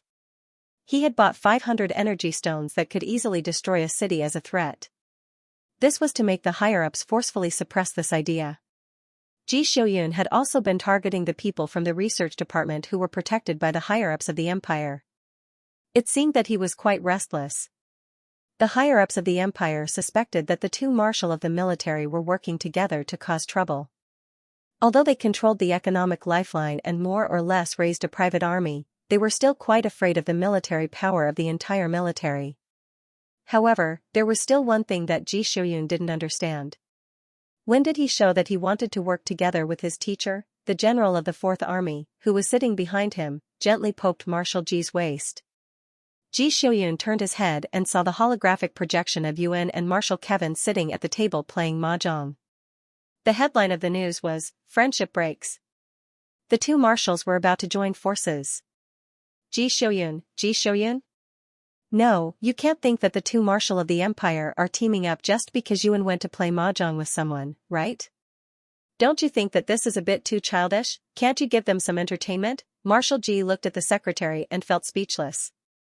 He wanted to explain that Yuan's actions had nothing to do with him, but he felt that it was too pale and powerless. After all, that was his cat. However, if he didn't explain, Marshal Ji felt that he was particularly innocent. It wasn't easy for him to go home after a busy day, but he was hit with a black pot. He felt very wronged. The secretary continued, although it's a pity that the talents on the first ladder are gone, we will completely give up and will no longer provide legal assistance. Your Majesty, I hope that you can give a clear and definite answer. Ji Shouyun, it could be said that he was a master of acting. Marshal Ji simply wanted to pry open the heads of this group of high-ranking officials to see if there was only cotton wool or water inside. They could imagine a rebellion just by playing mahjong. Could this group of idiots still do it? Marshal Ji, we will not interfere in this lawsuit anymore. You have already achieved your goal of sending your cat to Marshal Kevin. Give us a definite answer. Ji Shouyun, I'm not, don't talk nonsense.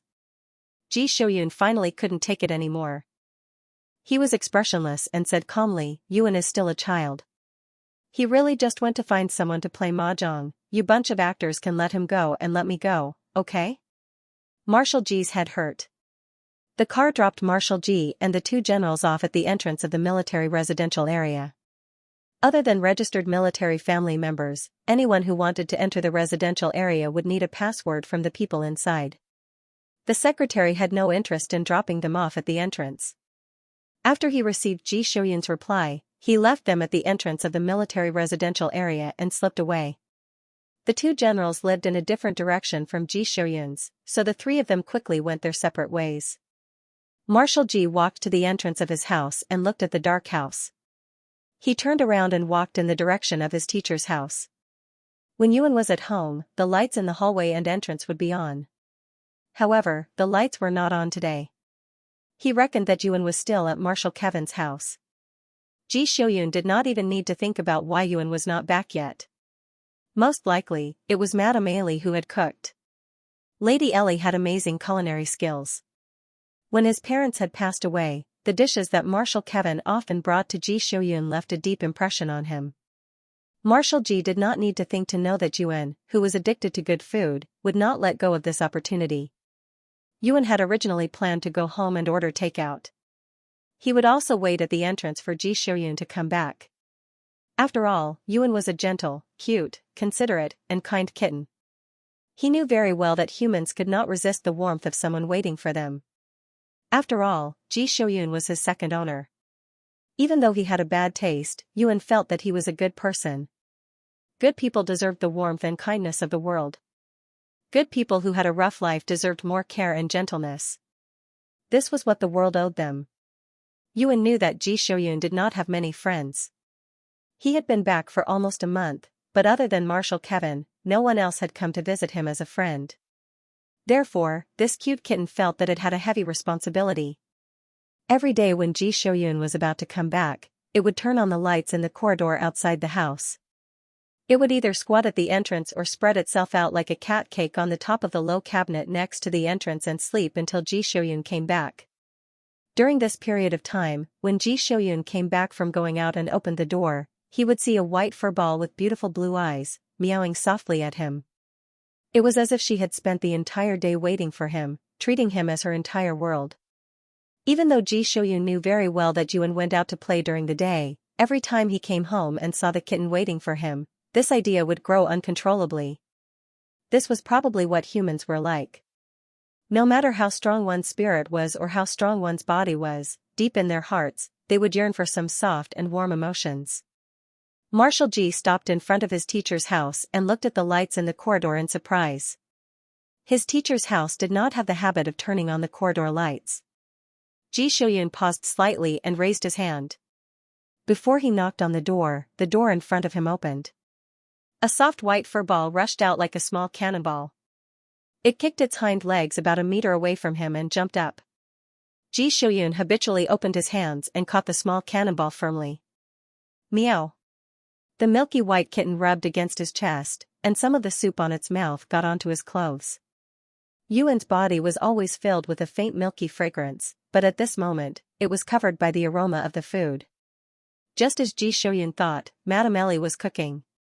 Ji Shouyun scratched Yuan's chin and glanced at a small plate at the entrance. There was a bowl of white soup on the plate. It was the same soup that Yuan had rubbed against him. Only a thin layer of soup was left. Marshal Kevin poked his head out of the house and said, "Oh," when he saw Ji Shouyun. Ji Shouyun nodded at him. Good evening, teacher. Marshal Kevin waved his hand. I thought this little guy liked to eat at the door. It turns out that he was waiting for you. When Ji Shouyun heard this, he paused and looked up at the corridor lights. He then looked down at Yuan, who was squinting his eyes in pleasure because of his scratching. It was a small, soft and warm ball. Under the warm yellow corridor lights, its fluffy fur seemed to be flowing with a beautiful halo. Did you leave the lights on for me? He asked in a low voice. Yuan's pursed ears perked up a little and his body made a comfortable sound. He opened his mouth slightly and said, meow. Ji Shouyun looked at Yuan's appearance. Previously, when he was hit with a pot, he wanted to ruthlessly rub Yuan to punish him. But now, it was like a bonfire that was doused with a basin of water. With a chi sound, it was completely extinguished. My kitten is so nice. It's all the fault of those drama queens. Marshal Ji thought to himself expressionlessly. He squeezed Yuan's little paw and raised his head to say goodbye to his teacher. Marshal Kevin immediately saw through his student's thoughts and interrupted him before he could say anything. Your teacher's wife made your share. Ji Shouyun was silent for 2 seconds and then quickly gave in. It wasn't that he was obsessed with Lady Ellie's cooking. He was simply grateful for the silent support and comfort this outstanding woman had given him during those dark times. Marshal Kevin and his wife had never planned to have children. Lady Ellie treated Ji Shouyun as her own child. When Ji Shouyun and Kevin were very close, she would often buy some local products from the planet where she was filming and send them back to Ji Shouyun. Now that the two of them seemed to have fallen out on the surface, Madame Ellie would occasionally send Ji Shouyun some strange little gifts under some strange names. Lady Ellie was a very outstanding woman. Although she was very insecure when it came to love, she was a very smart woman in other aspects. She was very clear about the relationship between Ji Shouyun and Kevin. The bond between two people, after experiencing the test of life and death, couldn't be completely severed by a single reprimand. At the very least, she was very clear that her husband and the outstanding students her husband often talked about in front of her were not people of this kind. However, she still had to do her job properly. Therefore, when she met Ji Shouyun outside, even if it was just an accident in the residential area, she would still put on a reserved and elegant posture and walk past him like a stranger. The white fur ball stretched out one paw and hooked the man's collar. The other paw pointed at the house and meowed, as if it wanted him to go in. Yuan was still looking forward to Lady Ellie's cooking. Marshal Ji turned his head and glanced at the surveillance camera. He circled outside, and just like his teacher, he skillfully entered Marshal Kevin's house from the side door through the surveillance camera's blind spot. Lady Ellie was a little surprised. She originally thought that her husband had asked her to make Ji Shouyun so that the Yuan could bring it back to Ji Shouyun. She never thought that Ji Shouyun would directly enter their house from the side door. Looking at how skillful he was, he must have done this kind of thing many times. Lady Ellie waved the kitchen utensils in her hand and said gently, "It seems like you've been hiding a lot from me." The teacher and disciple in the living room looked away in unison. Only Yuan, who was in Ji Shouyun's arms, was left meowing at Lady Ellie. There were still scattered mahjong tiles on the short table in front of the sofa. Marshal Kevin returned to the sofa and sat down. He picked up the carving knife and a gentle stone. Ji Shouyun watched as his teacher beautified the ugly mahjong tiles that Yuan had carved out before quickly carving out a new one. He even asked the kitten that was squatting on the sofa if there were any mistakes in the pattern. Yuan looked at it seriously for a while, then wagged its tail and meowed in a serious manner. It had the demeanor of a master. Ji Shouyun felt that his teacher wouldn't be too idle after retiring. Just mahjong alone was enough for him to play for a long time. To be honest, Ji Shouyun hadn't experienced such a dinner atmosphere in a long time. He raised his head and looked at the couple sitting opposite him. Then, he turned his head and looked at Yuan. The white kitten stretched out its paws and tried to taste the food in his bowl. He hadn't even touched his bowl yet. It was the same food. The woman's soft voice and the man's rough laughter seemed to be separated by a layer of gauze, falling into people's ears in a trance. It seemed that they couldn't hear clearly, but they could hear each and every word clearly. The orange-yellow light was unbelievably warm. Ji Shouyun recalled the dining table when his parents were still around. Marshal Ji felt that something was wrong. Yuan's head was almost in his bowl. Marshall G lifted his hand and flipped the kitten over. He rubbed the soft white ball of fur hard. After rubbing away the inexplicable sourness and anxiety in his heart, he let out a long breath. Yuan was stunned by the sudden storm. He was lying on his side on the table in a daze. One of his claws was still extended outwards. His mouth was slightly open, revealing his white jade-like fangs. The fur on his body was messed up, and his entire cat face was filled with confusion. Under Yuan's confused gaze, Marshall G calmly used the bonfire in his heart as an excuse. He reached out and rubbed the kitten's belly. He coldly threw the blame to the kitten. Little troublemaker. Yuan? He rubbed the kitten without saying anything. After rubbing it, he didn't even give it food. He actually said that such a cute kitten was troublemaker. Why are you so fat? Yuan was in disbelief. After rubbing the kitten, Ji Shoyun was in a good mood. Even his footsteps, which were in the blind spots of the surveillance cameras, were much lighter. Marshall G wanted to prevent unnecessary guesses from happening again. The next morning, he helped Yuan put on a civilian cognitive helmet. After entering the virtual community room, he taught Yuan which software to use to watch movies. Although he had to pay for it, it wasn't expensive. Besides, Yuan was rich. By the time Yuan finished watching 6 or 7 movies, his busy day would be over. There wouldn't be a situation where Yuan went to Marshall Kevin's house for a meal again, causing the media and the higher-ups to have all sorts of weird thoughts. There wouldn't be a situation where Yuan went out to look for food and was captured by strange researchers. It was perfect. The Marshall's little abacus crackled loudly in his heart. He watched as Yuan's small body was completely covered by the thinking helmet and remained motionless, as if he was completely immersed in the movie. After that, he walked out of the door very easily. However, was Yuan the kind of cat that would obediently watch movies for the whole day? Of course not. Cats were creatures that liked the new and got tired of the old. Yuan, who wasn't interested in the plot of the movie, started to explore the functions of the virtual community. The civilian virtual community was different from the military virtual training room. It had more functions than the military virtual training room. For example, in the virtual community, everyone had their own basic property. If one wanted to upgrade the property, renovate it, or do other activities, they would need to spend money. Even if one wanted to try the food on a planet millions of light years away, the virtual community would only imitate the texture and taste. It wouldn't increase the feeling of fullness. Furthermore, it required money. Of course, the price was much cheaper than in the real world. Simply put, it was like a simulated home system. One's house in the real world might not be spacious, but in the virtual community, one could spend a lot of money and own a mansion. Other than having to eat regularly and clean up the body, the virtual community could do everything else. The cost was much less than in the real world, and one could live a much more luxurious life. Therefore, many people were addicted to the virtual community. Gradually, a complete industrial chain and an income and expenditure system were formed. There were jobs and consumers, and finally, a virtual second society was created. Yuan had just figured out something when someone came to visit Marshall G's virtual property. Yuan opened the interface and saw that it was Ji Shoyun's first army commander. Yuan thought about it and thought that it would be good if someone could take him to the virtual community to play. Yuan opened the door. There was a long line of people behind the first army commander. Other than the 7th Army commander, everyone else was there. Today, Xiaoqi is in charge of following the marshal, explained the first army commander. Yuan wagged his tail and said, "Meow." The first army commander smiled and took out a literacy book. He placed it in front of Yuan and said, "The marshal said that if Xiao Yuan doesn't want to watch movies, he should study hard. He will reward you with a cat mint." Yuan? Look at me seriously.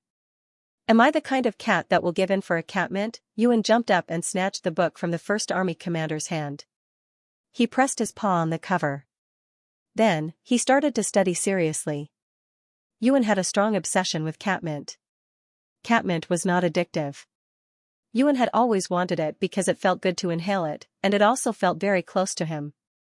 Cats looked cold and indifferent, but they were naturally fearful of unfamiliar environments. Wild cats were slightly better.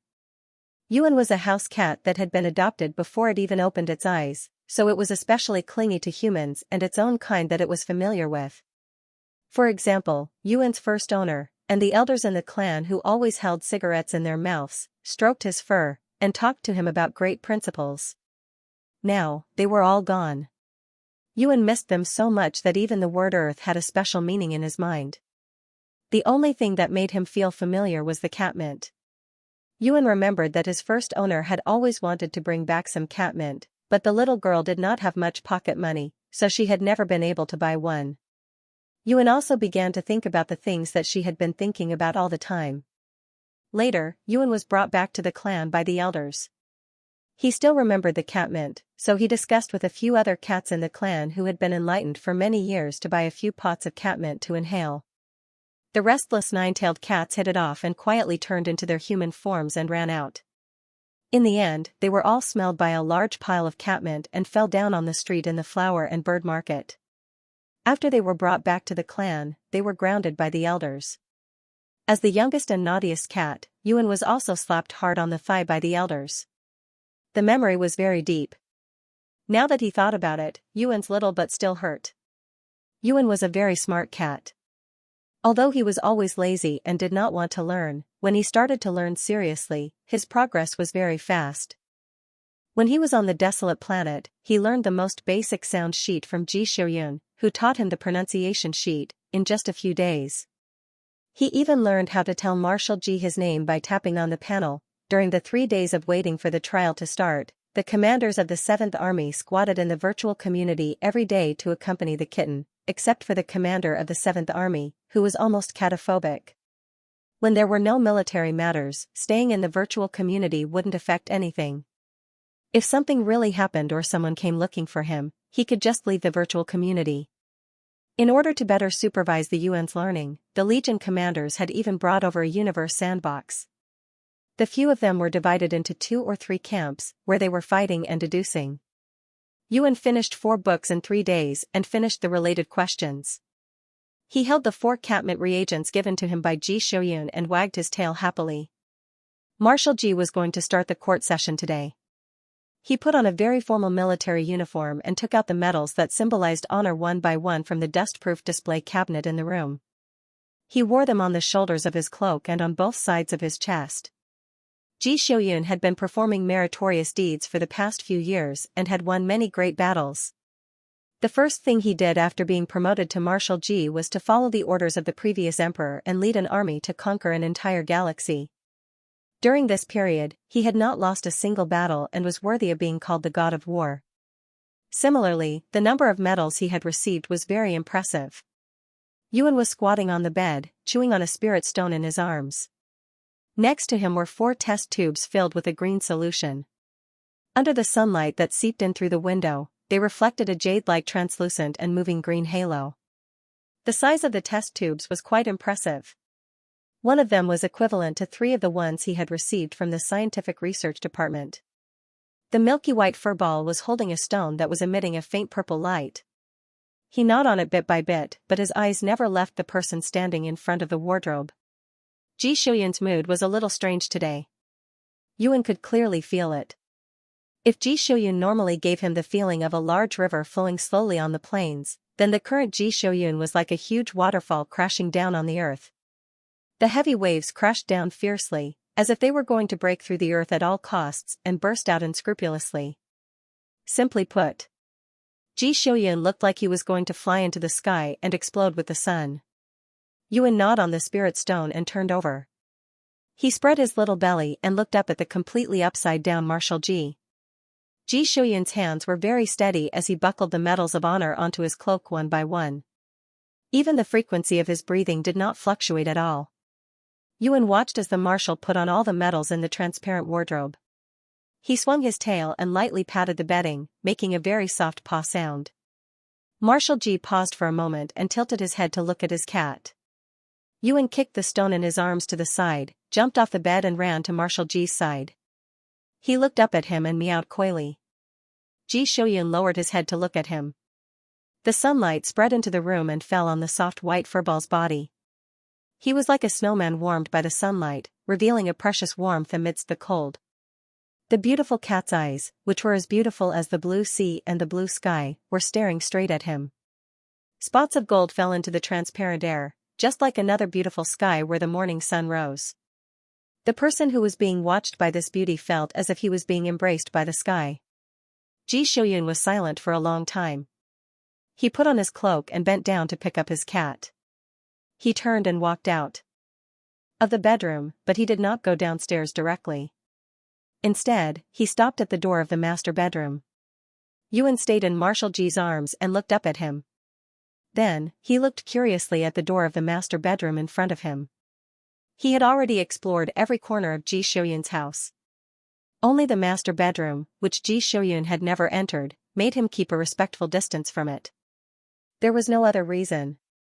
He just felt that since Ji Shouyun did not want to go in, there was no need for him to go in. Although he was very curious as to why Ji Shouyun did not sleep in the master bedroom but in the side bedroom, Yuan suppressed this curiosity very well. But now, Ji Shouyun seemed to be ready to take him in. Yuan stretched his head out in surprise and watched as Ji Shouyun raised his hand to open the door.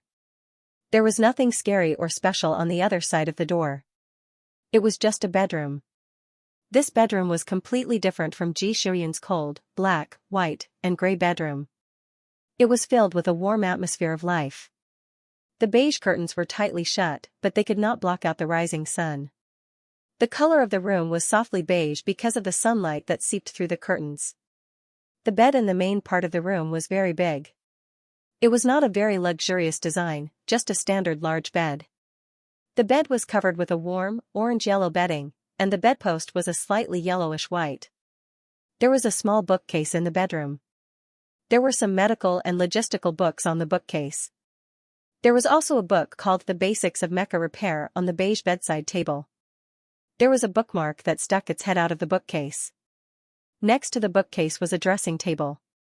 There were a few beautifully shaped bottles on top of it. All kinds of tools were placed messily on the table. It seemed like the owner was a woman who was in a hurry. There was a desk in front of the window. There were a lot of messy mechanical tools on the desk. There were a few books that were flipped open and pressed to a fixed page. They were casually placed in a place that could be easily accessed. There was a toolbox next to the desk. There were 2 dirty gloves on the edge of the toolbox. Yuan turned his head and looked around. Finally, his gaze landed on the wall that led to the door. The entire wall was covered with all kinds of photos. They looked brand new. Yuan knew about these photos. These photos were made with a very simple card chip. It was easy to store them. A light tap would project a holographic image. There were a few of them in the living room. Marshal Ji hugged his cat and sat cross-legged on the ground in front of the wall. This was Ji Shouyun's parents' room. Yuan suddenly realized this because he saw the people in the photos in the living room and the family photos on the wall. It turned out that they were Ji Shouyun's parents. They looked really young. Yuan looked at the photos and more or less guessed some things. These photos had been broken when Ji Shouyun was still a young man. Ji Shouyun was now an adult. According to the current human lifespan on Earth, Ji Shouyun's parents had probably been gone for decades. The appearance of this room was probably perfectly preserved from the time when Ji Shouyun's parents had left. It was full of life. It was as if they had just left in a hurry and would be back soon. Ji Shouyun didn't say anything. He just looked at those photos quietly, and from time to time, he lowered his head and touched the little fur ball that was lying on his lap obediently. He didn't make a sound and just quietly accompanied him. Yuan rubbed against Ji Shouyun. His calloused hands were very rough, and it was quite comfortable to rub against him. Marshal Ji's emotions, which were about to explode, gradually calmed down as time passed. He stroked the Yuan on his thigh, and after the hour hand had passed more than half a circle, he finally calmed down the suffocating feeling in his chest. All right. Marshal Ji Shouyun's voice was as calm as ever. I should go now. Meow. Yuan jumped down from his lap and followed him to the door. The 2 army commanders who were going to attend the court hearing with Ji Shouyun had just arrived. They saluted and greeted him, Marshal Ji Shouyun. The 2 legion commanders were also dressed formally today. There were also several medals on their shoulders and left chests. Ji Xiuyun tilted his head and nodded slightly at them. Then, he turned back and squatted down, gently scratching Yuan's chin. Listening to Yuan's purring sounds and looking at Yuan's beautiful cat eyes that were squinting comfortably, Ji Xiuyun flipped his big hand without any warning, causing the little cat who was still immersed in comfort to fall on his back. Yuan opened his eyes in a daze. His blue eyes seemed to be stained with water. He looked at Marshal Ji Xiuyun pitifully. "Be good today." Marshal Ji poked Yuan's belly. He opened his mouth and wanted to promise him something, but he realized that Yuan's favorite things were very easy to satisfy. He did not need any rewards. Other than power crystals, delicious food, and catmint, the only thing Marshal Ji Xiuyun could think of was a mecha. He could play with a mecha. However, a mecha required both hands to operate or spiritual power to synchronize. The former obviously could not be achieved. Yuan's spiritual power was very strong. However, under the synchronized mode, the mecha would move according to the operator's movements. When he thought about how a perfectly fine mecha would roll around and lick its paws while Yuan was operating it, Ji Xiuyun immediately erased the idea of bringing Yuan to play with a mecha. No matter what, the mecha was innocent. Yuan swung his tail and hugged Marshal Ji's finger that was poking his belly. He tilted his head in confusion and said, "Meow?" "It's okay." Marshal Ji retracted his hand. He looked at Yuan, who was still looking at him with his belly exposed. He felt a rare sense of defeat. He said calmly, "If only you were human." At least he could bring him to play with a mecha. Now, it seemed that he, as a Marshal Ji Xiuyun, was useless. He could not find a way to please a cat. Yuan could easily get whatever he could give. Yuan blinked his eyes and meowed softly. "Let's go." Ji Xiuyun stood up. "Meow." Yuan swept his tail on the ground and watched Ji Xiuyun get into the car. He slowly turned over and sat up. After eating so many spiritual stones, he could have turned into a human long ago. However, as a cat, he still liked his original form. He was fluffy, petite, and cute. He was very likable. He was also regarded as an ancient treasure from the era of the universe. Yuan felt that his original form was perfect. However, if Ji Xiuyun wanted him to transform into a human form, then it was not impossible to reluctantly transform. Yuan closed the door and went back to Ji Xiuyun's room. He held the spiritual stones and continued to eat them. His tail gently patted the soft quilt under him. He wondered if Ji Xiuyun would beat his head to pieces if he secretly turned into a human in the middle of the night. Yuan thought of Ji Xiuyun's close combat skills and the fact that he hadn't been able to transform into his human form for more than 3 days in the past 100 years. Yuan's swinging tail paused slightly. Forget about such a dangerous idea. He did not even know how to walk in a human form, let alone fighting skills. Yuan quickly got rid of the thought of causing trouble and started wagging its tail leisurely again.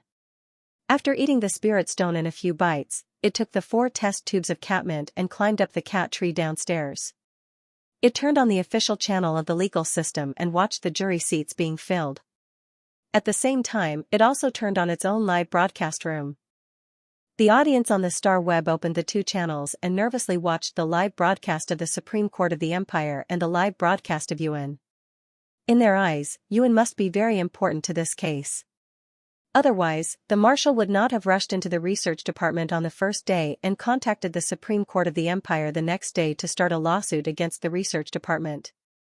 According to the media reports and the holographic projections that were dug up by the netizens of the Star Web, when the marshal went in, his arms were empty. When he came out, he had a Yuan in his arms. Everyone had some speculations as to what had happened in the middle of this. Yuan only did 1 live broadcast after that. After the Supreme Court of the Empire announced that they had accepted the case, he did not appear for 3 consecutive days. Everyone thought that Yuan must have experienced something bad, even though he had behaved normally in the previous live broadcast and even played mahjong. Some people said that Yuan looked for people to play games to divert attention. Some people said that Yuan acted like that because he was instructed to appease the public. Many people had many different ideas, and they all thought that it made sense. During the 3 days that Yuan was addicted to learning, the audience on the Star Web was anxious and restless. Now that the live broadcast of Yuan and the Supreme Court of the Empire was on, they all swarmed in. As soon as the audience entered the live broadcast, they saw the kitten that they had been worried about for 3 days squatting on the cat tree and biting open the lid of a test tube. Then, it leaned over and took a deep breath. Under the gaze of tens of billions of viewers, the kitten punched and kicked the air for a while and softly spread out into a cat biscuit. The audience was in an uproar. Something really happened. He had to rely on hallucinogens to divert attention. What on earth happened to Yuan? The audience was heartbroken. The emerald green reagent spilled all over the carpet when the kitten kicked its legs. The emerald green water droplets scattered all over the carpet. The water droplets evaporated extremely quickly. Yuan found that the concentration of the catmint reagent produced by the military science class was completely different from that produced by the research department. It was thousands of miles higher than the research department's. The air was filled with the strong smell of catmint. It was so strong that it was as if the entire room was filled with catmint. Yuan couldn't help but recall the fear of a group of 9-tailed cats in a flower and bird market surrounded by catmint. He was sprawled on the cat tree, lying there softly with his paws wide open and his tail drooping down. He squinted his eyes and pressed his face against the soft cushion of the cat tree. He looked so small and pitiful and helpless. In any era, the group that acted the fastest, thought the most, and was the best at stirring people's hearts would always be the group of people in the media industry who clearly knew how to make big news from which angle. Before Yuan could recover from the effects of the first mouthful of high-concentration catmint, the media on the other side was like a firecracker whose fuse had been ignited, exploding everywhere.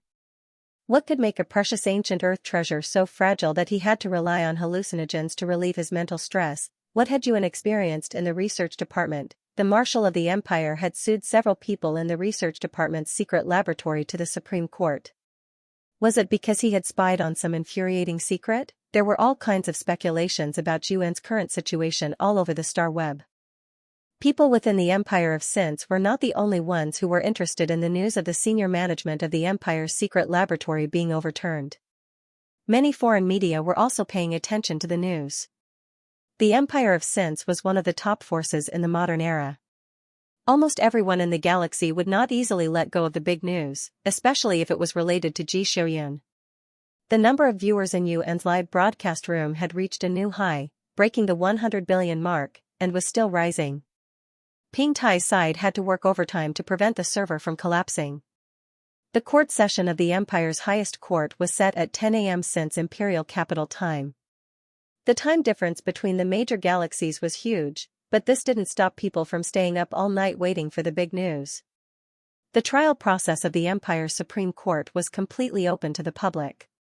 The people who chose to sue in the Supreme Court would also have to sign some agreements. The various clauses were very detailed. Before the official opening of the court would keep a certain amount of privacy and evidence confidential according to the reasonable requests of both parties. Ji Xiuyun was absolutely against the release of the details of the experiment. Even if this would cause the jury to misunderstand the defendant's guilt, the sentence might be reduced to a certain extent. Ji Xiuyun did not agree to release the contents of the case to the public. After all, this was related to the image of all the researchers and the trust of the public. In any case, it was inappropriate to disclose the details to the public. The Marshal Ji was quietly waiting for the court to begin. The two generals who came with him occasionally whispered to each other. The requirements of the Empire's Supreme Court were very strict. After entering the waiting room, all of their communication devices were blocked. They could only choose to wait quietly. The lawyer next to them was silently and solemnly looking through the materials, preparing for the tough battle that was to come. Yuan wasn't clear about the human legal process of any era, and he didn't care much about it. He didn't even turn his head to look at the comments on his live broadcast. Instead, he lay on the cat tree for a whole hour. It wasn't until he heard the hour in the room that he slowly got up. With a very regretful heart, he opened the window of the room to let the smell out. On the holographic projection next to him, Ji Xiuyun had already appeared in front of the camera. Today's Ji Xiuyun was completely different from the one Yuan usually saw. He was dressed in a neat military uniform, and the medals that symbolized the glory he had obtained through many years of expeditions were quietly and obediently adorned with a black cloak. His military cap was neat, and his expression was calm and cold. His dark eyes were like the quiet and boundless universe. Just like the time when he received the number of the communication channel on the desolate planet and sent out a communication, the silent and oppressive momentum almost penetrated the holographic projection and rushed to his face. Yuan wagged his tail. He felt that although Ji Shouyun was a little ugly, his strength and momentum were simply hard to find another human being. Seeing that the main show was finally about to begin, Little Furball, who stubbornly believed that the dream lover of hundreds of millions of young men and women in the empire was ugly, walked back from the ventilated window and pulled out the box of snacks that Marshal Ji had packed the night before. Marshal Ji didn't buy a housework robot. He didn't come back to live very often. On one hand, he basically turned on the dust-free mode. On the other hand, his parents didn't like to use robots. It was said that sharing the housework could make the family more harmonious. Ji Shouyun didn't feel the specific effect, but he still very well inherited the good family tradition of doing the housework by himself. Yuan opened the box, jumped in, and took out the snacks one by one. The comments in the livestream didn't stop. Previously, they were crazily condemning the research department. Now, they were crazily throwing gifts. It was as if they were going to directly overturn the Xinjiang platform server and blow up Yuan's back-end balance. Judging from the comments, they seemed to feel that the humans had done something wrong. As the same race, they hoped to make up for it. Yuan opened the snack box with his mouth and turned to look at the comments. The moment he retracted his gaze, he turned back to look at the comments again. Sob, sob, sob, Xiaoyuan, sorry cac, most humans are good people. Xiaoyuan, don't ignore us Q to the power of Q, Xiaoyuan, look at us QVQ. It's not good to take too many hallucinogens. Xiaoyuan, I'll give you a little heart and wallet. Don't take hallucinogens. If you take too many of them, you'll go crazy. Smiley face, 3 angle, it's also harmful to the body. Aren't hallucinogens listed as a special medicine for extreme mental illnesses? Sob. Cac sad. Just eat snacks. Don't take hallucinogens. Smiley face, 3 angle, Xiaoyuan, look at me. Let me recommend you some delicious snacks. Yuan? Yuan was confused. What the hell? He lowered his head and looked at the snacks under his paws. Are these hallucinogens? Aren't they the snacks that he usually eats? Yuan turned his head back in confusion and meowed at the camera. Meow, meow, meow, meow. Meow, meow. Meow. Xiaoyuan, we're all good people. Don't misunderstand us because of the research department. Yuan saw this comment. Although he did not understand why the other party said this, he still meowed at the camera. On the screen belonging to Ji Shouyun, everyone was already seated. The court was about to start. Yuan hugged the snacks in his arms and munched on them as he lay on the sofa. The holographic projection of the court was in front of him. He could not get any more comfortable. The Supreme Court of the Empire did not handle many cases. However, every court session was a long tug-of-war. They had to confirm a crime repeatedly and repeatedly check witnesses and material evidence to ensure that it was absolutely true. Therefore, their trial efficiency was not high. However, there had never been a case that was unjust, false, or wrong. The Supreme Court of the Empire was famous for its high credibility in the entire galaxy. In the history of the Empire of Since, the Supreme Court of the Empire once tried an emperor and ruled that the emperor lost the case. This led to the abdication of the emperor and the ascension of a new emperor. In everyone's eyes, the Supreme Court of the Empire of Since was the absolute justice and the absolute truth. There were too many helplessness and dark secrets in this world. The Supreme Court of the Empire of Since was like a beam of light that supported the efforts of those who were wronged at the bottom. This was also one of the reasons why both the military and the government of the Empire of Since did not dare to act recklessly. Because once you were brought to the Supreme Court of the Empire of Since, it was either you die or I die. Ji Shouyun's side was prepared to throw in some heavy evidence. This was because the more serious the crime they charged at the beginning, the more intense the resistance of the other party would be. This would also cause the jury and the public's impression of the defendant to become extremely bad. They could not slowly add up the charges bit by bit. In the beginning, they could use weak charges that did not constitute the death penalty to make the other party willingly plead guilty. This would give the jury and the public the feeling that the defendant has a good attitude in pleading guilty and has already realized his crimes and is hopeful of correcting them. The people in the Imperial Research Office were all top talents. When ordinary people looked at top talents, most of them had a filter on them. However, anyone who had worked in the field of public opinion would not make such a stupid mistake. Therefore, on the first day of the trial, the prosecution stated that the defendant's crime was illegal experiments. The scope of illegal experiments was quite broad. Within this broad scope of experiments, Xianxia's lawyer took the lead and brought out the most untouchable crime: cloning. Cloning technology was not a very difficult technology. In this day and age where life science was rapidly developing, it was very easy to create cloning technology. It was so easy that even graduates who had not yet entered a formal research institute could do it. However, the entire galaxy had always been against this technology. No matter what, no one was allowed to do it. This was because in the era of the big universe, there was a clause in the interstellar code that clearly stated that this technology was not allowed to be experimented with under any conditions.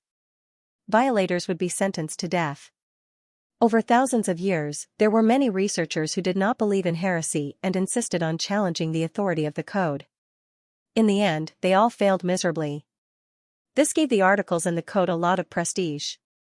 The jury and the audience watching the live broadcast were shocked. The reason why this technology was banned was very simple. No one could accept that there was another person who looked exactly like them in this world.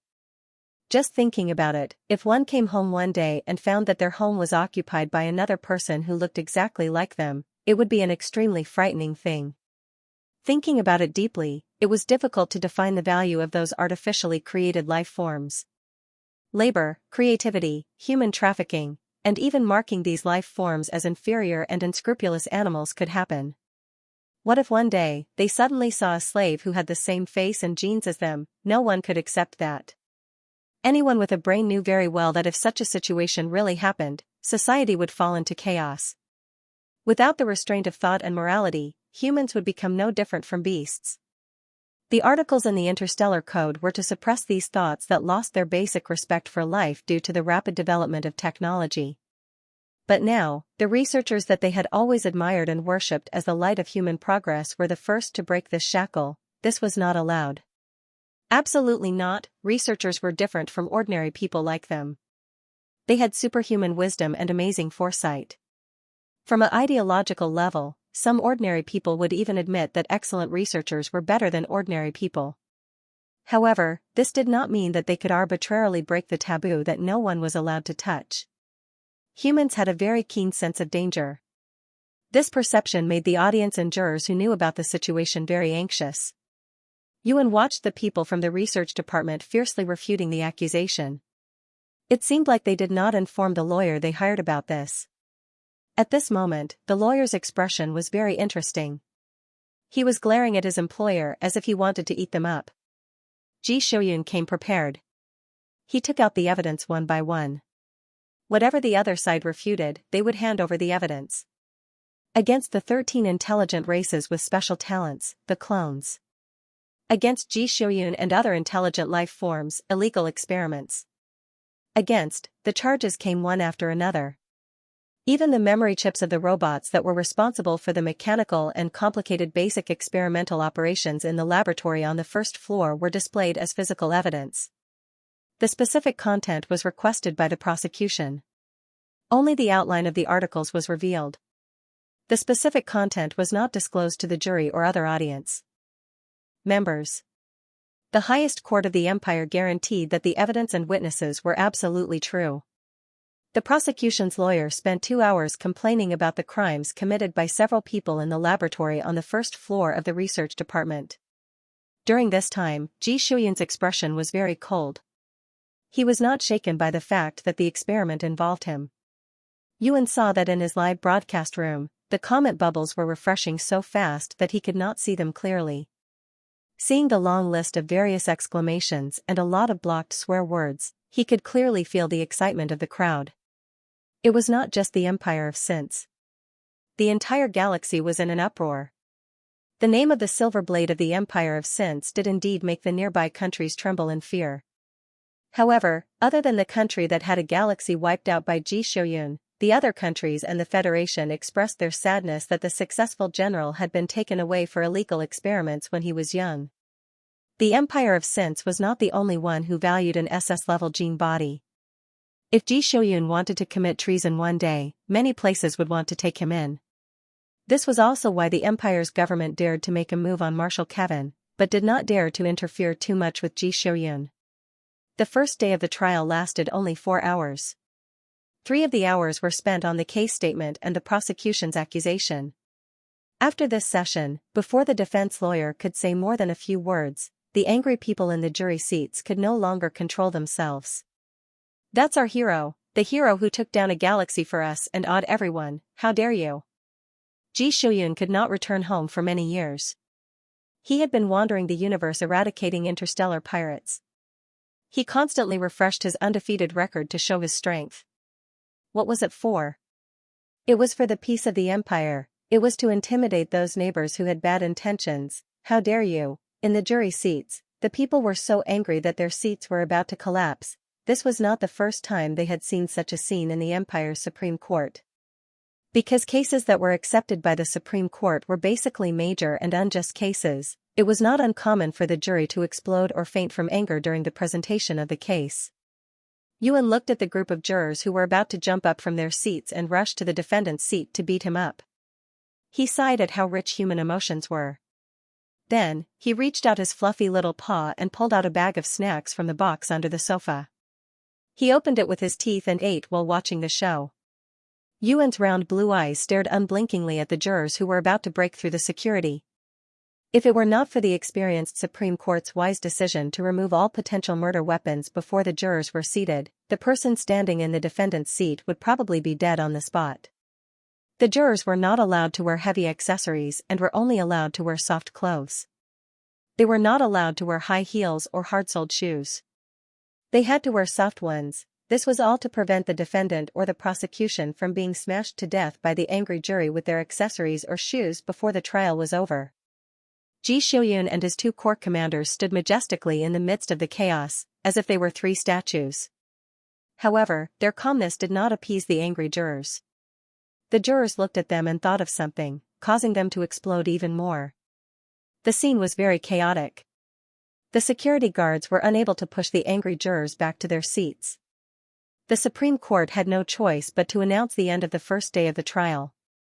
Yuan watched the holographic projection disappear. He finished the last of his snacks and turned off his live stream. He ran to the entrance and squatted down. When Ji Shouyun returned, his emotions had returned to normal. He was even a little excited. The anger of the jurors in the courtroom and the ugliness of the defendants clearly pleased him. Yuan Marshal Ji walked in and was not surprised to see Yuan, who was squatting on top of the low cabinet at the entrance waiting for him. He put the things in his hands on the cabinet. "Good food," he said.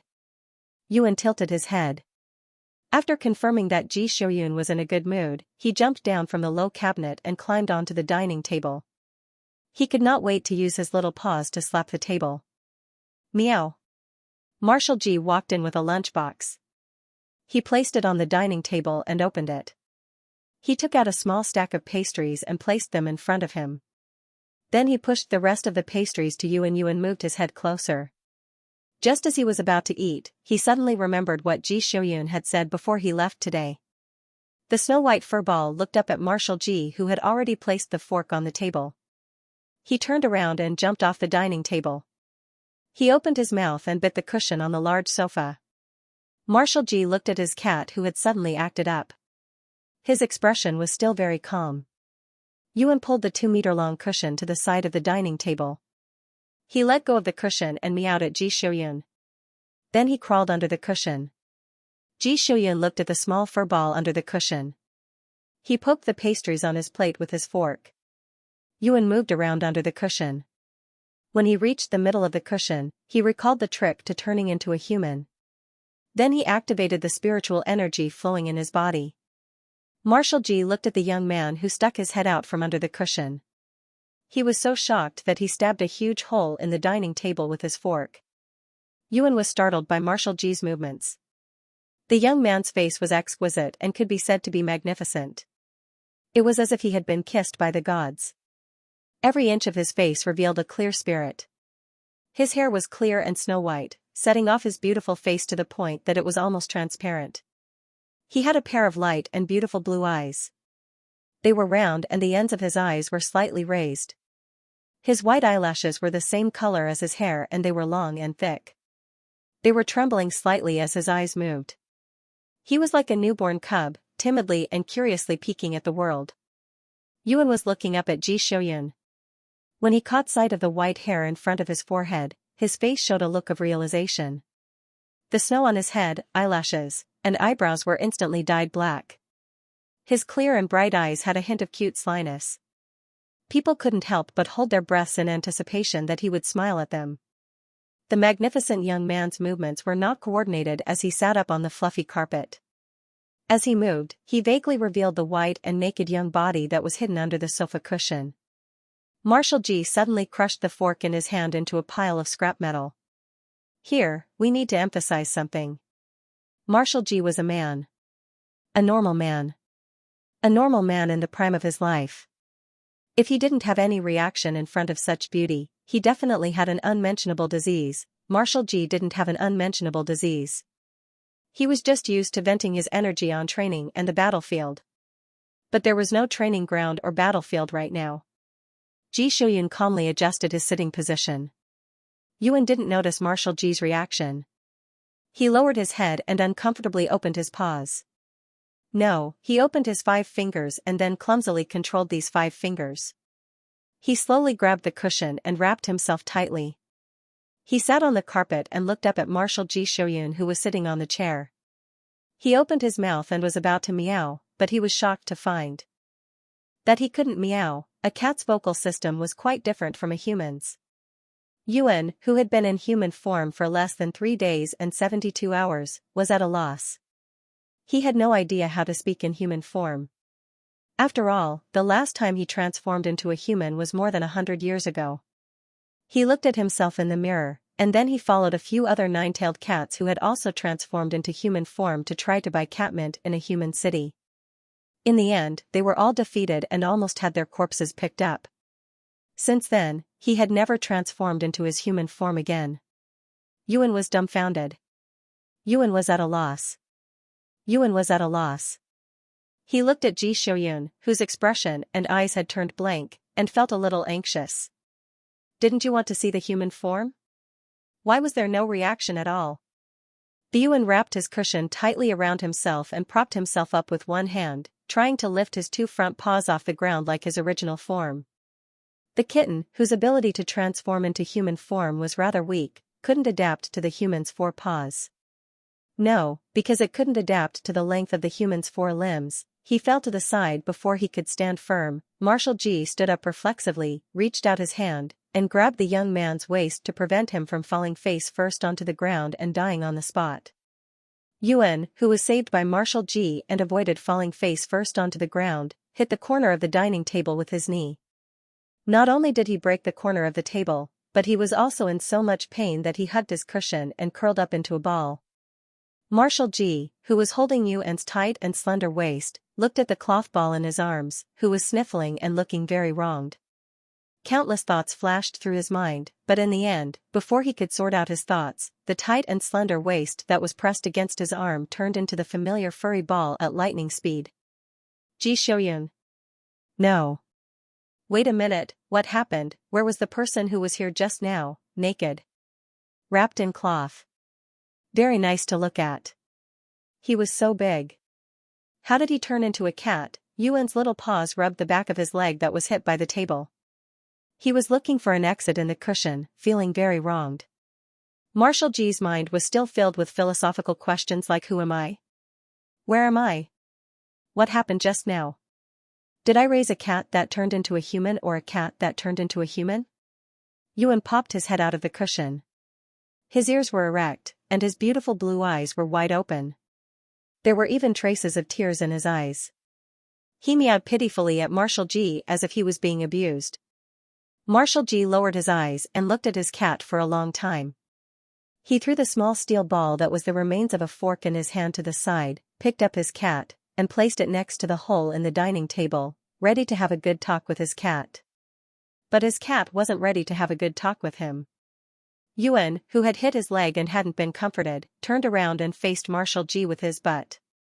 He stopped wagging his tail and pressed it under his body, burying his face in his furry tail. He rejected Ji Xiuyun with a capital letter. He was really throwing a tantrum. Marshal Ji, who had never learned how to coax a cat, glanced at the pastry that had fallen on the carpet. Perfect. The only thing that could divert Yuan's attention was gone. Marshal Ji thought for a while and reached out to touch Yuan, who had curled up into a cat ball. Yuan turned his head and slapped him away with his paw. He jumped down from the dining table angrily and went into the small hole in the cat tree with his 3 remaining catmint reagents. Marshal Ji, who had been abandoned, thought for a long time in the dining room and decided to cook for himself. Of course, he wasn't going to cook. Instead, he seriously reflected on what had just happened. In fact, Ji Xiuyun's first reaction was that this was Yuan's hallucination ability, which could directly affect people's minds. When he had been in the research department, Yuan had noticed that he was in a bad mood, so he had replaced the pale walkway with a vibrant archway filled with the fragrance of flowers. But this ability directly affected the target's mind, so it had no effect on machine detection. When Yuan had been practicing his special ability, Marshal Ji had been standing next to him with all kinds of detection equipment, recording it at any time. Marshal Ji turned on the surveillance camera in his living room and rewound for 3 minutes. He saw the appearance of the beautiful young man clearly appear on the screen. Then he silently turned off the screen. It had been recorded by the surveillance camera. So it was real. Ji Xiuyun was silent. Just in case, he deleted the video that recorded the abnormal scene. His expression didn't seem to change at all. He turned around and glanced at Yuan's cat tree. It shouldn't be, he thought. How could a normal cat turn into a human, but all cats seem to only have 1 tail? Yuan had 8 tails. The 8 tails might be an evolution. The reason why it turned into a human's appearance was probably because of mimicry. For example, Yuan's hair had turned from white to black. It was probably also a type of mimicry. Marshal Ji tried to use science to explain why Yuan had turned into a human. Then he spat at himself in his heart. Have you ever seen a mimicry that could mimic another species? Looking at Yuan's clumsy movements, he guessed that it wasn't a mimicry. Mimicry was usually used to defend against natural enemies or to hunt. He had never seen a mimicry that would drag itself down. Marshal Ji didn't even think that Yuan was a spy from another country. Regardless of which country would be stupid enough to use an ancient earth creature as a spy, have you ever seen a spy that didn't keep a low profile? Instead, it would broadcast itself every day, eat delicious food, and be raised by clouds.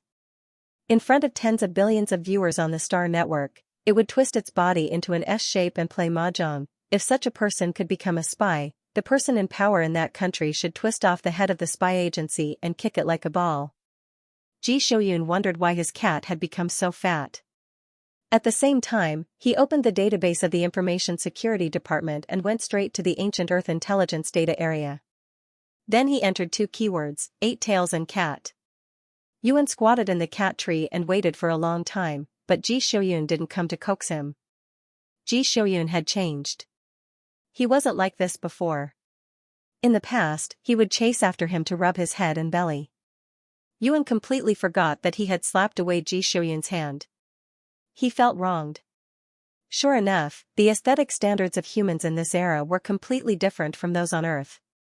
Ji Xiuyun was so ugly, but in this era, he was the dream lover of hundreds of millions of young boys and girls. According to the aesthetic standards of this era, his human form must be very, very ugly. Otherwise, Ji Xiuyun wouldn't ignore him. But Ji Xiuyun was the one who wanted to see his human form. I didn't despise him for being ugly. How could he despise me? Yuan felt wronged and curled up into a ball. He didn't even suck the catmint anymore. Instead, he curled up in a small corner of the cat tree. Young, pitiful, and helpless. When Ji Xiuyun walked to the edge of the cat tree and bent down to have a good talk with Yuan, he saw Yuan curled up and looking at him pitifully. His beautiful blue eyes seemed to be shining with tears. Ji Xiuyun, Ji Xiuyun? What's going on? Yuan, come out. Mr. Marshall reached out his hand and put his palm on the entrance of the cave. Can we talk? Meow. Yuan screamed miserably. This person must have thrown me away because my human form is too ugly. I was wrong about you. Yuan curled up and hid inside the cave. Ji Shouyun was stunned by his scream for 2 seconds. After noticing Yuan's resistance, he didn't force him to come out. Instead, he sat down on the ground. I found the information. Marshal Ji said very calmly, you are a monster. You are a 9-tailed cat. You used your 9th tail to save me, right? Ji Shouyun asked again. Yuan was stunned. His drooping ears suddenly shook, and he stood up alertly. In the era of the universe, these mythical words were less and less common. For the people of this era, the myths and legends that troubled people in ancient Earth could be explained by science. For the people of this era, the mystical side had completely disappeared. The theories and concepts of gods passed down from ancient Earth were regarded as a kind of appreciation for others and a classical romantic culture. For example, Ji Shouyun, who was known as the god of war. This title was just the people's respect and praise for the marshal of the empire.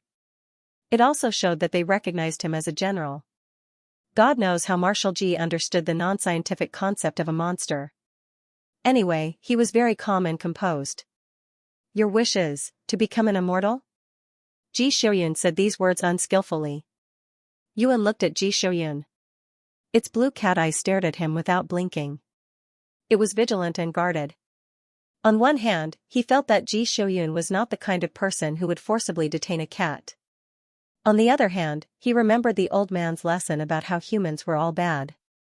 Ji Shouyun understood why his cat had such a reaction. If the myths and legends he had read were true, Yuan's reaction was not difficult to understand. Growing a tail in 20 years could make any wish come true. Fairy tales nowadays didn't even dare to write about it. Is your wish to become an immortal? Ji Shouyun asked again. Yuan was silent for a long time. Then it got up, got out of the cat tree, squatted in front of Ji Shouyun, and meowed seriously. Ji Shouyun had a sense of responsibility for Yuan. It was he who broke Yuan's wish to become an immortal. It was he who brought Yuan to the human society. It was he who publicized the identity of Yuan as a treasure of the ancient Earth. Even though the latter two things were agreed upon by Yuan, Yuan didn't want to meet him in the beginning. I will make your wish come true. He took advantage of Yuan, so he had to return the favor no matter what. He just wanted to make a wish to Yuan in 20 years and let him become an immortal. Compared to dying when he was in trouble, he still had several 20 years to live through Yuan. Now let's talk about your transformation into an adult. Marshal Ji recalled the beautiful face that could be described as a heavenly treasure. It was no wonder that in the legends of the ancient Earth, there were always people who fell for the beauty of monsters. That level of beauty was simply against the rules. Ji Shouyun squeezed Yuan's little paw, and said, don't transform into a human. Otherwise, if he walked out in cat form, he would definitely be taken away by people who were obsessed with his beauty. However, Yuan didn't receive Ji Shouyun's kindness. He widened his eyes and held angrily, you really think I'm ugly, bah. You are ugly, I didn't even think you were ugly, how dare you think I'm ugly, I don't accept it. Yuan was so angry that he slapped the cat tree under his butt with his paw, jumped into Marshal Ji's arms, and turned into a human without any warning. He sat on Ji Shouyun's lap and angrily snuggled into Marshal Ji's arms. You think I'm ugly, you think I'm ugly, I'll make you ugly for a while longer, hit me if you dare. Ji Shouyun was very tall and sturdy, like a tall and sturdy tree. Even though Yuan was in human form, he still looked like a teenager. For Ji Shouyun, he was the perfect size to fit into his arms. At this moment, Yuan's two white and soft arms were tightly wrapped around Ji Shouyun's sturdy waist. The teenager's small white head was rubbing against his chest, as if he was acting coquettishly. The soft strands of hair on the top of his head quietly brushed against Marshal Ji's exposed neck, and a few strands even gently rubbed against his Adam's apple. The teenager in his arms was completely naked. His appearance was beautiful, and his skin was smooth and tender. In all fairness, Yuan's human figure was very good. The muscles on his body were well proportioned and firm, and the lines on his body were perfect. His back was a beautiful and perfect curve that extended to his waist, and there was a small dimple between his butt and his perky butt. His skin was so white that it was almost transparent, and it was as smooth and translucent as jade. It was not an exaggeration to describe this body as a work of art. The premise was that he did not sit in his arms and move around. Marshal Ji Shoyun, felt like he was going to die. Because his gene level was very special and rare, it was very taboo to find a sexual partner to solve his problems. He basically spent all his extra time on the training ground and the battlefield. Marshal Ji took a deep breath, took off his military jacket, and wrapped it around Yuan. He gently pushed away the teenager who kept squirming in his arms, adjusted his sitting position, and clamped down on the struggling Yuan, firmly suppressing his movements. Then, he said coldly, "Change back." Yuan paused, turned his head, and looked at Marshal Ji with a face full of shock. His face was full of grievance. "How dare you yell at me? You've never yelled at me before." Yuan sniffed, and under Marshal Ji's gaze, he turned back into a soft ball of fur. Ji Shoyun looked at the little ball of fur in his jacket and calmed his breathing. When his body gradually calmed down, he stretched out his hand, opened the jacket, and viciously rubbed the cat who had given him so much stimulation. Meow. Yuan raised two paws and hugged Ji Shoyun's large hands. He opened his mouth and bit down on Ji Shoyun's rough and thick skin. Ji Shoyun had never worried that Yuan would hurt him. It was just like how Yuan usually pretended to scratch him, but in the end, it was only a soft show. Yuan didn't use much strength even though he was about to bite her. Instead, he opened his mouth ferociously, revealing his sharp fangs. Then, he gently bit down. Marshal Ji was fearless. Yuan was so angry that he slapped his tail on the jacket. "You might die if I bite you, you're just relying on me to pamper you. You're so arrogant because of my pampering." Yuan raised his head and meowed angrily at the shameless human. Ji Shoyun did not understand the essence of Yuan's meowing. He did not even understand why Yuan had suddenly jumped into his arms. Marshal Ji picked up the topic that he had just interrupted and said, "If you turn back into a human, you'll be captured." To be honest, Ji Shoyun was not worried about Yuan being captured. After all, with Yuan's fighting ability, Yuan would not be the unlucky one if they tried to capture him. Marshal Ji was worried that Yuan, who was not familiar with human society, would be coveted by others because he used too much of his talent when he resisted and escaped. He was an SS-level gene body, and many forces were secretly plotting against him. There were many national organizations that took the opportunity to extend an olive branch to him. Not to mention, Yuan, a relic of ancient Earth, was suspected to be the only mysterious life form that survived the shroud of technology. Things like trouble, if not solved, would snowball bigger and bigger. The best way was to not cause trouble in the first place. For example, he could not expose the fact that Yuan had the combat power of a Marshall-class main battleship. As time went by, Ji Shoyun learned more about Yuan. He also felt that Yuan was more and more precious. If he released all the information he learned, Marshal Ji had no doubt that the interstellar war that had stopped for hundreds of years would start again. Yuan was too valuable. It was too valuable in all aspects. It was so valuable that the higher-ups of the countries would ignore the precious piece that was only left with some minor conflicts. Everyone wanted powerhouses. Countless people also wanted to become powerhouses. For those who did not have the talent but yearned to stand at the top of the human race, powerhouses with outstanding abilities or special talents were even more valuable in life and death. As someone who was always targeted by many forces who were ready to poach him from the empire of Since at any time, Ji Shoyun understood the desire of the higher-ups of the human race in this aspect. So far, other than Ji Shoyun, who was kicked out of the virtual training ground, only the other three commanders had seen Yuan's AoE attack. As for the three core commanders, they kept their mouths shut about this matter. They didn't even leak a single bit of information to their closest colleagues. They knew very well what this power meant. In order to avoid trouble, the three commanders wisely kept their mouths shut. This matter could only rot in their stomachs. It had to rot in their stomachs. Their silence made the outside world think that Yuan was just physically strong. It would be best if Yuan did not need to do anything. Marshal Ji thought that Yuan should just be a carefree kitten. Don't let others see you as a human. Wear a disguise brooch when you go out, Ji Shouyun said as he petted his cat. Yuan stuck its head out from under Ji Shouyun's hand and stared at him. Marshal Ji did not understand. When it came to his cat, he was basically in a state of confusion for a long time. Only when Yuan showed obvious emotional reactions could he make a rough judgment of Yuan's intentions. Ji Shouyun looked down and stared at Yuan for a while. In the end, Yuan angrily turned its head away. Marshal Ji reached out his hand and skillfully rubbed his cat's belly. Although he could not understand Yuan's cat language well, at least Mr. Marshal Ji Shouyun was able to serve his cat master well. Yuan squinted its eyes and snored. It looked so beautiful that it almost forgot that Ji Shouyun had called it ugly. Marshal Ji continued, but it is indeed much more convenient to walk in human form in human society. Yuan's little ears on top of its head shook and it opened its blue eyes. The cute kitten clenched its paws and calculated. This poop picker who always tried to make it study hard and improve itself every day was probably going to press its head and make it study again. I will find time to teach you how to live a human's life, Marshal Ji said. At the very least, it had to know some of the most basic things, such as walking and talking.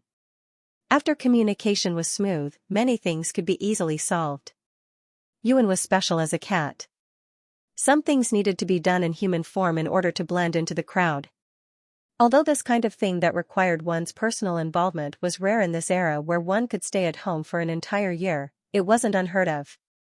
Yuan watched as Ji Shouyun opened the shopping interface after he finished speaking and put a pile of clothes into the shopping box without blinking an eye. Yuan looked at the black and white outfit that Mr. Marshall had bought and expressed his disdain for the man who was so old but still had such a straight aesthetic sense. Why didn't he inherit Lady Ellie's fashion sense at all? Yuan lifted its paw and pressed down on Ji Shouyun's hand that was about to pay. It climbed onto Ji Shouyun's lap and pulled the shopping interface in front of itself. Marshal Ji Shouyun looked at Yuan who was squatting on his lap and picking clothes with a serious expression. When Yuan selected the first piece and stopped at the size input box, Marshal Ji Shouyun calmly said a string of numbers. Yuan was stunned when it heard the string of numbers. It turned to look at Ji Shouyun with confusion in its blue eyes. Isn't this size too small? Marshal Ji lowered his eyes and met Yuan's gaze. He seemed to understand its confusion and explained, "This is your size. I'm buying it for you." Yuan? Yuan? Didn't you just hug my human form for a moment? How did you even know my size? I don't even know my human form size, why are you so familiar with it? Yuan's emotions were complicated. I didn't expect this guy with thick eyebrows and big eyes to be a battle-hardened beast. Marshal Ji Shouyun still didn't understand the intense emotions in his little kitten's heart. Seeing that Yuan didn't move for a long time, he simply reached out his hand to input the size input box and stuffed it into the shopping cart. Is there anything else you like? He asked.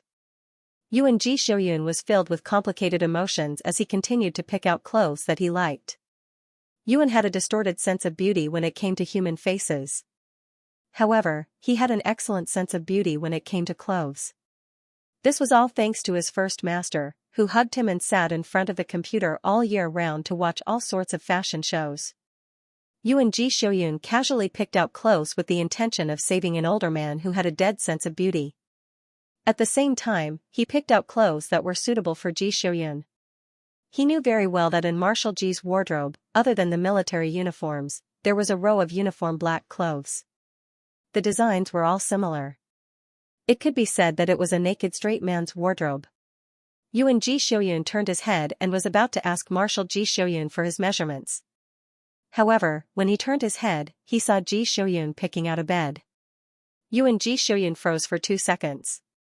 Then, his fur instantly exploded. Marshal Ji Shouyun's thoughts were very simple. It was one thing to have a cat. Yuan Ji Shouyun was a small ball that was well behaved and slept well. Its body was warm, so sleeping with him was no problem at all. However, Yuan Ji Shouyun's ability to transform into a human was another matter altogether. Who knew when Yuan Ji Shouyun would suddenly get into bed and transform into a human? That wouldn't be good. It wouldn't be good for him, Yuan Ji Shouyun, or Ji Shouyun. Therefore, Marshal Ji Shouyun decided to sleep in a different room from Yuan Ji Shouyun's. After all, there were still a few empty guest rooms at home. With the dust-free mode on, they could move in as soon as the furniture arrived. However, Yuan Ji Shouyun was furious. He felt that believing Ji Shouyun's evil and transforming into a human was definitely the stupidest thing he had ever done. Look at how much he was despised because of his ugly human form. He was even prepared to move out of the room. Yuan Ji Shouyun jumped up and slapped away Ji Shouyun's hand that was picking out of bed. It meowed angrily and pitifully at him. How could you do this? Am I still your little cutie? Marshal Ji Shouyun looked down at the pitiful little furball that was squatting in front of him and meowing pitifully. He paused for a moment, then reached out and picked him up. Although he didn't know what Yuan Ji Shouyun was thinking, he still felt that he was too pitiful. After being picked up, Yuan Ji Shouyun kicked its legs and waved its paws. It attacked Marshal Ji's hand with its paws. If you're not happy, then we won't buy a bed, Ji Shouyun said in a half-guessing manner. Yuan Ji Shouyun immediately stopped kicking its legs. Marshal Ji Shouyun immediately understood why Yuan Ji Shouyun was angry. But you have to promise me that when you sleep at night, you won't suddenly transform into a human form, he added. Yuan Ji Shouyun's ears twitched as it glared at him with its blue cat eyes. Fine, I won't transform, who cares about transforming? Yuan Ji Shouyun had learned all his magic from the old cats in his clan. The reason why he wanted to learn this magic was because back then, when humans were the majority of the population, it was much safer and more convenient to roam the world as a human than as a cat. However, in this era, his original form was much more popular than his human form. The treasure of ancient Earth, the last cat in the entire universe, the super cute Xiao Yuan Ji Shouyun, who else was there? Did he have nothing better to do than to roam the world in his human form? Was a kitten not good enough? It was fluffy, soft, and had a small paw pad. It could even meow.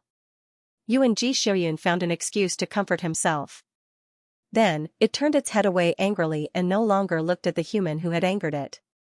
Ji Shouyun felt that he had figured out why Yuan Ji Shouyun was acting so strangely today. He seriously tried to reverse engineer the thoughts that Yuan Ji Shouyun might have. Then, he calmly explained, I'm not trying to distance myself from you. Yuan Ji Shouyun's little ears twitched, but it didn't turn its head back. Your human form. Marshal Ji Shouyun thought for a long time about how to describe Yuan Ji Shouyun's appearance. In the end, he could only say dryly, you're too good-looking. Huh? Yuan Ji Shouyun abruptly turned its head. It excitedly reached out its four paws and hugged Ji Shouyun's hand. Its two eyes sparkled as it looked at him. So it was hoping to be praised. Ji Shouyun suddenly understood. The hand that Yuan Ji Shouyun was hugging lightly scratched his chin.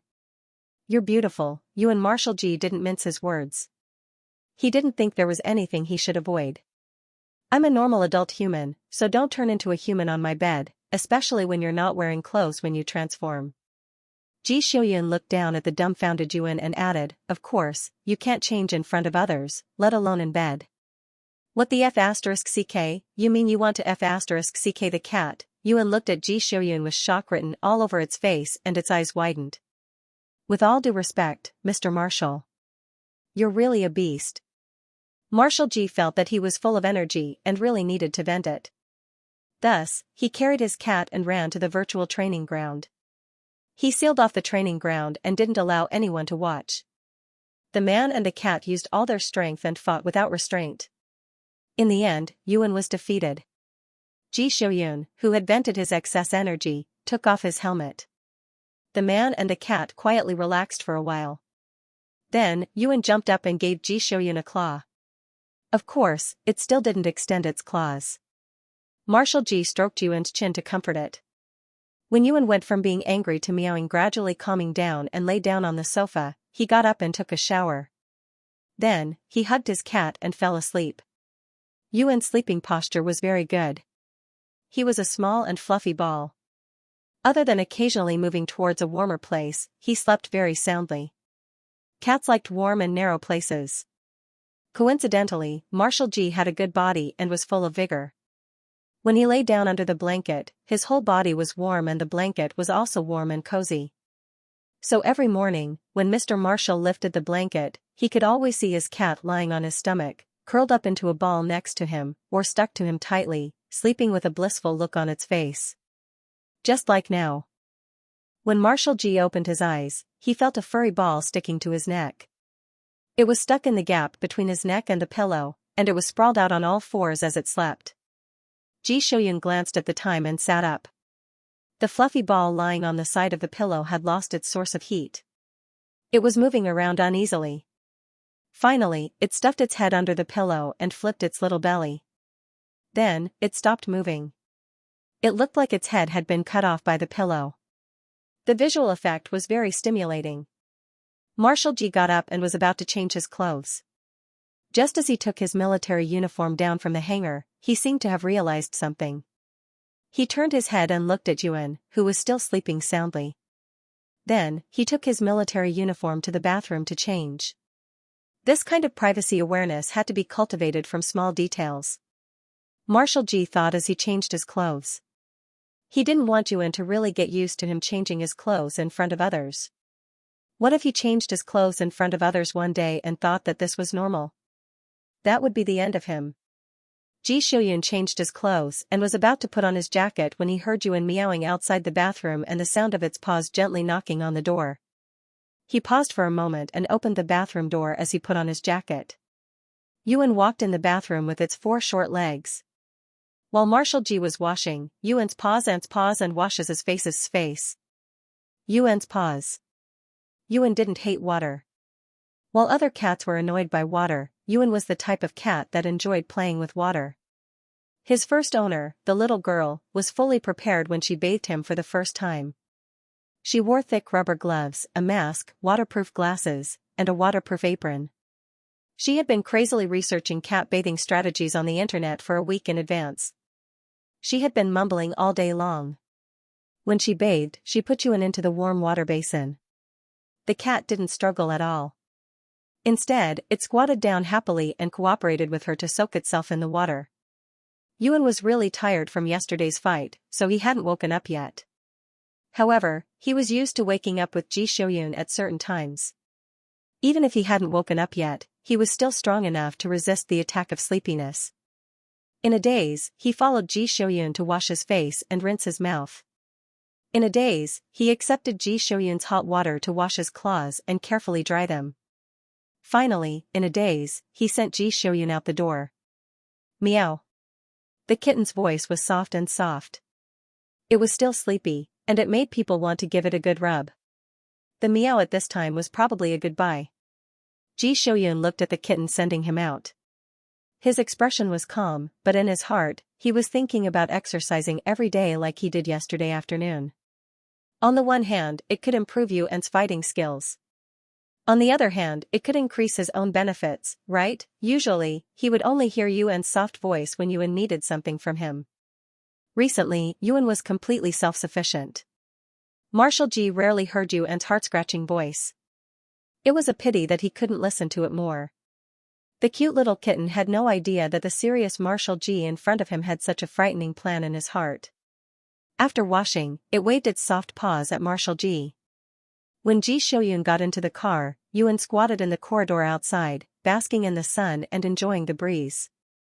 He almost fell asleep again. But no, he couldn't sleep. The spiritual energy he had stored had decreased by a lot. Yesterday afternoon, he had even used the same attack that caused Ji Shouyun to fail. Unfortunately, Ji Shouyun's fighting skills didn't allow him to fail twice.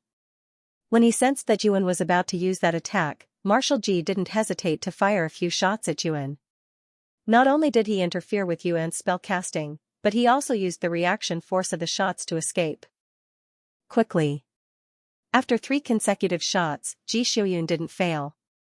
Yuan felt that his body was hollowed out. He slowly walked back to his bedroom. He raised his paws to open the box of spirit stones to replenish his lost energy. When he looked up, he saw that there were only about 30 spirit stones left in the box. Yuan quivered and instantly woke up.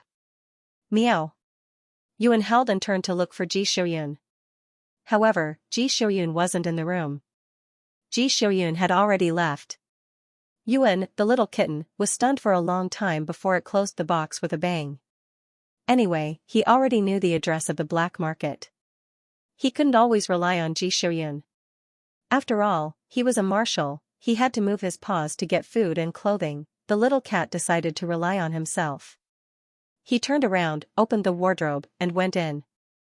The clothes he bought yesterday were all here. Ji Shouyun also bought a custom-made wardrobe for Yuan. The white wardrobe was decorated with pink cat paws. Even the handle of the wardrobe was decorated with a white cat head with a ring at the bottom.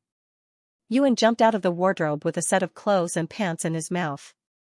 After thinking for a while, he opened another drawer and took out a pair of underwear. Who knew why Ji Shouyun even knew what size underwear he should wear in his human form? Yuan refused to think too deeply about it.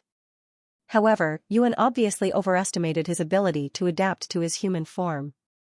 After all, it had been more than 100 years since Yuan had last transformed into a human. He had long forgotten how he learned how to wear clothes and walk. Yesterday, when he transformed into a human, all he cared about was being angry and causing trouble. Now that Yuan came back to his senses and felt the changes in his body, he felt uncomfortable all over. Not to mention the changes to the 5 senses of hearing, smell, and touch, even the perspective had undergone an earth-shattering change. Was he so unaccustomed to the last time he transformed into a human? Yuan tried to recall carefully. He realized that his memories of transforming into a human were filled with novelty and joy. He didn't care about these troubles at all. It was probably because he had lived in his cat form for too long. As Yuan thought about it, he tried hard to adapt to the changes. His movements were strange and uncoordinated as he put on the clothes. No matter what, the first step was a success. Even though it took him a full 10 minutes just to put on the clothes. Yuan supported himself on the bed and stretched out his 2 long legs to stand up carefully. It was completely different from when he was a cat. When a cat stood up, its hind legs were slightly bent. However, it was different for humans. When humans stood up, their legs were perfectly straight. This made Yuan very uncomfortable. He controlled his instincts with great difficulty. After he stood up straight, he walked along the bed to the wall. He supported himself on the wall and slowly made his way to the door. Looking at how careful he was, people who didn't know him would think that he was a disabled person who had just been cured and was doing rehabilitation exercises. At least, that was what Marshal Kevin, who was currently climbing in through the window, thought.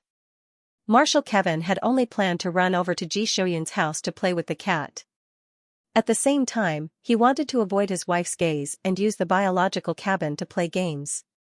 However, he never imagined that he would be able to see such a beautiful young woman in the house of his student, who was determined to spend the rest of his life alone.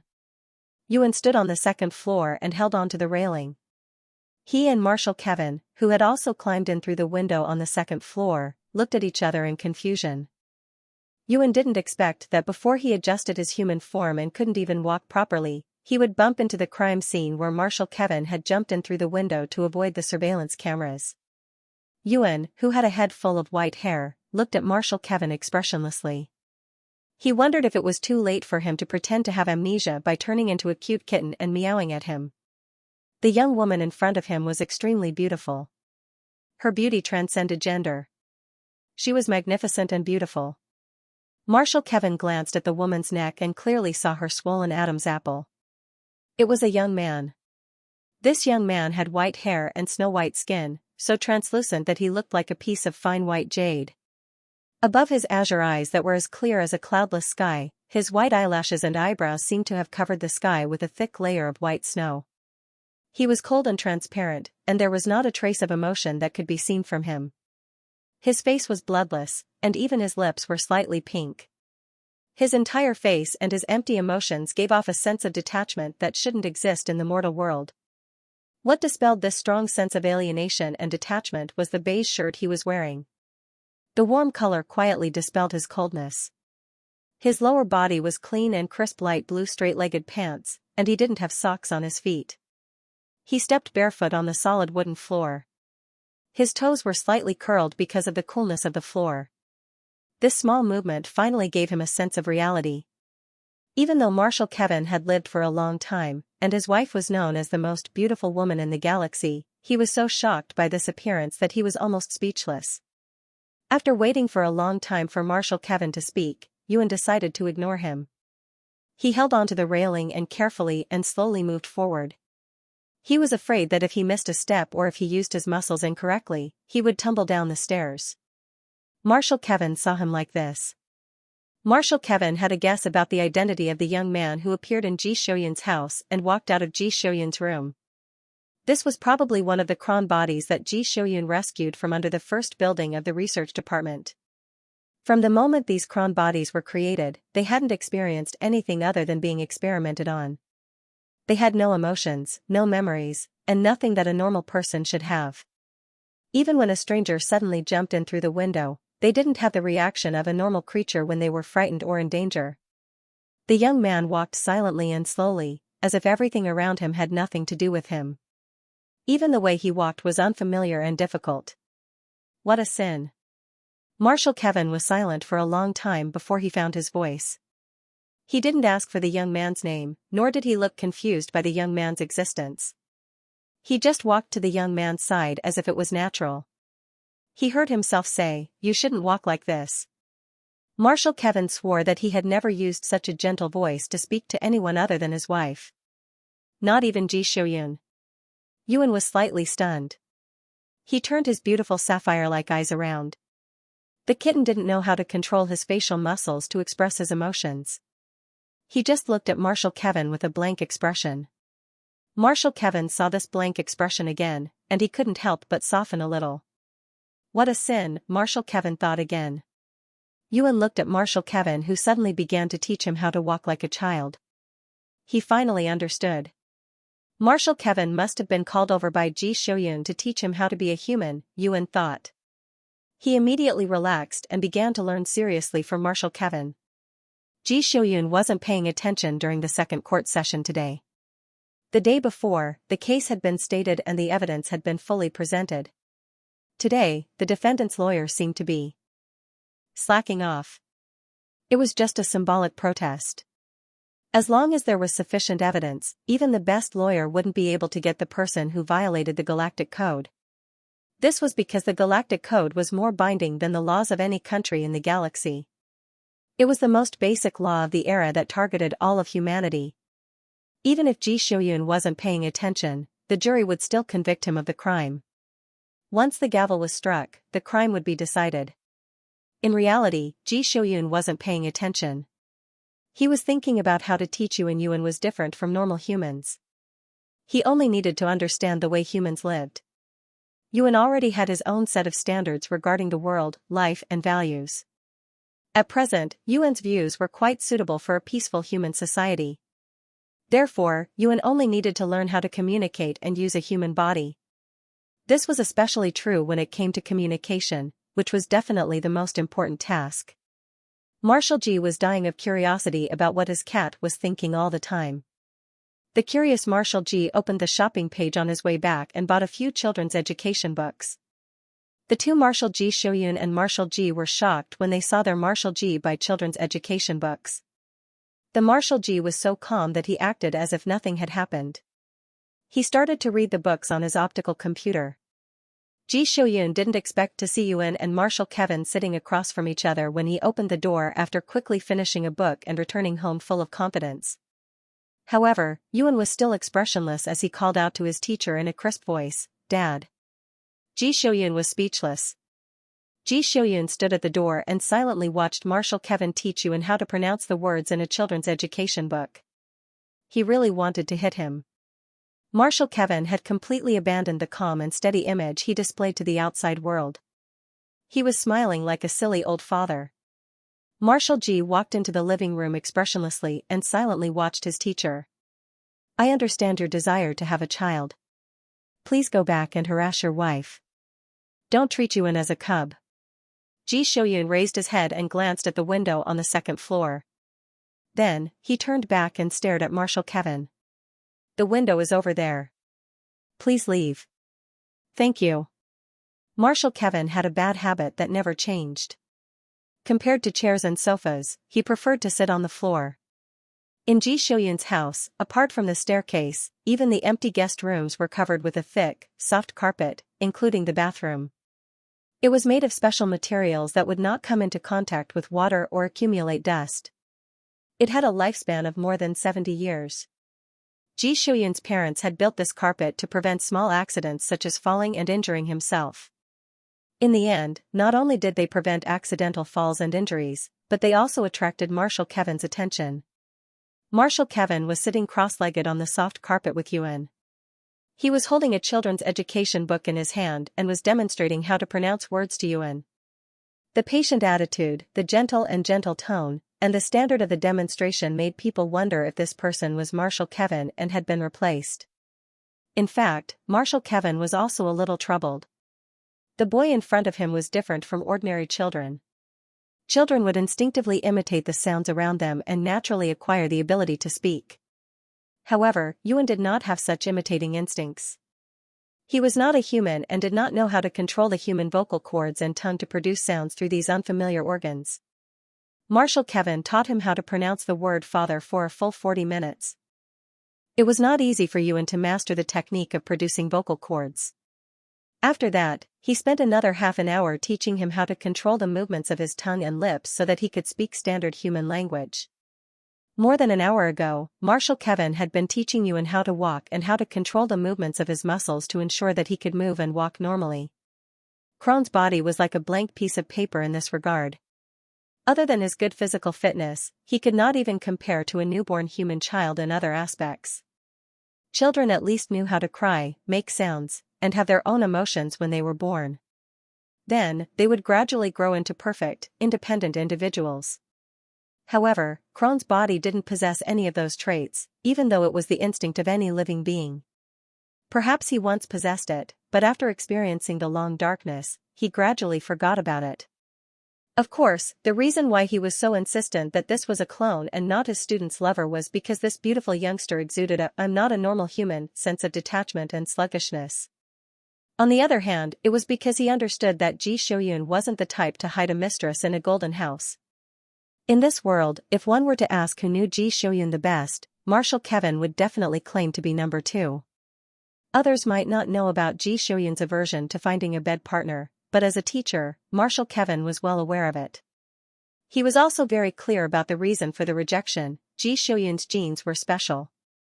Who knew what kind of chain reaction would occur if he really found a bed partner? After all, with Ji Shuyun's status and special genes, this kind of thing was always a concern. Marshal Kevin could completely understand his student, and he also completely understood his student, so how could this young man be Ji Shuyun's little lover at home? There wasn't such a person the last time he was here. After Ji Shuyun came back from the research department, there was suddenly an additional person. There was an 80% to 90% chance that this person was one of the clones that were saved. In order to ensure the safety of these clones after they were rescued, their information was kept confidential. Even at Marshal Kevin's level, they had to apply to the research department for a valid reason to obtain the information. Therefore, Marshal Kevin had a very good reason to think that Yuan was a rescued clone. As for why Ji Shuyun would bring a clone back, he didn't know. However, he knew his student well. If he wasn't confident, Ji Shuyun would never let anyone get close to him, let alone this youngster who walked out of his room. Marshal Kevin pondered whether he should do a genetic test as he taught. If there were no problems, he would consider adopting the youngster. He even sent a message to his wife to ask for her opinion. Marshal Kevin didn't mind that Yuan might not be human. After losing their home planet, humans fought hard for thousands of years and finally won a place to live in the universe and established a political regime. After that, the entire galaxy became much more peaceful. During these years of peace, it wasn't uncommon for humans to adopt the offspring of other intelligent life forms.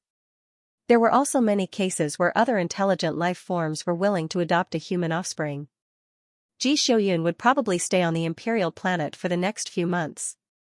The design sketches for the redevelopment of the Silver Blade were already out. It would be personally designed and upgraded by the Empire's top mecha maker, the first-generation Silver Blade's designer. After the sketches were out, Ji Shuyun would look at them and make sure that there were no special requests for changes. Then, they could basically start the detailed design and production of the components.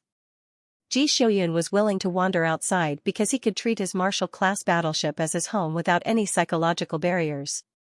He could do it, but others might not. In order to maintain his deterrence of the surrounding galaxies and space criminals, Ji Shouyun sailed in the quiet and boundless universe for many years.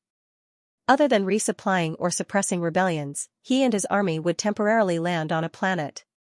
Other than that, he and his army would hide their tracks and search for traces of interstellar pirates in various galaxies, chasing after these criminals. This kind of life would last for several years. Even most soldiers with strong mental fortitude wouldn't be able to do it.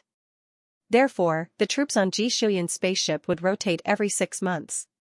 If there were no accidents every 6 months, the soldiers who had experienced long periods of interstellar travel would rotate their positions with the garrison troops under Ji Shouyun's command.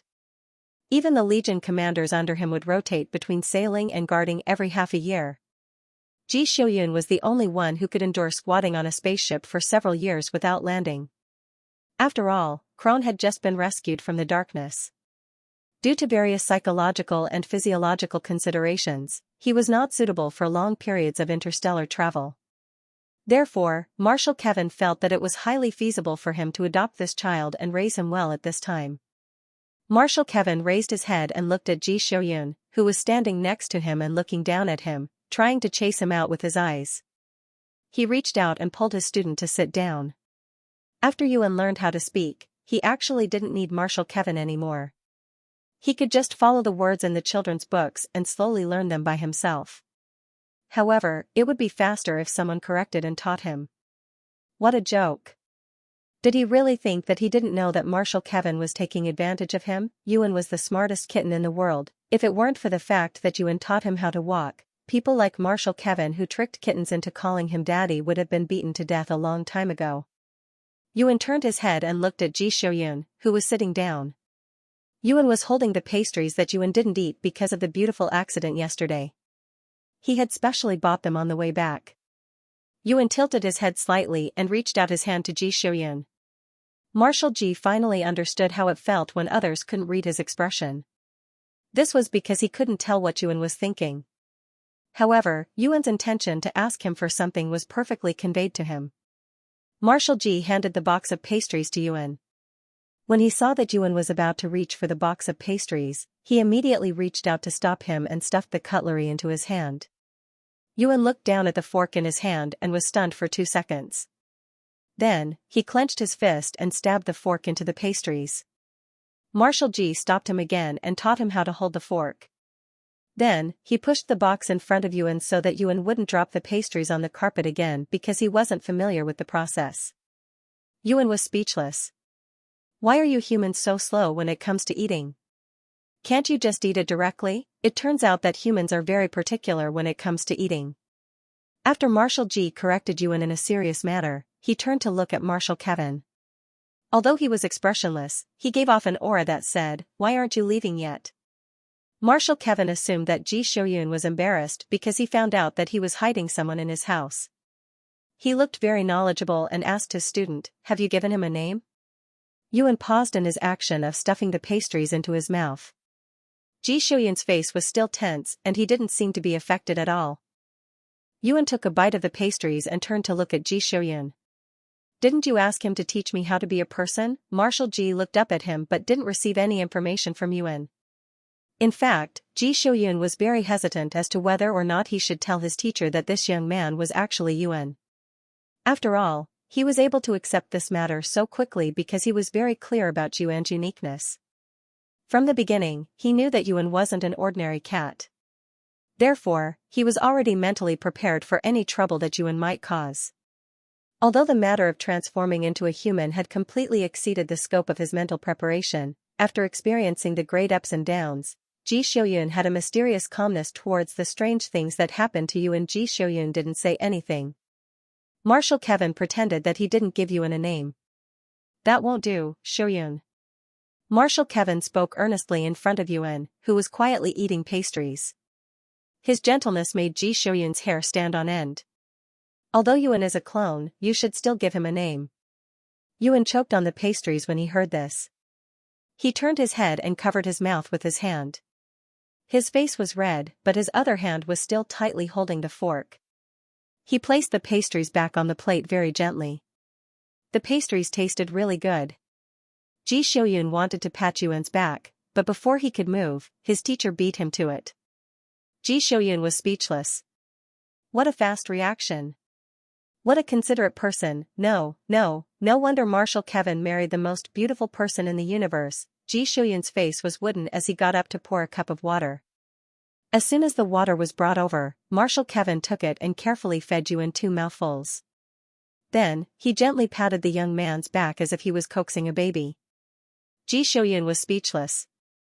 Aren't you getting into character a little too quickly? You want to treat Yuan as a cub? Have you asked for my permission? Marshal Kevin immediately came to ask about it. Shouyun, it's like this.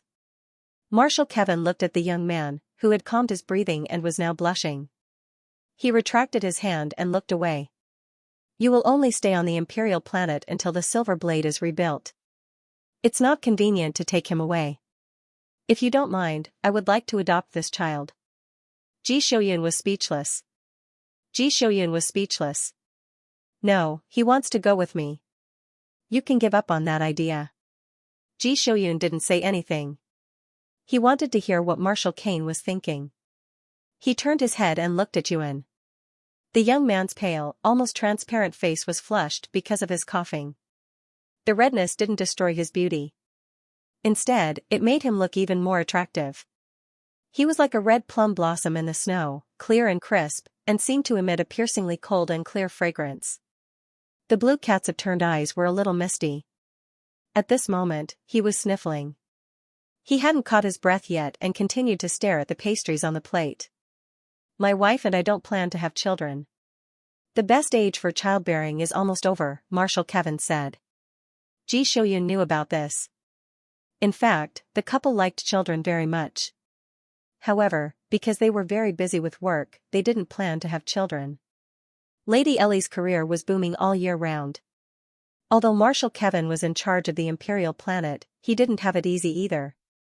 Recently, Ji Shouyun came back and caused a lot of trouble, attracting everyone's attention. That was why he had so much free time. If they didn't have enough time to give the child enough warmth and affection, the couple wouldn't have children. However, it was different for this kind of grown-up body. Marshal Kevin spent a day with Yuan. He could feel that Yuan actually had self-awareness. It was just that he suppressed it all year round and didn't know how to express it. Once this kind of young man had the basic ability to move, he could bring him along and teach him step by step. He would take him as a student. No matter what, it would be much easier to raise him than a baby. He would also have enough time to accompany him. I realized that this child's physical fitness is very good. His identity is also blank. As long as he didn't go astray, he should be grateful to the person who saved him. Marshal Kevin calculated in his heart. If you train him well, he might become the second you. The only problem is whether his mother is still alive. Ji Shouyun didn't expect Marshal Kevin to have such a plan. He felt that his teacher must have dealt with those politicians on the Imperial planet for too long. He must have been infected by their crazy imagination. This was like a terminal illness. It was very contagious and there was no cure. Ji Shouyun turned to look at Yuan and asked, "Can I say it?" Marshal Kevin was stunned. He looked at Ji Shouyun and then at Yuan. Yuan finished all the pastries on his plate. When he heard Ji Shouyun's question, he nodded without hesitation. Yuan wasn't the least bit interested in the discussion between these two humans. He even wanted to turn back into a kitten and lick his fur or lie down to sleep. Ji Shouyun turned to look at his teacher and said calmly, "Teacher, this is Yuan." Marshal Kevin was speechless. Marshal Kevin was speechless. Marshal Kevin was in disbelief. "I'm telling you, I'm educated. Don't even think about fooling me." Yuan glanced at Marshal Kevin. Under his gaze, he turned back into that cute little furball at lightning speed. He popped his little head out of the pile of clothes, shook his ears, and meowed softly at Marshal Kevin. Marshal Kevin felt his vision darken. What about my cub? What about my cub? I taught him all day and thought about it. I even sent my wife a message. My wife said that she would meet Ji Shouyun after he agreed, who will compensate me for my cub. He's so cute, he's so obedient, he's such a big cub. He was just here a moment ago. How did he turn into a cat? How did a cat turn into a human? Marshal Kevin hugged the cat and sighed. He stroked Yuan's fur and sighed again. How did a human turn into a cat? Yuan wagged its tail lazily. Meow. Marshal Kevin sighed heavily again. His handsome face was full of vicissitudes of life.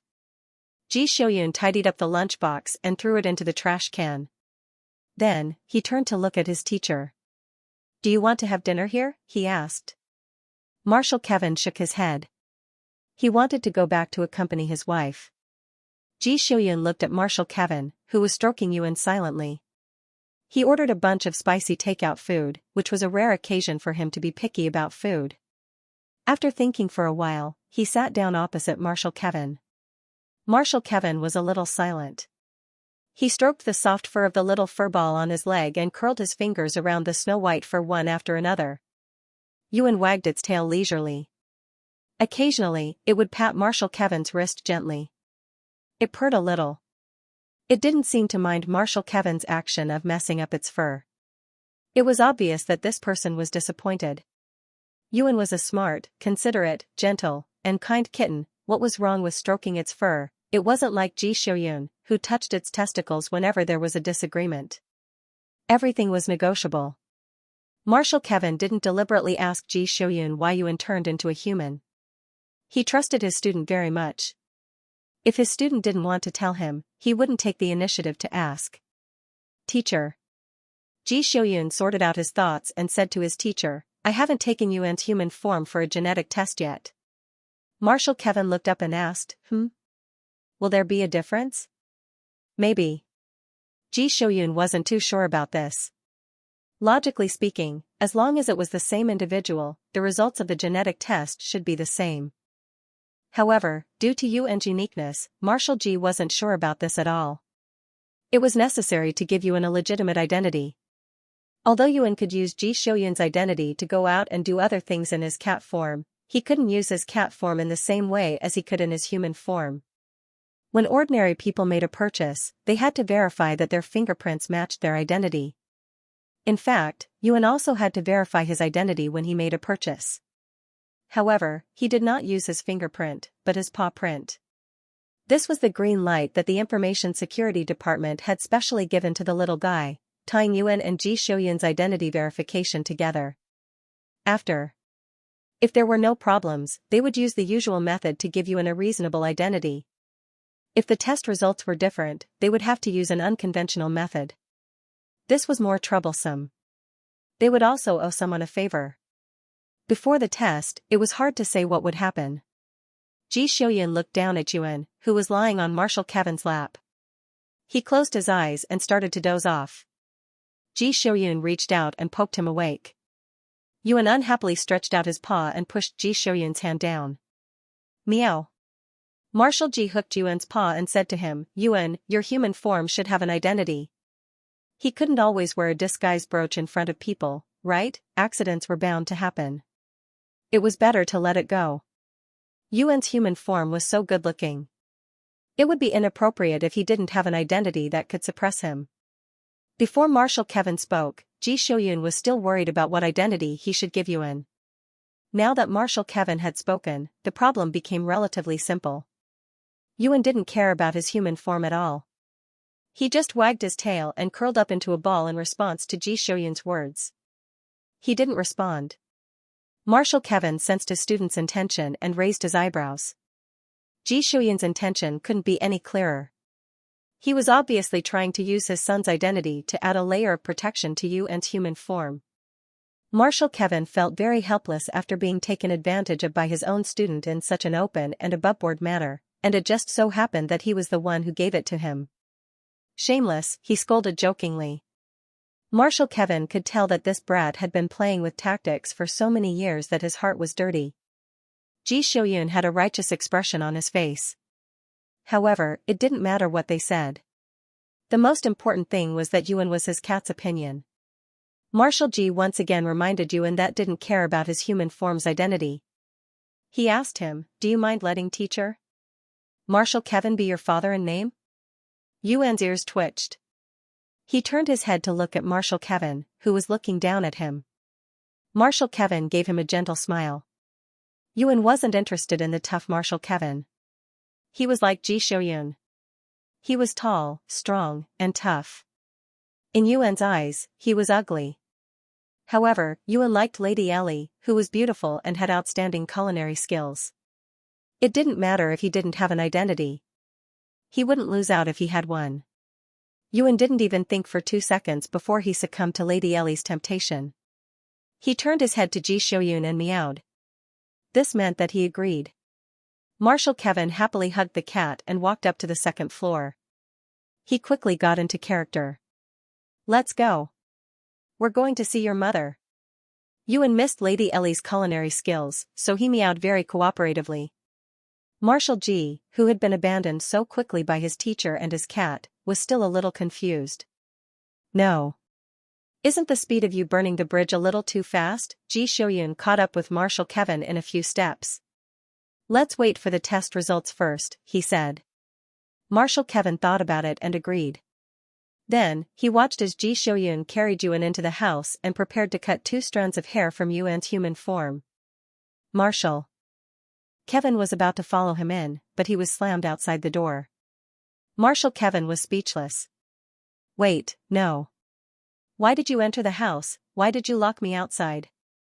Am I still your old father? Marshal Kevin's mind froze for 2 seconds. He seemed to have thought of something. He turned his head and looked at the full set of clothes on the sofa. He suddenly came back to his senses. That's right. Does this mean that Yuan didn't wear any clothes when he transformed into his human form? Marshal Kevin carefully recalled Yuan's beautiful face. They were both intelligent life forms, and Yuan had such a wonderful human form.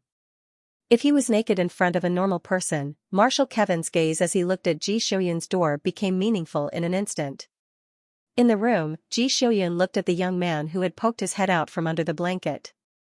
He bent down and cut 2 strands of hair from his head and put them into a thin test tube. Then, he lectured his cat with a straight face. Don't turn into a human in front of others. At the beginning, he knew how to pull a piece of cloth to cover his embarrassment. How did he completely let himself go after that? Marshal Ji was very distressed.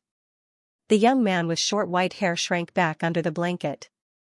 In the next second, he turned back into a snow-white cat. He turned around and faced Ji Shouyun with his furry butt. The cute little cat was as ruthless as the cold wind sweeping away fallen leaves. He even retracted his tail and pressed it under his body. He curled up into a perfect ball, not leaving a single gap for the human beside the bed. Marshal Ji resisted the urge to rub the furry ball. He turned around and handed the test tube to his teacher. He coldly ignored Marshal Kevin's attempt to pry into something. Once again, he used his level 99 skill, Cold Gaze, on his teacher. Marshal Kevin's desire to pry into Yuan's secrets was completely extinguished. I'm going to the science class at the base tomorrow, Marshal Kevin said. Can you tell my wife about Yuan's situation? Ji Shouyun felt that this was inappropriate. But before he could answer, Yuan in the room started meowing. Marshal Kevin looked at the furry ball in the room. Seems like it's possible. Yuan turned his head. Meow. Marshal Kevin left happily. Ji Shouyun, Marshal Ji was silent for 2 seconds. He took the cat out of the room and waited for the cat to finish eating. Without hesitation, he put on the cognitive helmet and went to the virtual training ground. Yuan felt like his body was emptied. When he woke up the next day, there were stars in front of his eyes. After sending Ji Shouyun out, Yuan ate the last 30 or so spirit stones. Without hesitation, he took out a magnetic card and a money transfer machine from Ji Shouyun's drawer in the study. He transferred 1 billion yuan to the card that Ji Shouyun had used in the black market. The kitten took out a set of clothes from the wardrobe and walked briskly out the door. He got into the red car that Ji Shouyun had never driven and had only left in the garage to collect dust. He turned into a human in the car, put on the clothes, and turned his hair and eyes black. He was not used to it. He slowly poked the panel to confirm the address and driving route. Then, he remembered where Ji Shouyun had hidden the brooch and pulled out a drawer from there. However, there was nothing in the drawer of this car. Yuan, why was he so fat? Yuan touched his face. He was a little worried. Illusions could be seen through by machines. Also, he had to go to so many places and give everyone a hint. That would consume a lot of spirit energy. It wasn't like he was painting his skin. He couldn't change his eyes and hair into different colors like red, orange, yellow, green, blue, and purple. He couldn't change his face. It was a sin to be too handsome. If he could not change his appearance, he would just go invisible until it was time to buy things. Yuan thought as he rummaged through the car and muttered to himself. He was practicing what Ji Shouyun had said when they went to buy spirit stones. There were only 3 sentences in total. Yuan's learning speed had improved by leaps and bounds after he had been enlightened, so it was not particularly difficult. The interior of this car was not small. It was big enough for a person to stand up and walk 2 or 3 steps. In order to save space in the car for the person inside, there were many hidden drawers and storage areas. Thanks to his search, Yuan recalled the walking skills that Marshal Kevin had taught him yesterday. His awkward and stiff fingers became much more flexible. However, this was not of much use. He had already arrived at his destination. He had already said the 3 sentences very smoothly. However, he still could not find the hidden brooch. Even the places in the car that could be used to store things were basically empty. Yuan thought for a moment. In the end, he chose to become invisible. He took the card and walked directly into the black market. The black market was not much different from the last time Yuan had been here. The outermost streets were noisy and dirty. There was also a thick smell of blood in the air. Yuan was still not used to his human form's sense of hearing and vision. He felt that he would trip and fall to the ground in the next second. Therefore, he walked very slowly while invisible. He carefully avoided the humans that were walking in front of him. He walked towards the largest shop in the middle of the street. He took a look at the items in the small and medium-sized shops. He discovered that most of them were ores and mechanical parts that he did not recognize. The stalls that were casually placed outside were filled with fights and brawls. As for those who fought fiercely, they didn't dare to touch the shops next to the small street stalls. Therefore, the street where the shops were more concentrated became less noisy and chaotic. Yuan stuck his head out and looked around for a while before losing interest. He stopped looking around and walked towards the shop that Ji Shouyun had brought him to before. This large shop was different from the outside. There were not many people inside. Compared to the noisy outside, the customers inside were very quiet. They entered the shop quietly, bought things quietly, and left quietly. Yuan touched his face. He walked directly to the counter in the deepest part of the shop. He walked in front of the person who had made a deal with Ji Shouyun and removed his invisibility. Yuan's appearance was too sudden. The person behind the counter immediately took out his weapon and pointed it at him. The people in the shop quickly turned their gazes and couldn't look away. Even the people with weapons froze for 3 seconds before they came back to their senses. What kind of young man was this? His body was slender and exquisite. The clothes that clung to his body completely revealed his perfectly proportioned limbs and slender waist. The skin on his exposed wrists and neck was as white as if it had been soaked in milk. His black eyes were calm. However, the corners of his eyes were slightly raised, revealing a sense of quick-wittedness. With such a pair of quick-witted eyes, it would be a blasphemy to only describe him as a treasure. This young man was standing in front of the counter in the deepest part of the shop. His expression did not change in the slightest in the face of the powerful gravity weapon. Under everyone's gaze, this young man slightly opened his light-colored thin lips. He said, "High-grade power crystals. How many do you have?"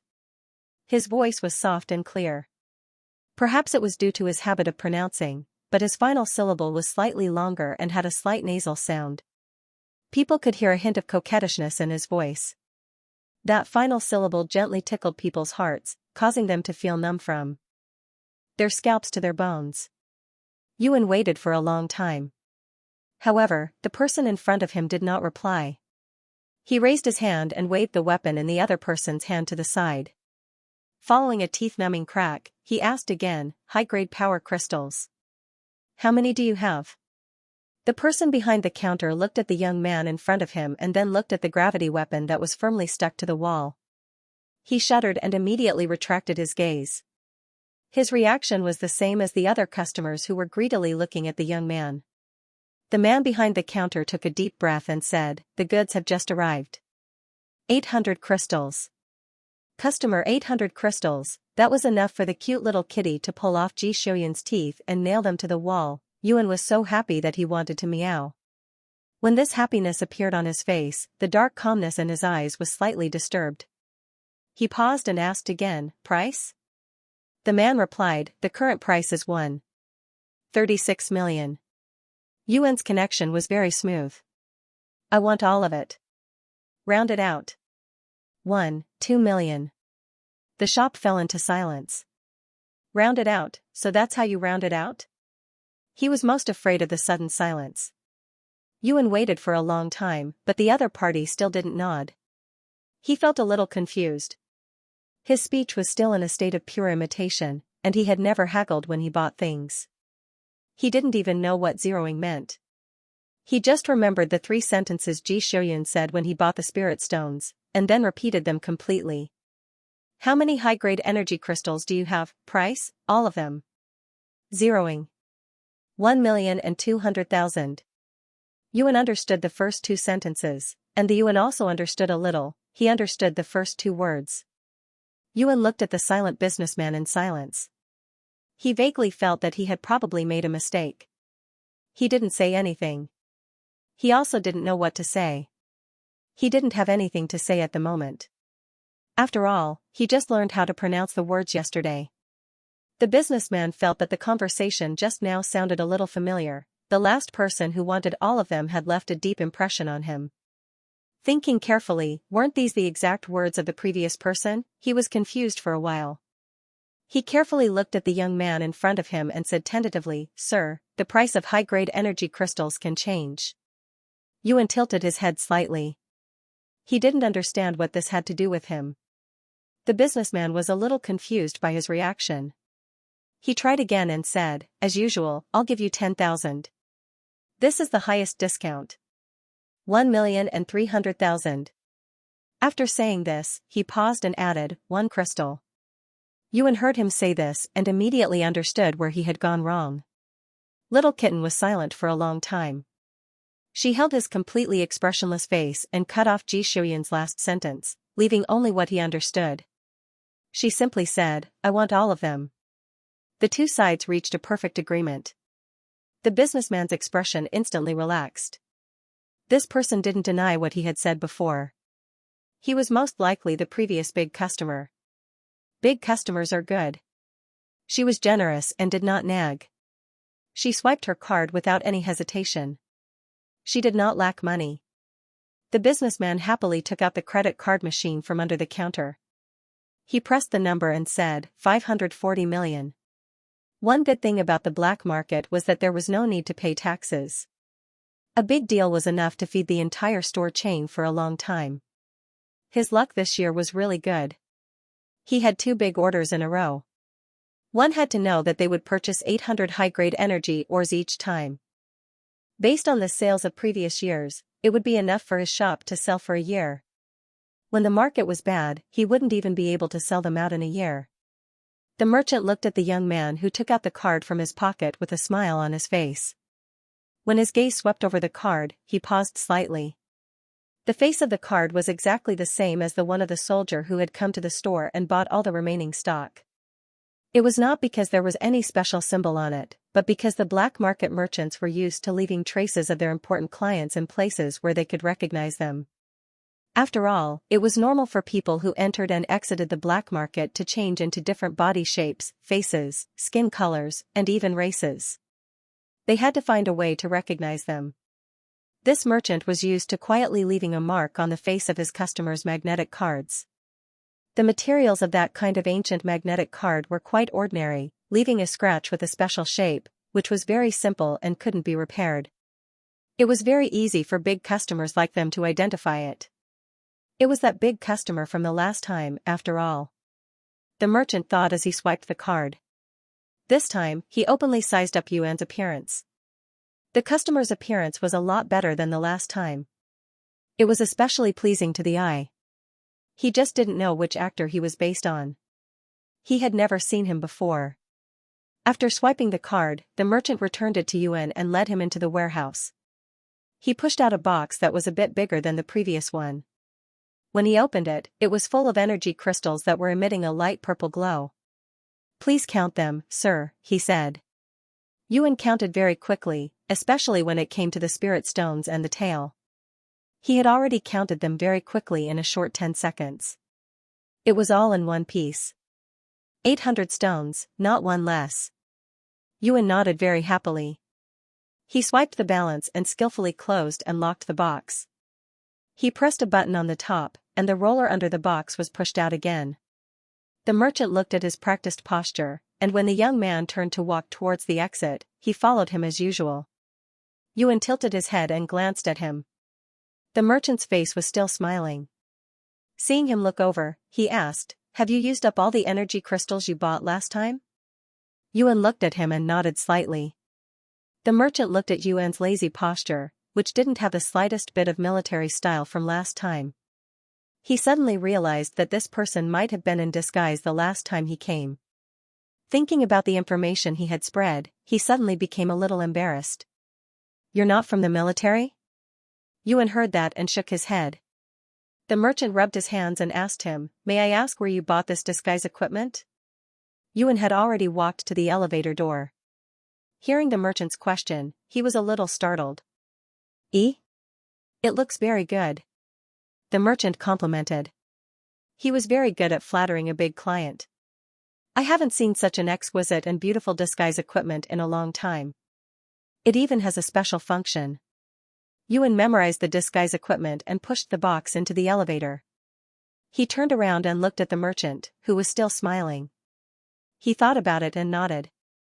The merchant interpreted it as a sign that he was pleased with the flattery. Yuan watched as the elevator door closed. He put his hand on the box beside him. 1 second before the elevator door reached the exit, he disappeared with the box in an instant. Unsurprisingly, there were still people waiting at the exit. They were trying to take advantage of the situation.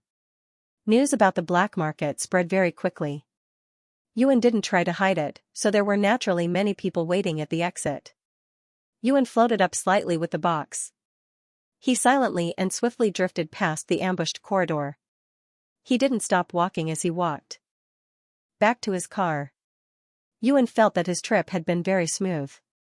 Get in the car, go home, and wait for Ji Shoyun's teeth to be nailed to the wall. Yuan happily drifted to the busy parking lot outside the shopping mall. There were countless people walking around. Some of them were empty-handed, while others were pushing boxes that looked exactly like Yuan's. Yuan landed on the ground. He opened the car door and got in. He deactivated his invisibility and human form. He crawled out of the pile of clothes and dragged the box into the car. However, he never expected that just as he was getting used to his original form's sharp reflexes, he would hear a series of footsteps rushing toward him at an incomparably rapid pace. Yuan's ears perked up. He reached out his paw and pulled the car door shut. However, just as the door was about to close, the car door was forcefully pulled open. A panicked young man with tear stains on his face rushed in. He turned around and slammed the car door shut. "Hurry up and drive. Run." The young man turned around with a sobbing tone. He saw a white cat squatting on the side and looking up at him. The man and the cat looked at each other. He froze for a second, then burst into tears. He hugged the white cat in a panic. "Save me. Hurry up and contact Ji Shoyun." Yuan. Marshal Ji felt his eyelids twitch from the start of the trial to the end. The defendants had clearly given up on struggling. During the trial, Ji Shoyun's lawyer had already announced all the charges against them. The people standing in the dock confessed to their experiments and didn't show any signs of remorse. This undoubtedly angered the jury and the onlookers. People attacked them, and in the chaos of the angry jury, after mediation by the judge, 2 more charges of intentional injury and illegal imprisonment were added to the charge of violating the interstellar code. After that, the trial didn't need Ji Shoyun to appear. Things were going smoothly. But Marshal Ji's eyelids didn't stop twitching. He walked out of the Supreme Court and was about to turn on his optical computer when he was stopped by someone. Marshal Ji looked at the person who stopped him. It was the Emperor's secretary. At this moment, this person's face was full of anxiety. He motioned for him to walk to the side. Ji Shouyun touched his eyelids and checked his optical computer. He wondered if something had happened to the little emperor since he was so anxious. Marshal Ji was thinking when he suddenly saw that there was a transfer record of more than 1 billion in his mailbox. The destination of the transfer was blank. More than 1 billion. It turned to a blank. Ji Shouyun, it seemed like my cat had started to buy cat food by herself. Ji Shouyun wasn't worried that something had happened to Yuan. After all, it had a fighting ability. Marshal Ji thought about this and paused slightly. He still felt that something wasn't right. At this moment, the secretary had already pulled him to a corner. He anxiously lowered his voice and said, "His Majesty is missing." Ji Shouyun's scattered thoughts instantly came back to him. Ji Shouyun looked at the secretary. Even he found it hard to believe that the emperor had disappeared. The emperor, who was more timid than anyone else, had disappeared. Ji Shouyun didn't want to think about how Yuan had used his blank magnetic card to buy cat food. He grabbed the emperor's secretary and got into the car. The two army commanders who came with him today looked at Ji Shouyun and then at the secretary, whose face was pale with fright. "Marshal." Ji Shouyun didn't care about them. As soon as the door closed, he turned his head and asked, "How long has it been? Where is he?" "Central Business District." The secretary stuttered. "Central Business District." Marshal Ji stared at the secretary for 2 seconds and repeated, "Time." The secretary took a deep breath and said, 5 hours. Ji Shouyun couldn't believe it. The emperor's disappearance was such a big thing. How could this group of people hide it for 5 hours before coming to find him? He opened his contact list without hesitation and called Marshal Kevin, who should be in the military science class at the military base. Before the call went through, he turned his head and looked at the two army commanders beside him. He said without hesitation, "Go and inform the transportation department to cut off the power supply of the 2 to 6 transportation tracks. Keep track 1 for military use and check all the vehicles going in and out."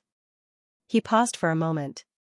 The moment the call went through, he said bluntly, "Marshal Kevin, His Majesty is missing." The 2 Legion commanders who were still in a daze sucked in a breath of cold air and turned to communicate with the transportation department. The other Legion commander even got out of the car and hurriedly commandeered a car from the Supreme Court. Without hesitation, he sped away. Marshal Kevin was stunned for 2 seconds. He asked the same question as Ji Shouyun, location, time. Ji Shouyun's answer was different from the secretary's, Central Business District, Black Market, 5 hours. Marshal Kevin's face turned green when he heard this. He turned his head to look at the secretary, who was standing aside and didn't look like his usual high-spirited self. He scolded, "Trash. You can't do anything right." Marshal Kevin hung up the phone as soon as he finished speaking. He then picked up his robe and went to do a roll call. Ji Shouyun glanced at the secretary of the black market who didn't refute him. He entered a series of military special instructions on the vehicle's control panel and set the address. The vehicle quickly slid out of the parking space and sped off at the highest speed. "Whose idea was it?" Ji Shouyun asked. The secretary lowered his eyes and shrunk to the side, not daring to make a sound. Ji Shouyun raised his voice slightly. "Whose idea was it to let him go to the black market and hide it from the military after he went missing?" The secretary murmured, his head hanging low. "It was His Majesty who said that he wanted to take a look." "So you let him go?" Ji Shouyun said coldly. "Whose idea was it to hide it from the military?" Sweat appeared on the secretary's forehead. "Prince Kells, Prince Gary, Grand Duke Rodney." Ji Shouyun looked at the secretary, whose head was hanging lower and lower as he called out the names. His eyes were so cold that it seemed as if they could drop ice shards. Ji Shouyun had been marshal for more than 20 years. It was the late emperor who gave him the rank of marshal. The late emperor had worked hard all his life. His greatest ambition was to expand the empire's blueprint and he had made thorough preparations for it. After Ji Shouyun became marshal, he gave him absolute trust and let him expand the empire. In the end, it took him more than 10 years to successfully take over the 18th galaxy. There was no need to worry about logistics, supplies, public opinion, or the safety of the rear. During the 10 years of conquering the 18th galaxy, it was the most comfortable and worry-free battle that Ji Shouyun had ever fought. Unfortunately, the second month after the 18th galaxy was confirmed as part of the Empire's territory, the old late emperor died of old age. After the late emperor passed away, the originally appointed heir died unexpectedly. The upper echelons of the Empire's politics fought back and forth. In order to fight for more power in the new era, the royal family suffered many casualties.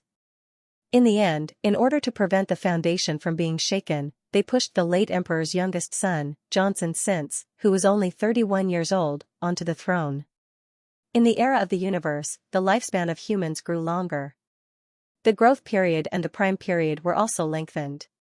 At 31 years old, he had just entered his youth. This young man hadn't even received any lessons that an emperor should have. Ji Xiuyun could still clearly remember the young emperor's panicked and confused expression during his coronation ceremony.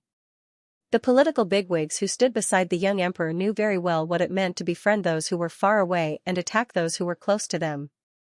They told the young emperor all day to appease Marshal Ji and to act close to him and trust him.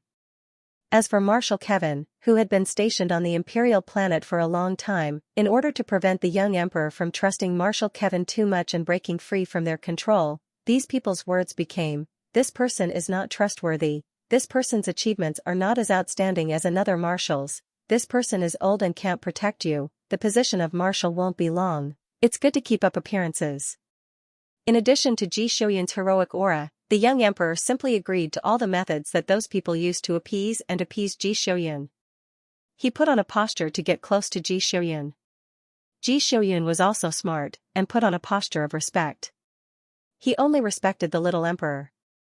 As for the other higher-ups, he didn't give them any face at all. On one hand, he knew very well that there was no possibility of him staying on the Imperial planet permanently. In order to prevent him from leading troops and betraying the Imperial planet, it was natural that the government wanted to rope him in. On the other hand, it was because the higher-ups of the government kept the people from the research department to discuss the young emperor while trying to persuade him.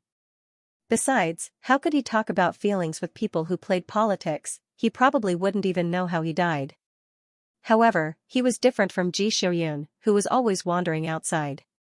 Marshal Kevin was very concerned about the young emperor, who was only a figurehead and could only stamp on proposals and open his own private vault to appease the other parties. However, he was naturally biased and those bigwigs brainwashed the young emperor all year round. Marshal Kevin's repeated reminders couldn't compare to someone else's faint mention of Marshal Ji. The military's position was sensitive, and it wasn't good for them to interfere too much with the government's affairs. Ji Xiuyun was always outside and beyond their reach. Over time, Marshal Kevin also chose to give up on treatment.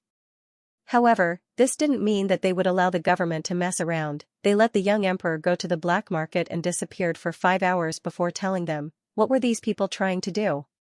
Let the young emperor disappear naturally so that they could usurp the throne? Ji Xiuyun hadn't seen the young emperor since he returned to the Imperial planet this time. The energy crystal was considered a big deal. In the past, the young emperor, who was so timid that he couldn't sleep at the slightest breeze, would definitely jump up and come looking for him.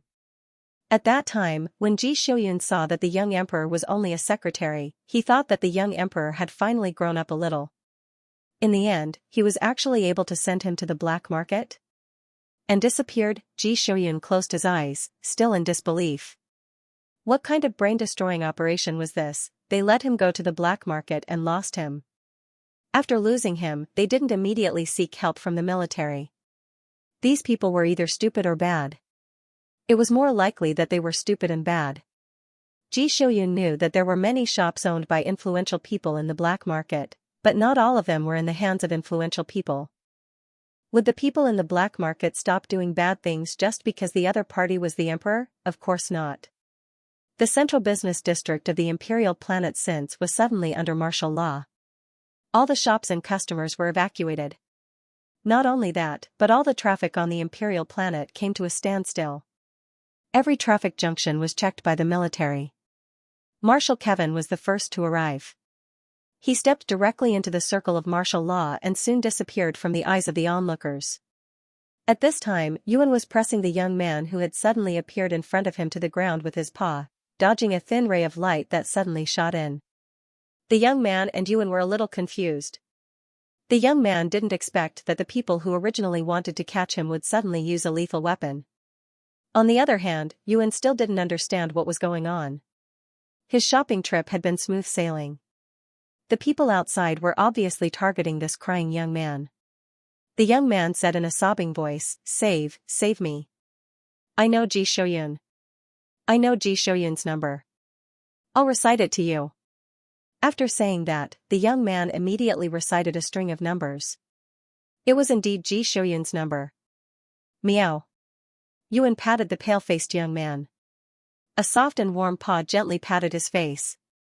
By the time the young man came to his senses, the white cat sitting on his chest had already opened the car door and crawled out. A few seconds later, he heard someone screaming from outside. The young man carefully identified the screams. It sounded like the screams belonged to the people who had caught him. However, he didn't dare to move. He held his breath and quietly squatted by the car door, looking uneasily at the interior of the car.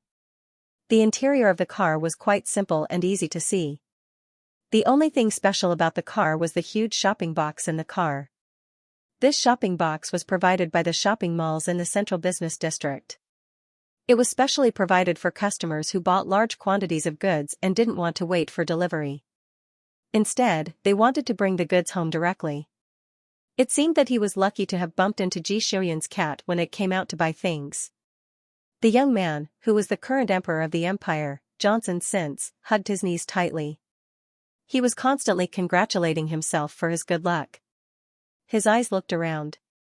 When he saw the cat-type optical computer on the car's console and the unlocked console, he paused. His fingers moved slightly, but in the end, he didn't touch them. The cat called Yuan was still outside. He couldn't leave it behind and run away. As the young man was thinking this, he heard a lot of chaotic footsteps outside again. He nervously clenched his fists. Yuan easily defeated the group of people who were chasing the young man with weapons. It then looked up and saw Marshal Kevin rushing into the parking lot. It paused for a moment and meowed. Marshal Kevin also didn't expect to see Yuan here. He looked at the petite white cat, then looked at the people around the cat who had been knocked unconscious. The weapons in their hands were scattered all over the ground. He waved his hand and ordered his subordinates to continue into the black market. Then, he squatted down to check on the people who had been knocked unconscious by Yuan. "They're here to catch you?" Marshal Kevin asked. Yuan took 2 steps back, turned its head and meowed at Marshal Kevin. Marshal Kevin thought for a moment, then followed Yuan. The young man hiding in the car heard the footsteps getting closer and closer to him. He was so scared that he couldn't see his neck anymore. He heard the sound of someone gently knocking on the car window.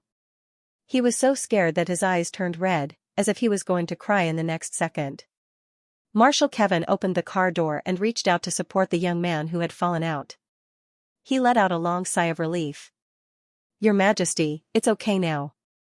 The young man abruptly turned his head and looked at Marshal Kevin in his military uniform. His entire body relaxed as he jumped up and clung onto Marshal Kevin's body tightly. He burst into tears with a wah. Yuan looked at the young man who was crying and gasping for breath. Then, he looked at Marshal Kevin who was patting the young man's back with a dead look in his eyes. "Huh? Your Majesty?" As soon as he and his first army commander got out of the car, they were surrounded by the fearless media. Ji Shouyun's cold eyes swept across the crowd. The media shuddered and made way for him. However, in the next moment, they blocked the first army commander, who seemed to have a kind expression on his face, behind him. "Hello. Can you tell us a little about this incident? The traffic in the entire imperial city is stagnant. It has a great impact on the lives of the people. Can you tell us that it's worth 2 marshals' attention?" "Thank you." The first army commander looked at one person and then another. What could he do? He couldn't tell the public that the little emperor had gone missing. If this matter got out, the military and the government would lose face and credibility. The first army commander, who was used to big scenes, was calm. There was no change in his expression. He glanced at the marshal, who didn't even turn his head and had no intention of helping him. He sighed softly. "The people have reported that there are large-scale illegal transactions in the central business district. He was lying through his teeth with a straight face. There may be a fight with firearms later. I hope that everyone can cooperate and leave quickly. As soon as he finished speaking, everyone felt a sudden tremor under their feet. It was as if something underground had exploded. The first army commander was speechless. I was just saying. Everyone was startled by this sudden development. Ji Shouyun, who had just followed the direction the soldier was pointing at, saw the two people and one cat beside the bright red vehicle. He paused in his footsteps, then quickly walked up and stuffed his cat into his arms. He raised his head and looked at Marshal Kevin. Just as he was about to say something, the ground under his feet shook again. This time, they could clearly hear the muffled explosion coming from underground. Marshal Kevin said without hesitation, "You go down. I'll send His Majesty back. Yuan, come with me." Ji Shouyun looked down at the cat in his arms. Yuan raised its head and licked its little nose. It meowed softly. Marshal Kevin saw this and didn't plan to take them out in front of the media. Instead, he carried the crying little emperor and got into the bright red car that Yuan drove. It was impossible for him to take the little emperor for a stroll under the noses of the media who had caught wind of the news. Otherwise, who knew what the news would be tomorrow? At this time, he had his own car, so of course, he would drive it away directly. Yuan looked at Marshal Kevin's actions and was stunned. The next second, it raised its paws and frantically slapped Ji Shouyun's chest. It pointed at the shopping bags in the car and meowed anxiously. Ji Shouyun looked at the shopping bags and looked up at Marshal Kevin. Marshal Kevin looked at Yuan and then looked at the shopping bags. He immediately understood and nodded. The two of them had a tacit understanding. One of them left with the cat while the other left with the little emperor in the car. There was a reason for this arrangement. They didn't know what was going on down there. For safety reasons, Ji Shouyun, who was stronger in terms of physical fitness, gene level, and combat power, would go and check out the situation. If he brought Yuan, whose physical fitness was not inferior to Ji Shouyun's, with him, the man and the cat could take care of each other. The most important thing was that the little emperor would be very obedient in front of Marshal Kevin and wouldn't dare to say anything. The specific reason probably went back to when he had just ascended the throne. Marshal Kevin had always scolded him with a stern face. This was probably one of the reasons why he was more willing to trust Ji Shouyun, who couldn't control him. Technical class? Ji Shouyun walked to the nearest entrance of the black market and turned to ask the soldiers guarding the entrance. A small white head in his bosom pricked up its ears vigilantly. Two snow-white little claws were placed on the collar of Ji Shouyun's black military jacket. It was currently raising its head and sniffing around the air that was filled with the smell of smoke and dust. The soldiers who stayed behind were all under Marshal Kevin's command. Although they were a little uncomfortable with Ji's command, they still obediently followed the order. Marshal Ji. 2. Of the explosion. No. Marshal Kevin. Ji Shouyun nodded and kicked open the tightly shut elevator door. Thick smoke billowed out from inside. The door was empty. It was obvious that the elevator below had been destroyed. Yuan, who was focused on sniffing the unusual smell, sneezed from the smoke. Its little head shook and sneezed again. The technical class soldier beside him quickly handed him an oxygen patch and a location communicator. Ji Shouyun lowered his head and looked at Yuan, who was wriggling in his arms. He waved the oxygen patch in his hand. Meow. Yuan moved back and slapped Ji Shouyun's hand away with disdain. Marshal Ji, who was disdained, gave up the idea of putting an oxygen patch on his cat. He put one on himself and walked to the smoking exit. Let's go down. Yuan meowed and clung onto Ji Shouyun's jacket. Under the gaze of many soldiers, Marshal Ji didn't hesitate and directly jumped into the thick smoke. Not long after, the soldiers above heard the sound of a heavy object falling to the ground. They also heard the sound of something being violently destroyed. Even though they had heard many rumors about Ji Shouyun's body being so strong that it didn't seem like a human's, it was still more shocking than seeing it with their own eyes. Other than the sound of the equipment, the soldiers above who saw Ji Shouyun jump from a height of 100 meters were all silent. A colonel was the first to react. He looked around at his shocked colleagues and said loudly, "What are you waiting for? Hurry up and get to work." Are you going to let Marshal G do everything by himself? Don't you think it's embarrassing? His words woke everyone up. The soldiers, who were originally silent and shocked, quickly got to work. Hot smoke and dust kept rolling out. The other exits were also violently broken open. The media and onlookers outside the central business district all saw thick smoke billowing up. The first army commander, who was surrounded by the media, thought for a while and guessed that something must have happened in the black market. He closed his mouth tightly. No matter how the media excitedly asked him questions, he put on a very easygoing look. However, he didn't open his mouth. Ji Xiaoyun walked in the black market with his cat. The sudden explosion caused this hidden underground market to fall into chaos. Oxygen patches were very common daily necessities. Nowadays, very few people would die of suffocation in a fire. Therefore, in the thick smoke, people who were doing business in the black market tried to take advantage of this opportunity to fish in troubled waters. The medium-sized and large shops that they had never dared to touch in the past were all looted at this time. However, when this group of people rushed to leave with their trophies, they were horrified to find that all the exits had been blown up.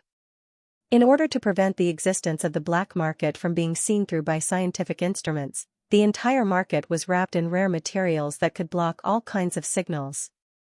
Except for the elevators, there was no other way to leave in an emergency. At this time, these people were completely surrounded. None of them could escape.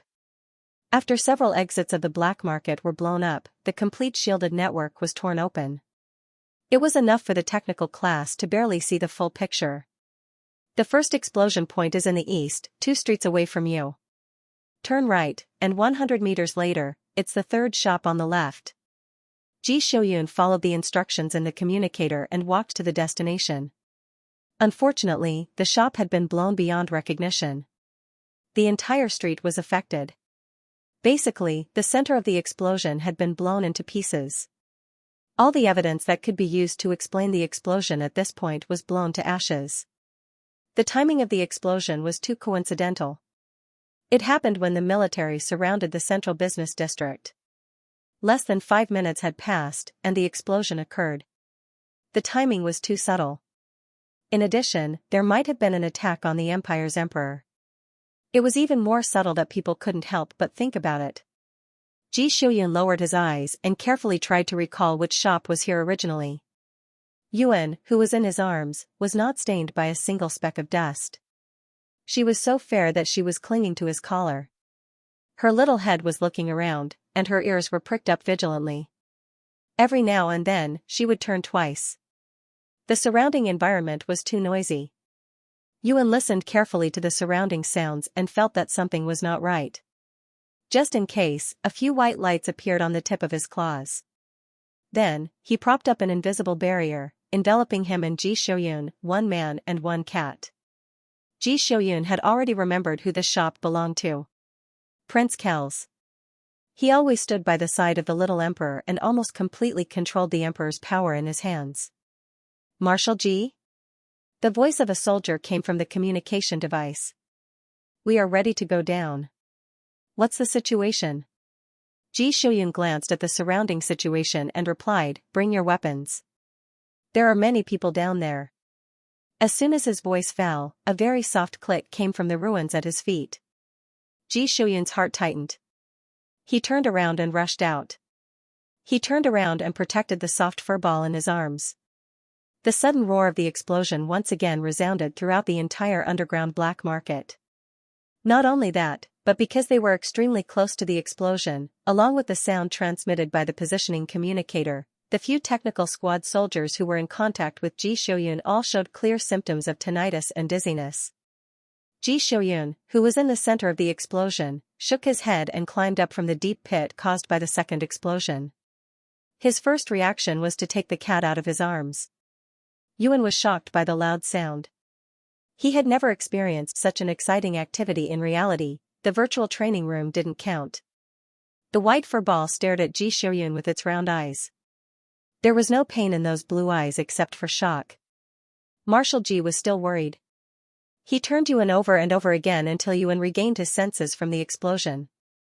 He pressed his claw on Marshal Ji's right hand that was messing around. Meow. This meow was full of energy. There was nothing unusual about it. Only then did Marshal Ji heave a sigh of relief. He carefully placed Yuan aside and turned around to check his own body. He found that even his clothes were not damaged. He turned to Yuan, who was looking around, and asked, "Did you do this?" Yuan knew that he was referring to the barrier that protected them. It immediately puffed out its small chest proudly. Meow. Marshal Ji patted Yuan's head. This is the second time. He was saved by Yuan again. Ji Xiuyun felt that this time, he had to help Yuan ask the government for a high-yield energy crystal mine. The soldiers from above came down very quickly.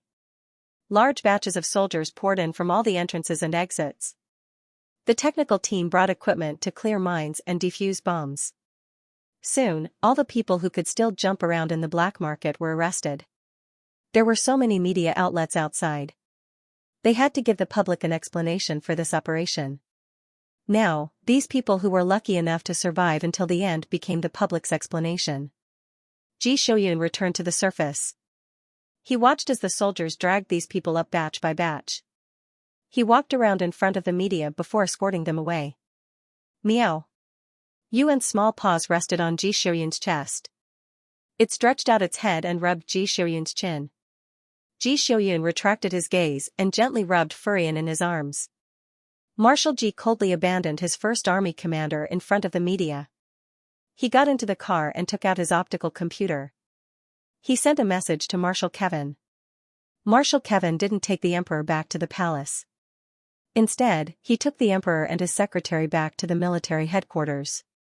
He couldn't trust any of the people in the palace. Ji Xiuyun glanced at Marshal Kevin and asked, who agreed to let the emperor go to the black market. The secretary wanted to say something but stopped. The emperor didn't have any scruples. He sniffed and said bluntly, it was Uncle Kel's. When Ji Xiuyun heard this answer, he instantly understood. He asked again, who was the one who decided to make a move on Marshal Kevin? I didn't agree. The emperor glared and straightened his neck. He reiterated, I didn't agree. It was true that the emperor didn't have much of an opinion when it came to politics. He was naturally biased against Marshal Kevin. However, when it came to major issues, he knew what was good for him. Marshal Kevin wasn't as famous as Ji Xiuyun in recent years. However, he was still an outstanding general who had supported an era with the previous emperor. He was a hero who had protected the empire for hundreds of years. Usually, the military and the government would play dirty tricks on each other. This was a normal power struggle. However, to send a hero to the grave because of this kind of power struggle was definitely not right. I didn't agree, the emperor said again. The little emperor said again. His entire person seemed dispirited and depressed, completely aware of his own powerlessness and incompetence. But they still made this decision. Fortunately, this decision didn't have time to be implemented. The person who made this decision was caught off guard by the 500 energy crystals and stuffed this idea back into his stomach. After that, because of Ji Xiuyun's series of big moves, the emperor was worried that he would be misunderstood. He couldn't wait to throw the secretary in front of Ji Xiuyun. He wanted to ask him for a clear attitude. Ji Xiuyun was silent for a moment. He didn't feel that this matter was very surprising. He was very clear about how indecisive the little emperor was. Ji Xiuyun just continued to ask, Your Majesty, the mastermind of Marshal Kevin's matter was Prince Kels? The emperor nodded. Ji Xiuyun's gaze finally fell on the secretary next to the emperor. The secretary was stared at by him for half a minute. Finally, he couldn't take it anymore. He confessed with a stiff face, I wasn't allowed to inform you. It was also Prince Kel's intention. I went to inform you privately. Ji Xiuyun nodded slightly and unexpectedly praised him, well done. Marshal Kevin frowned, what did you think of? Ji Xiuyun paused, His Majesty was disobedient, so some people couldn't sit still. The puppet emperor, who had always been obedient, suddenly had his own ideas and began to go against them.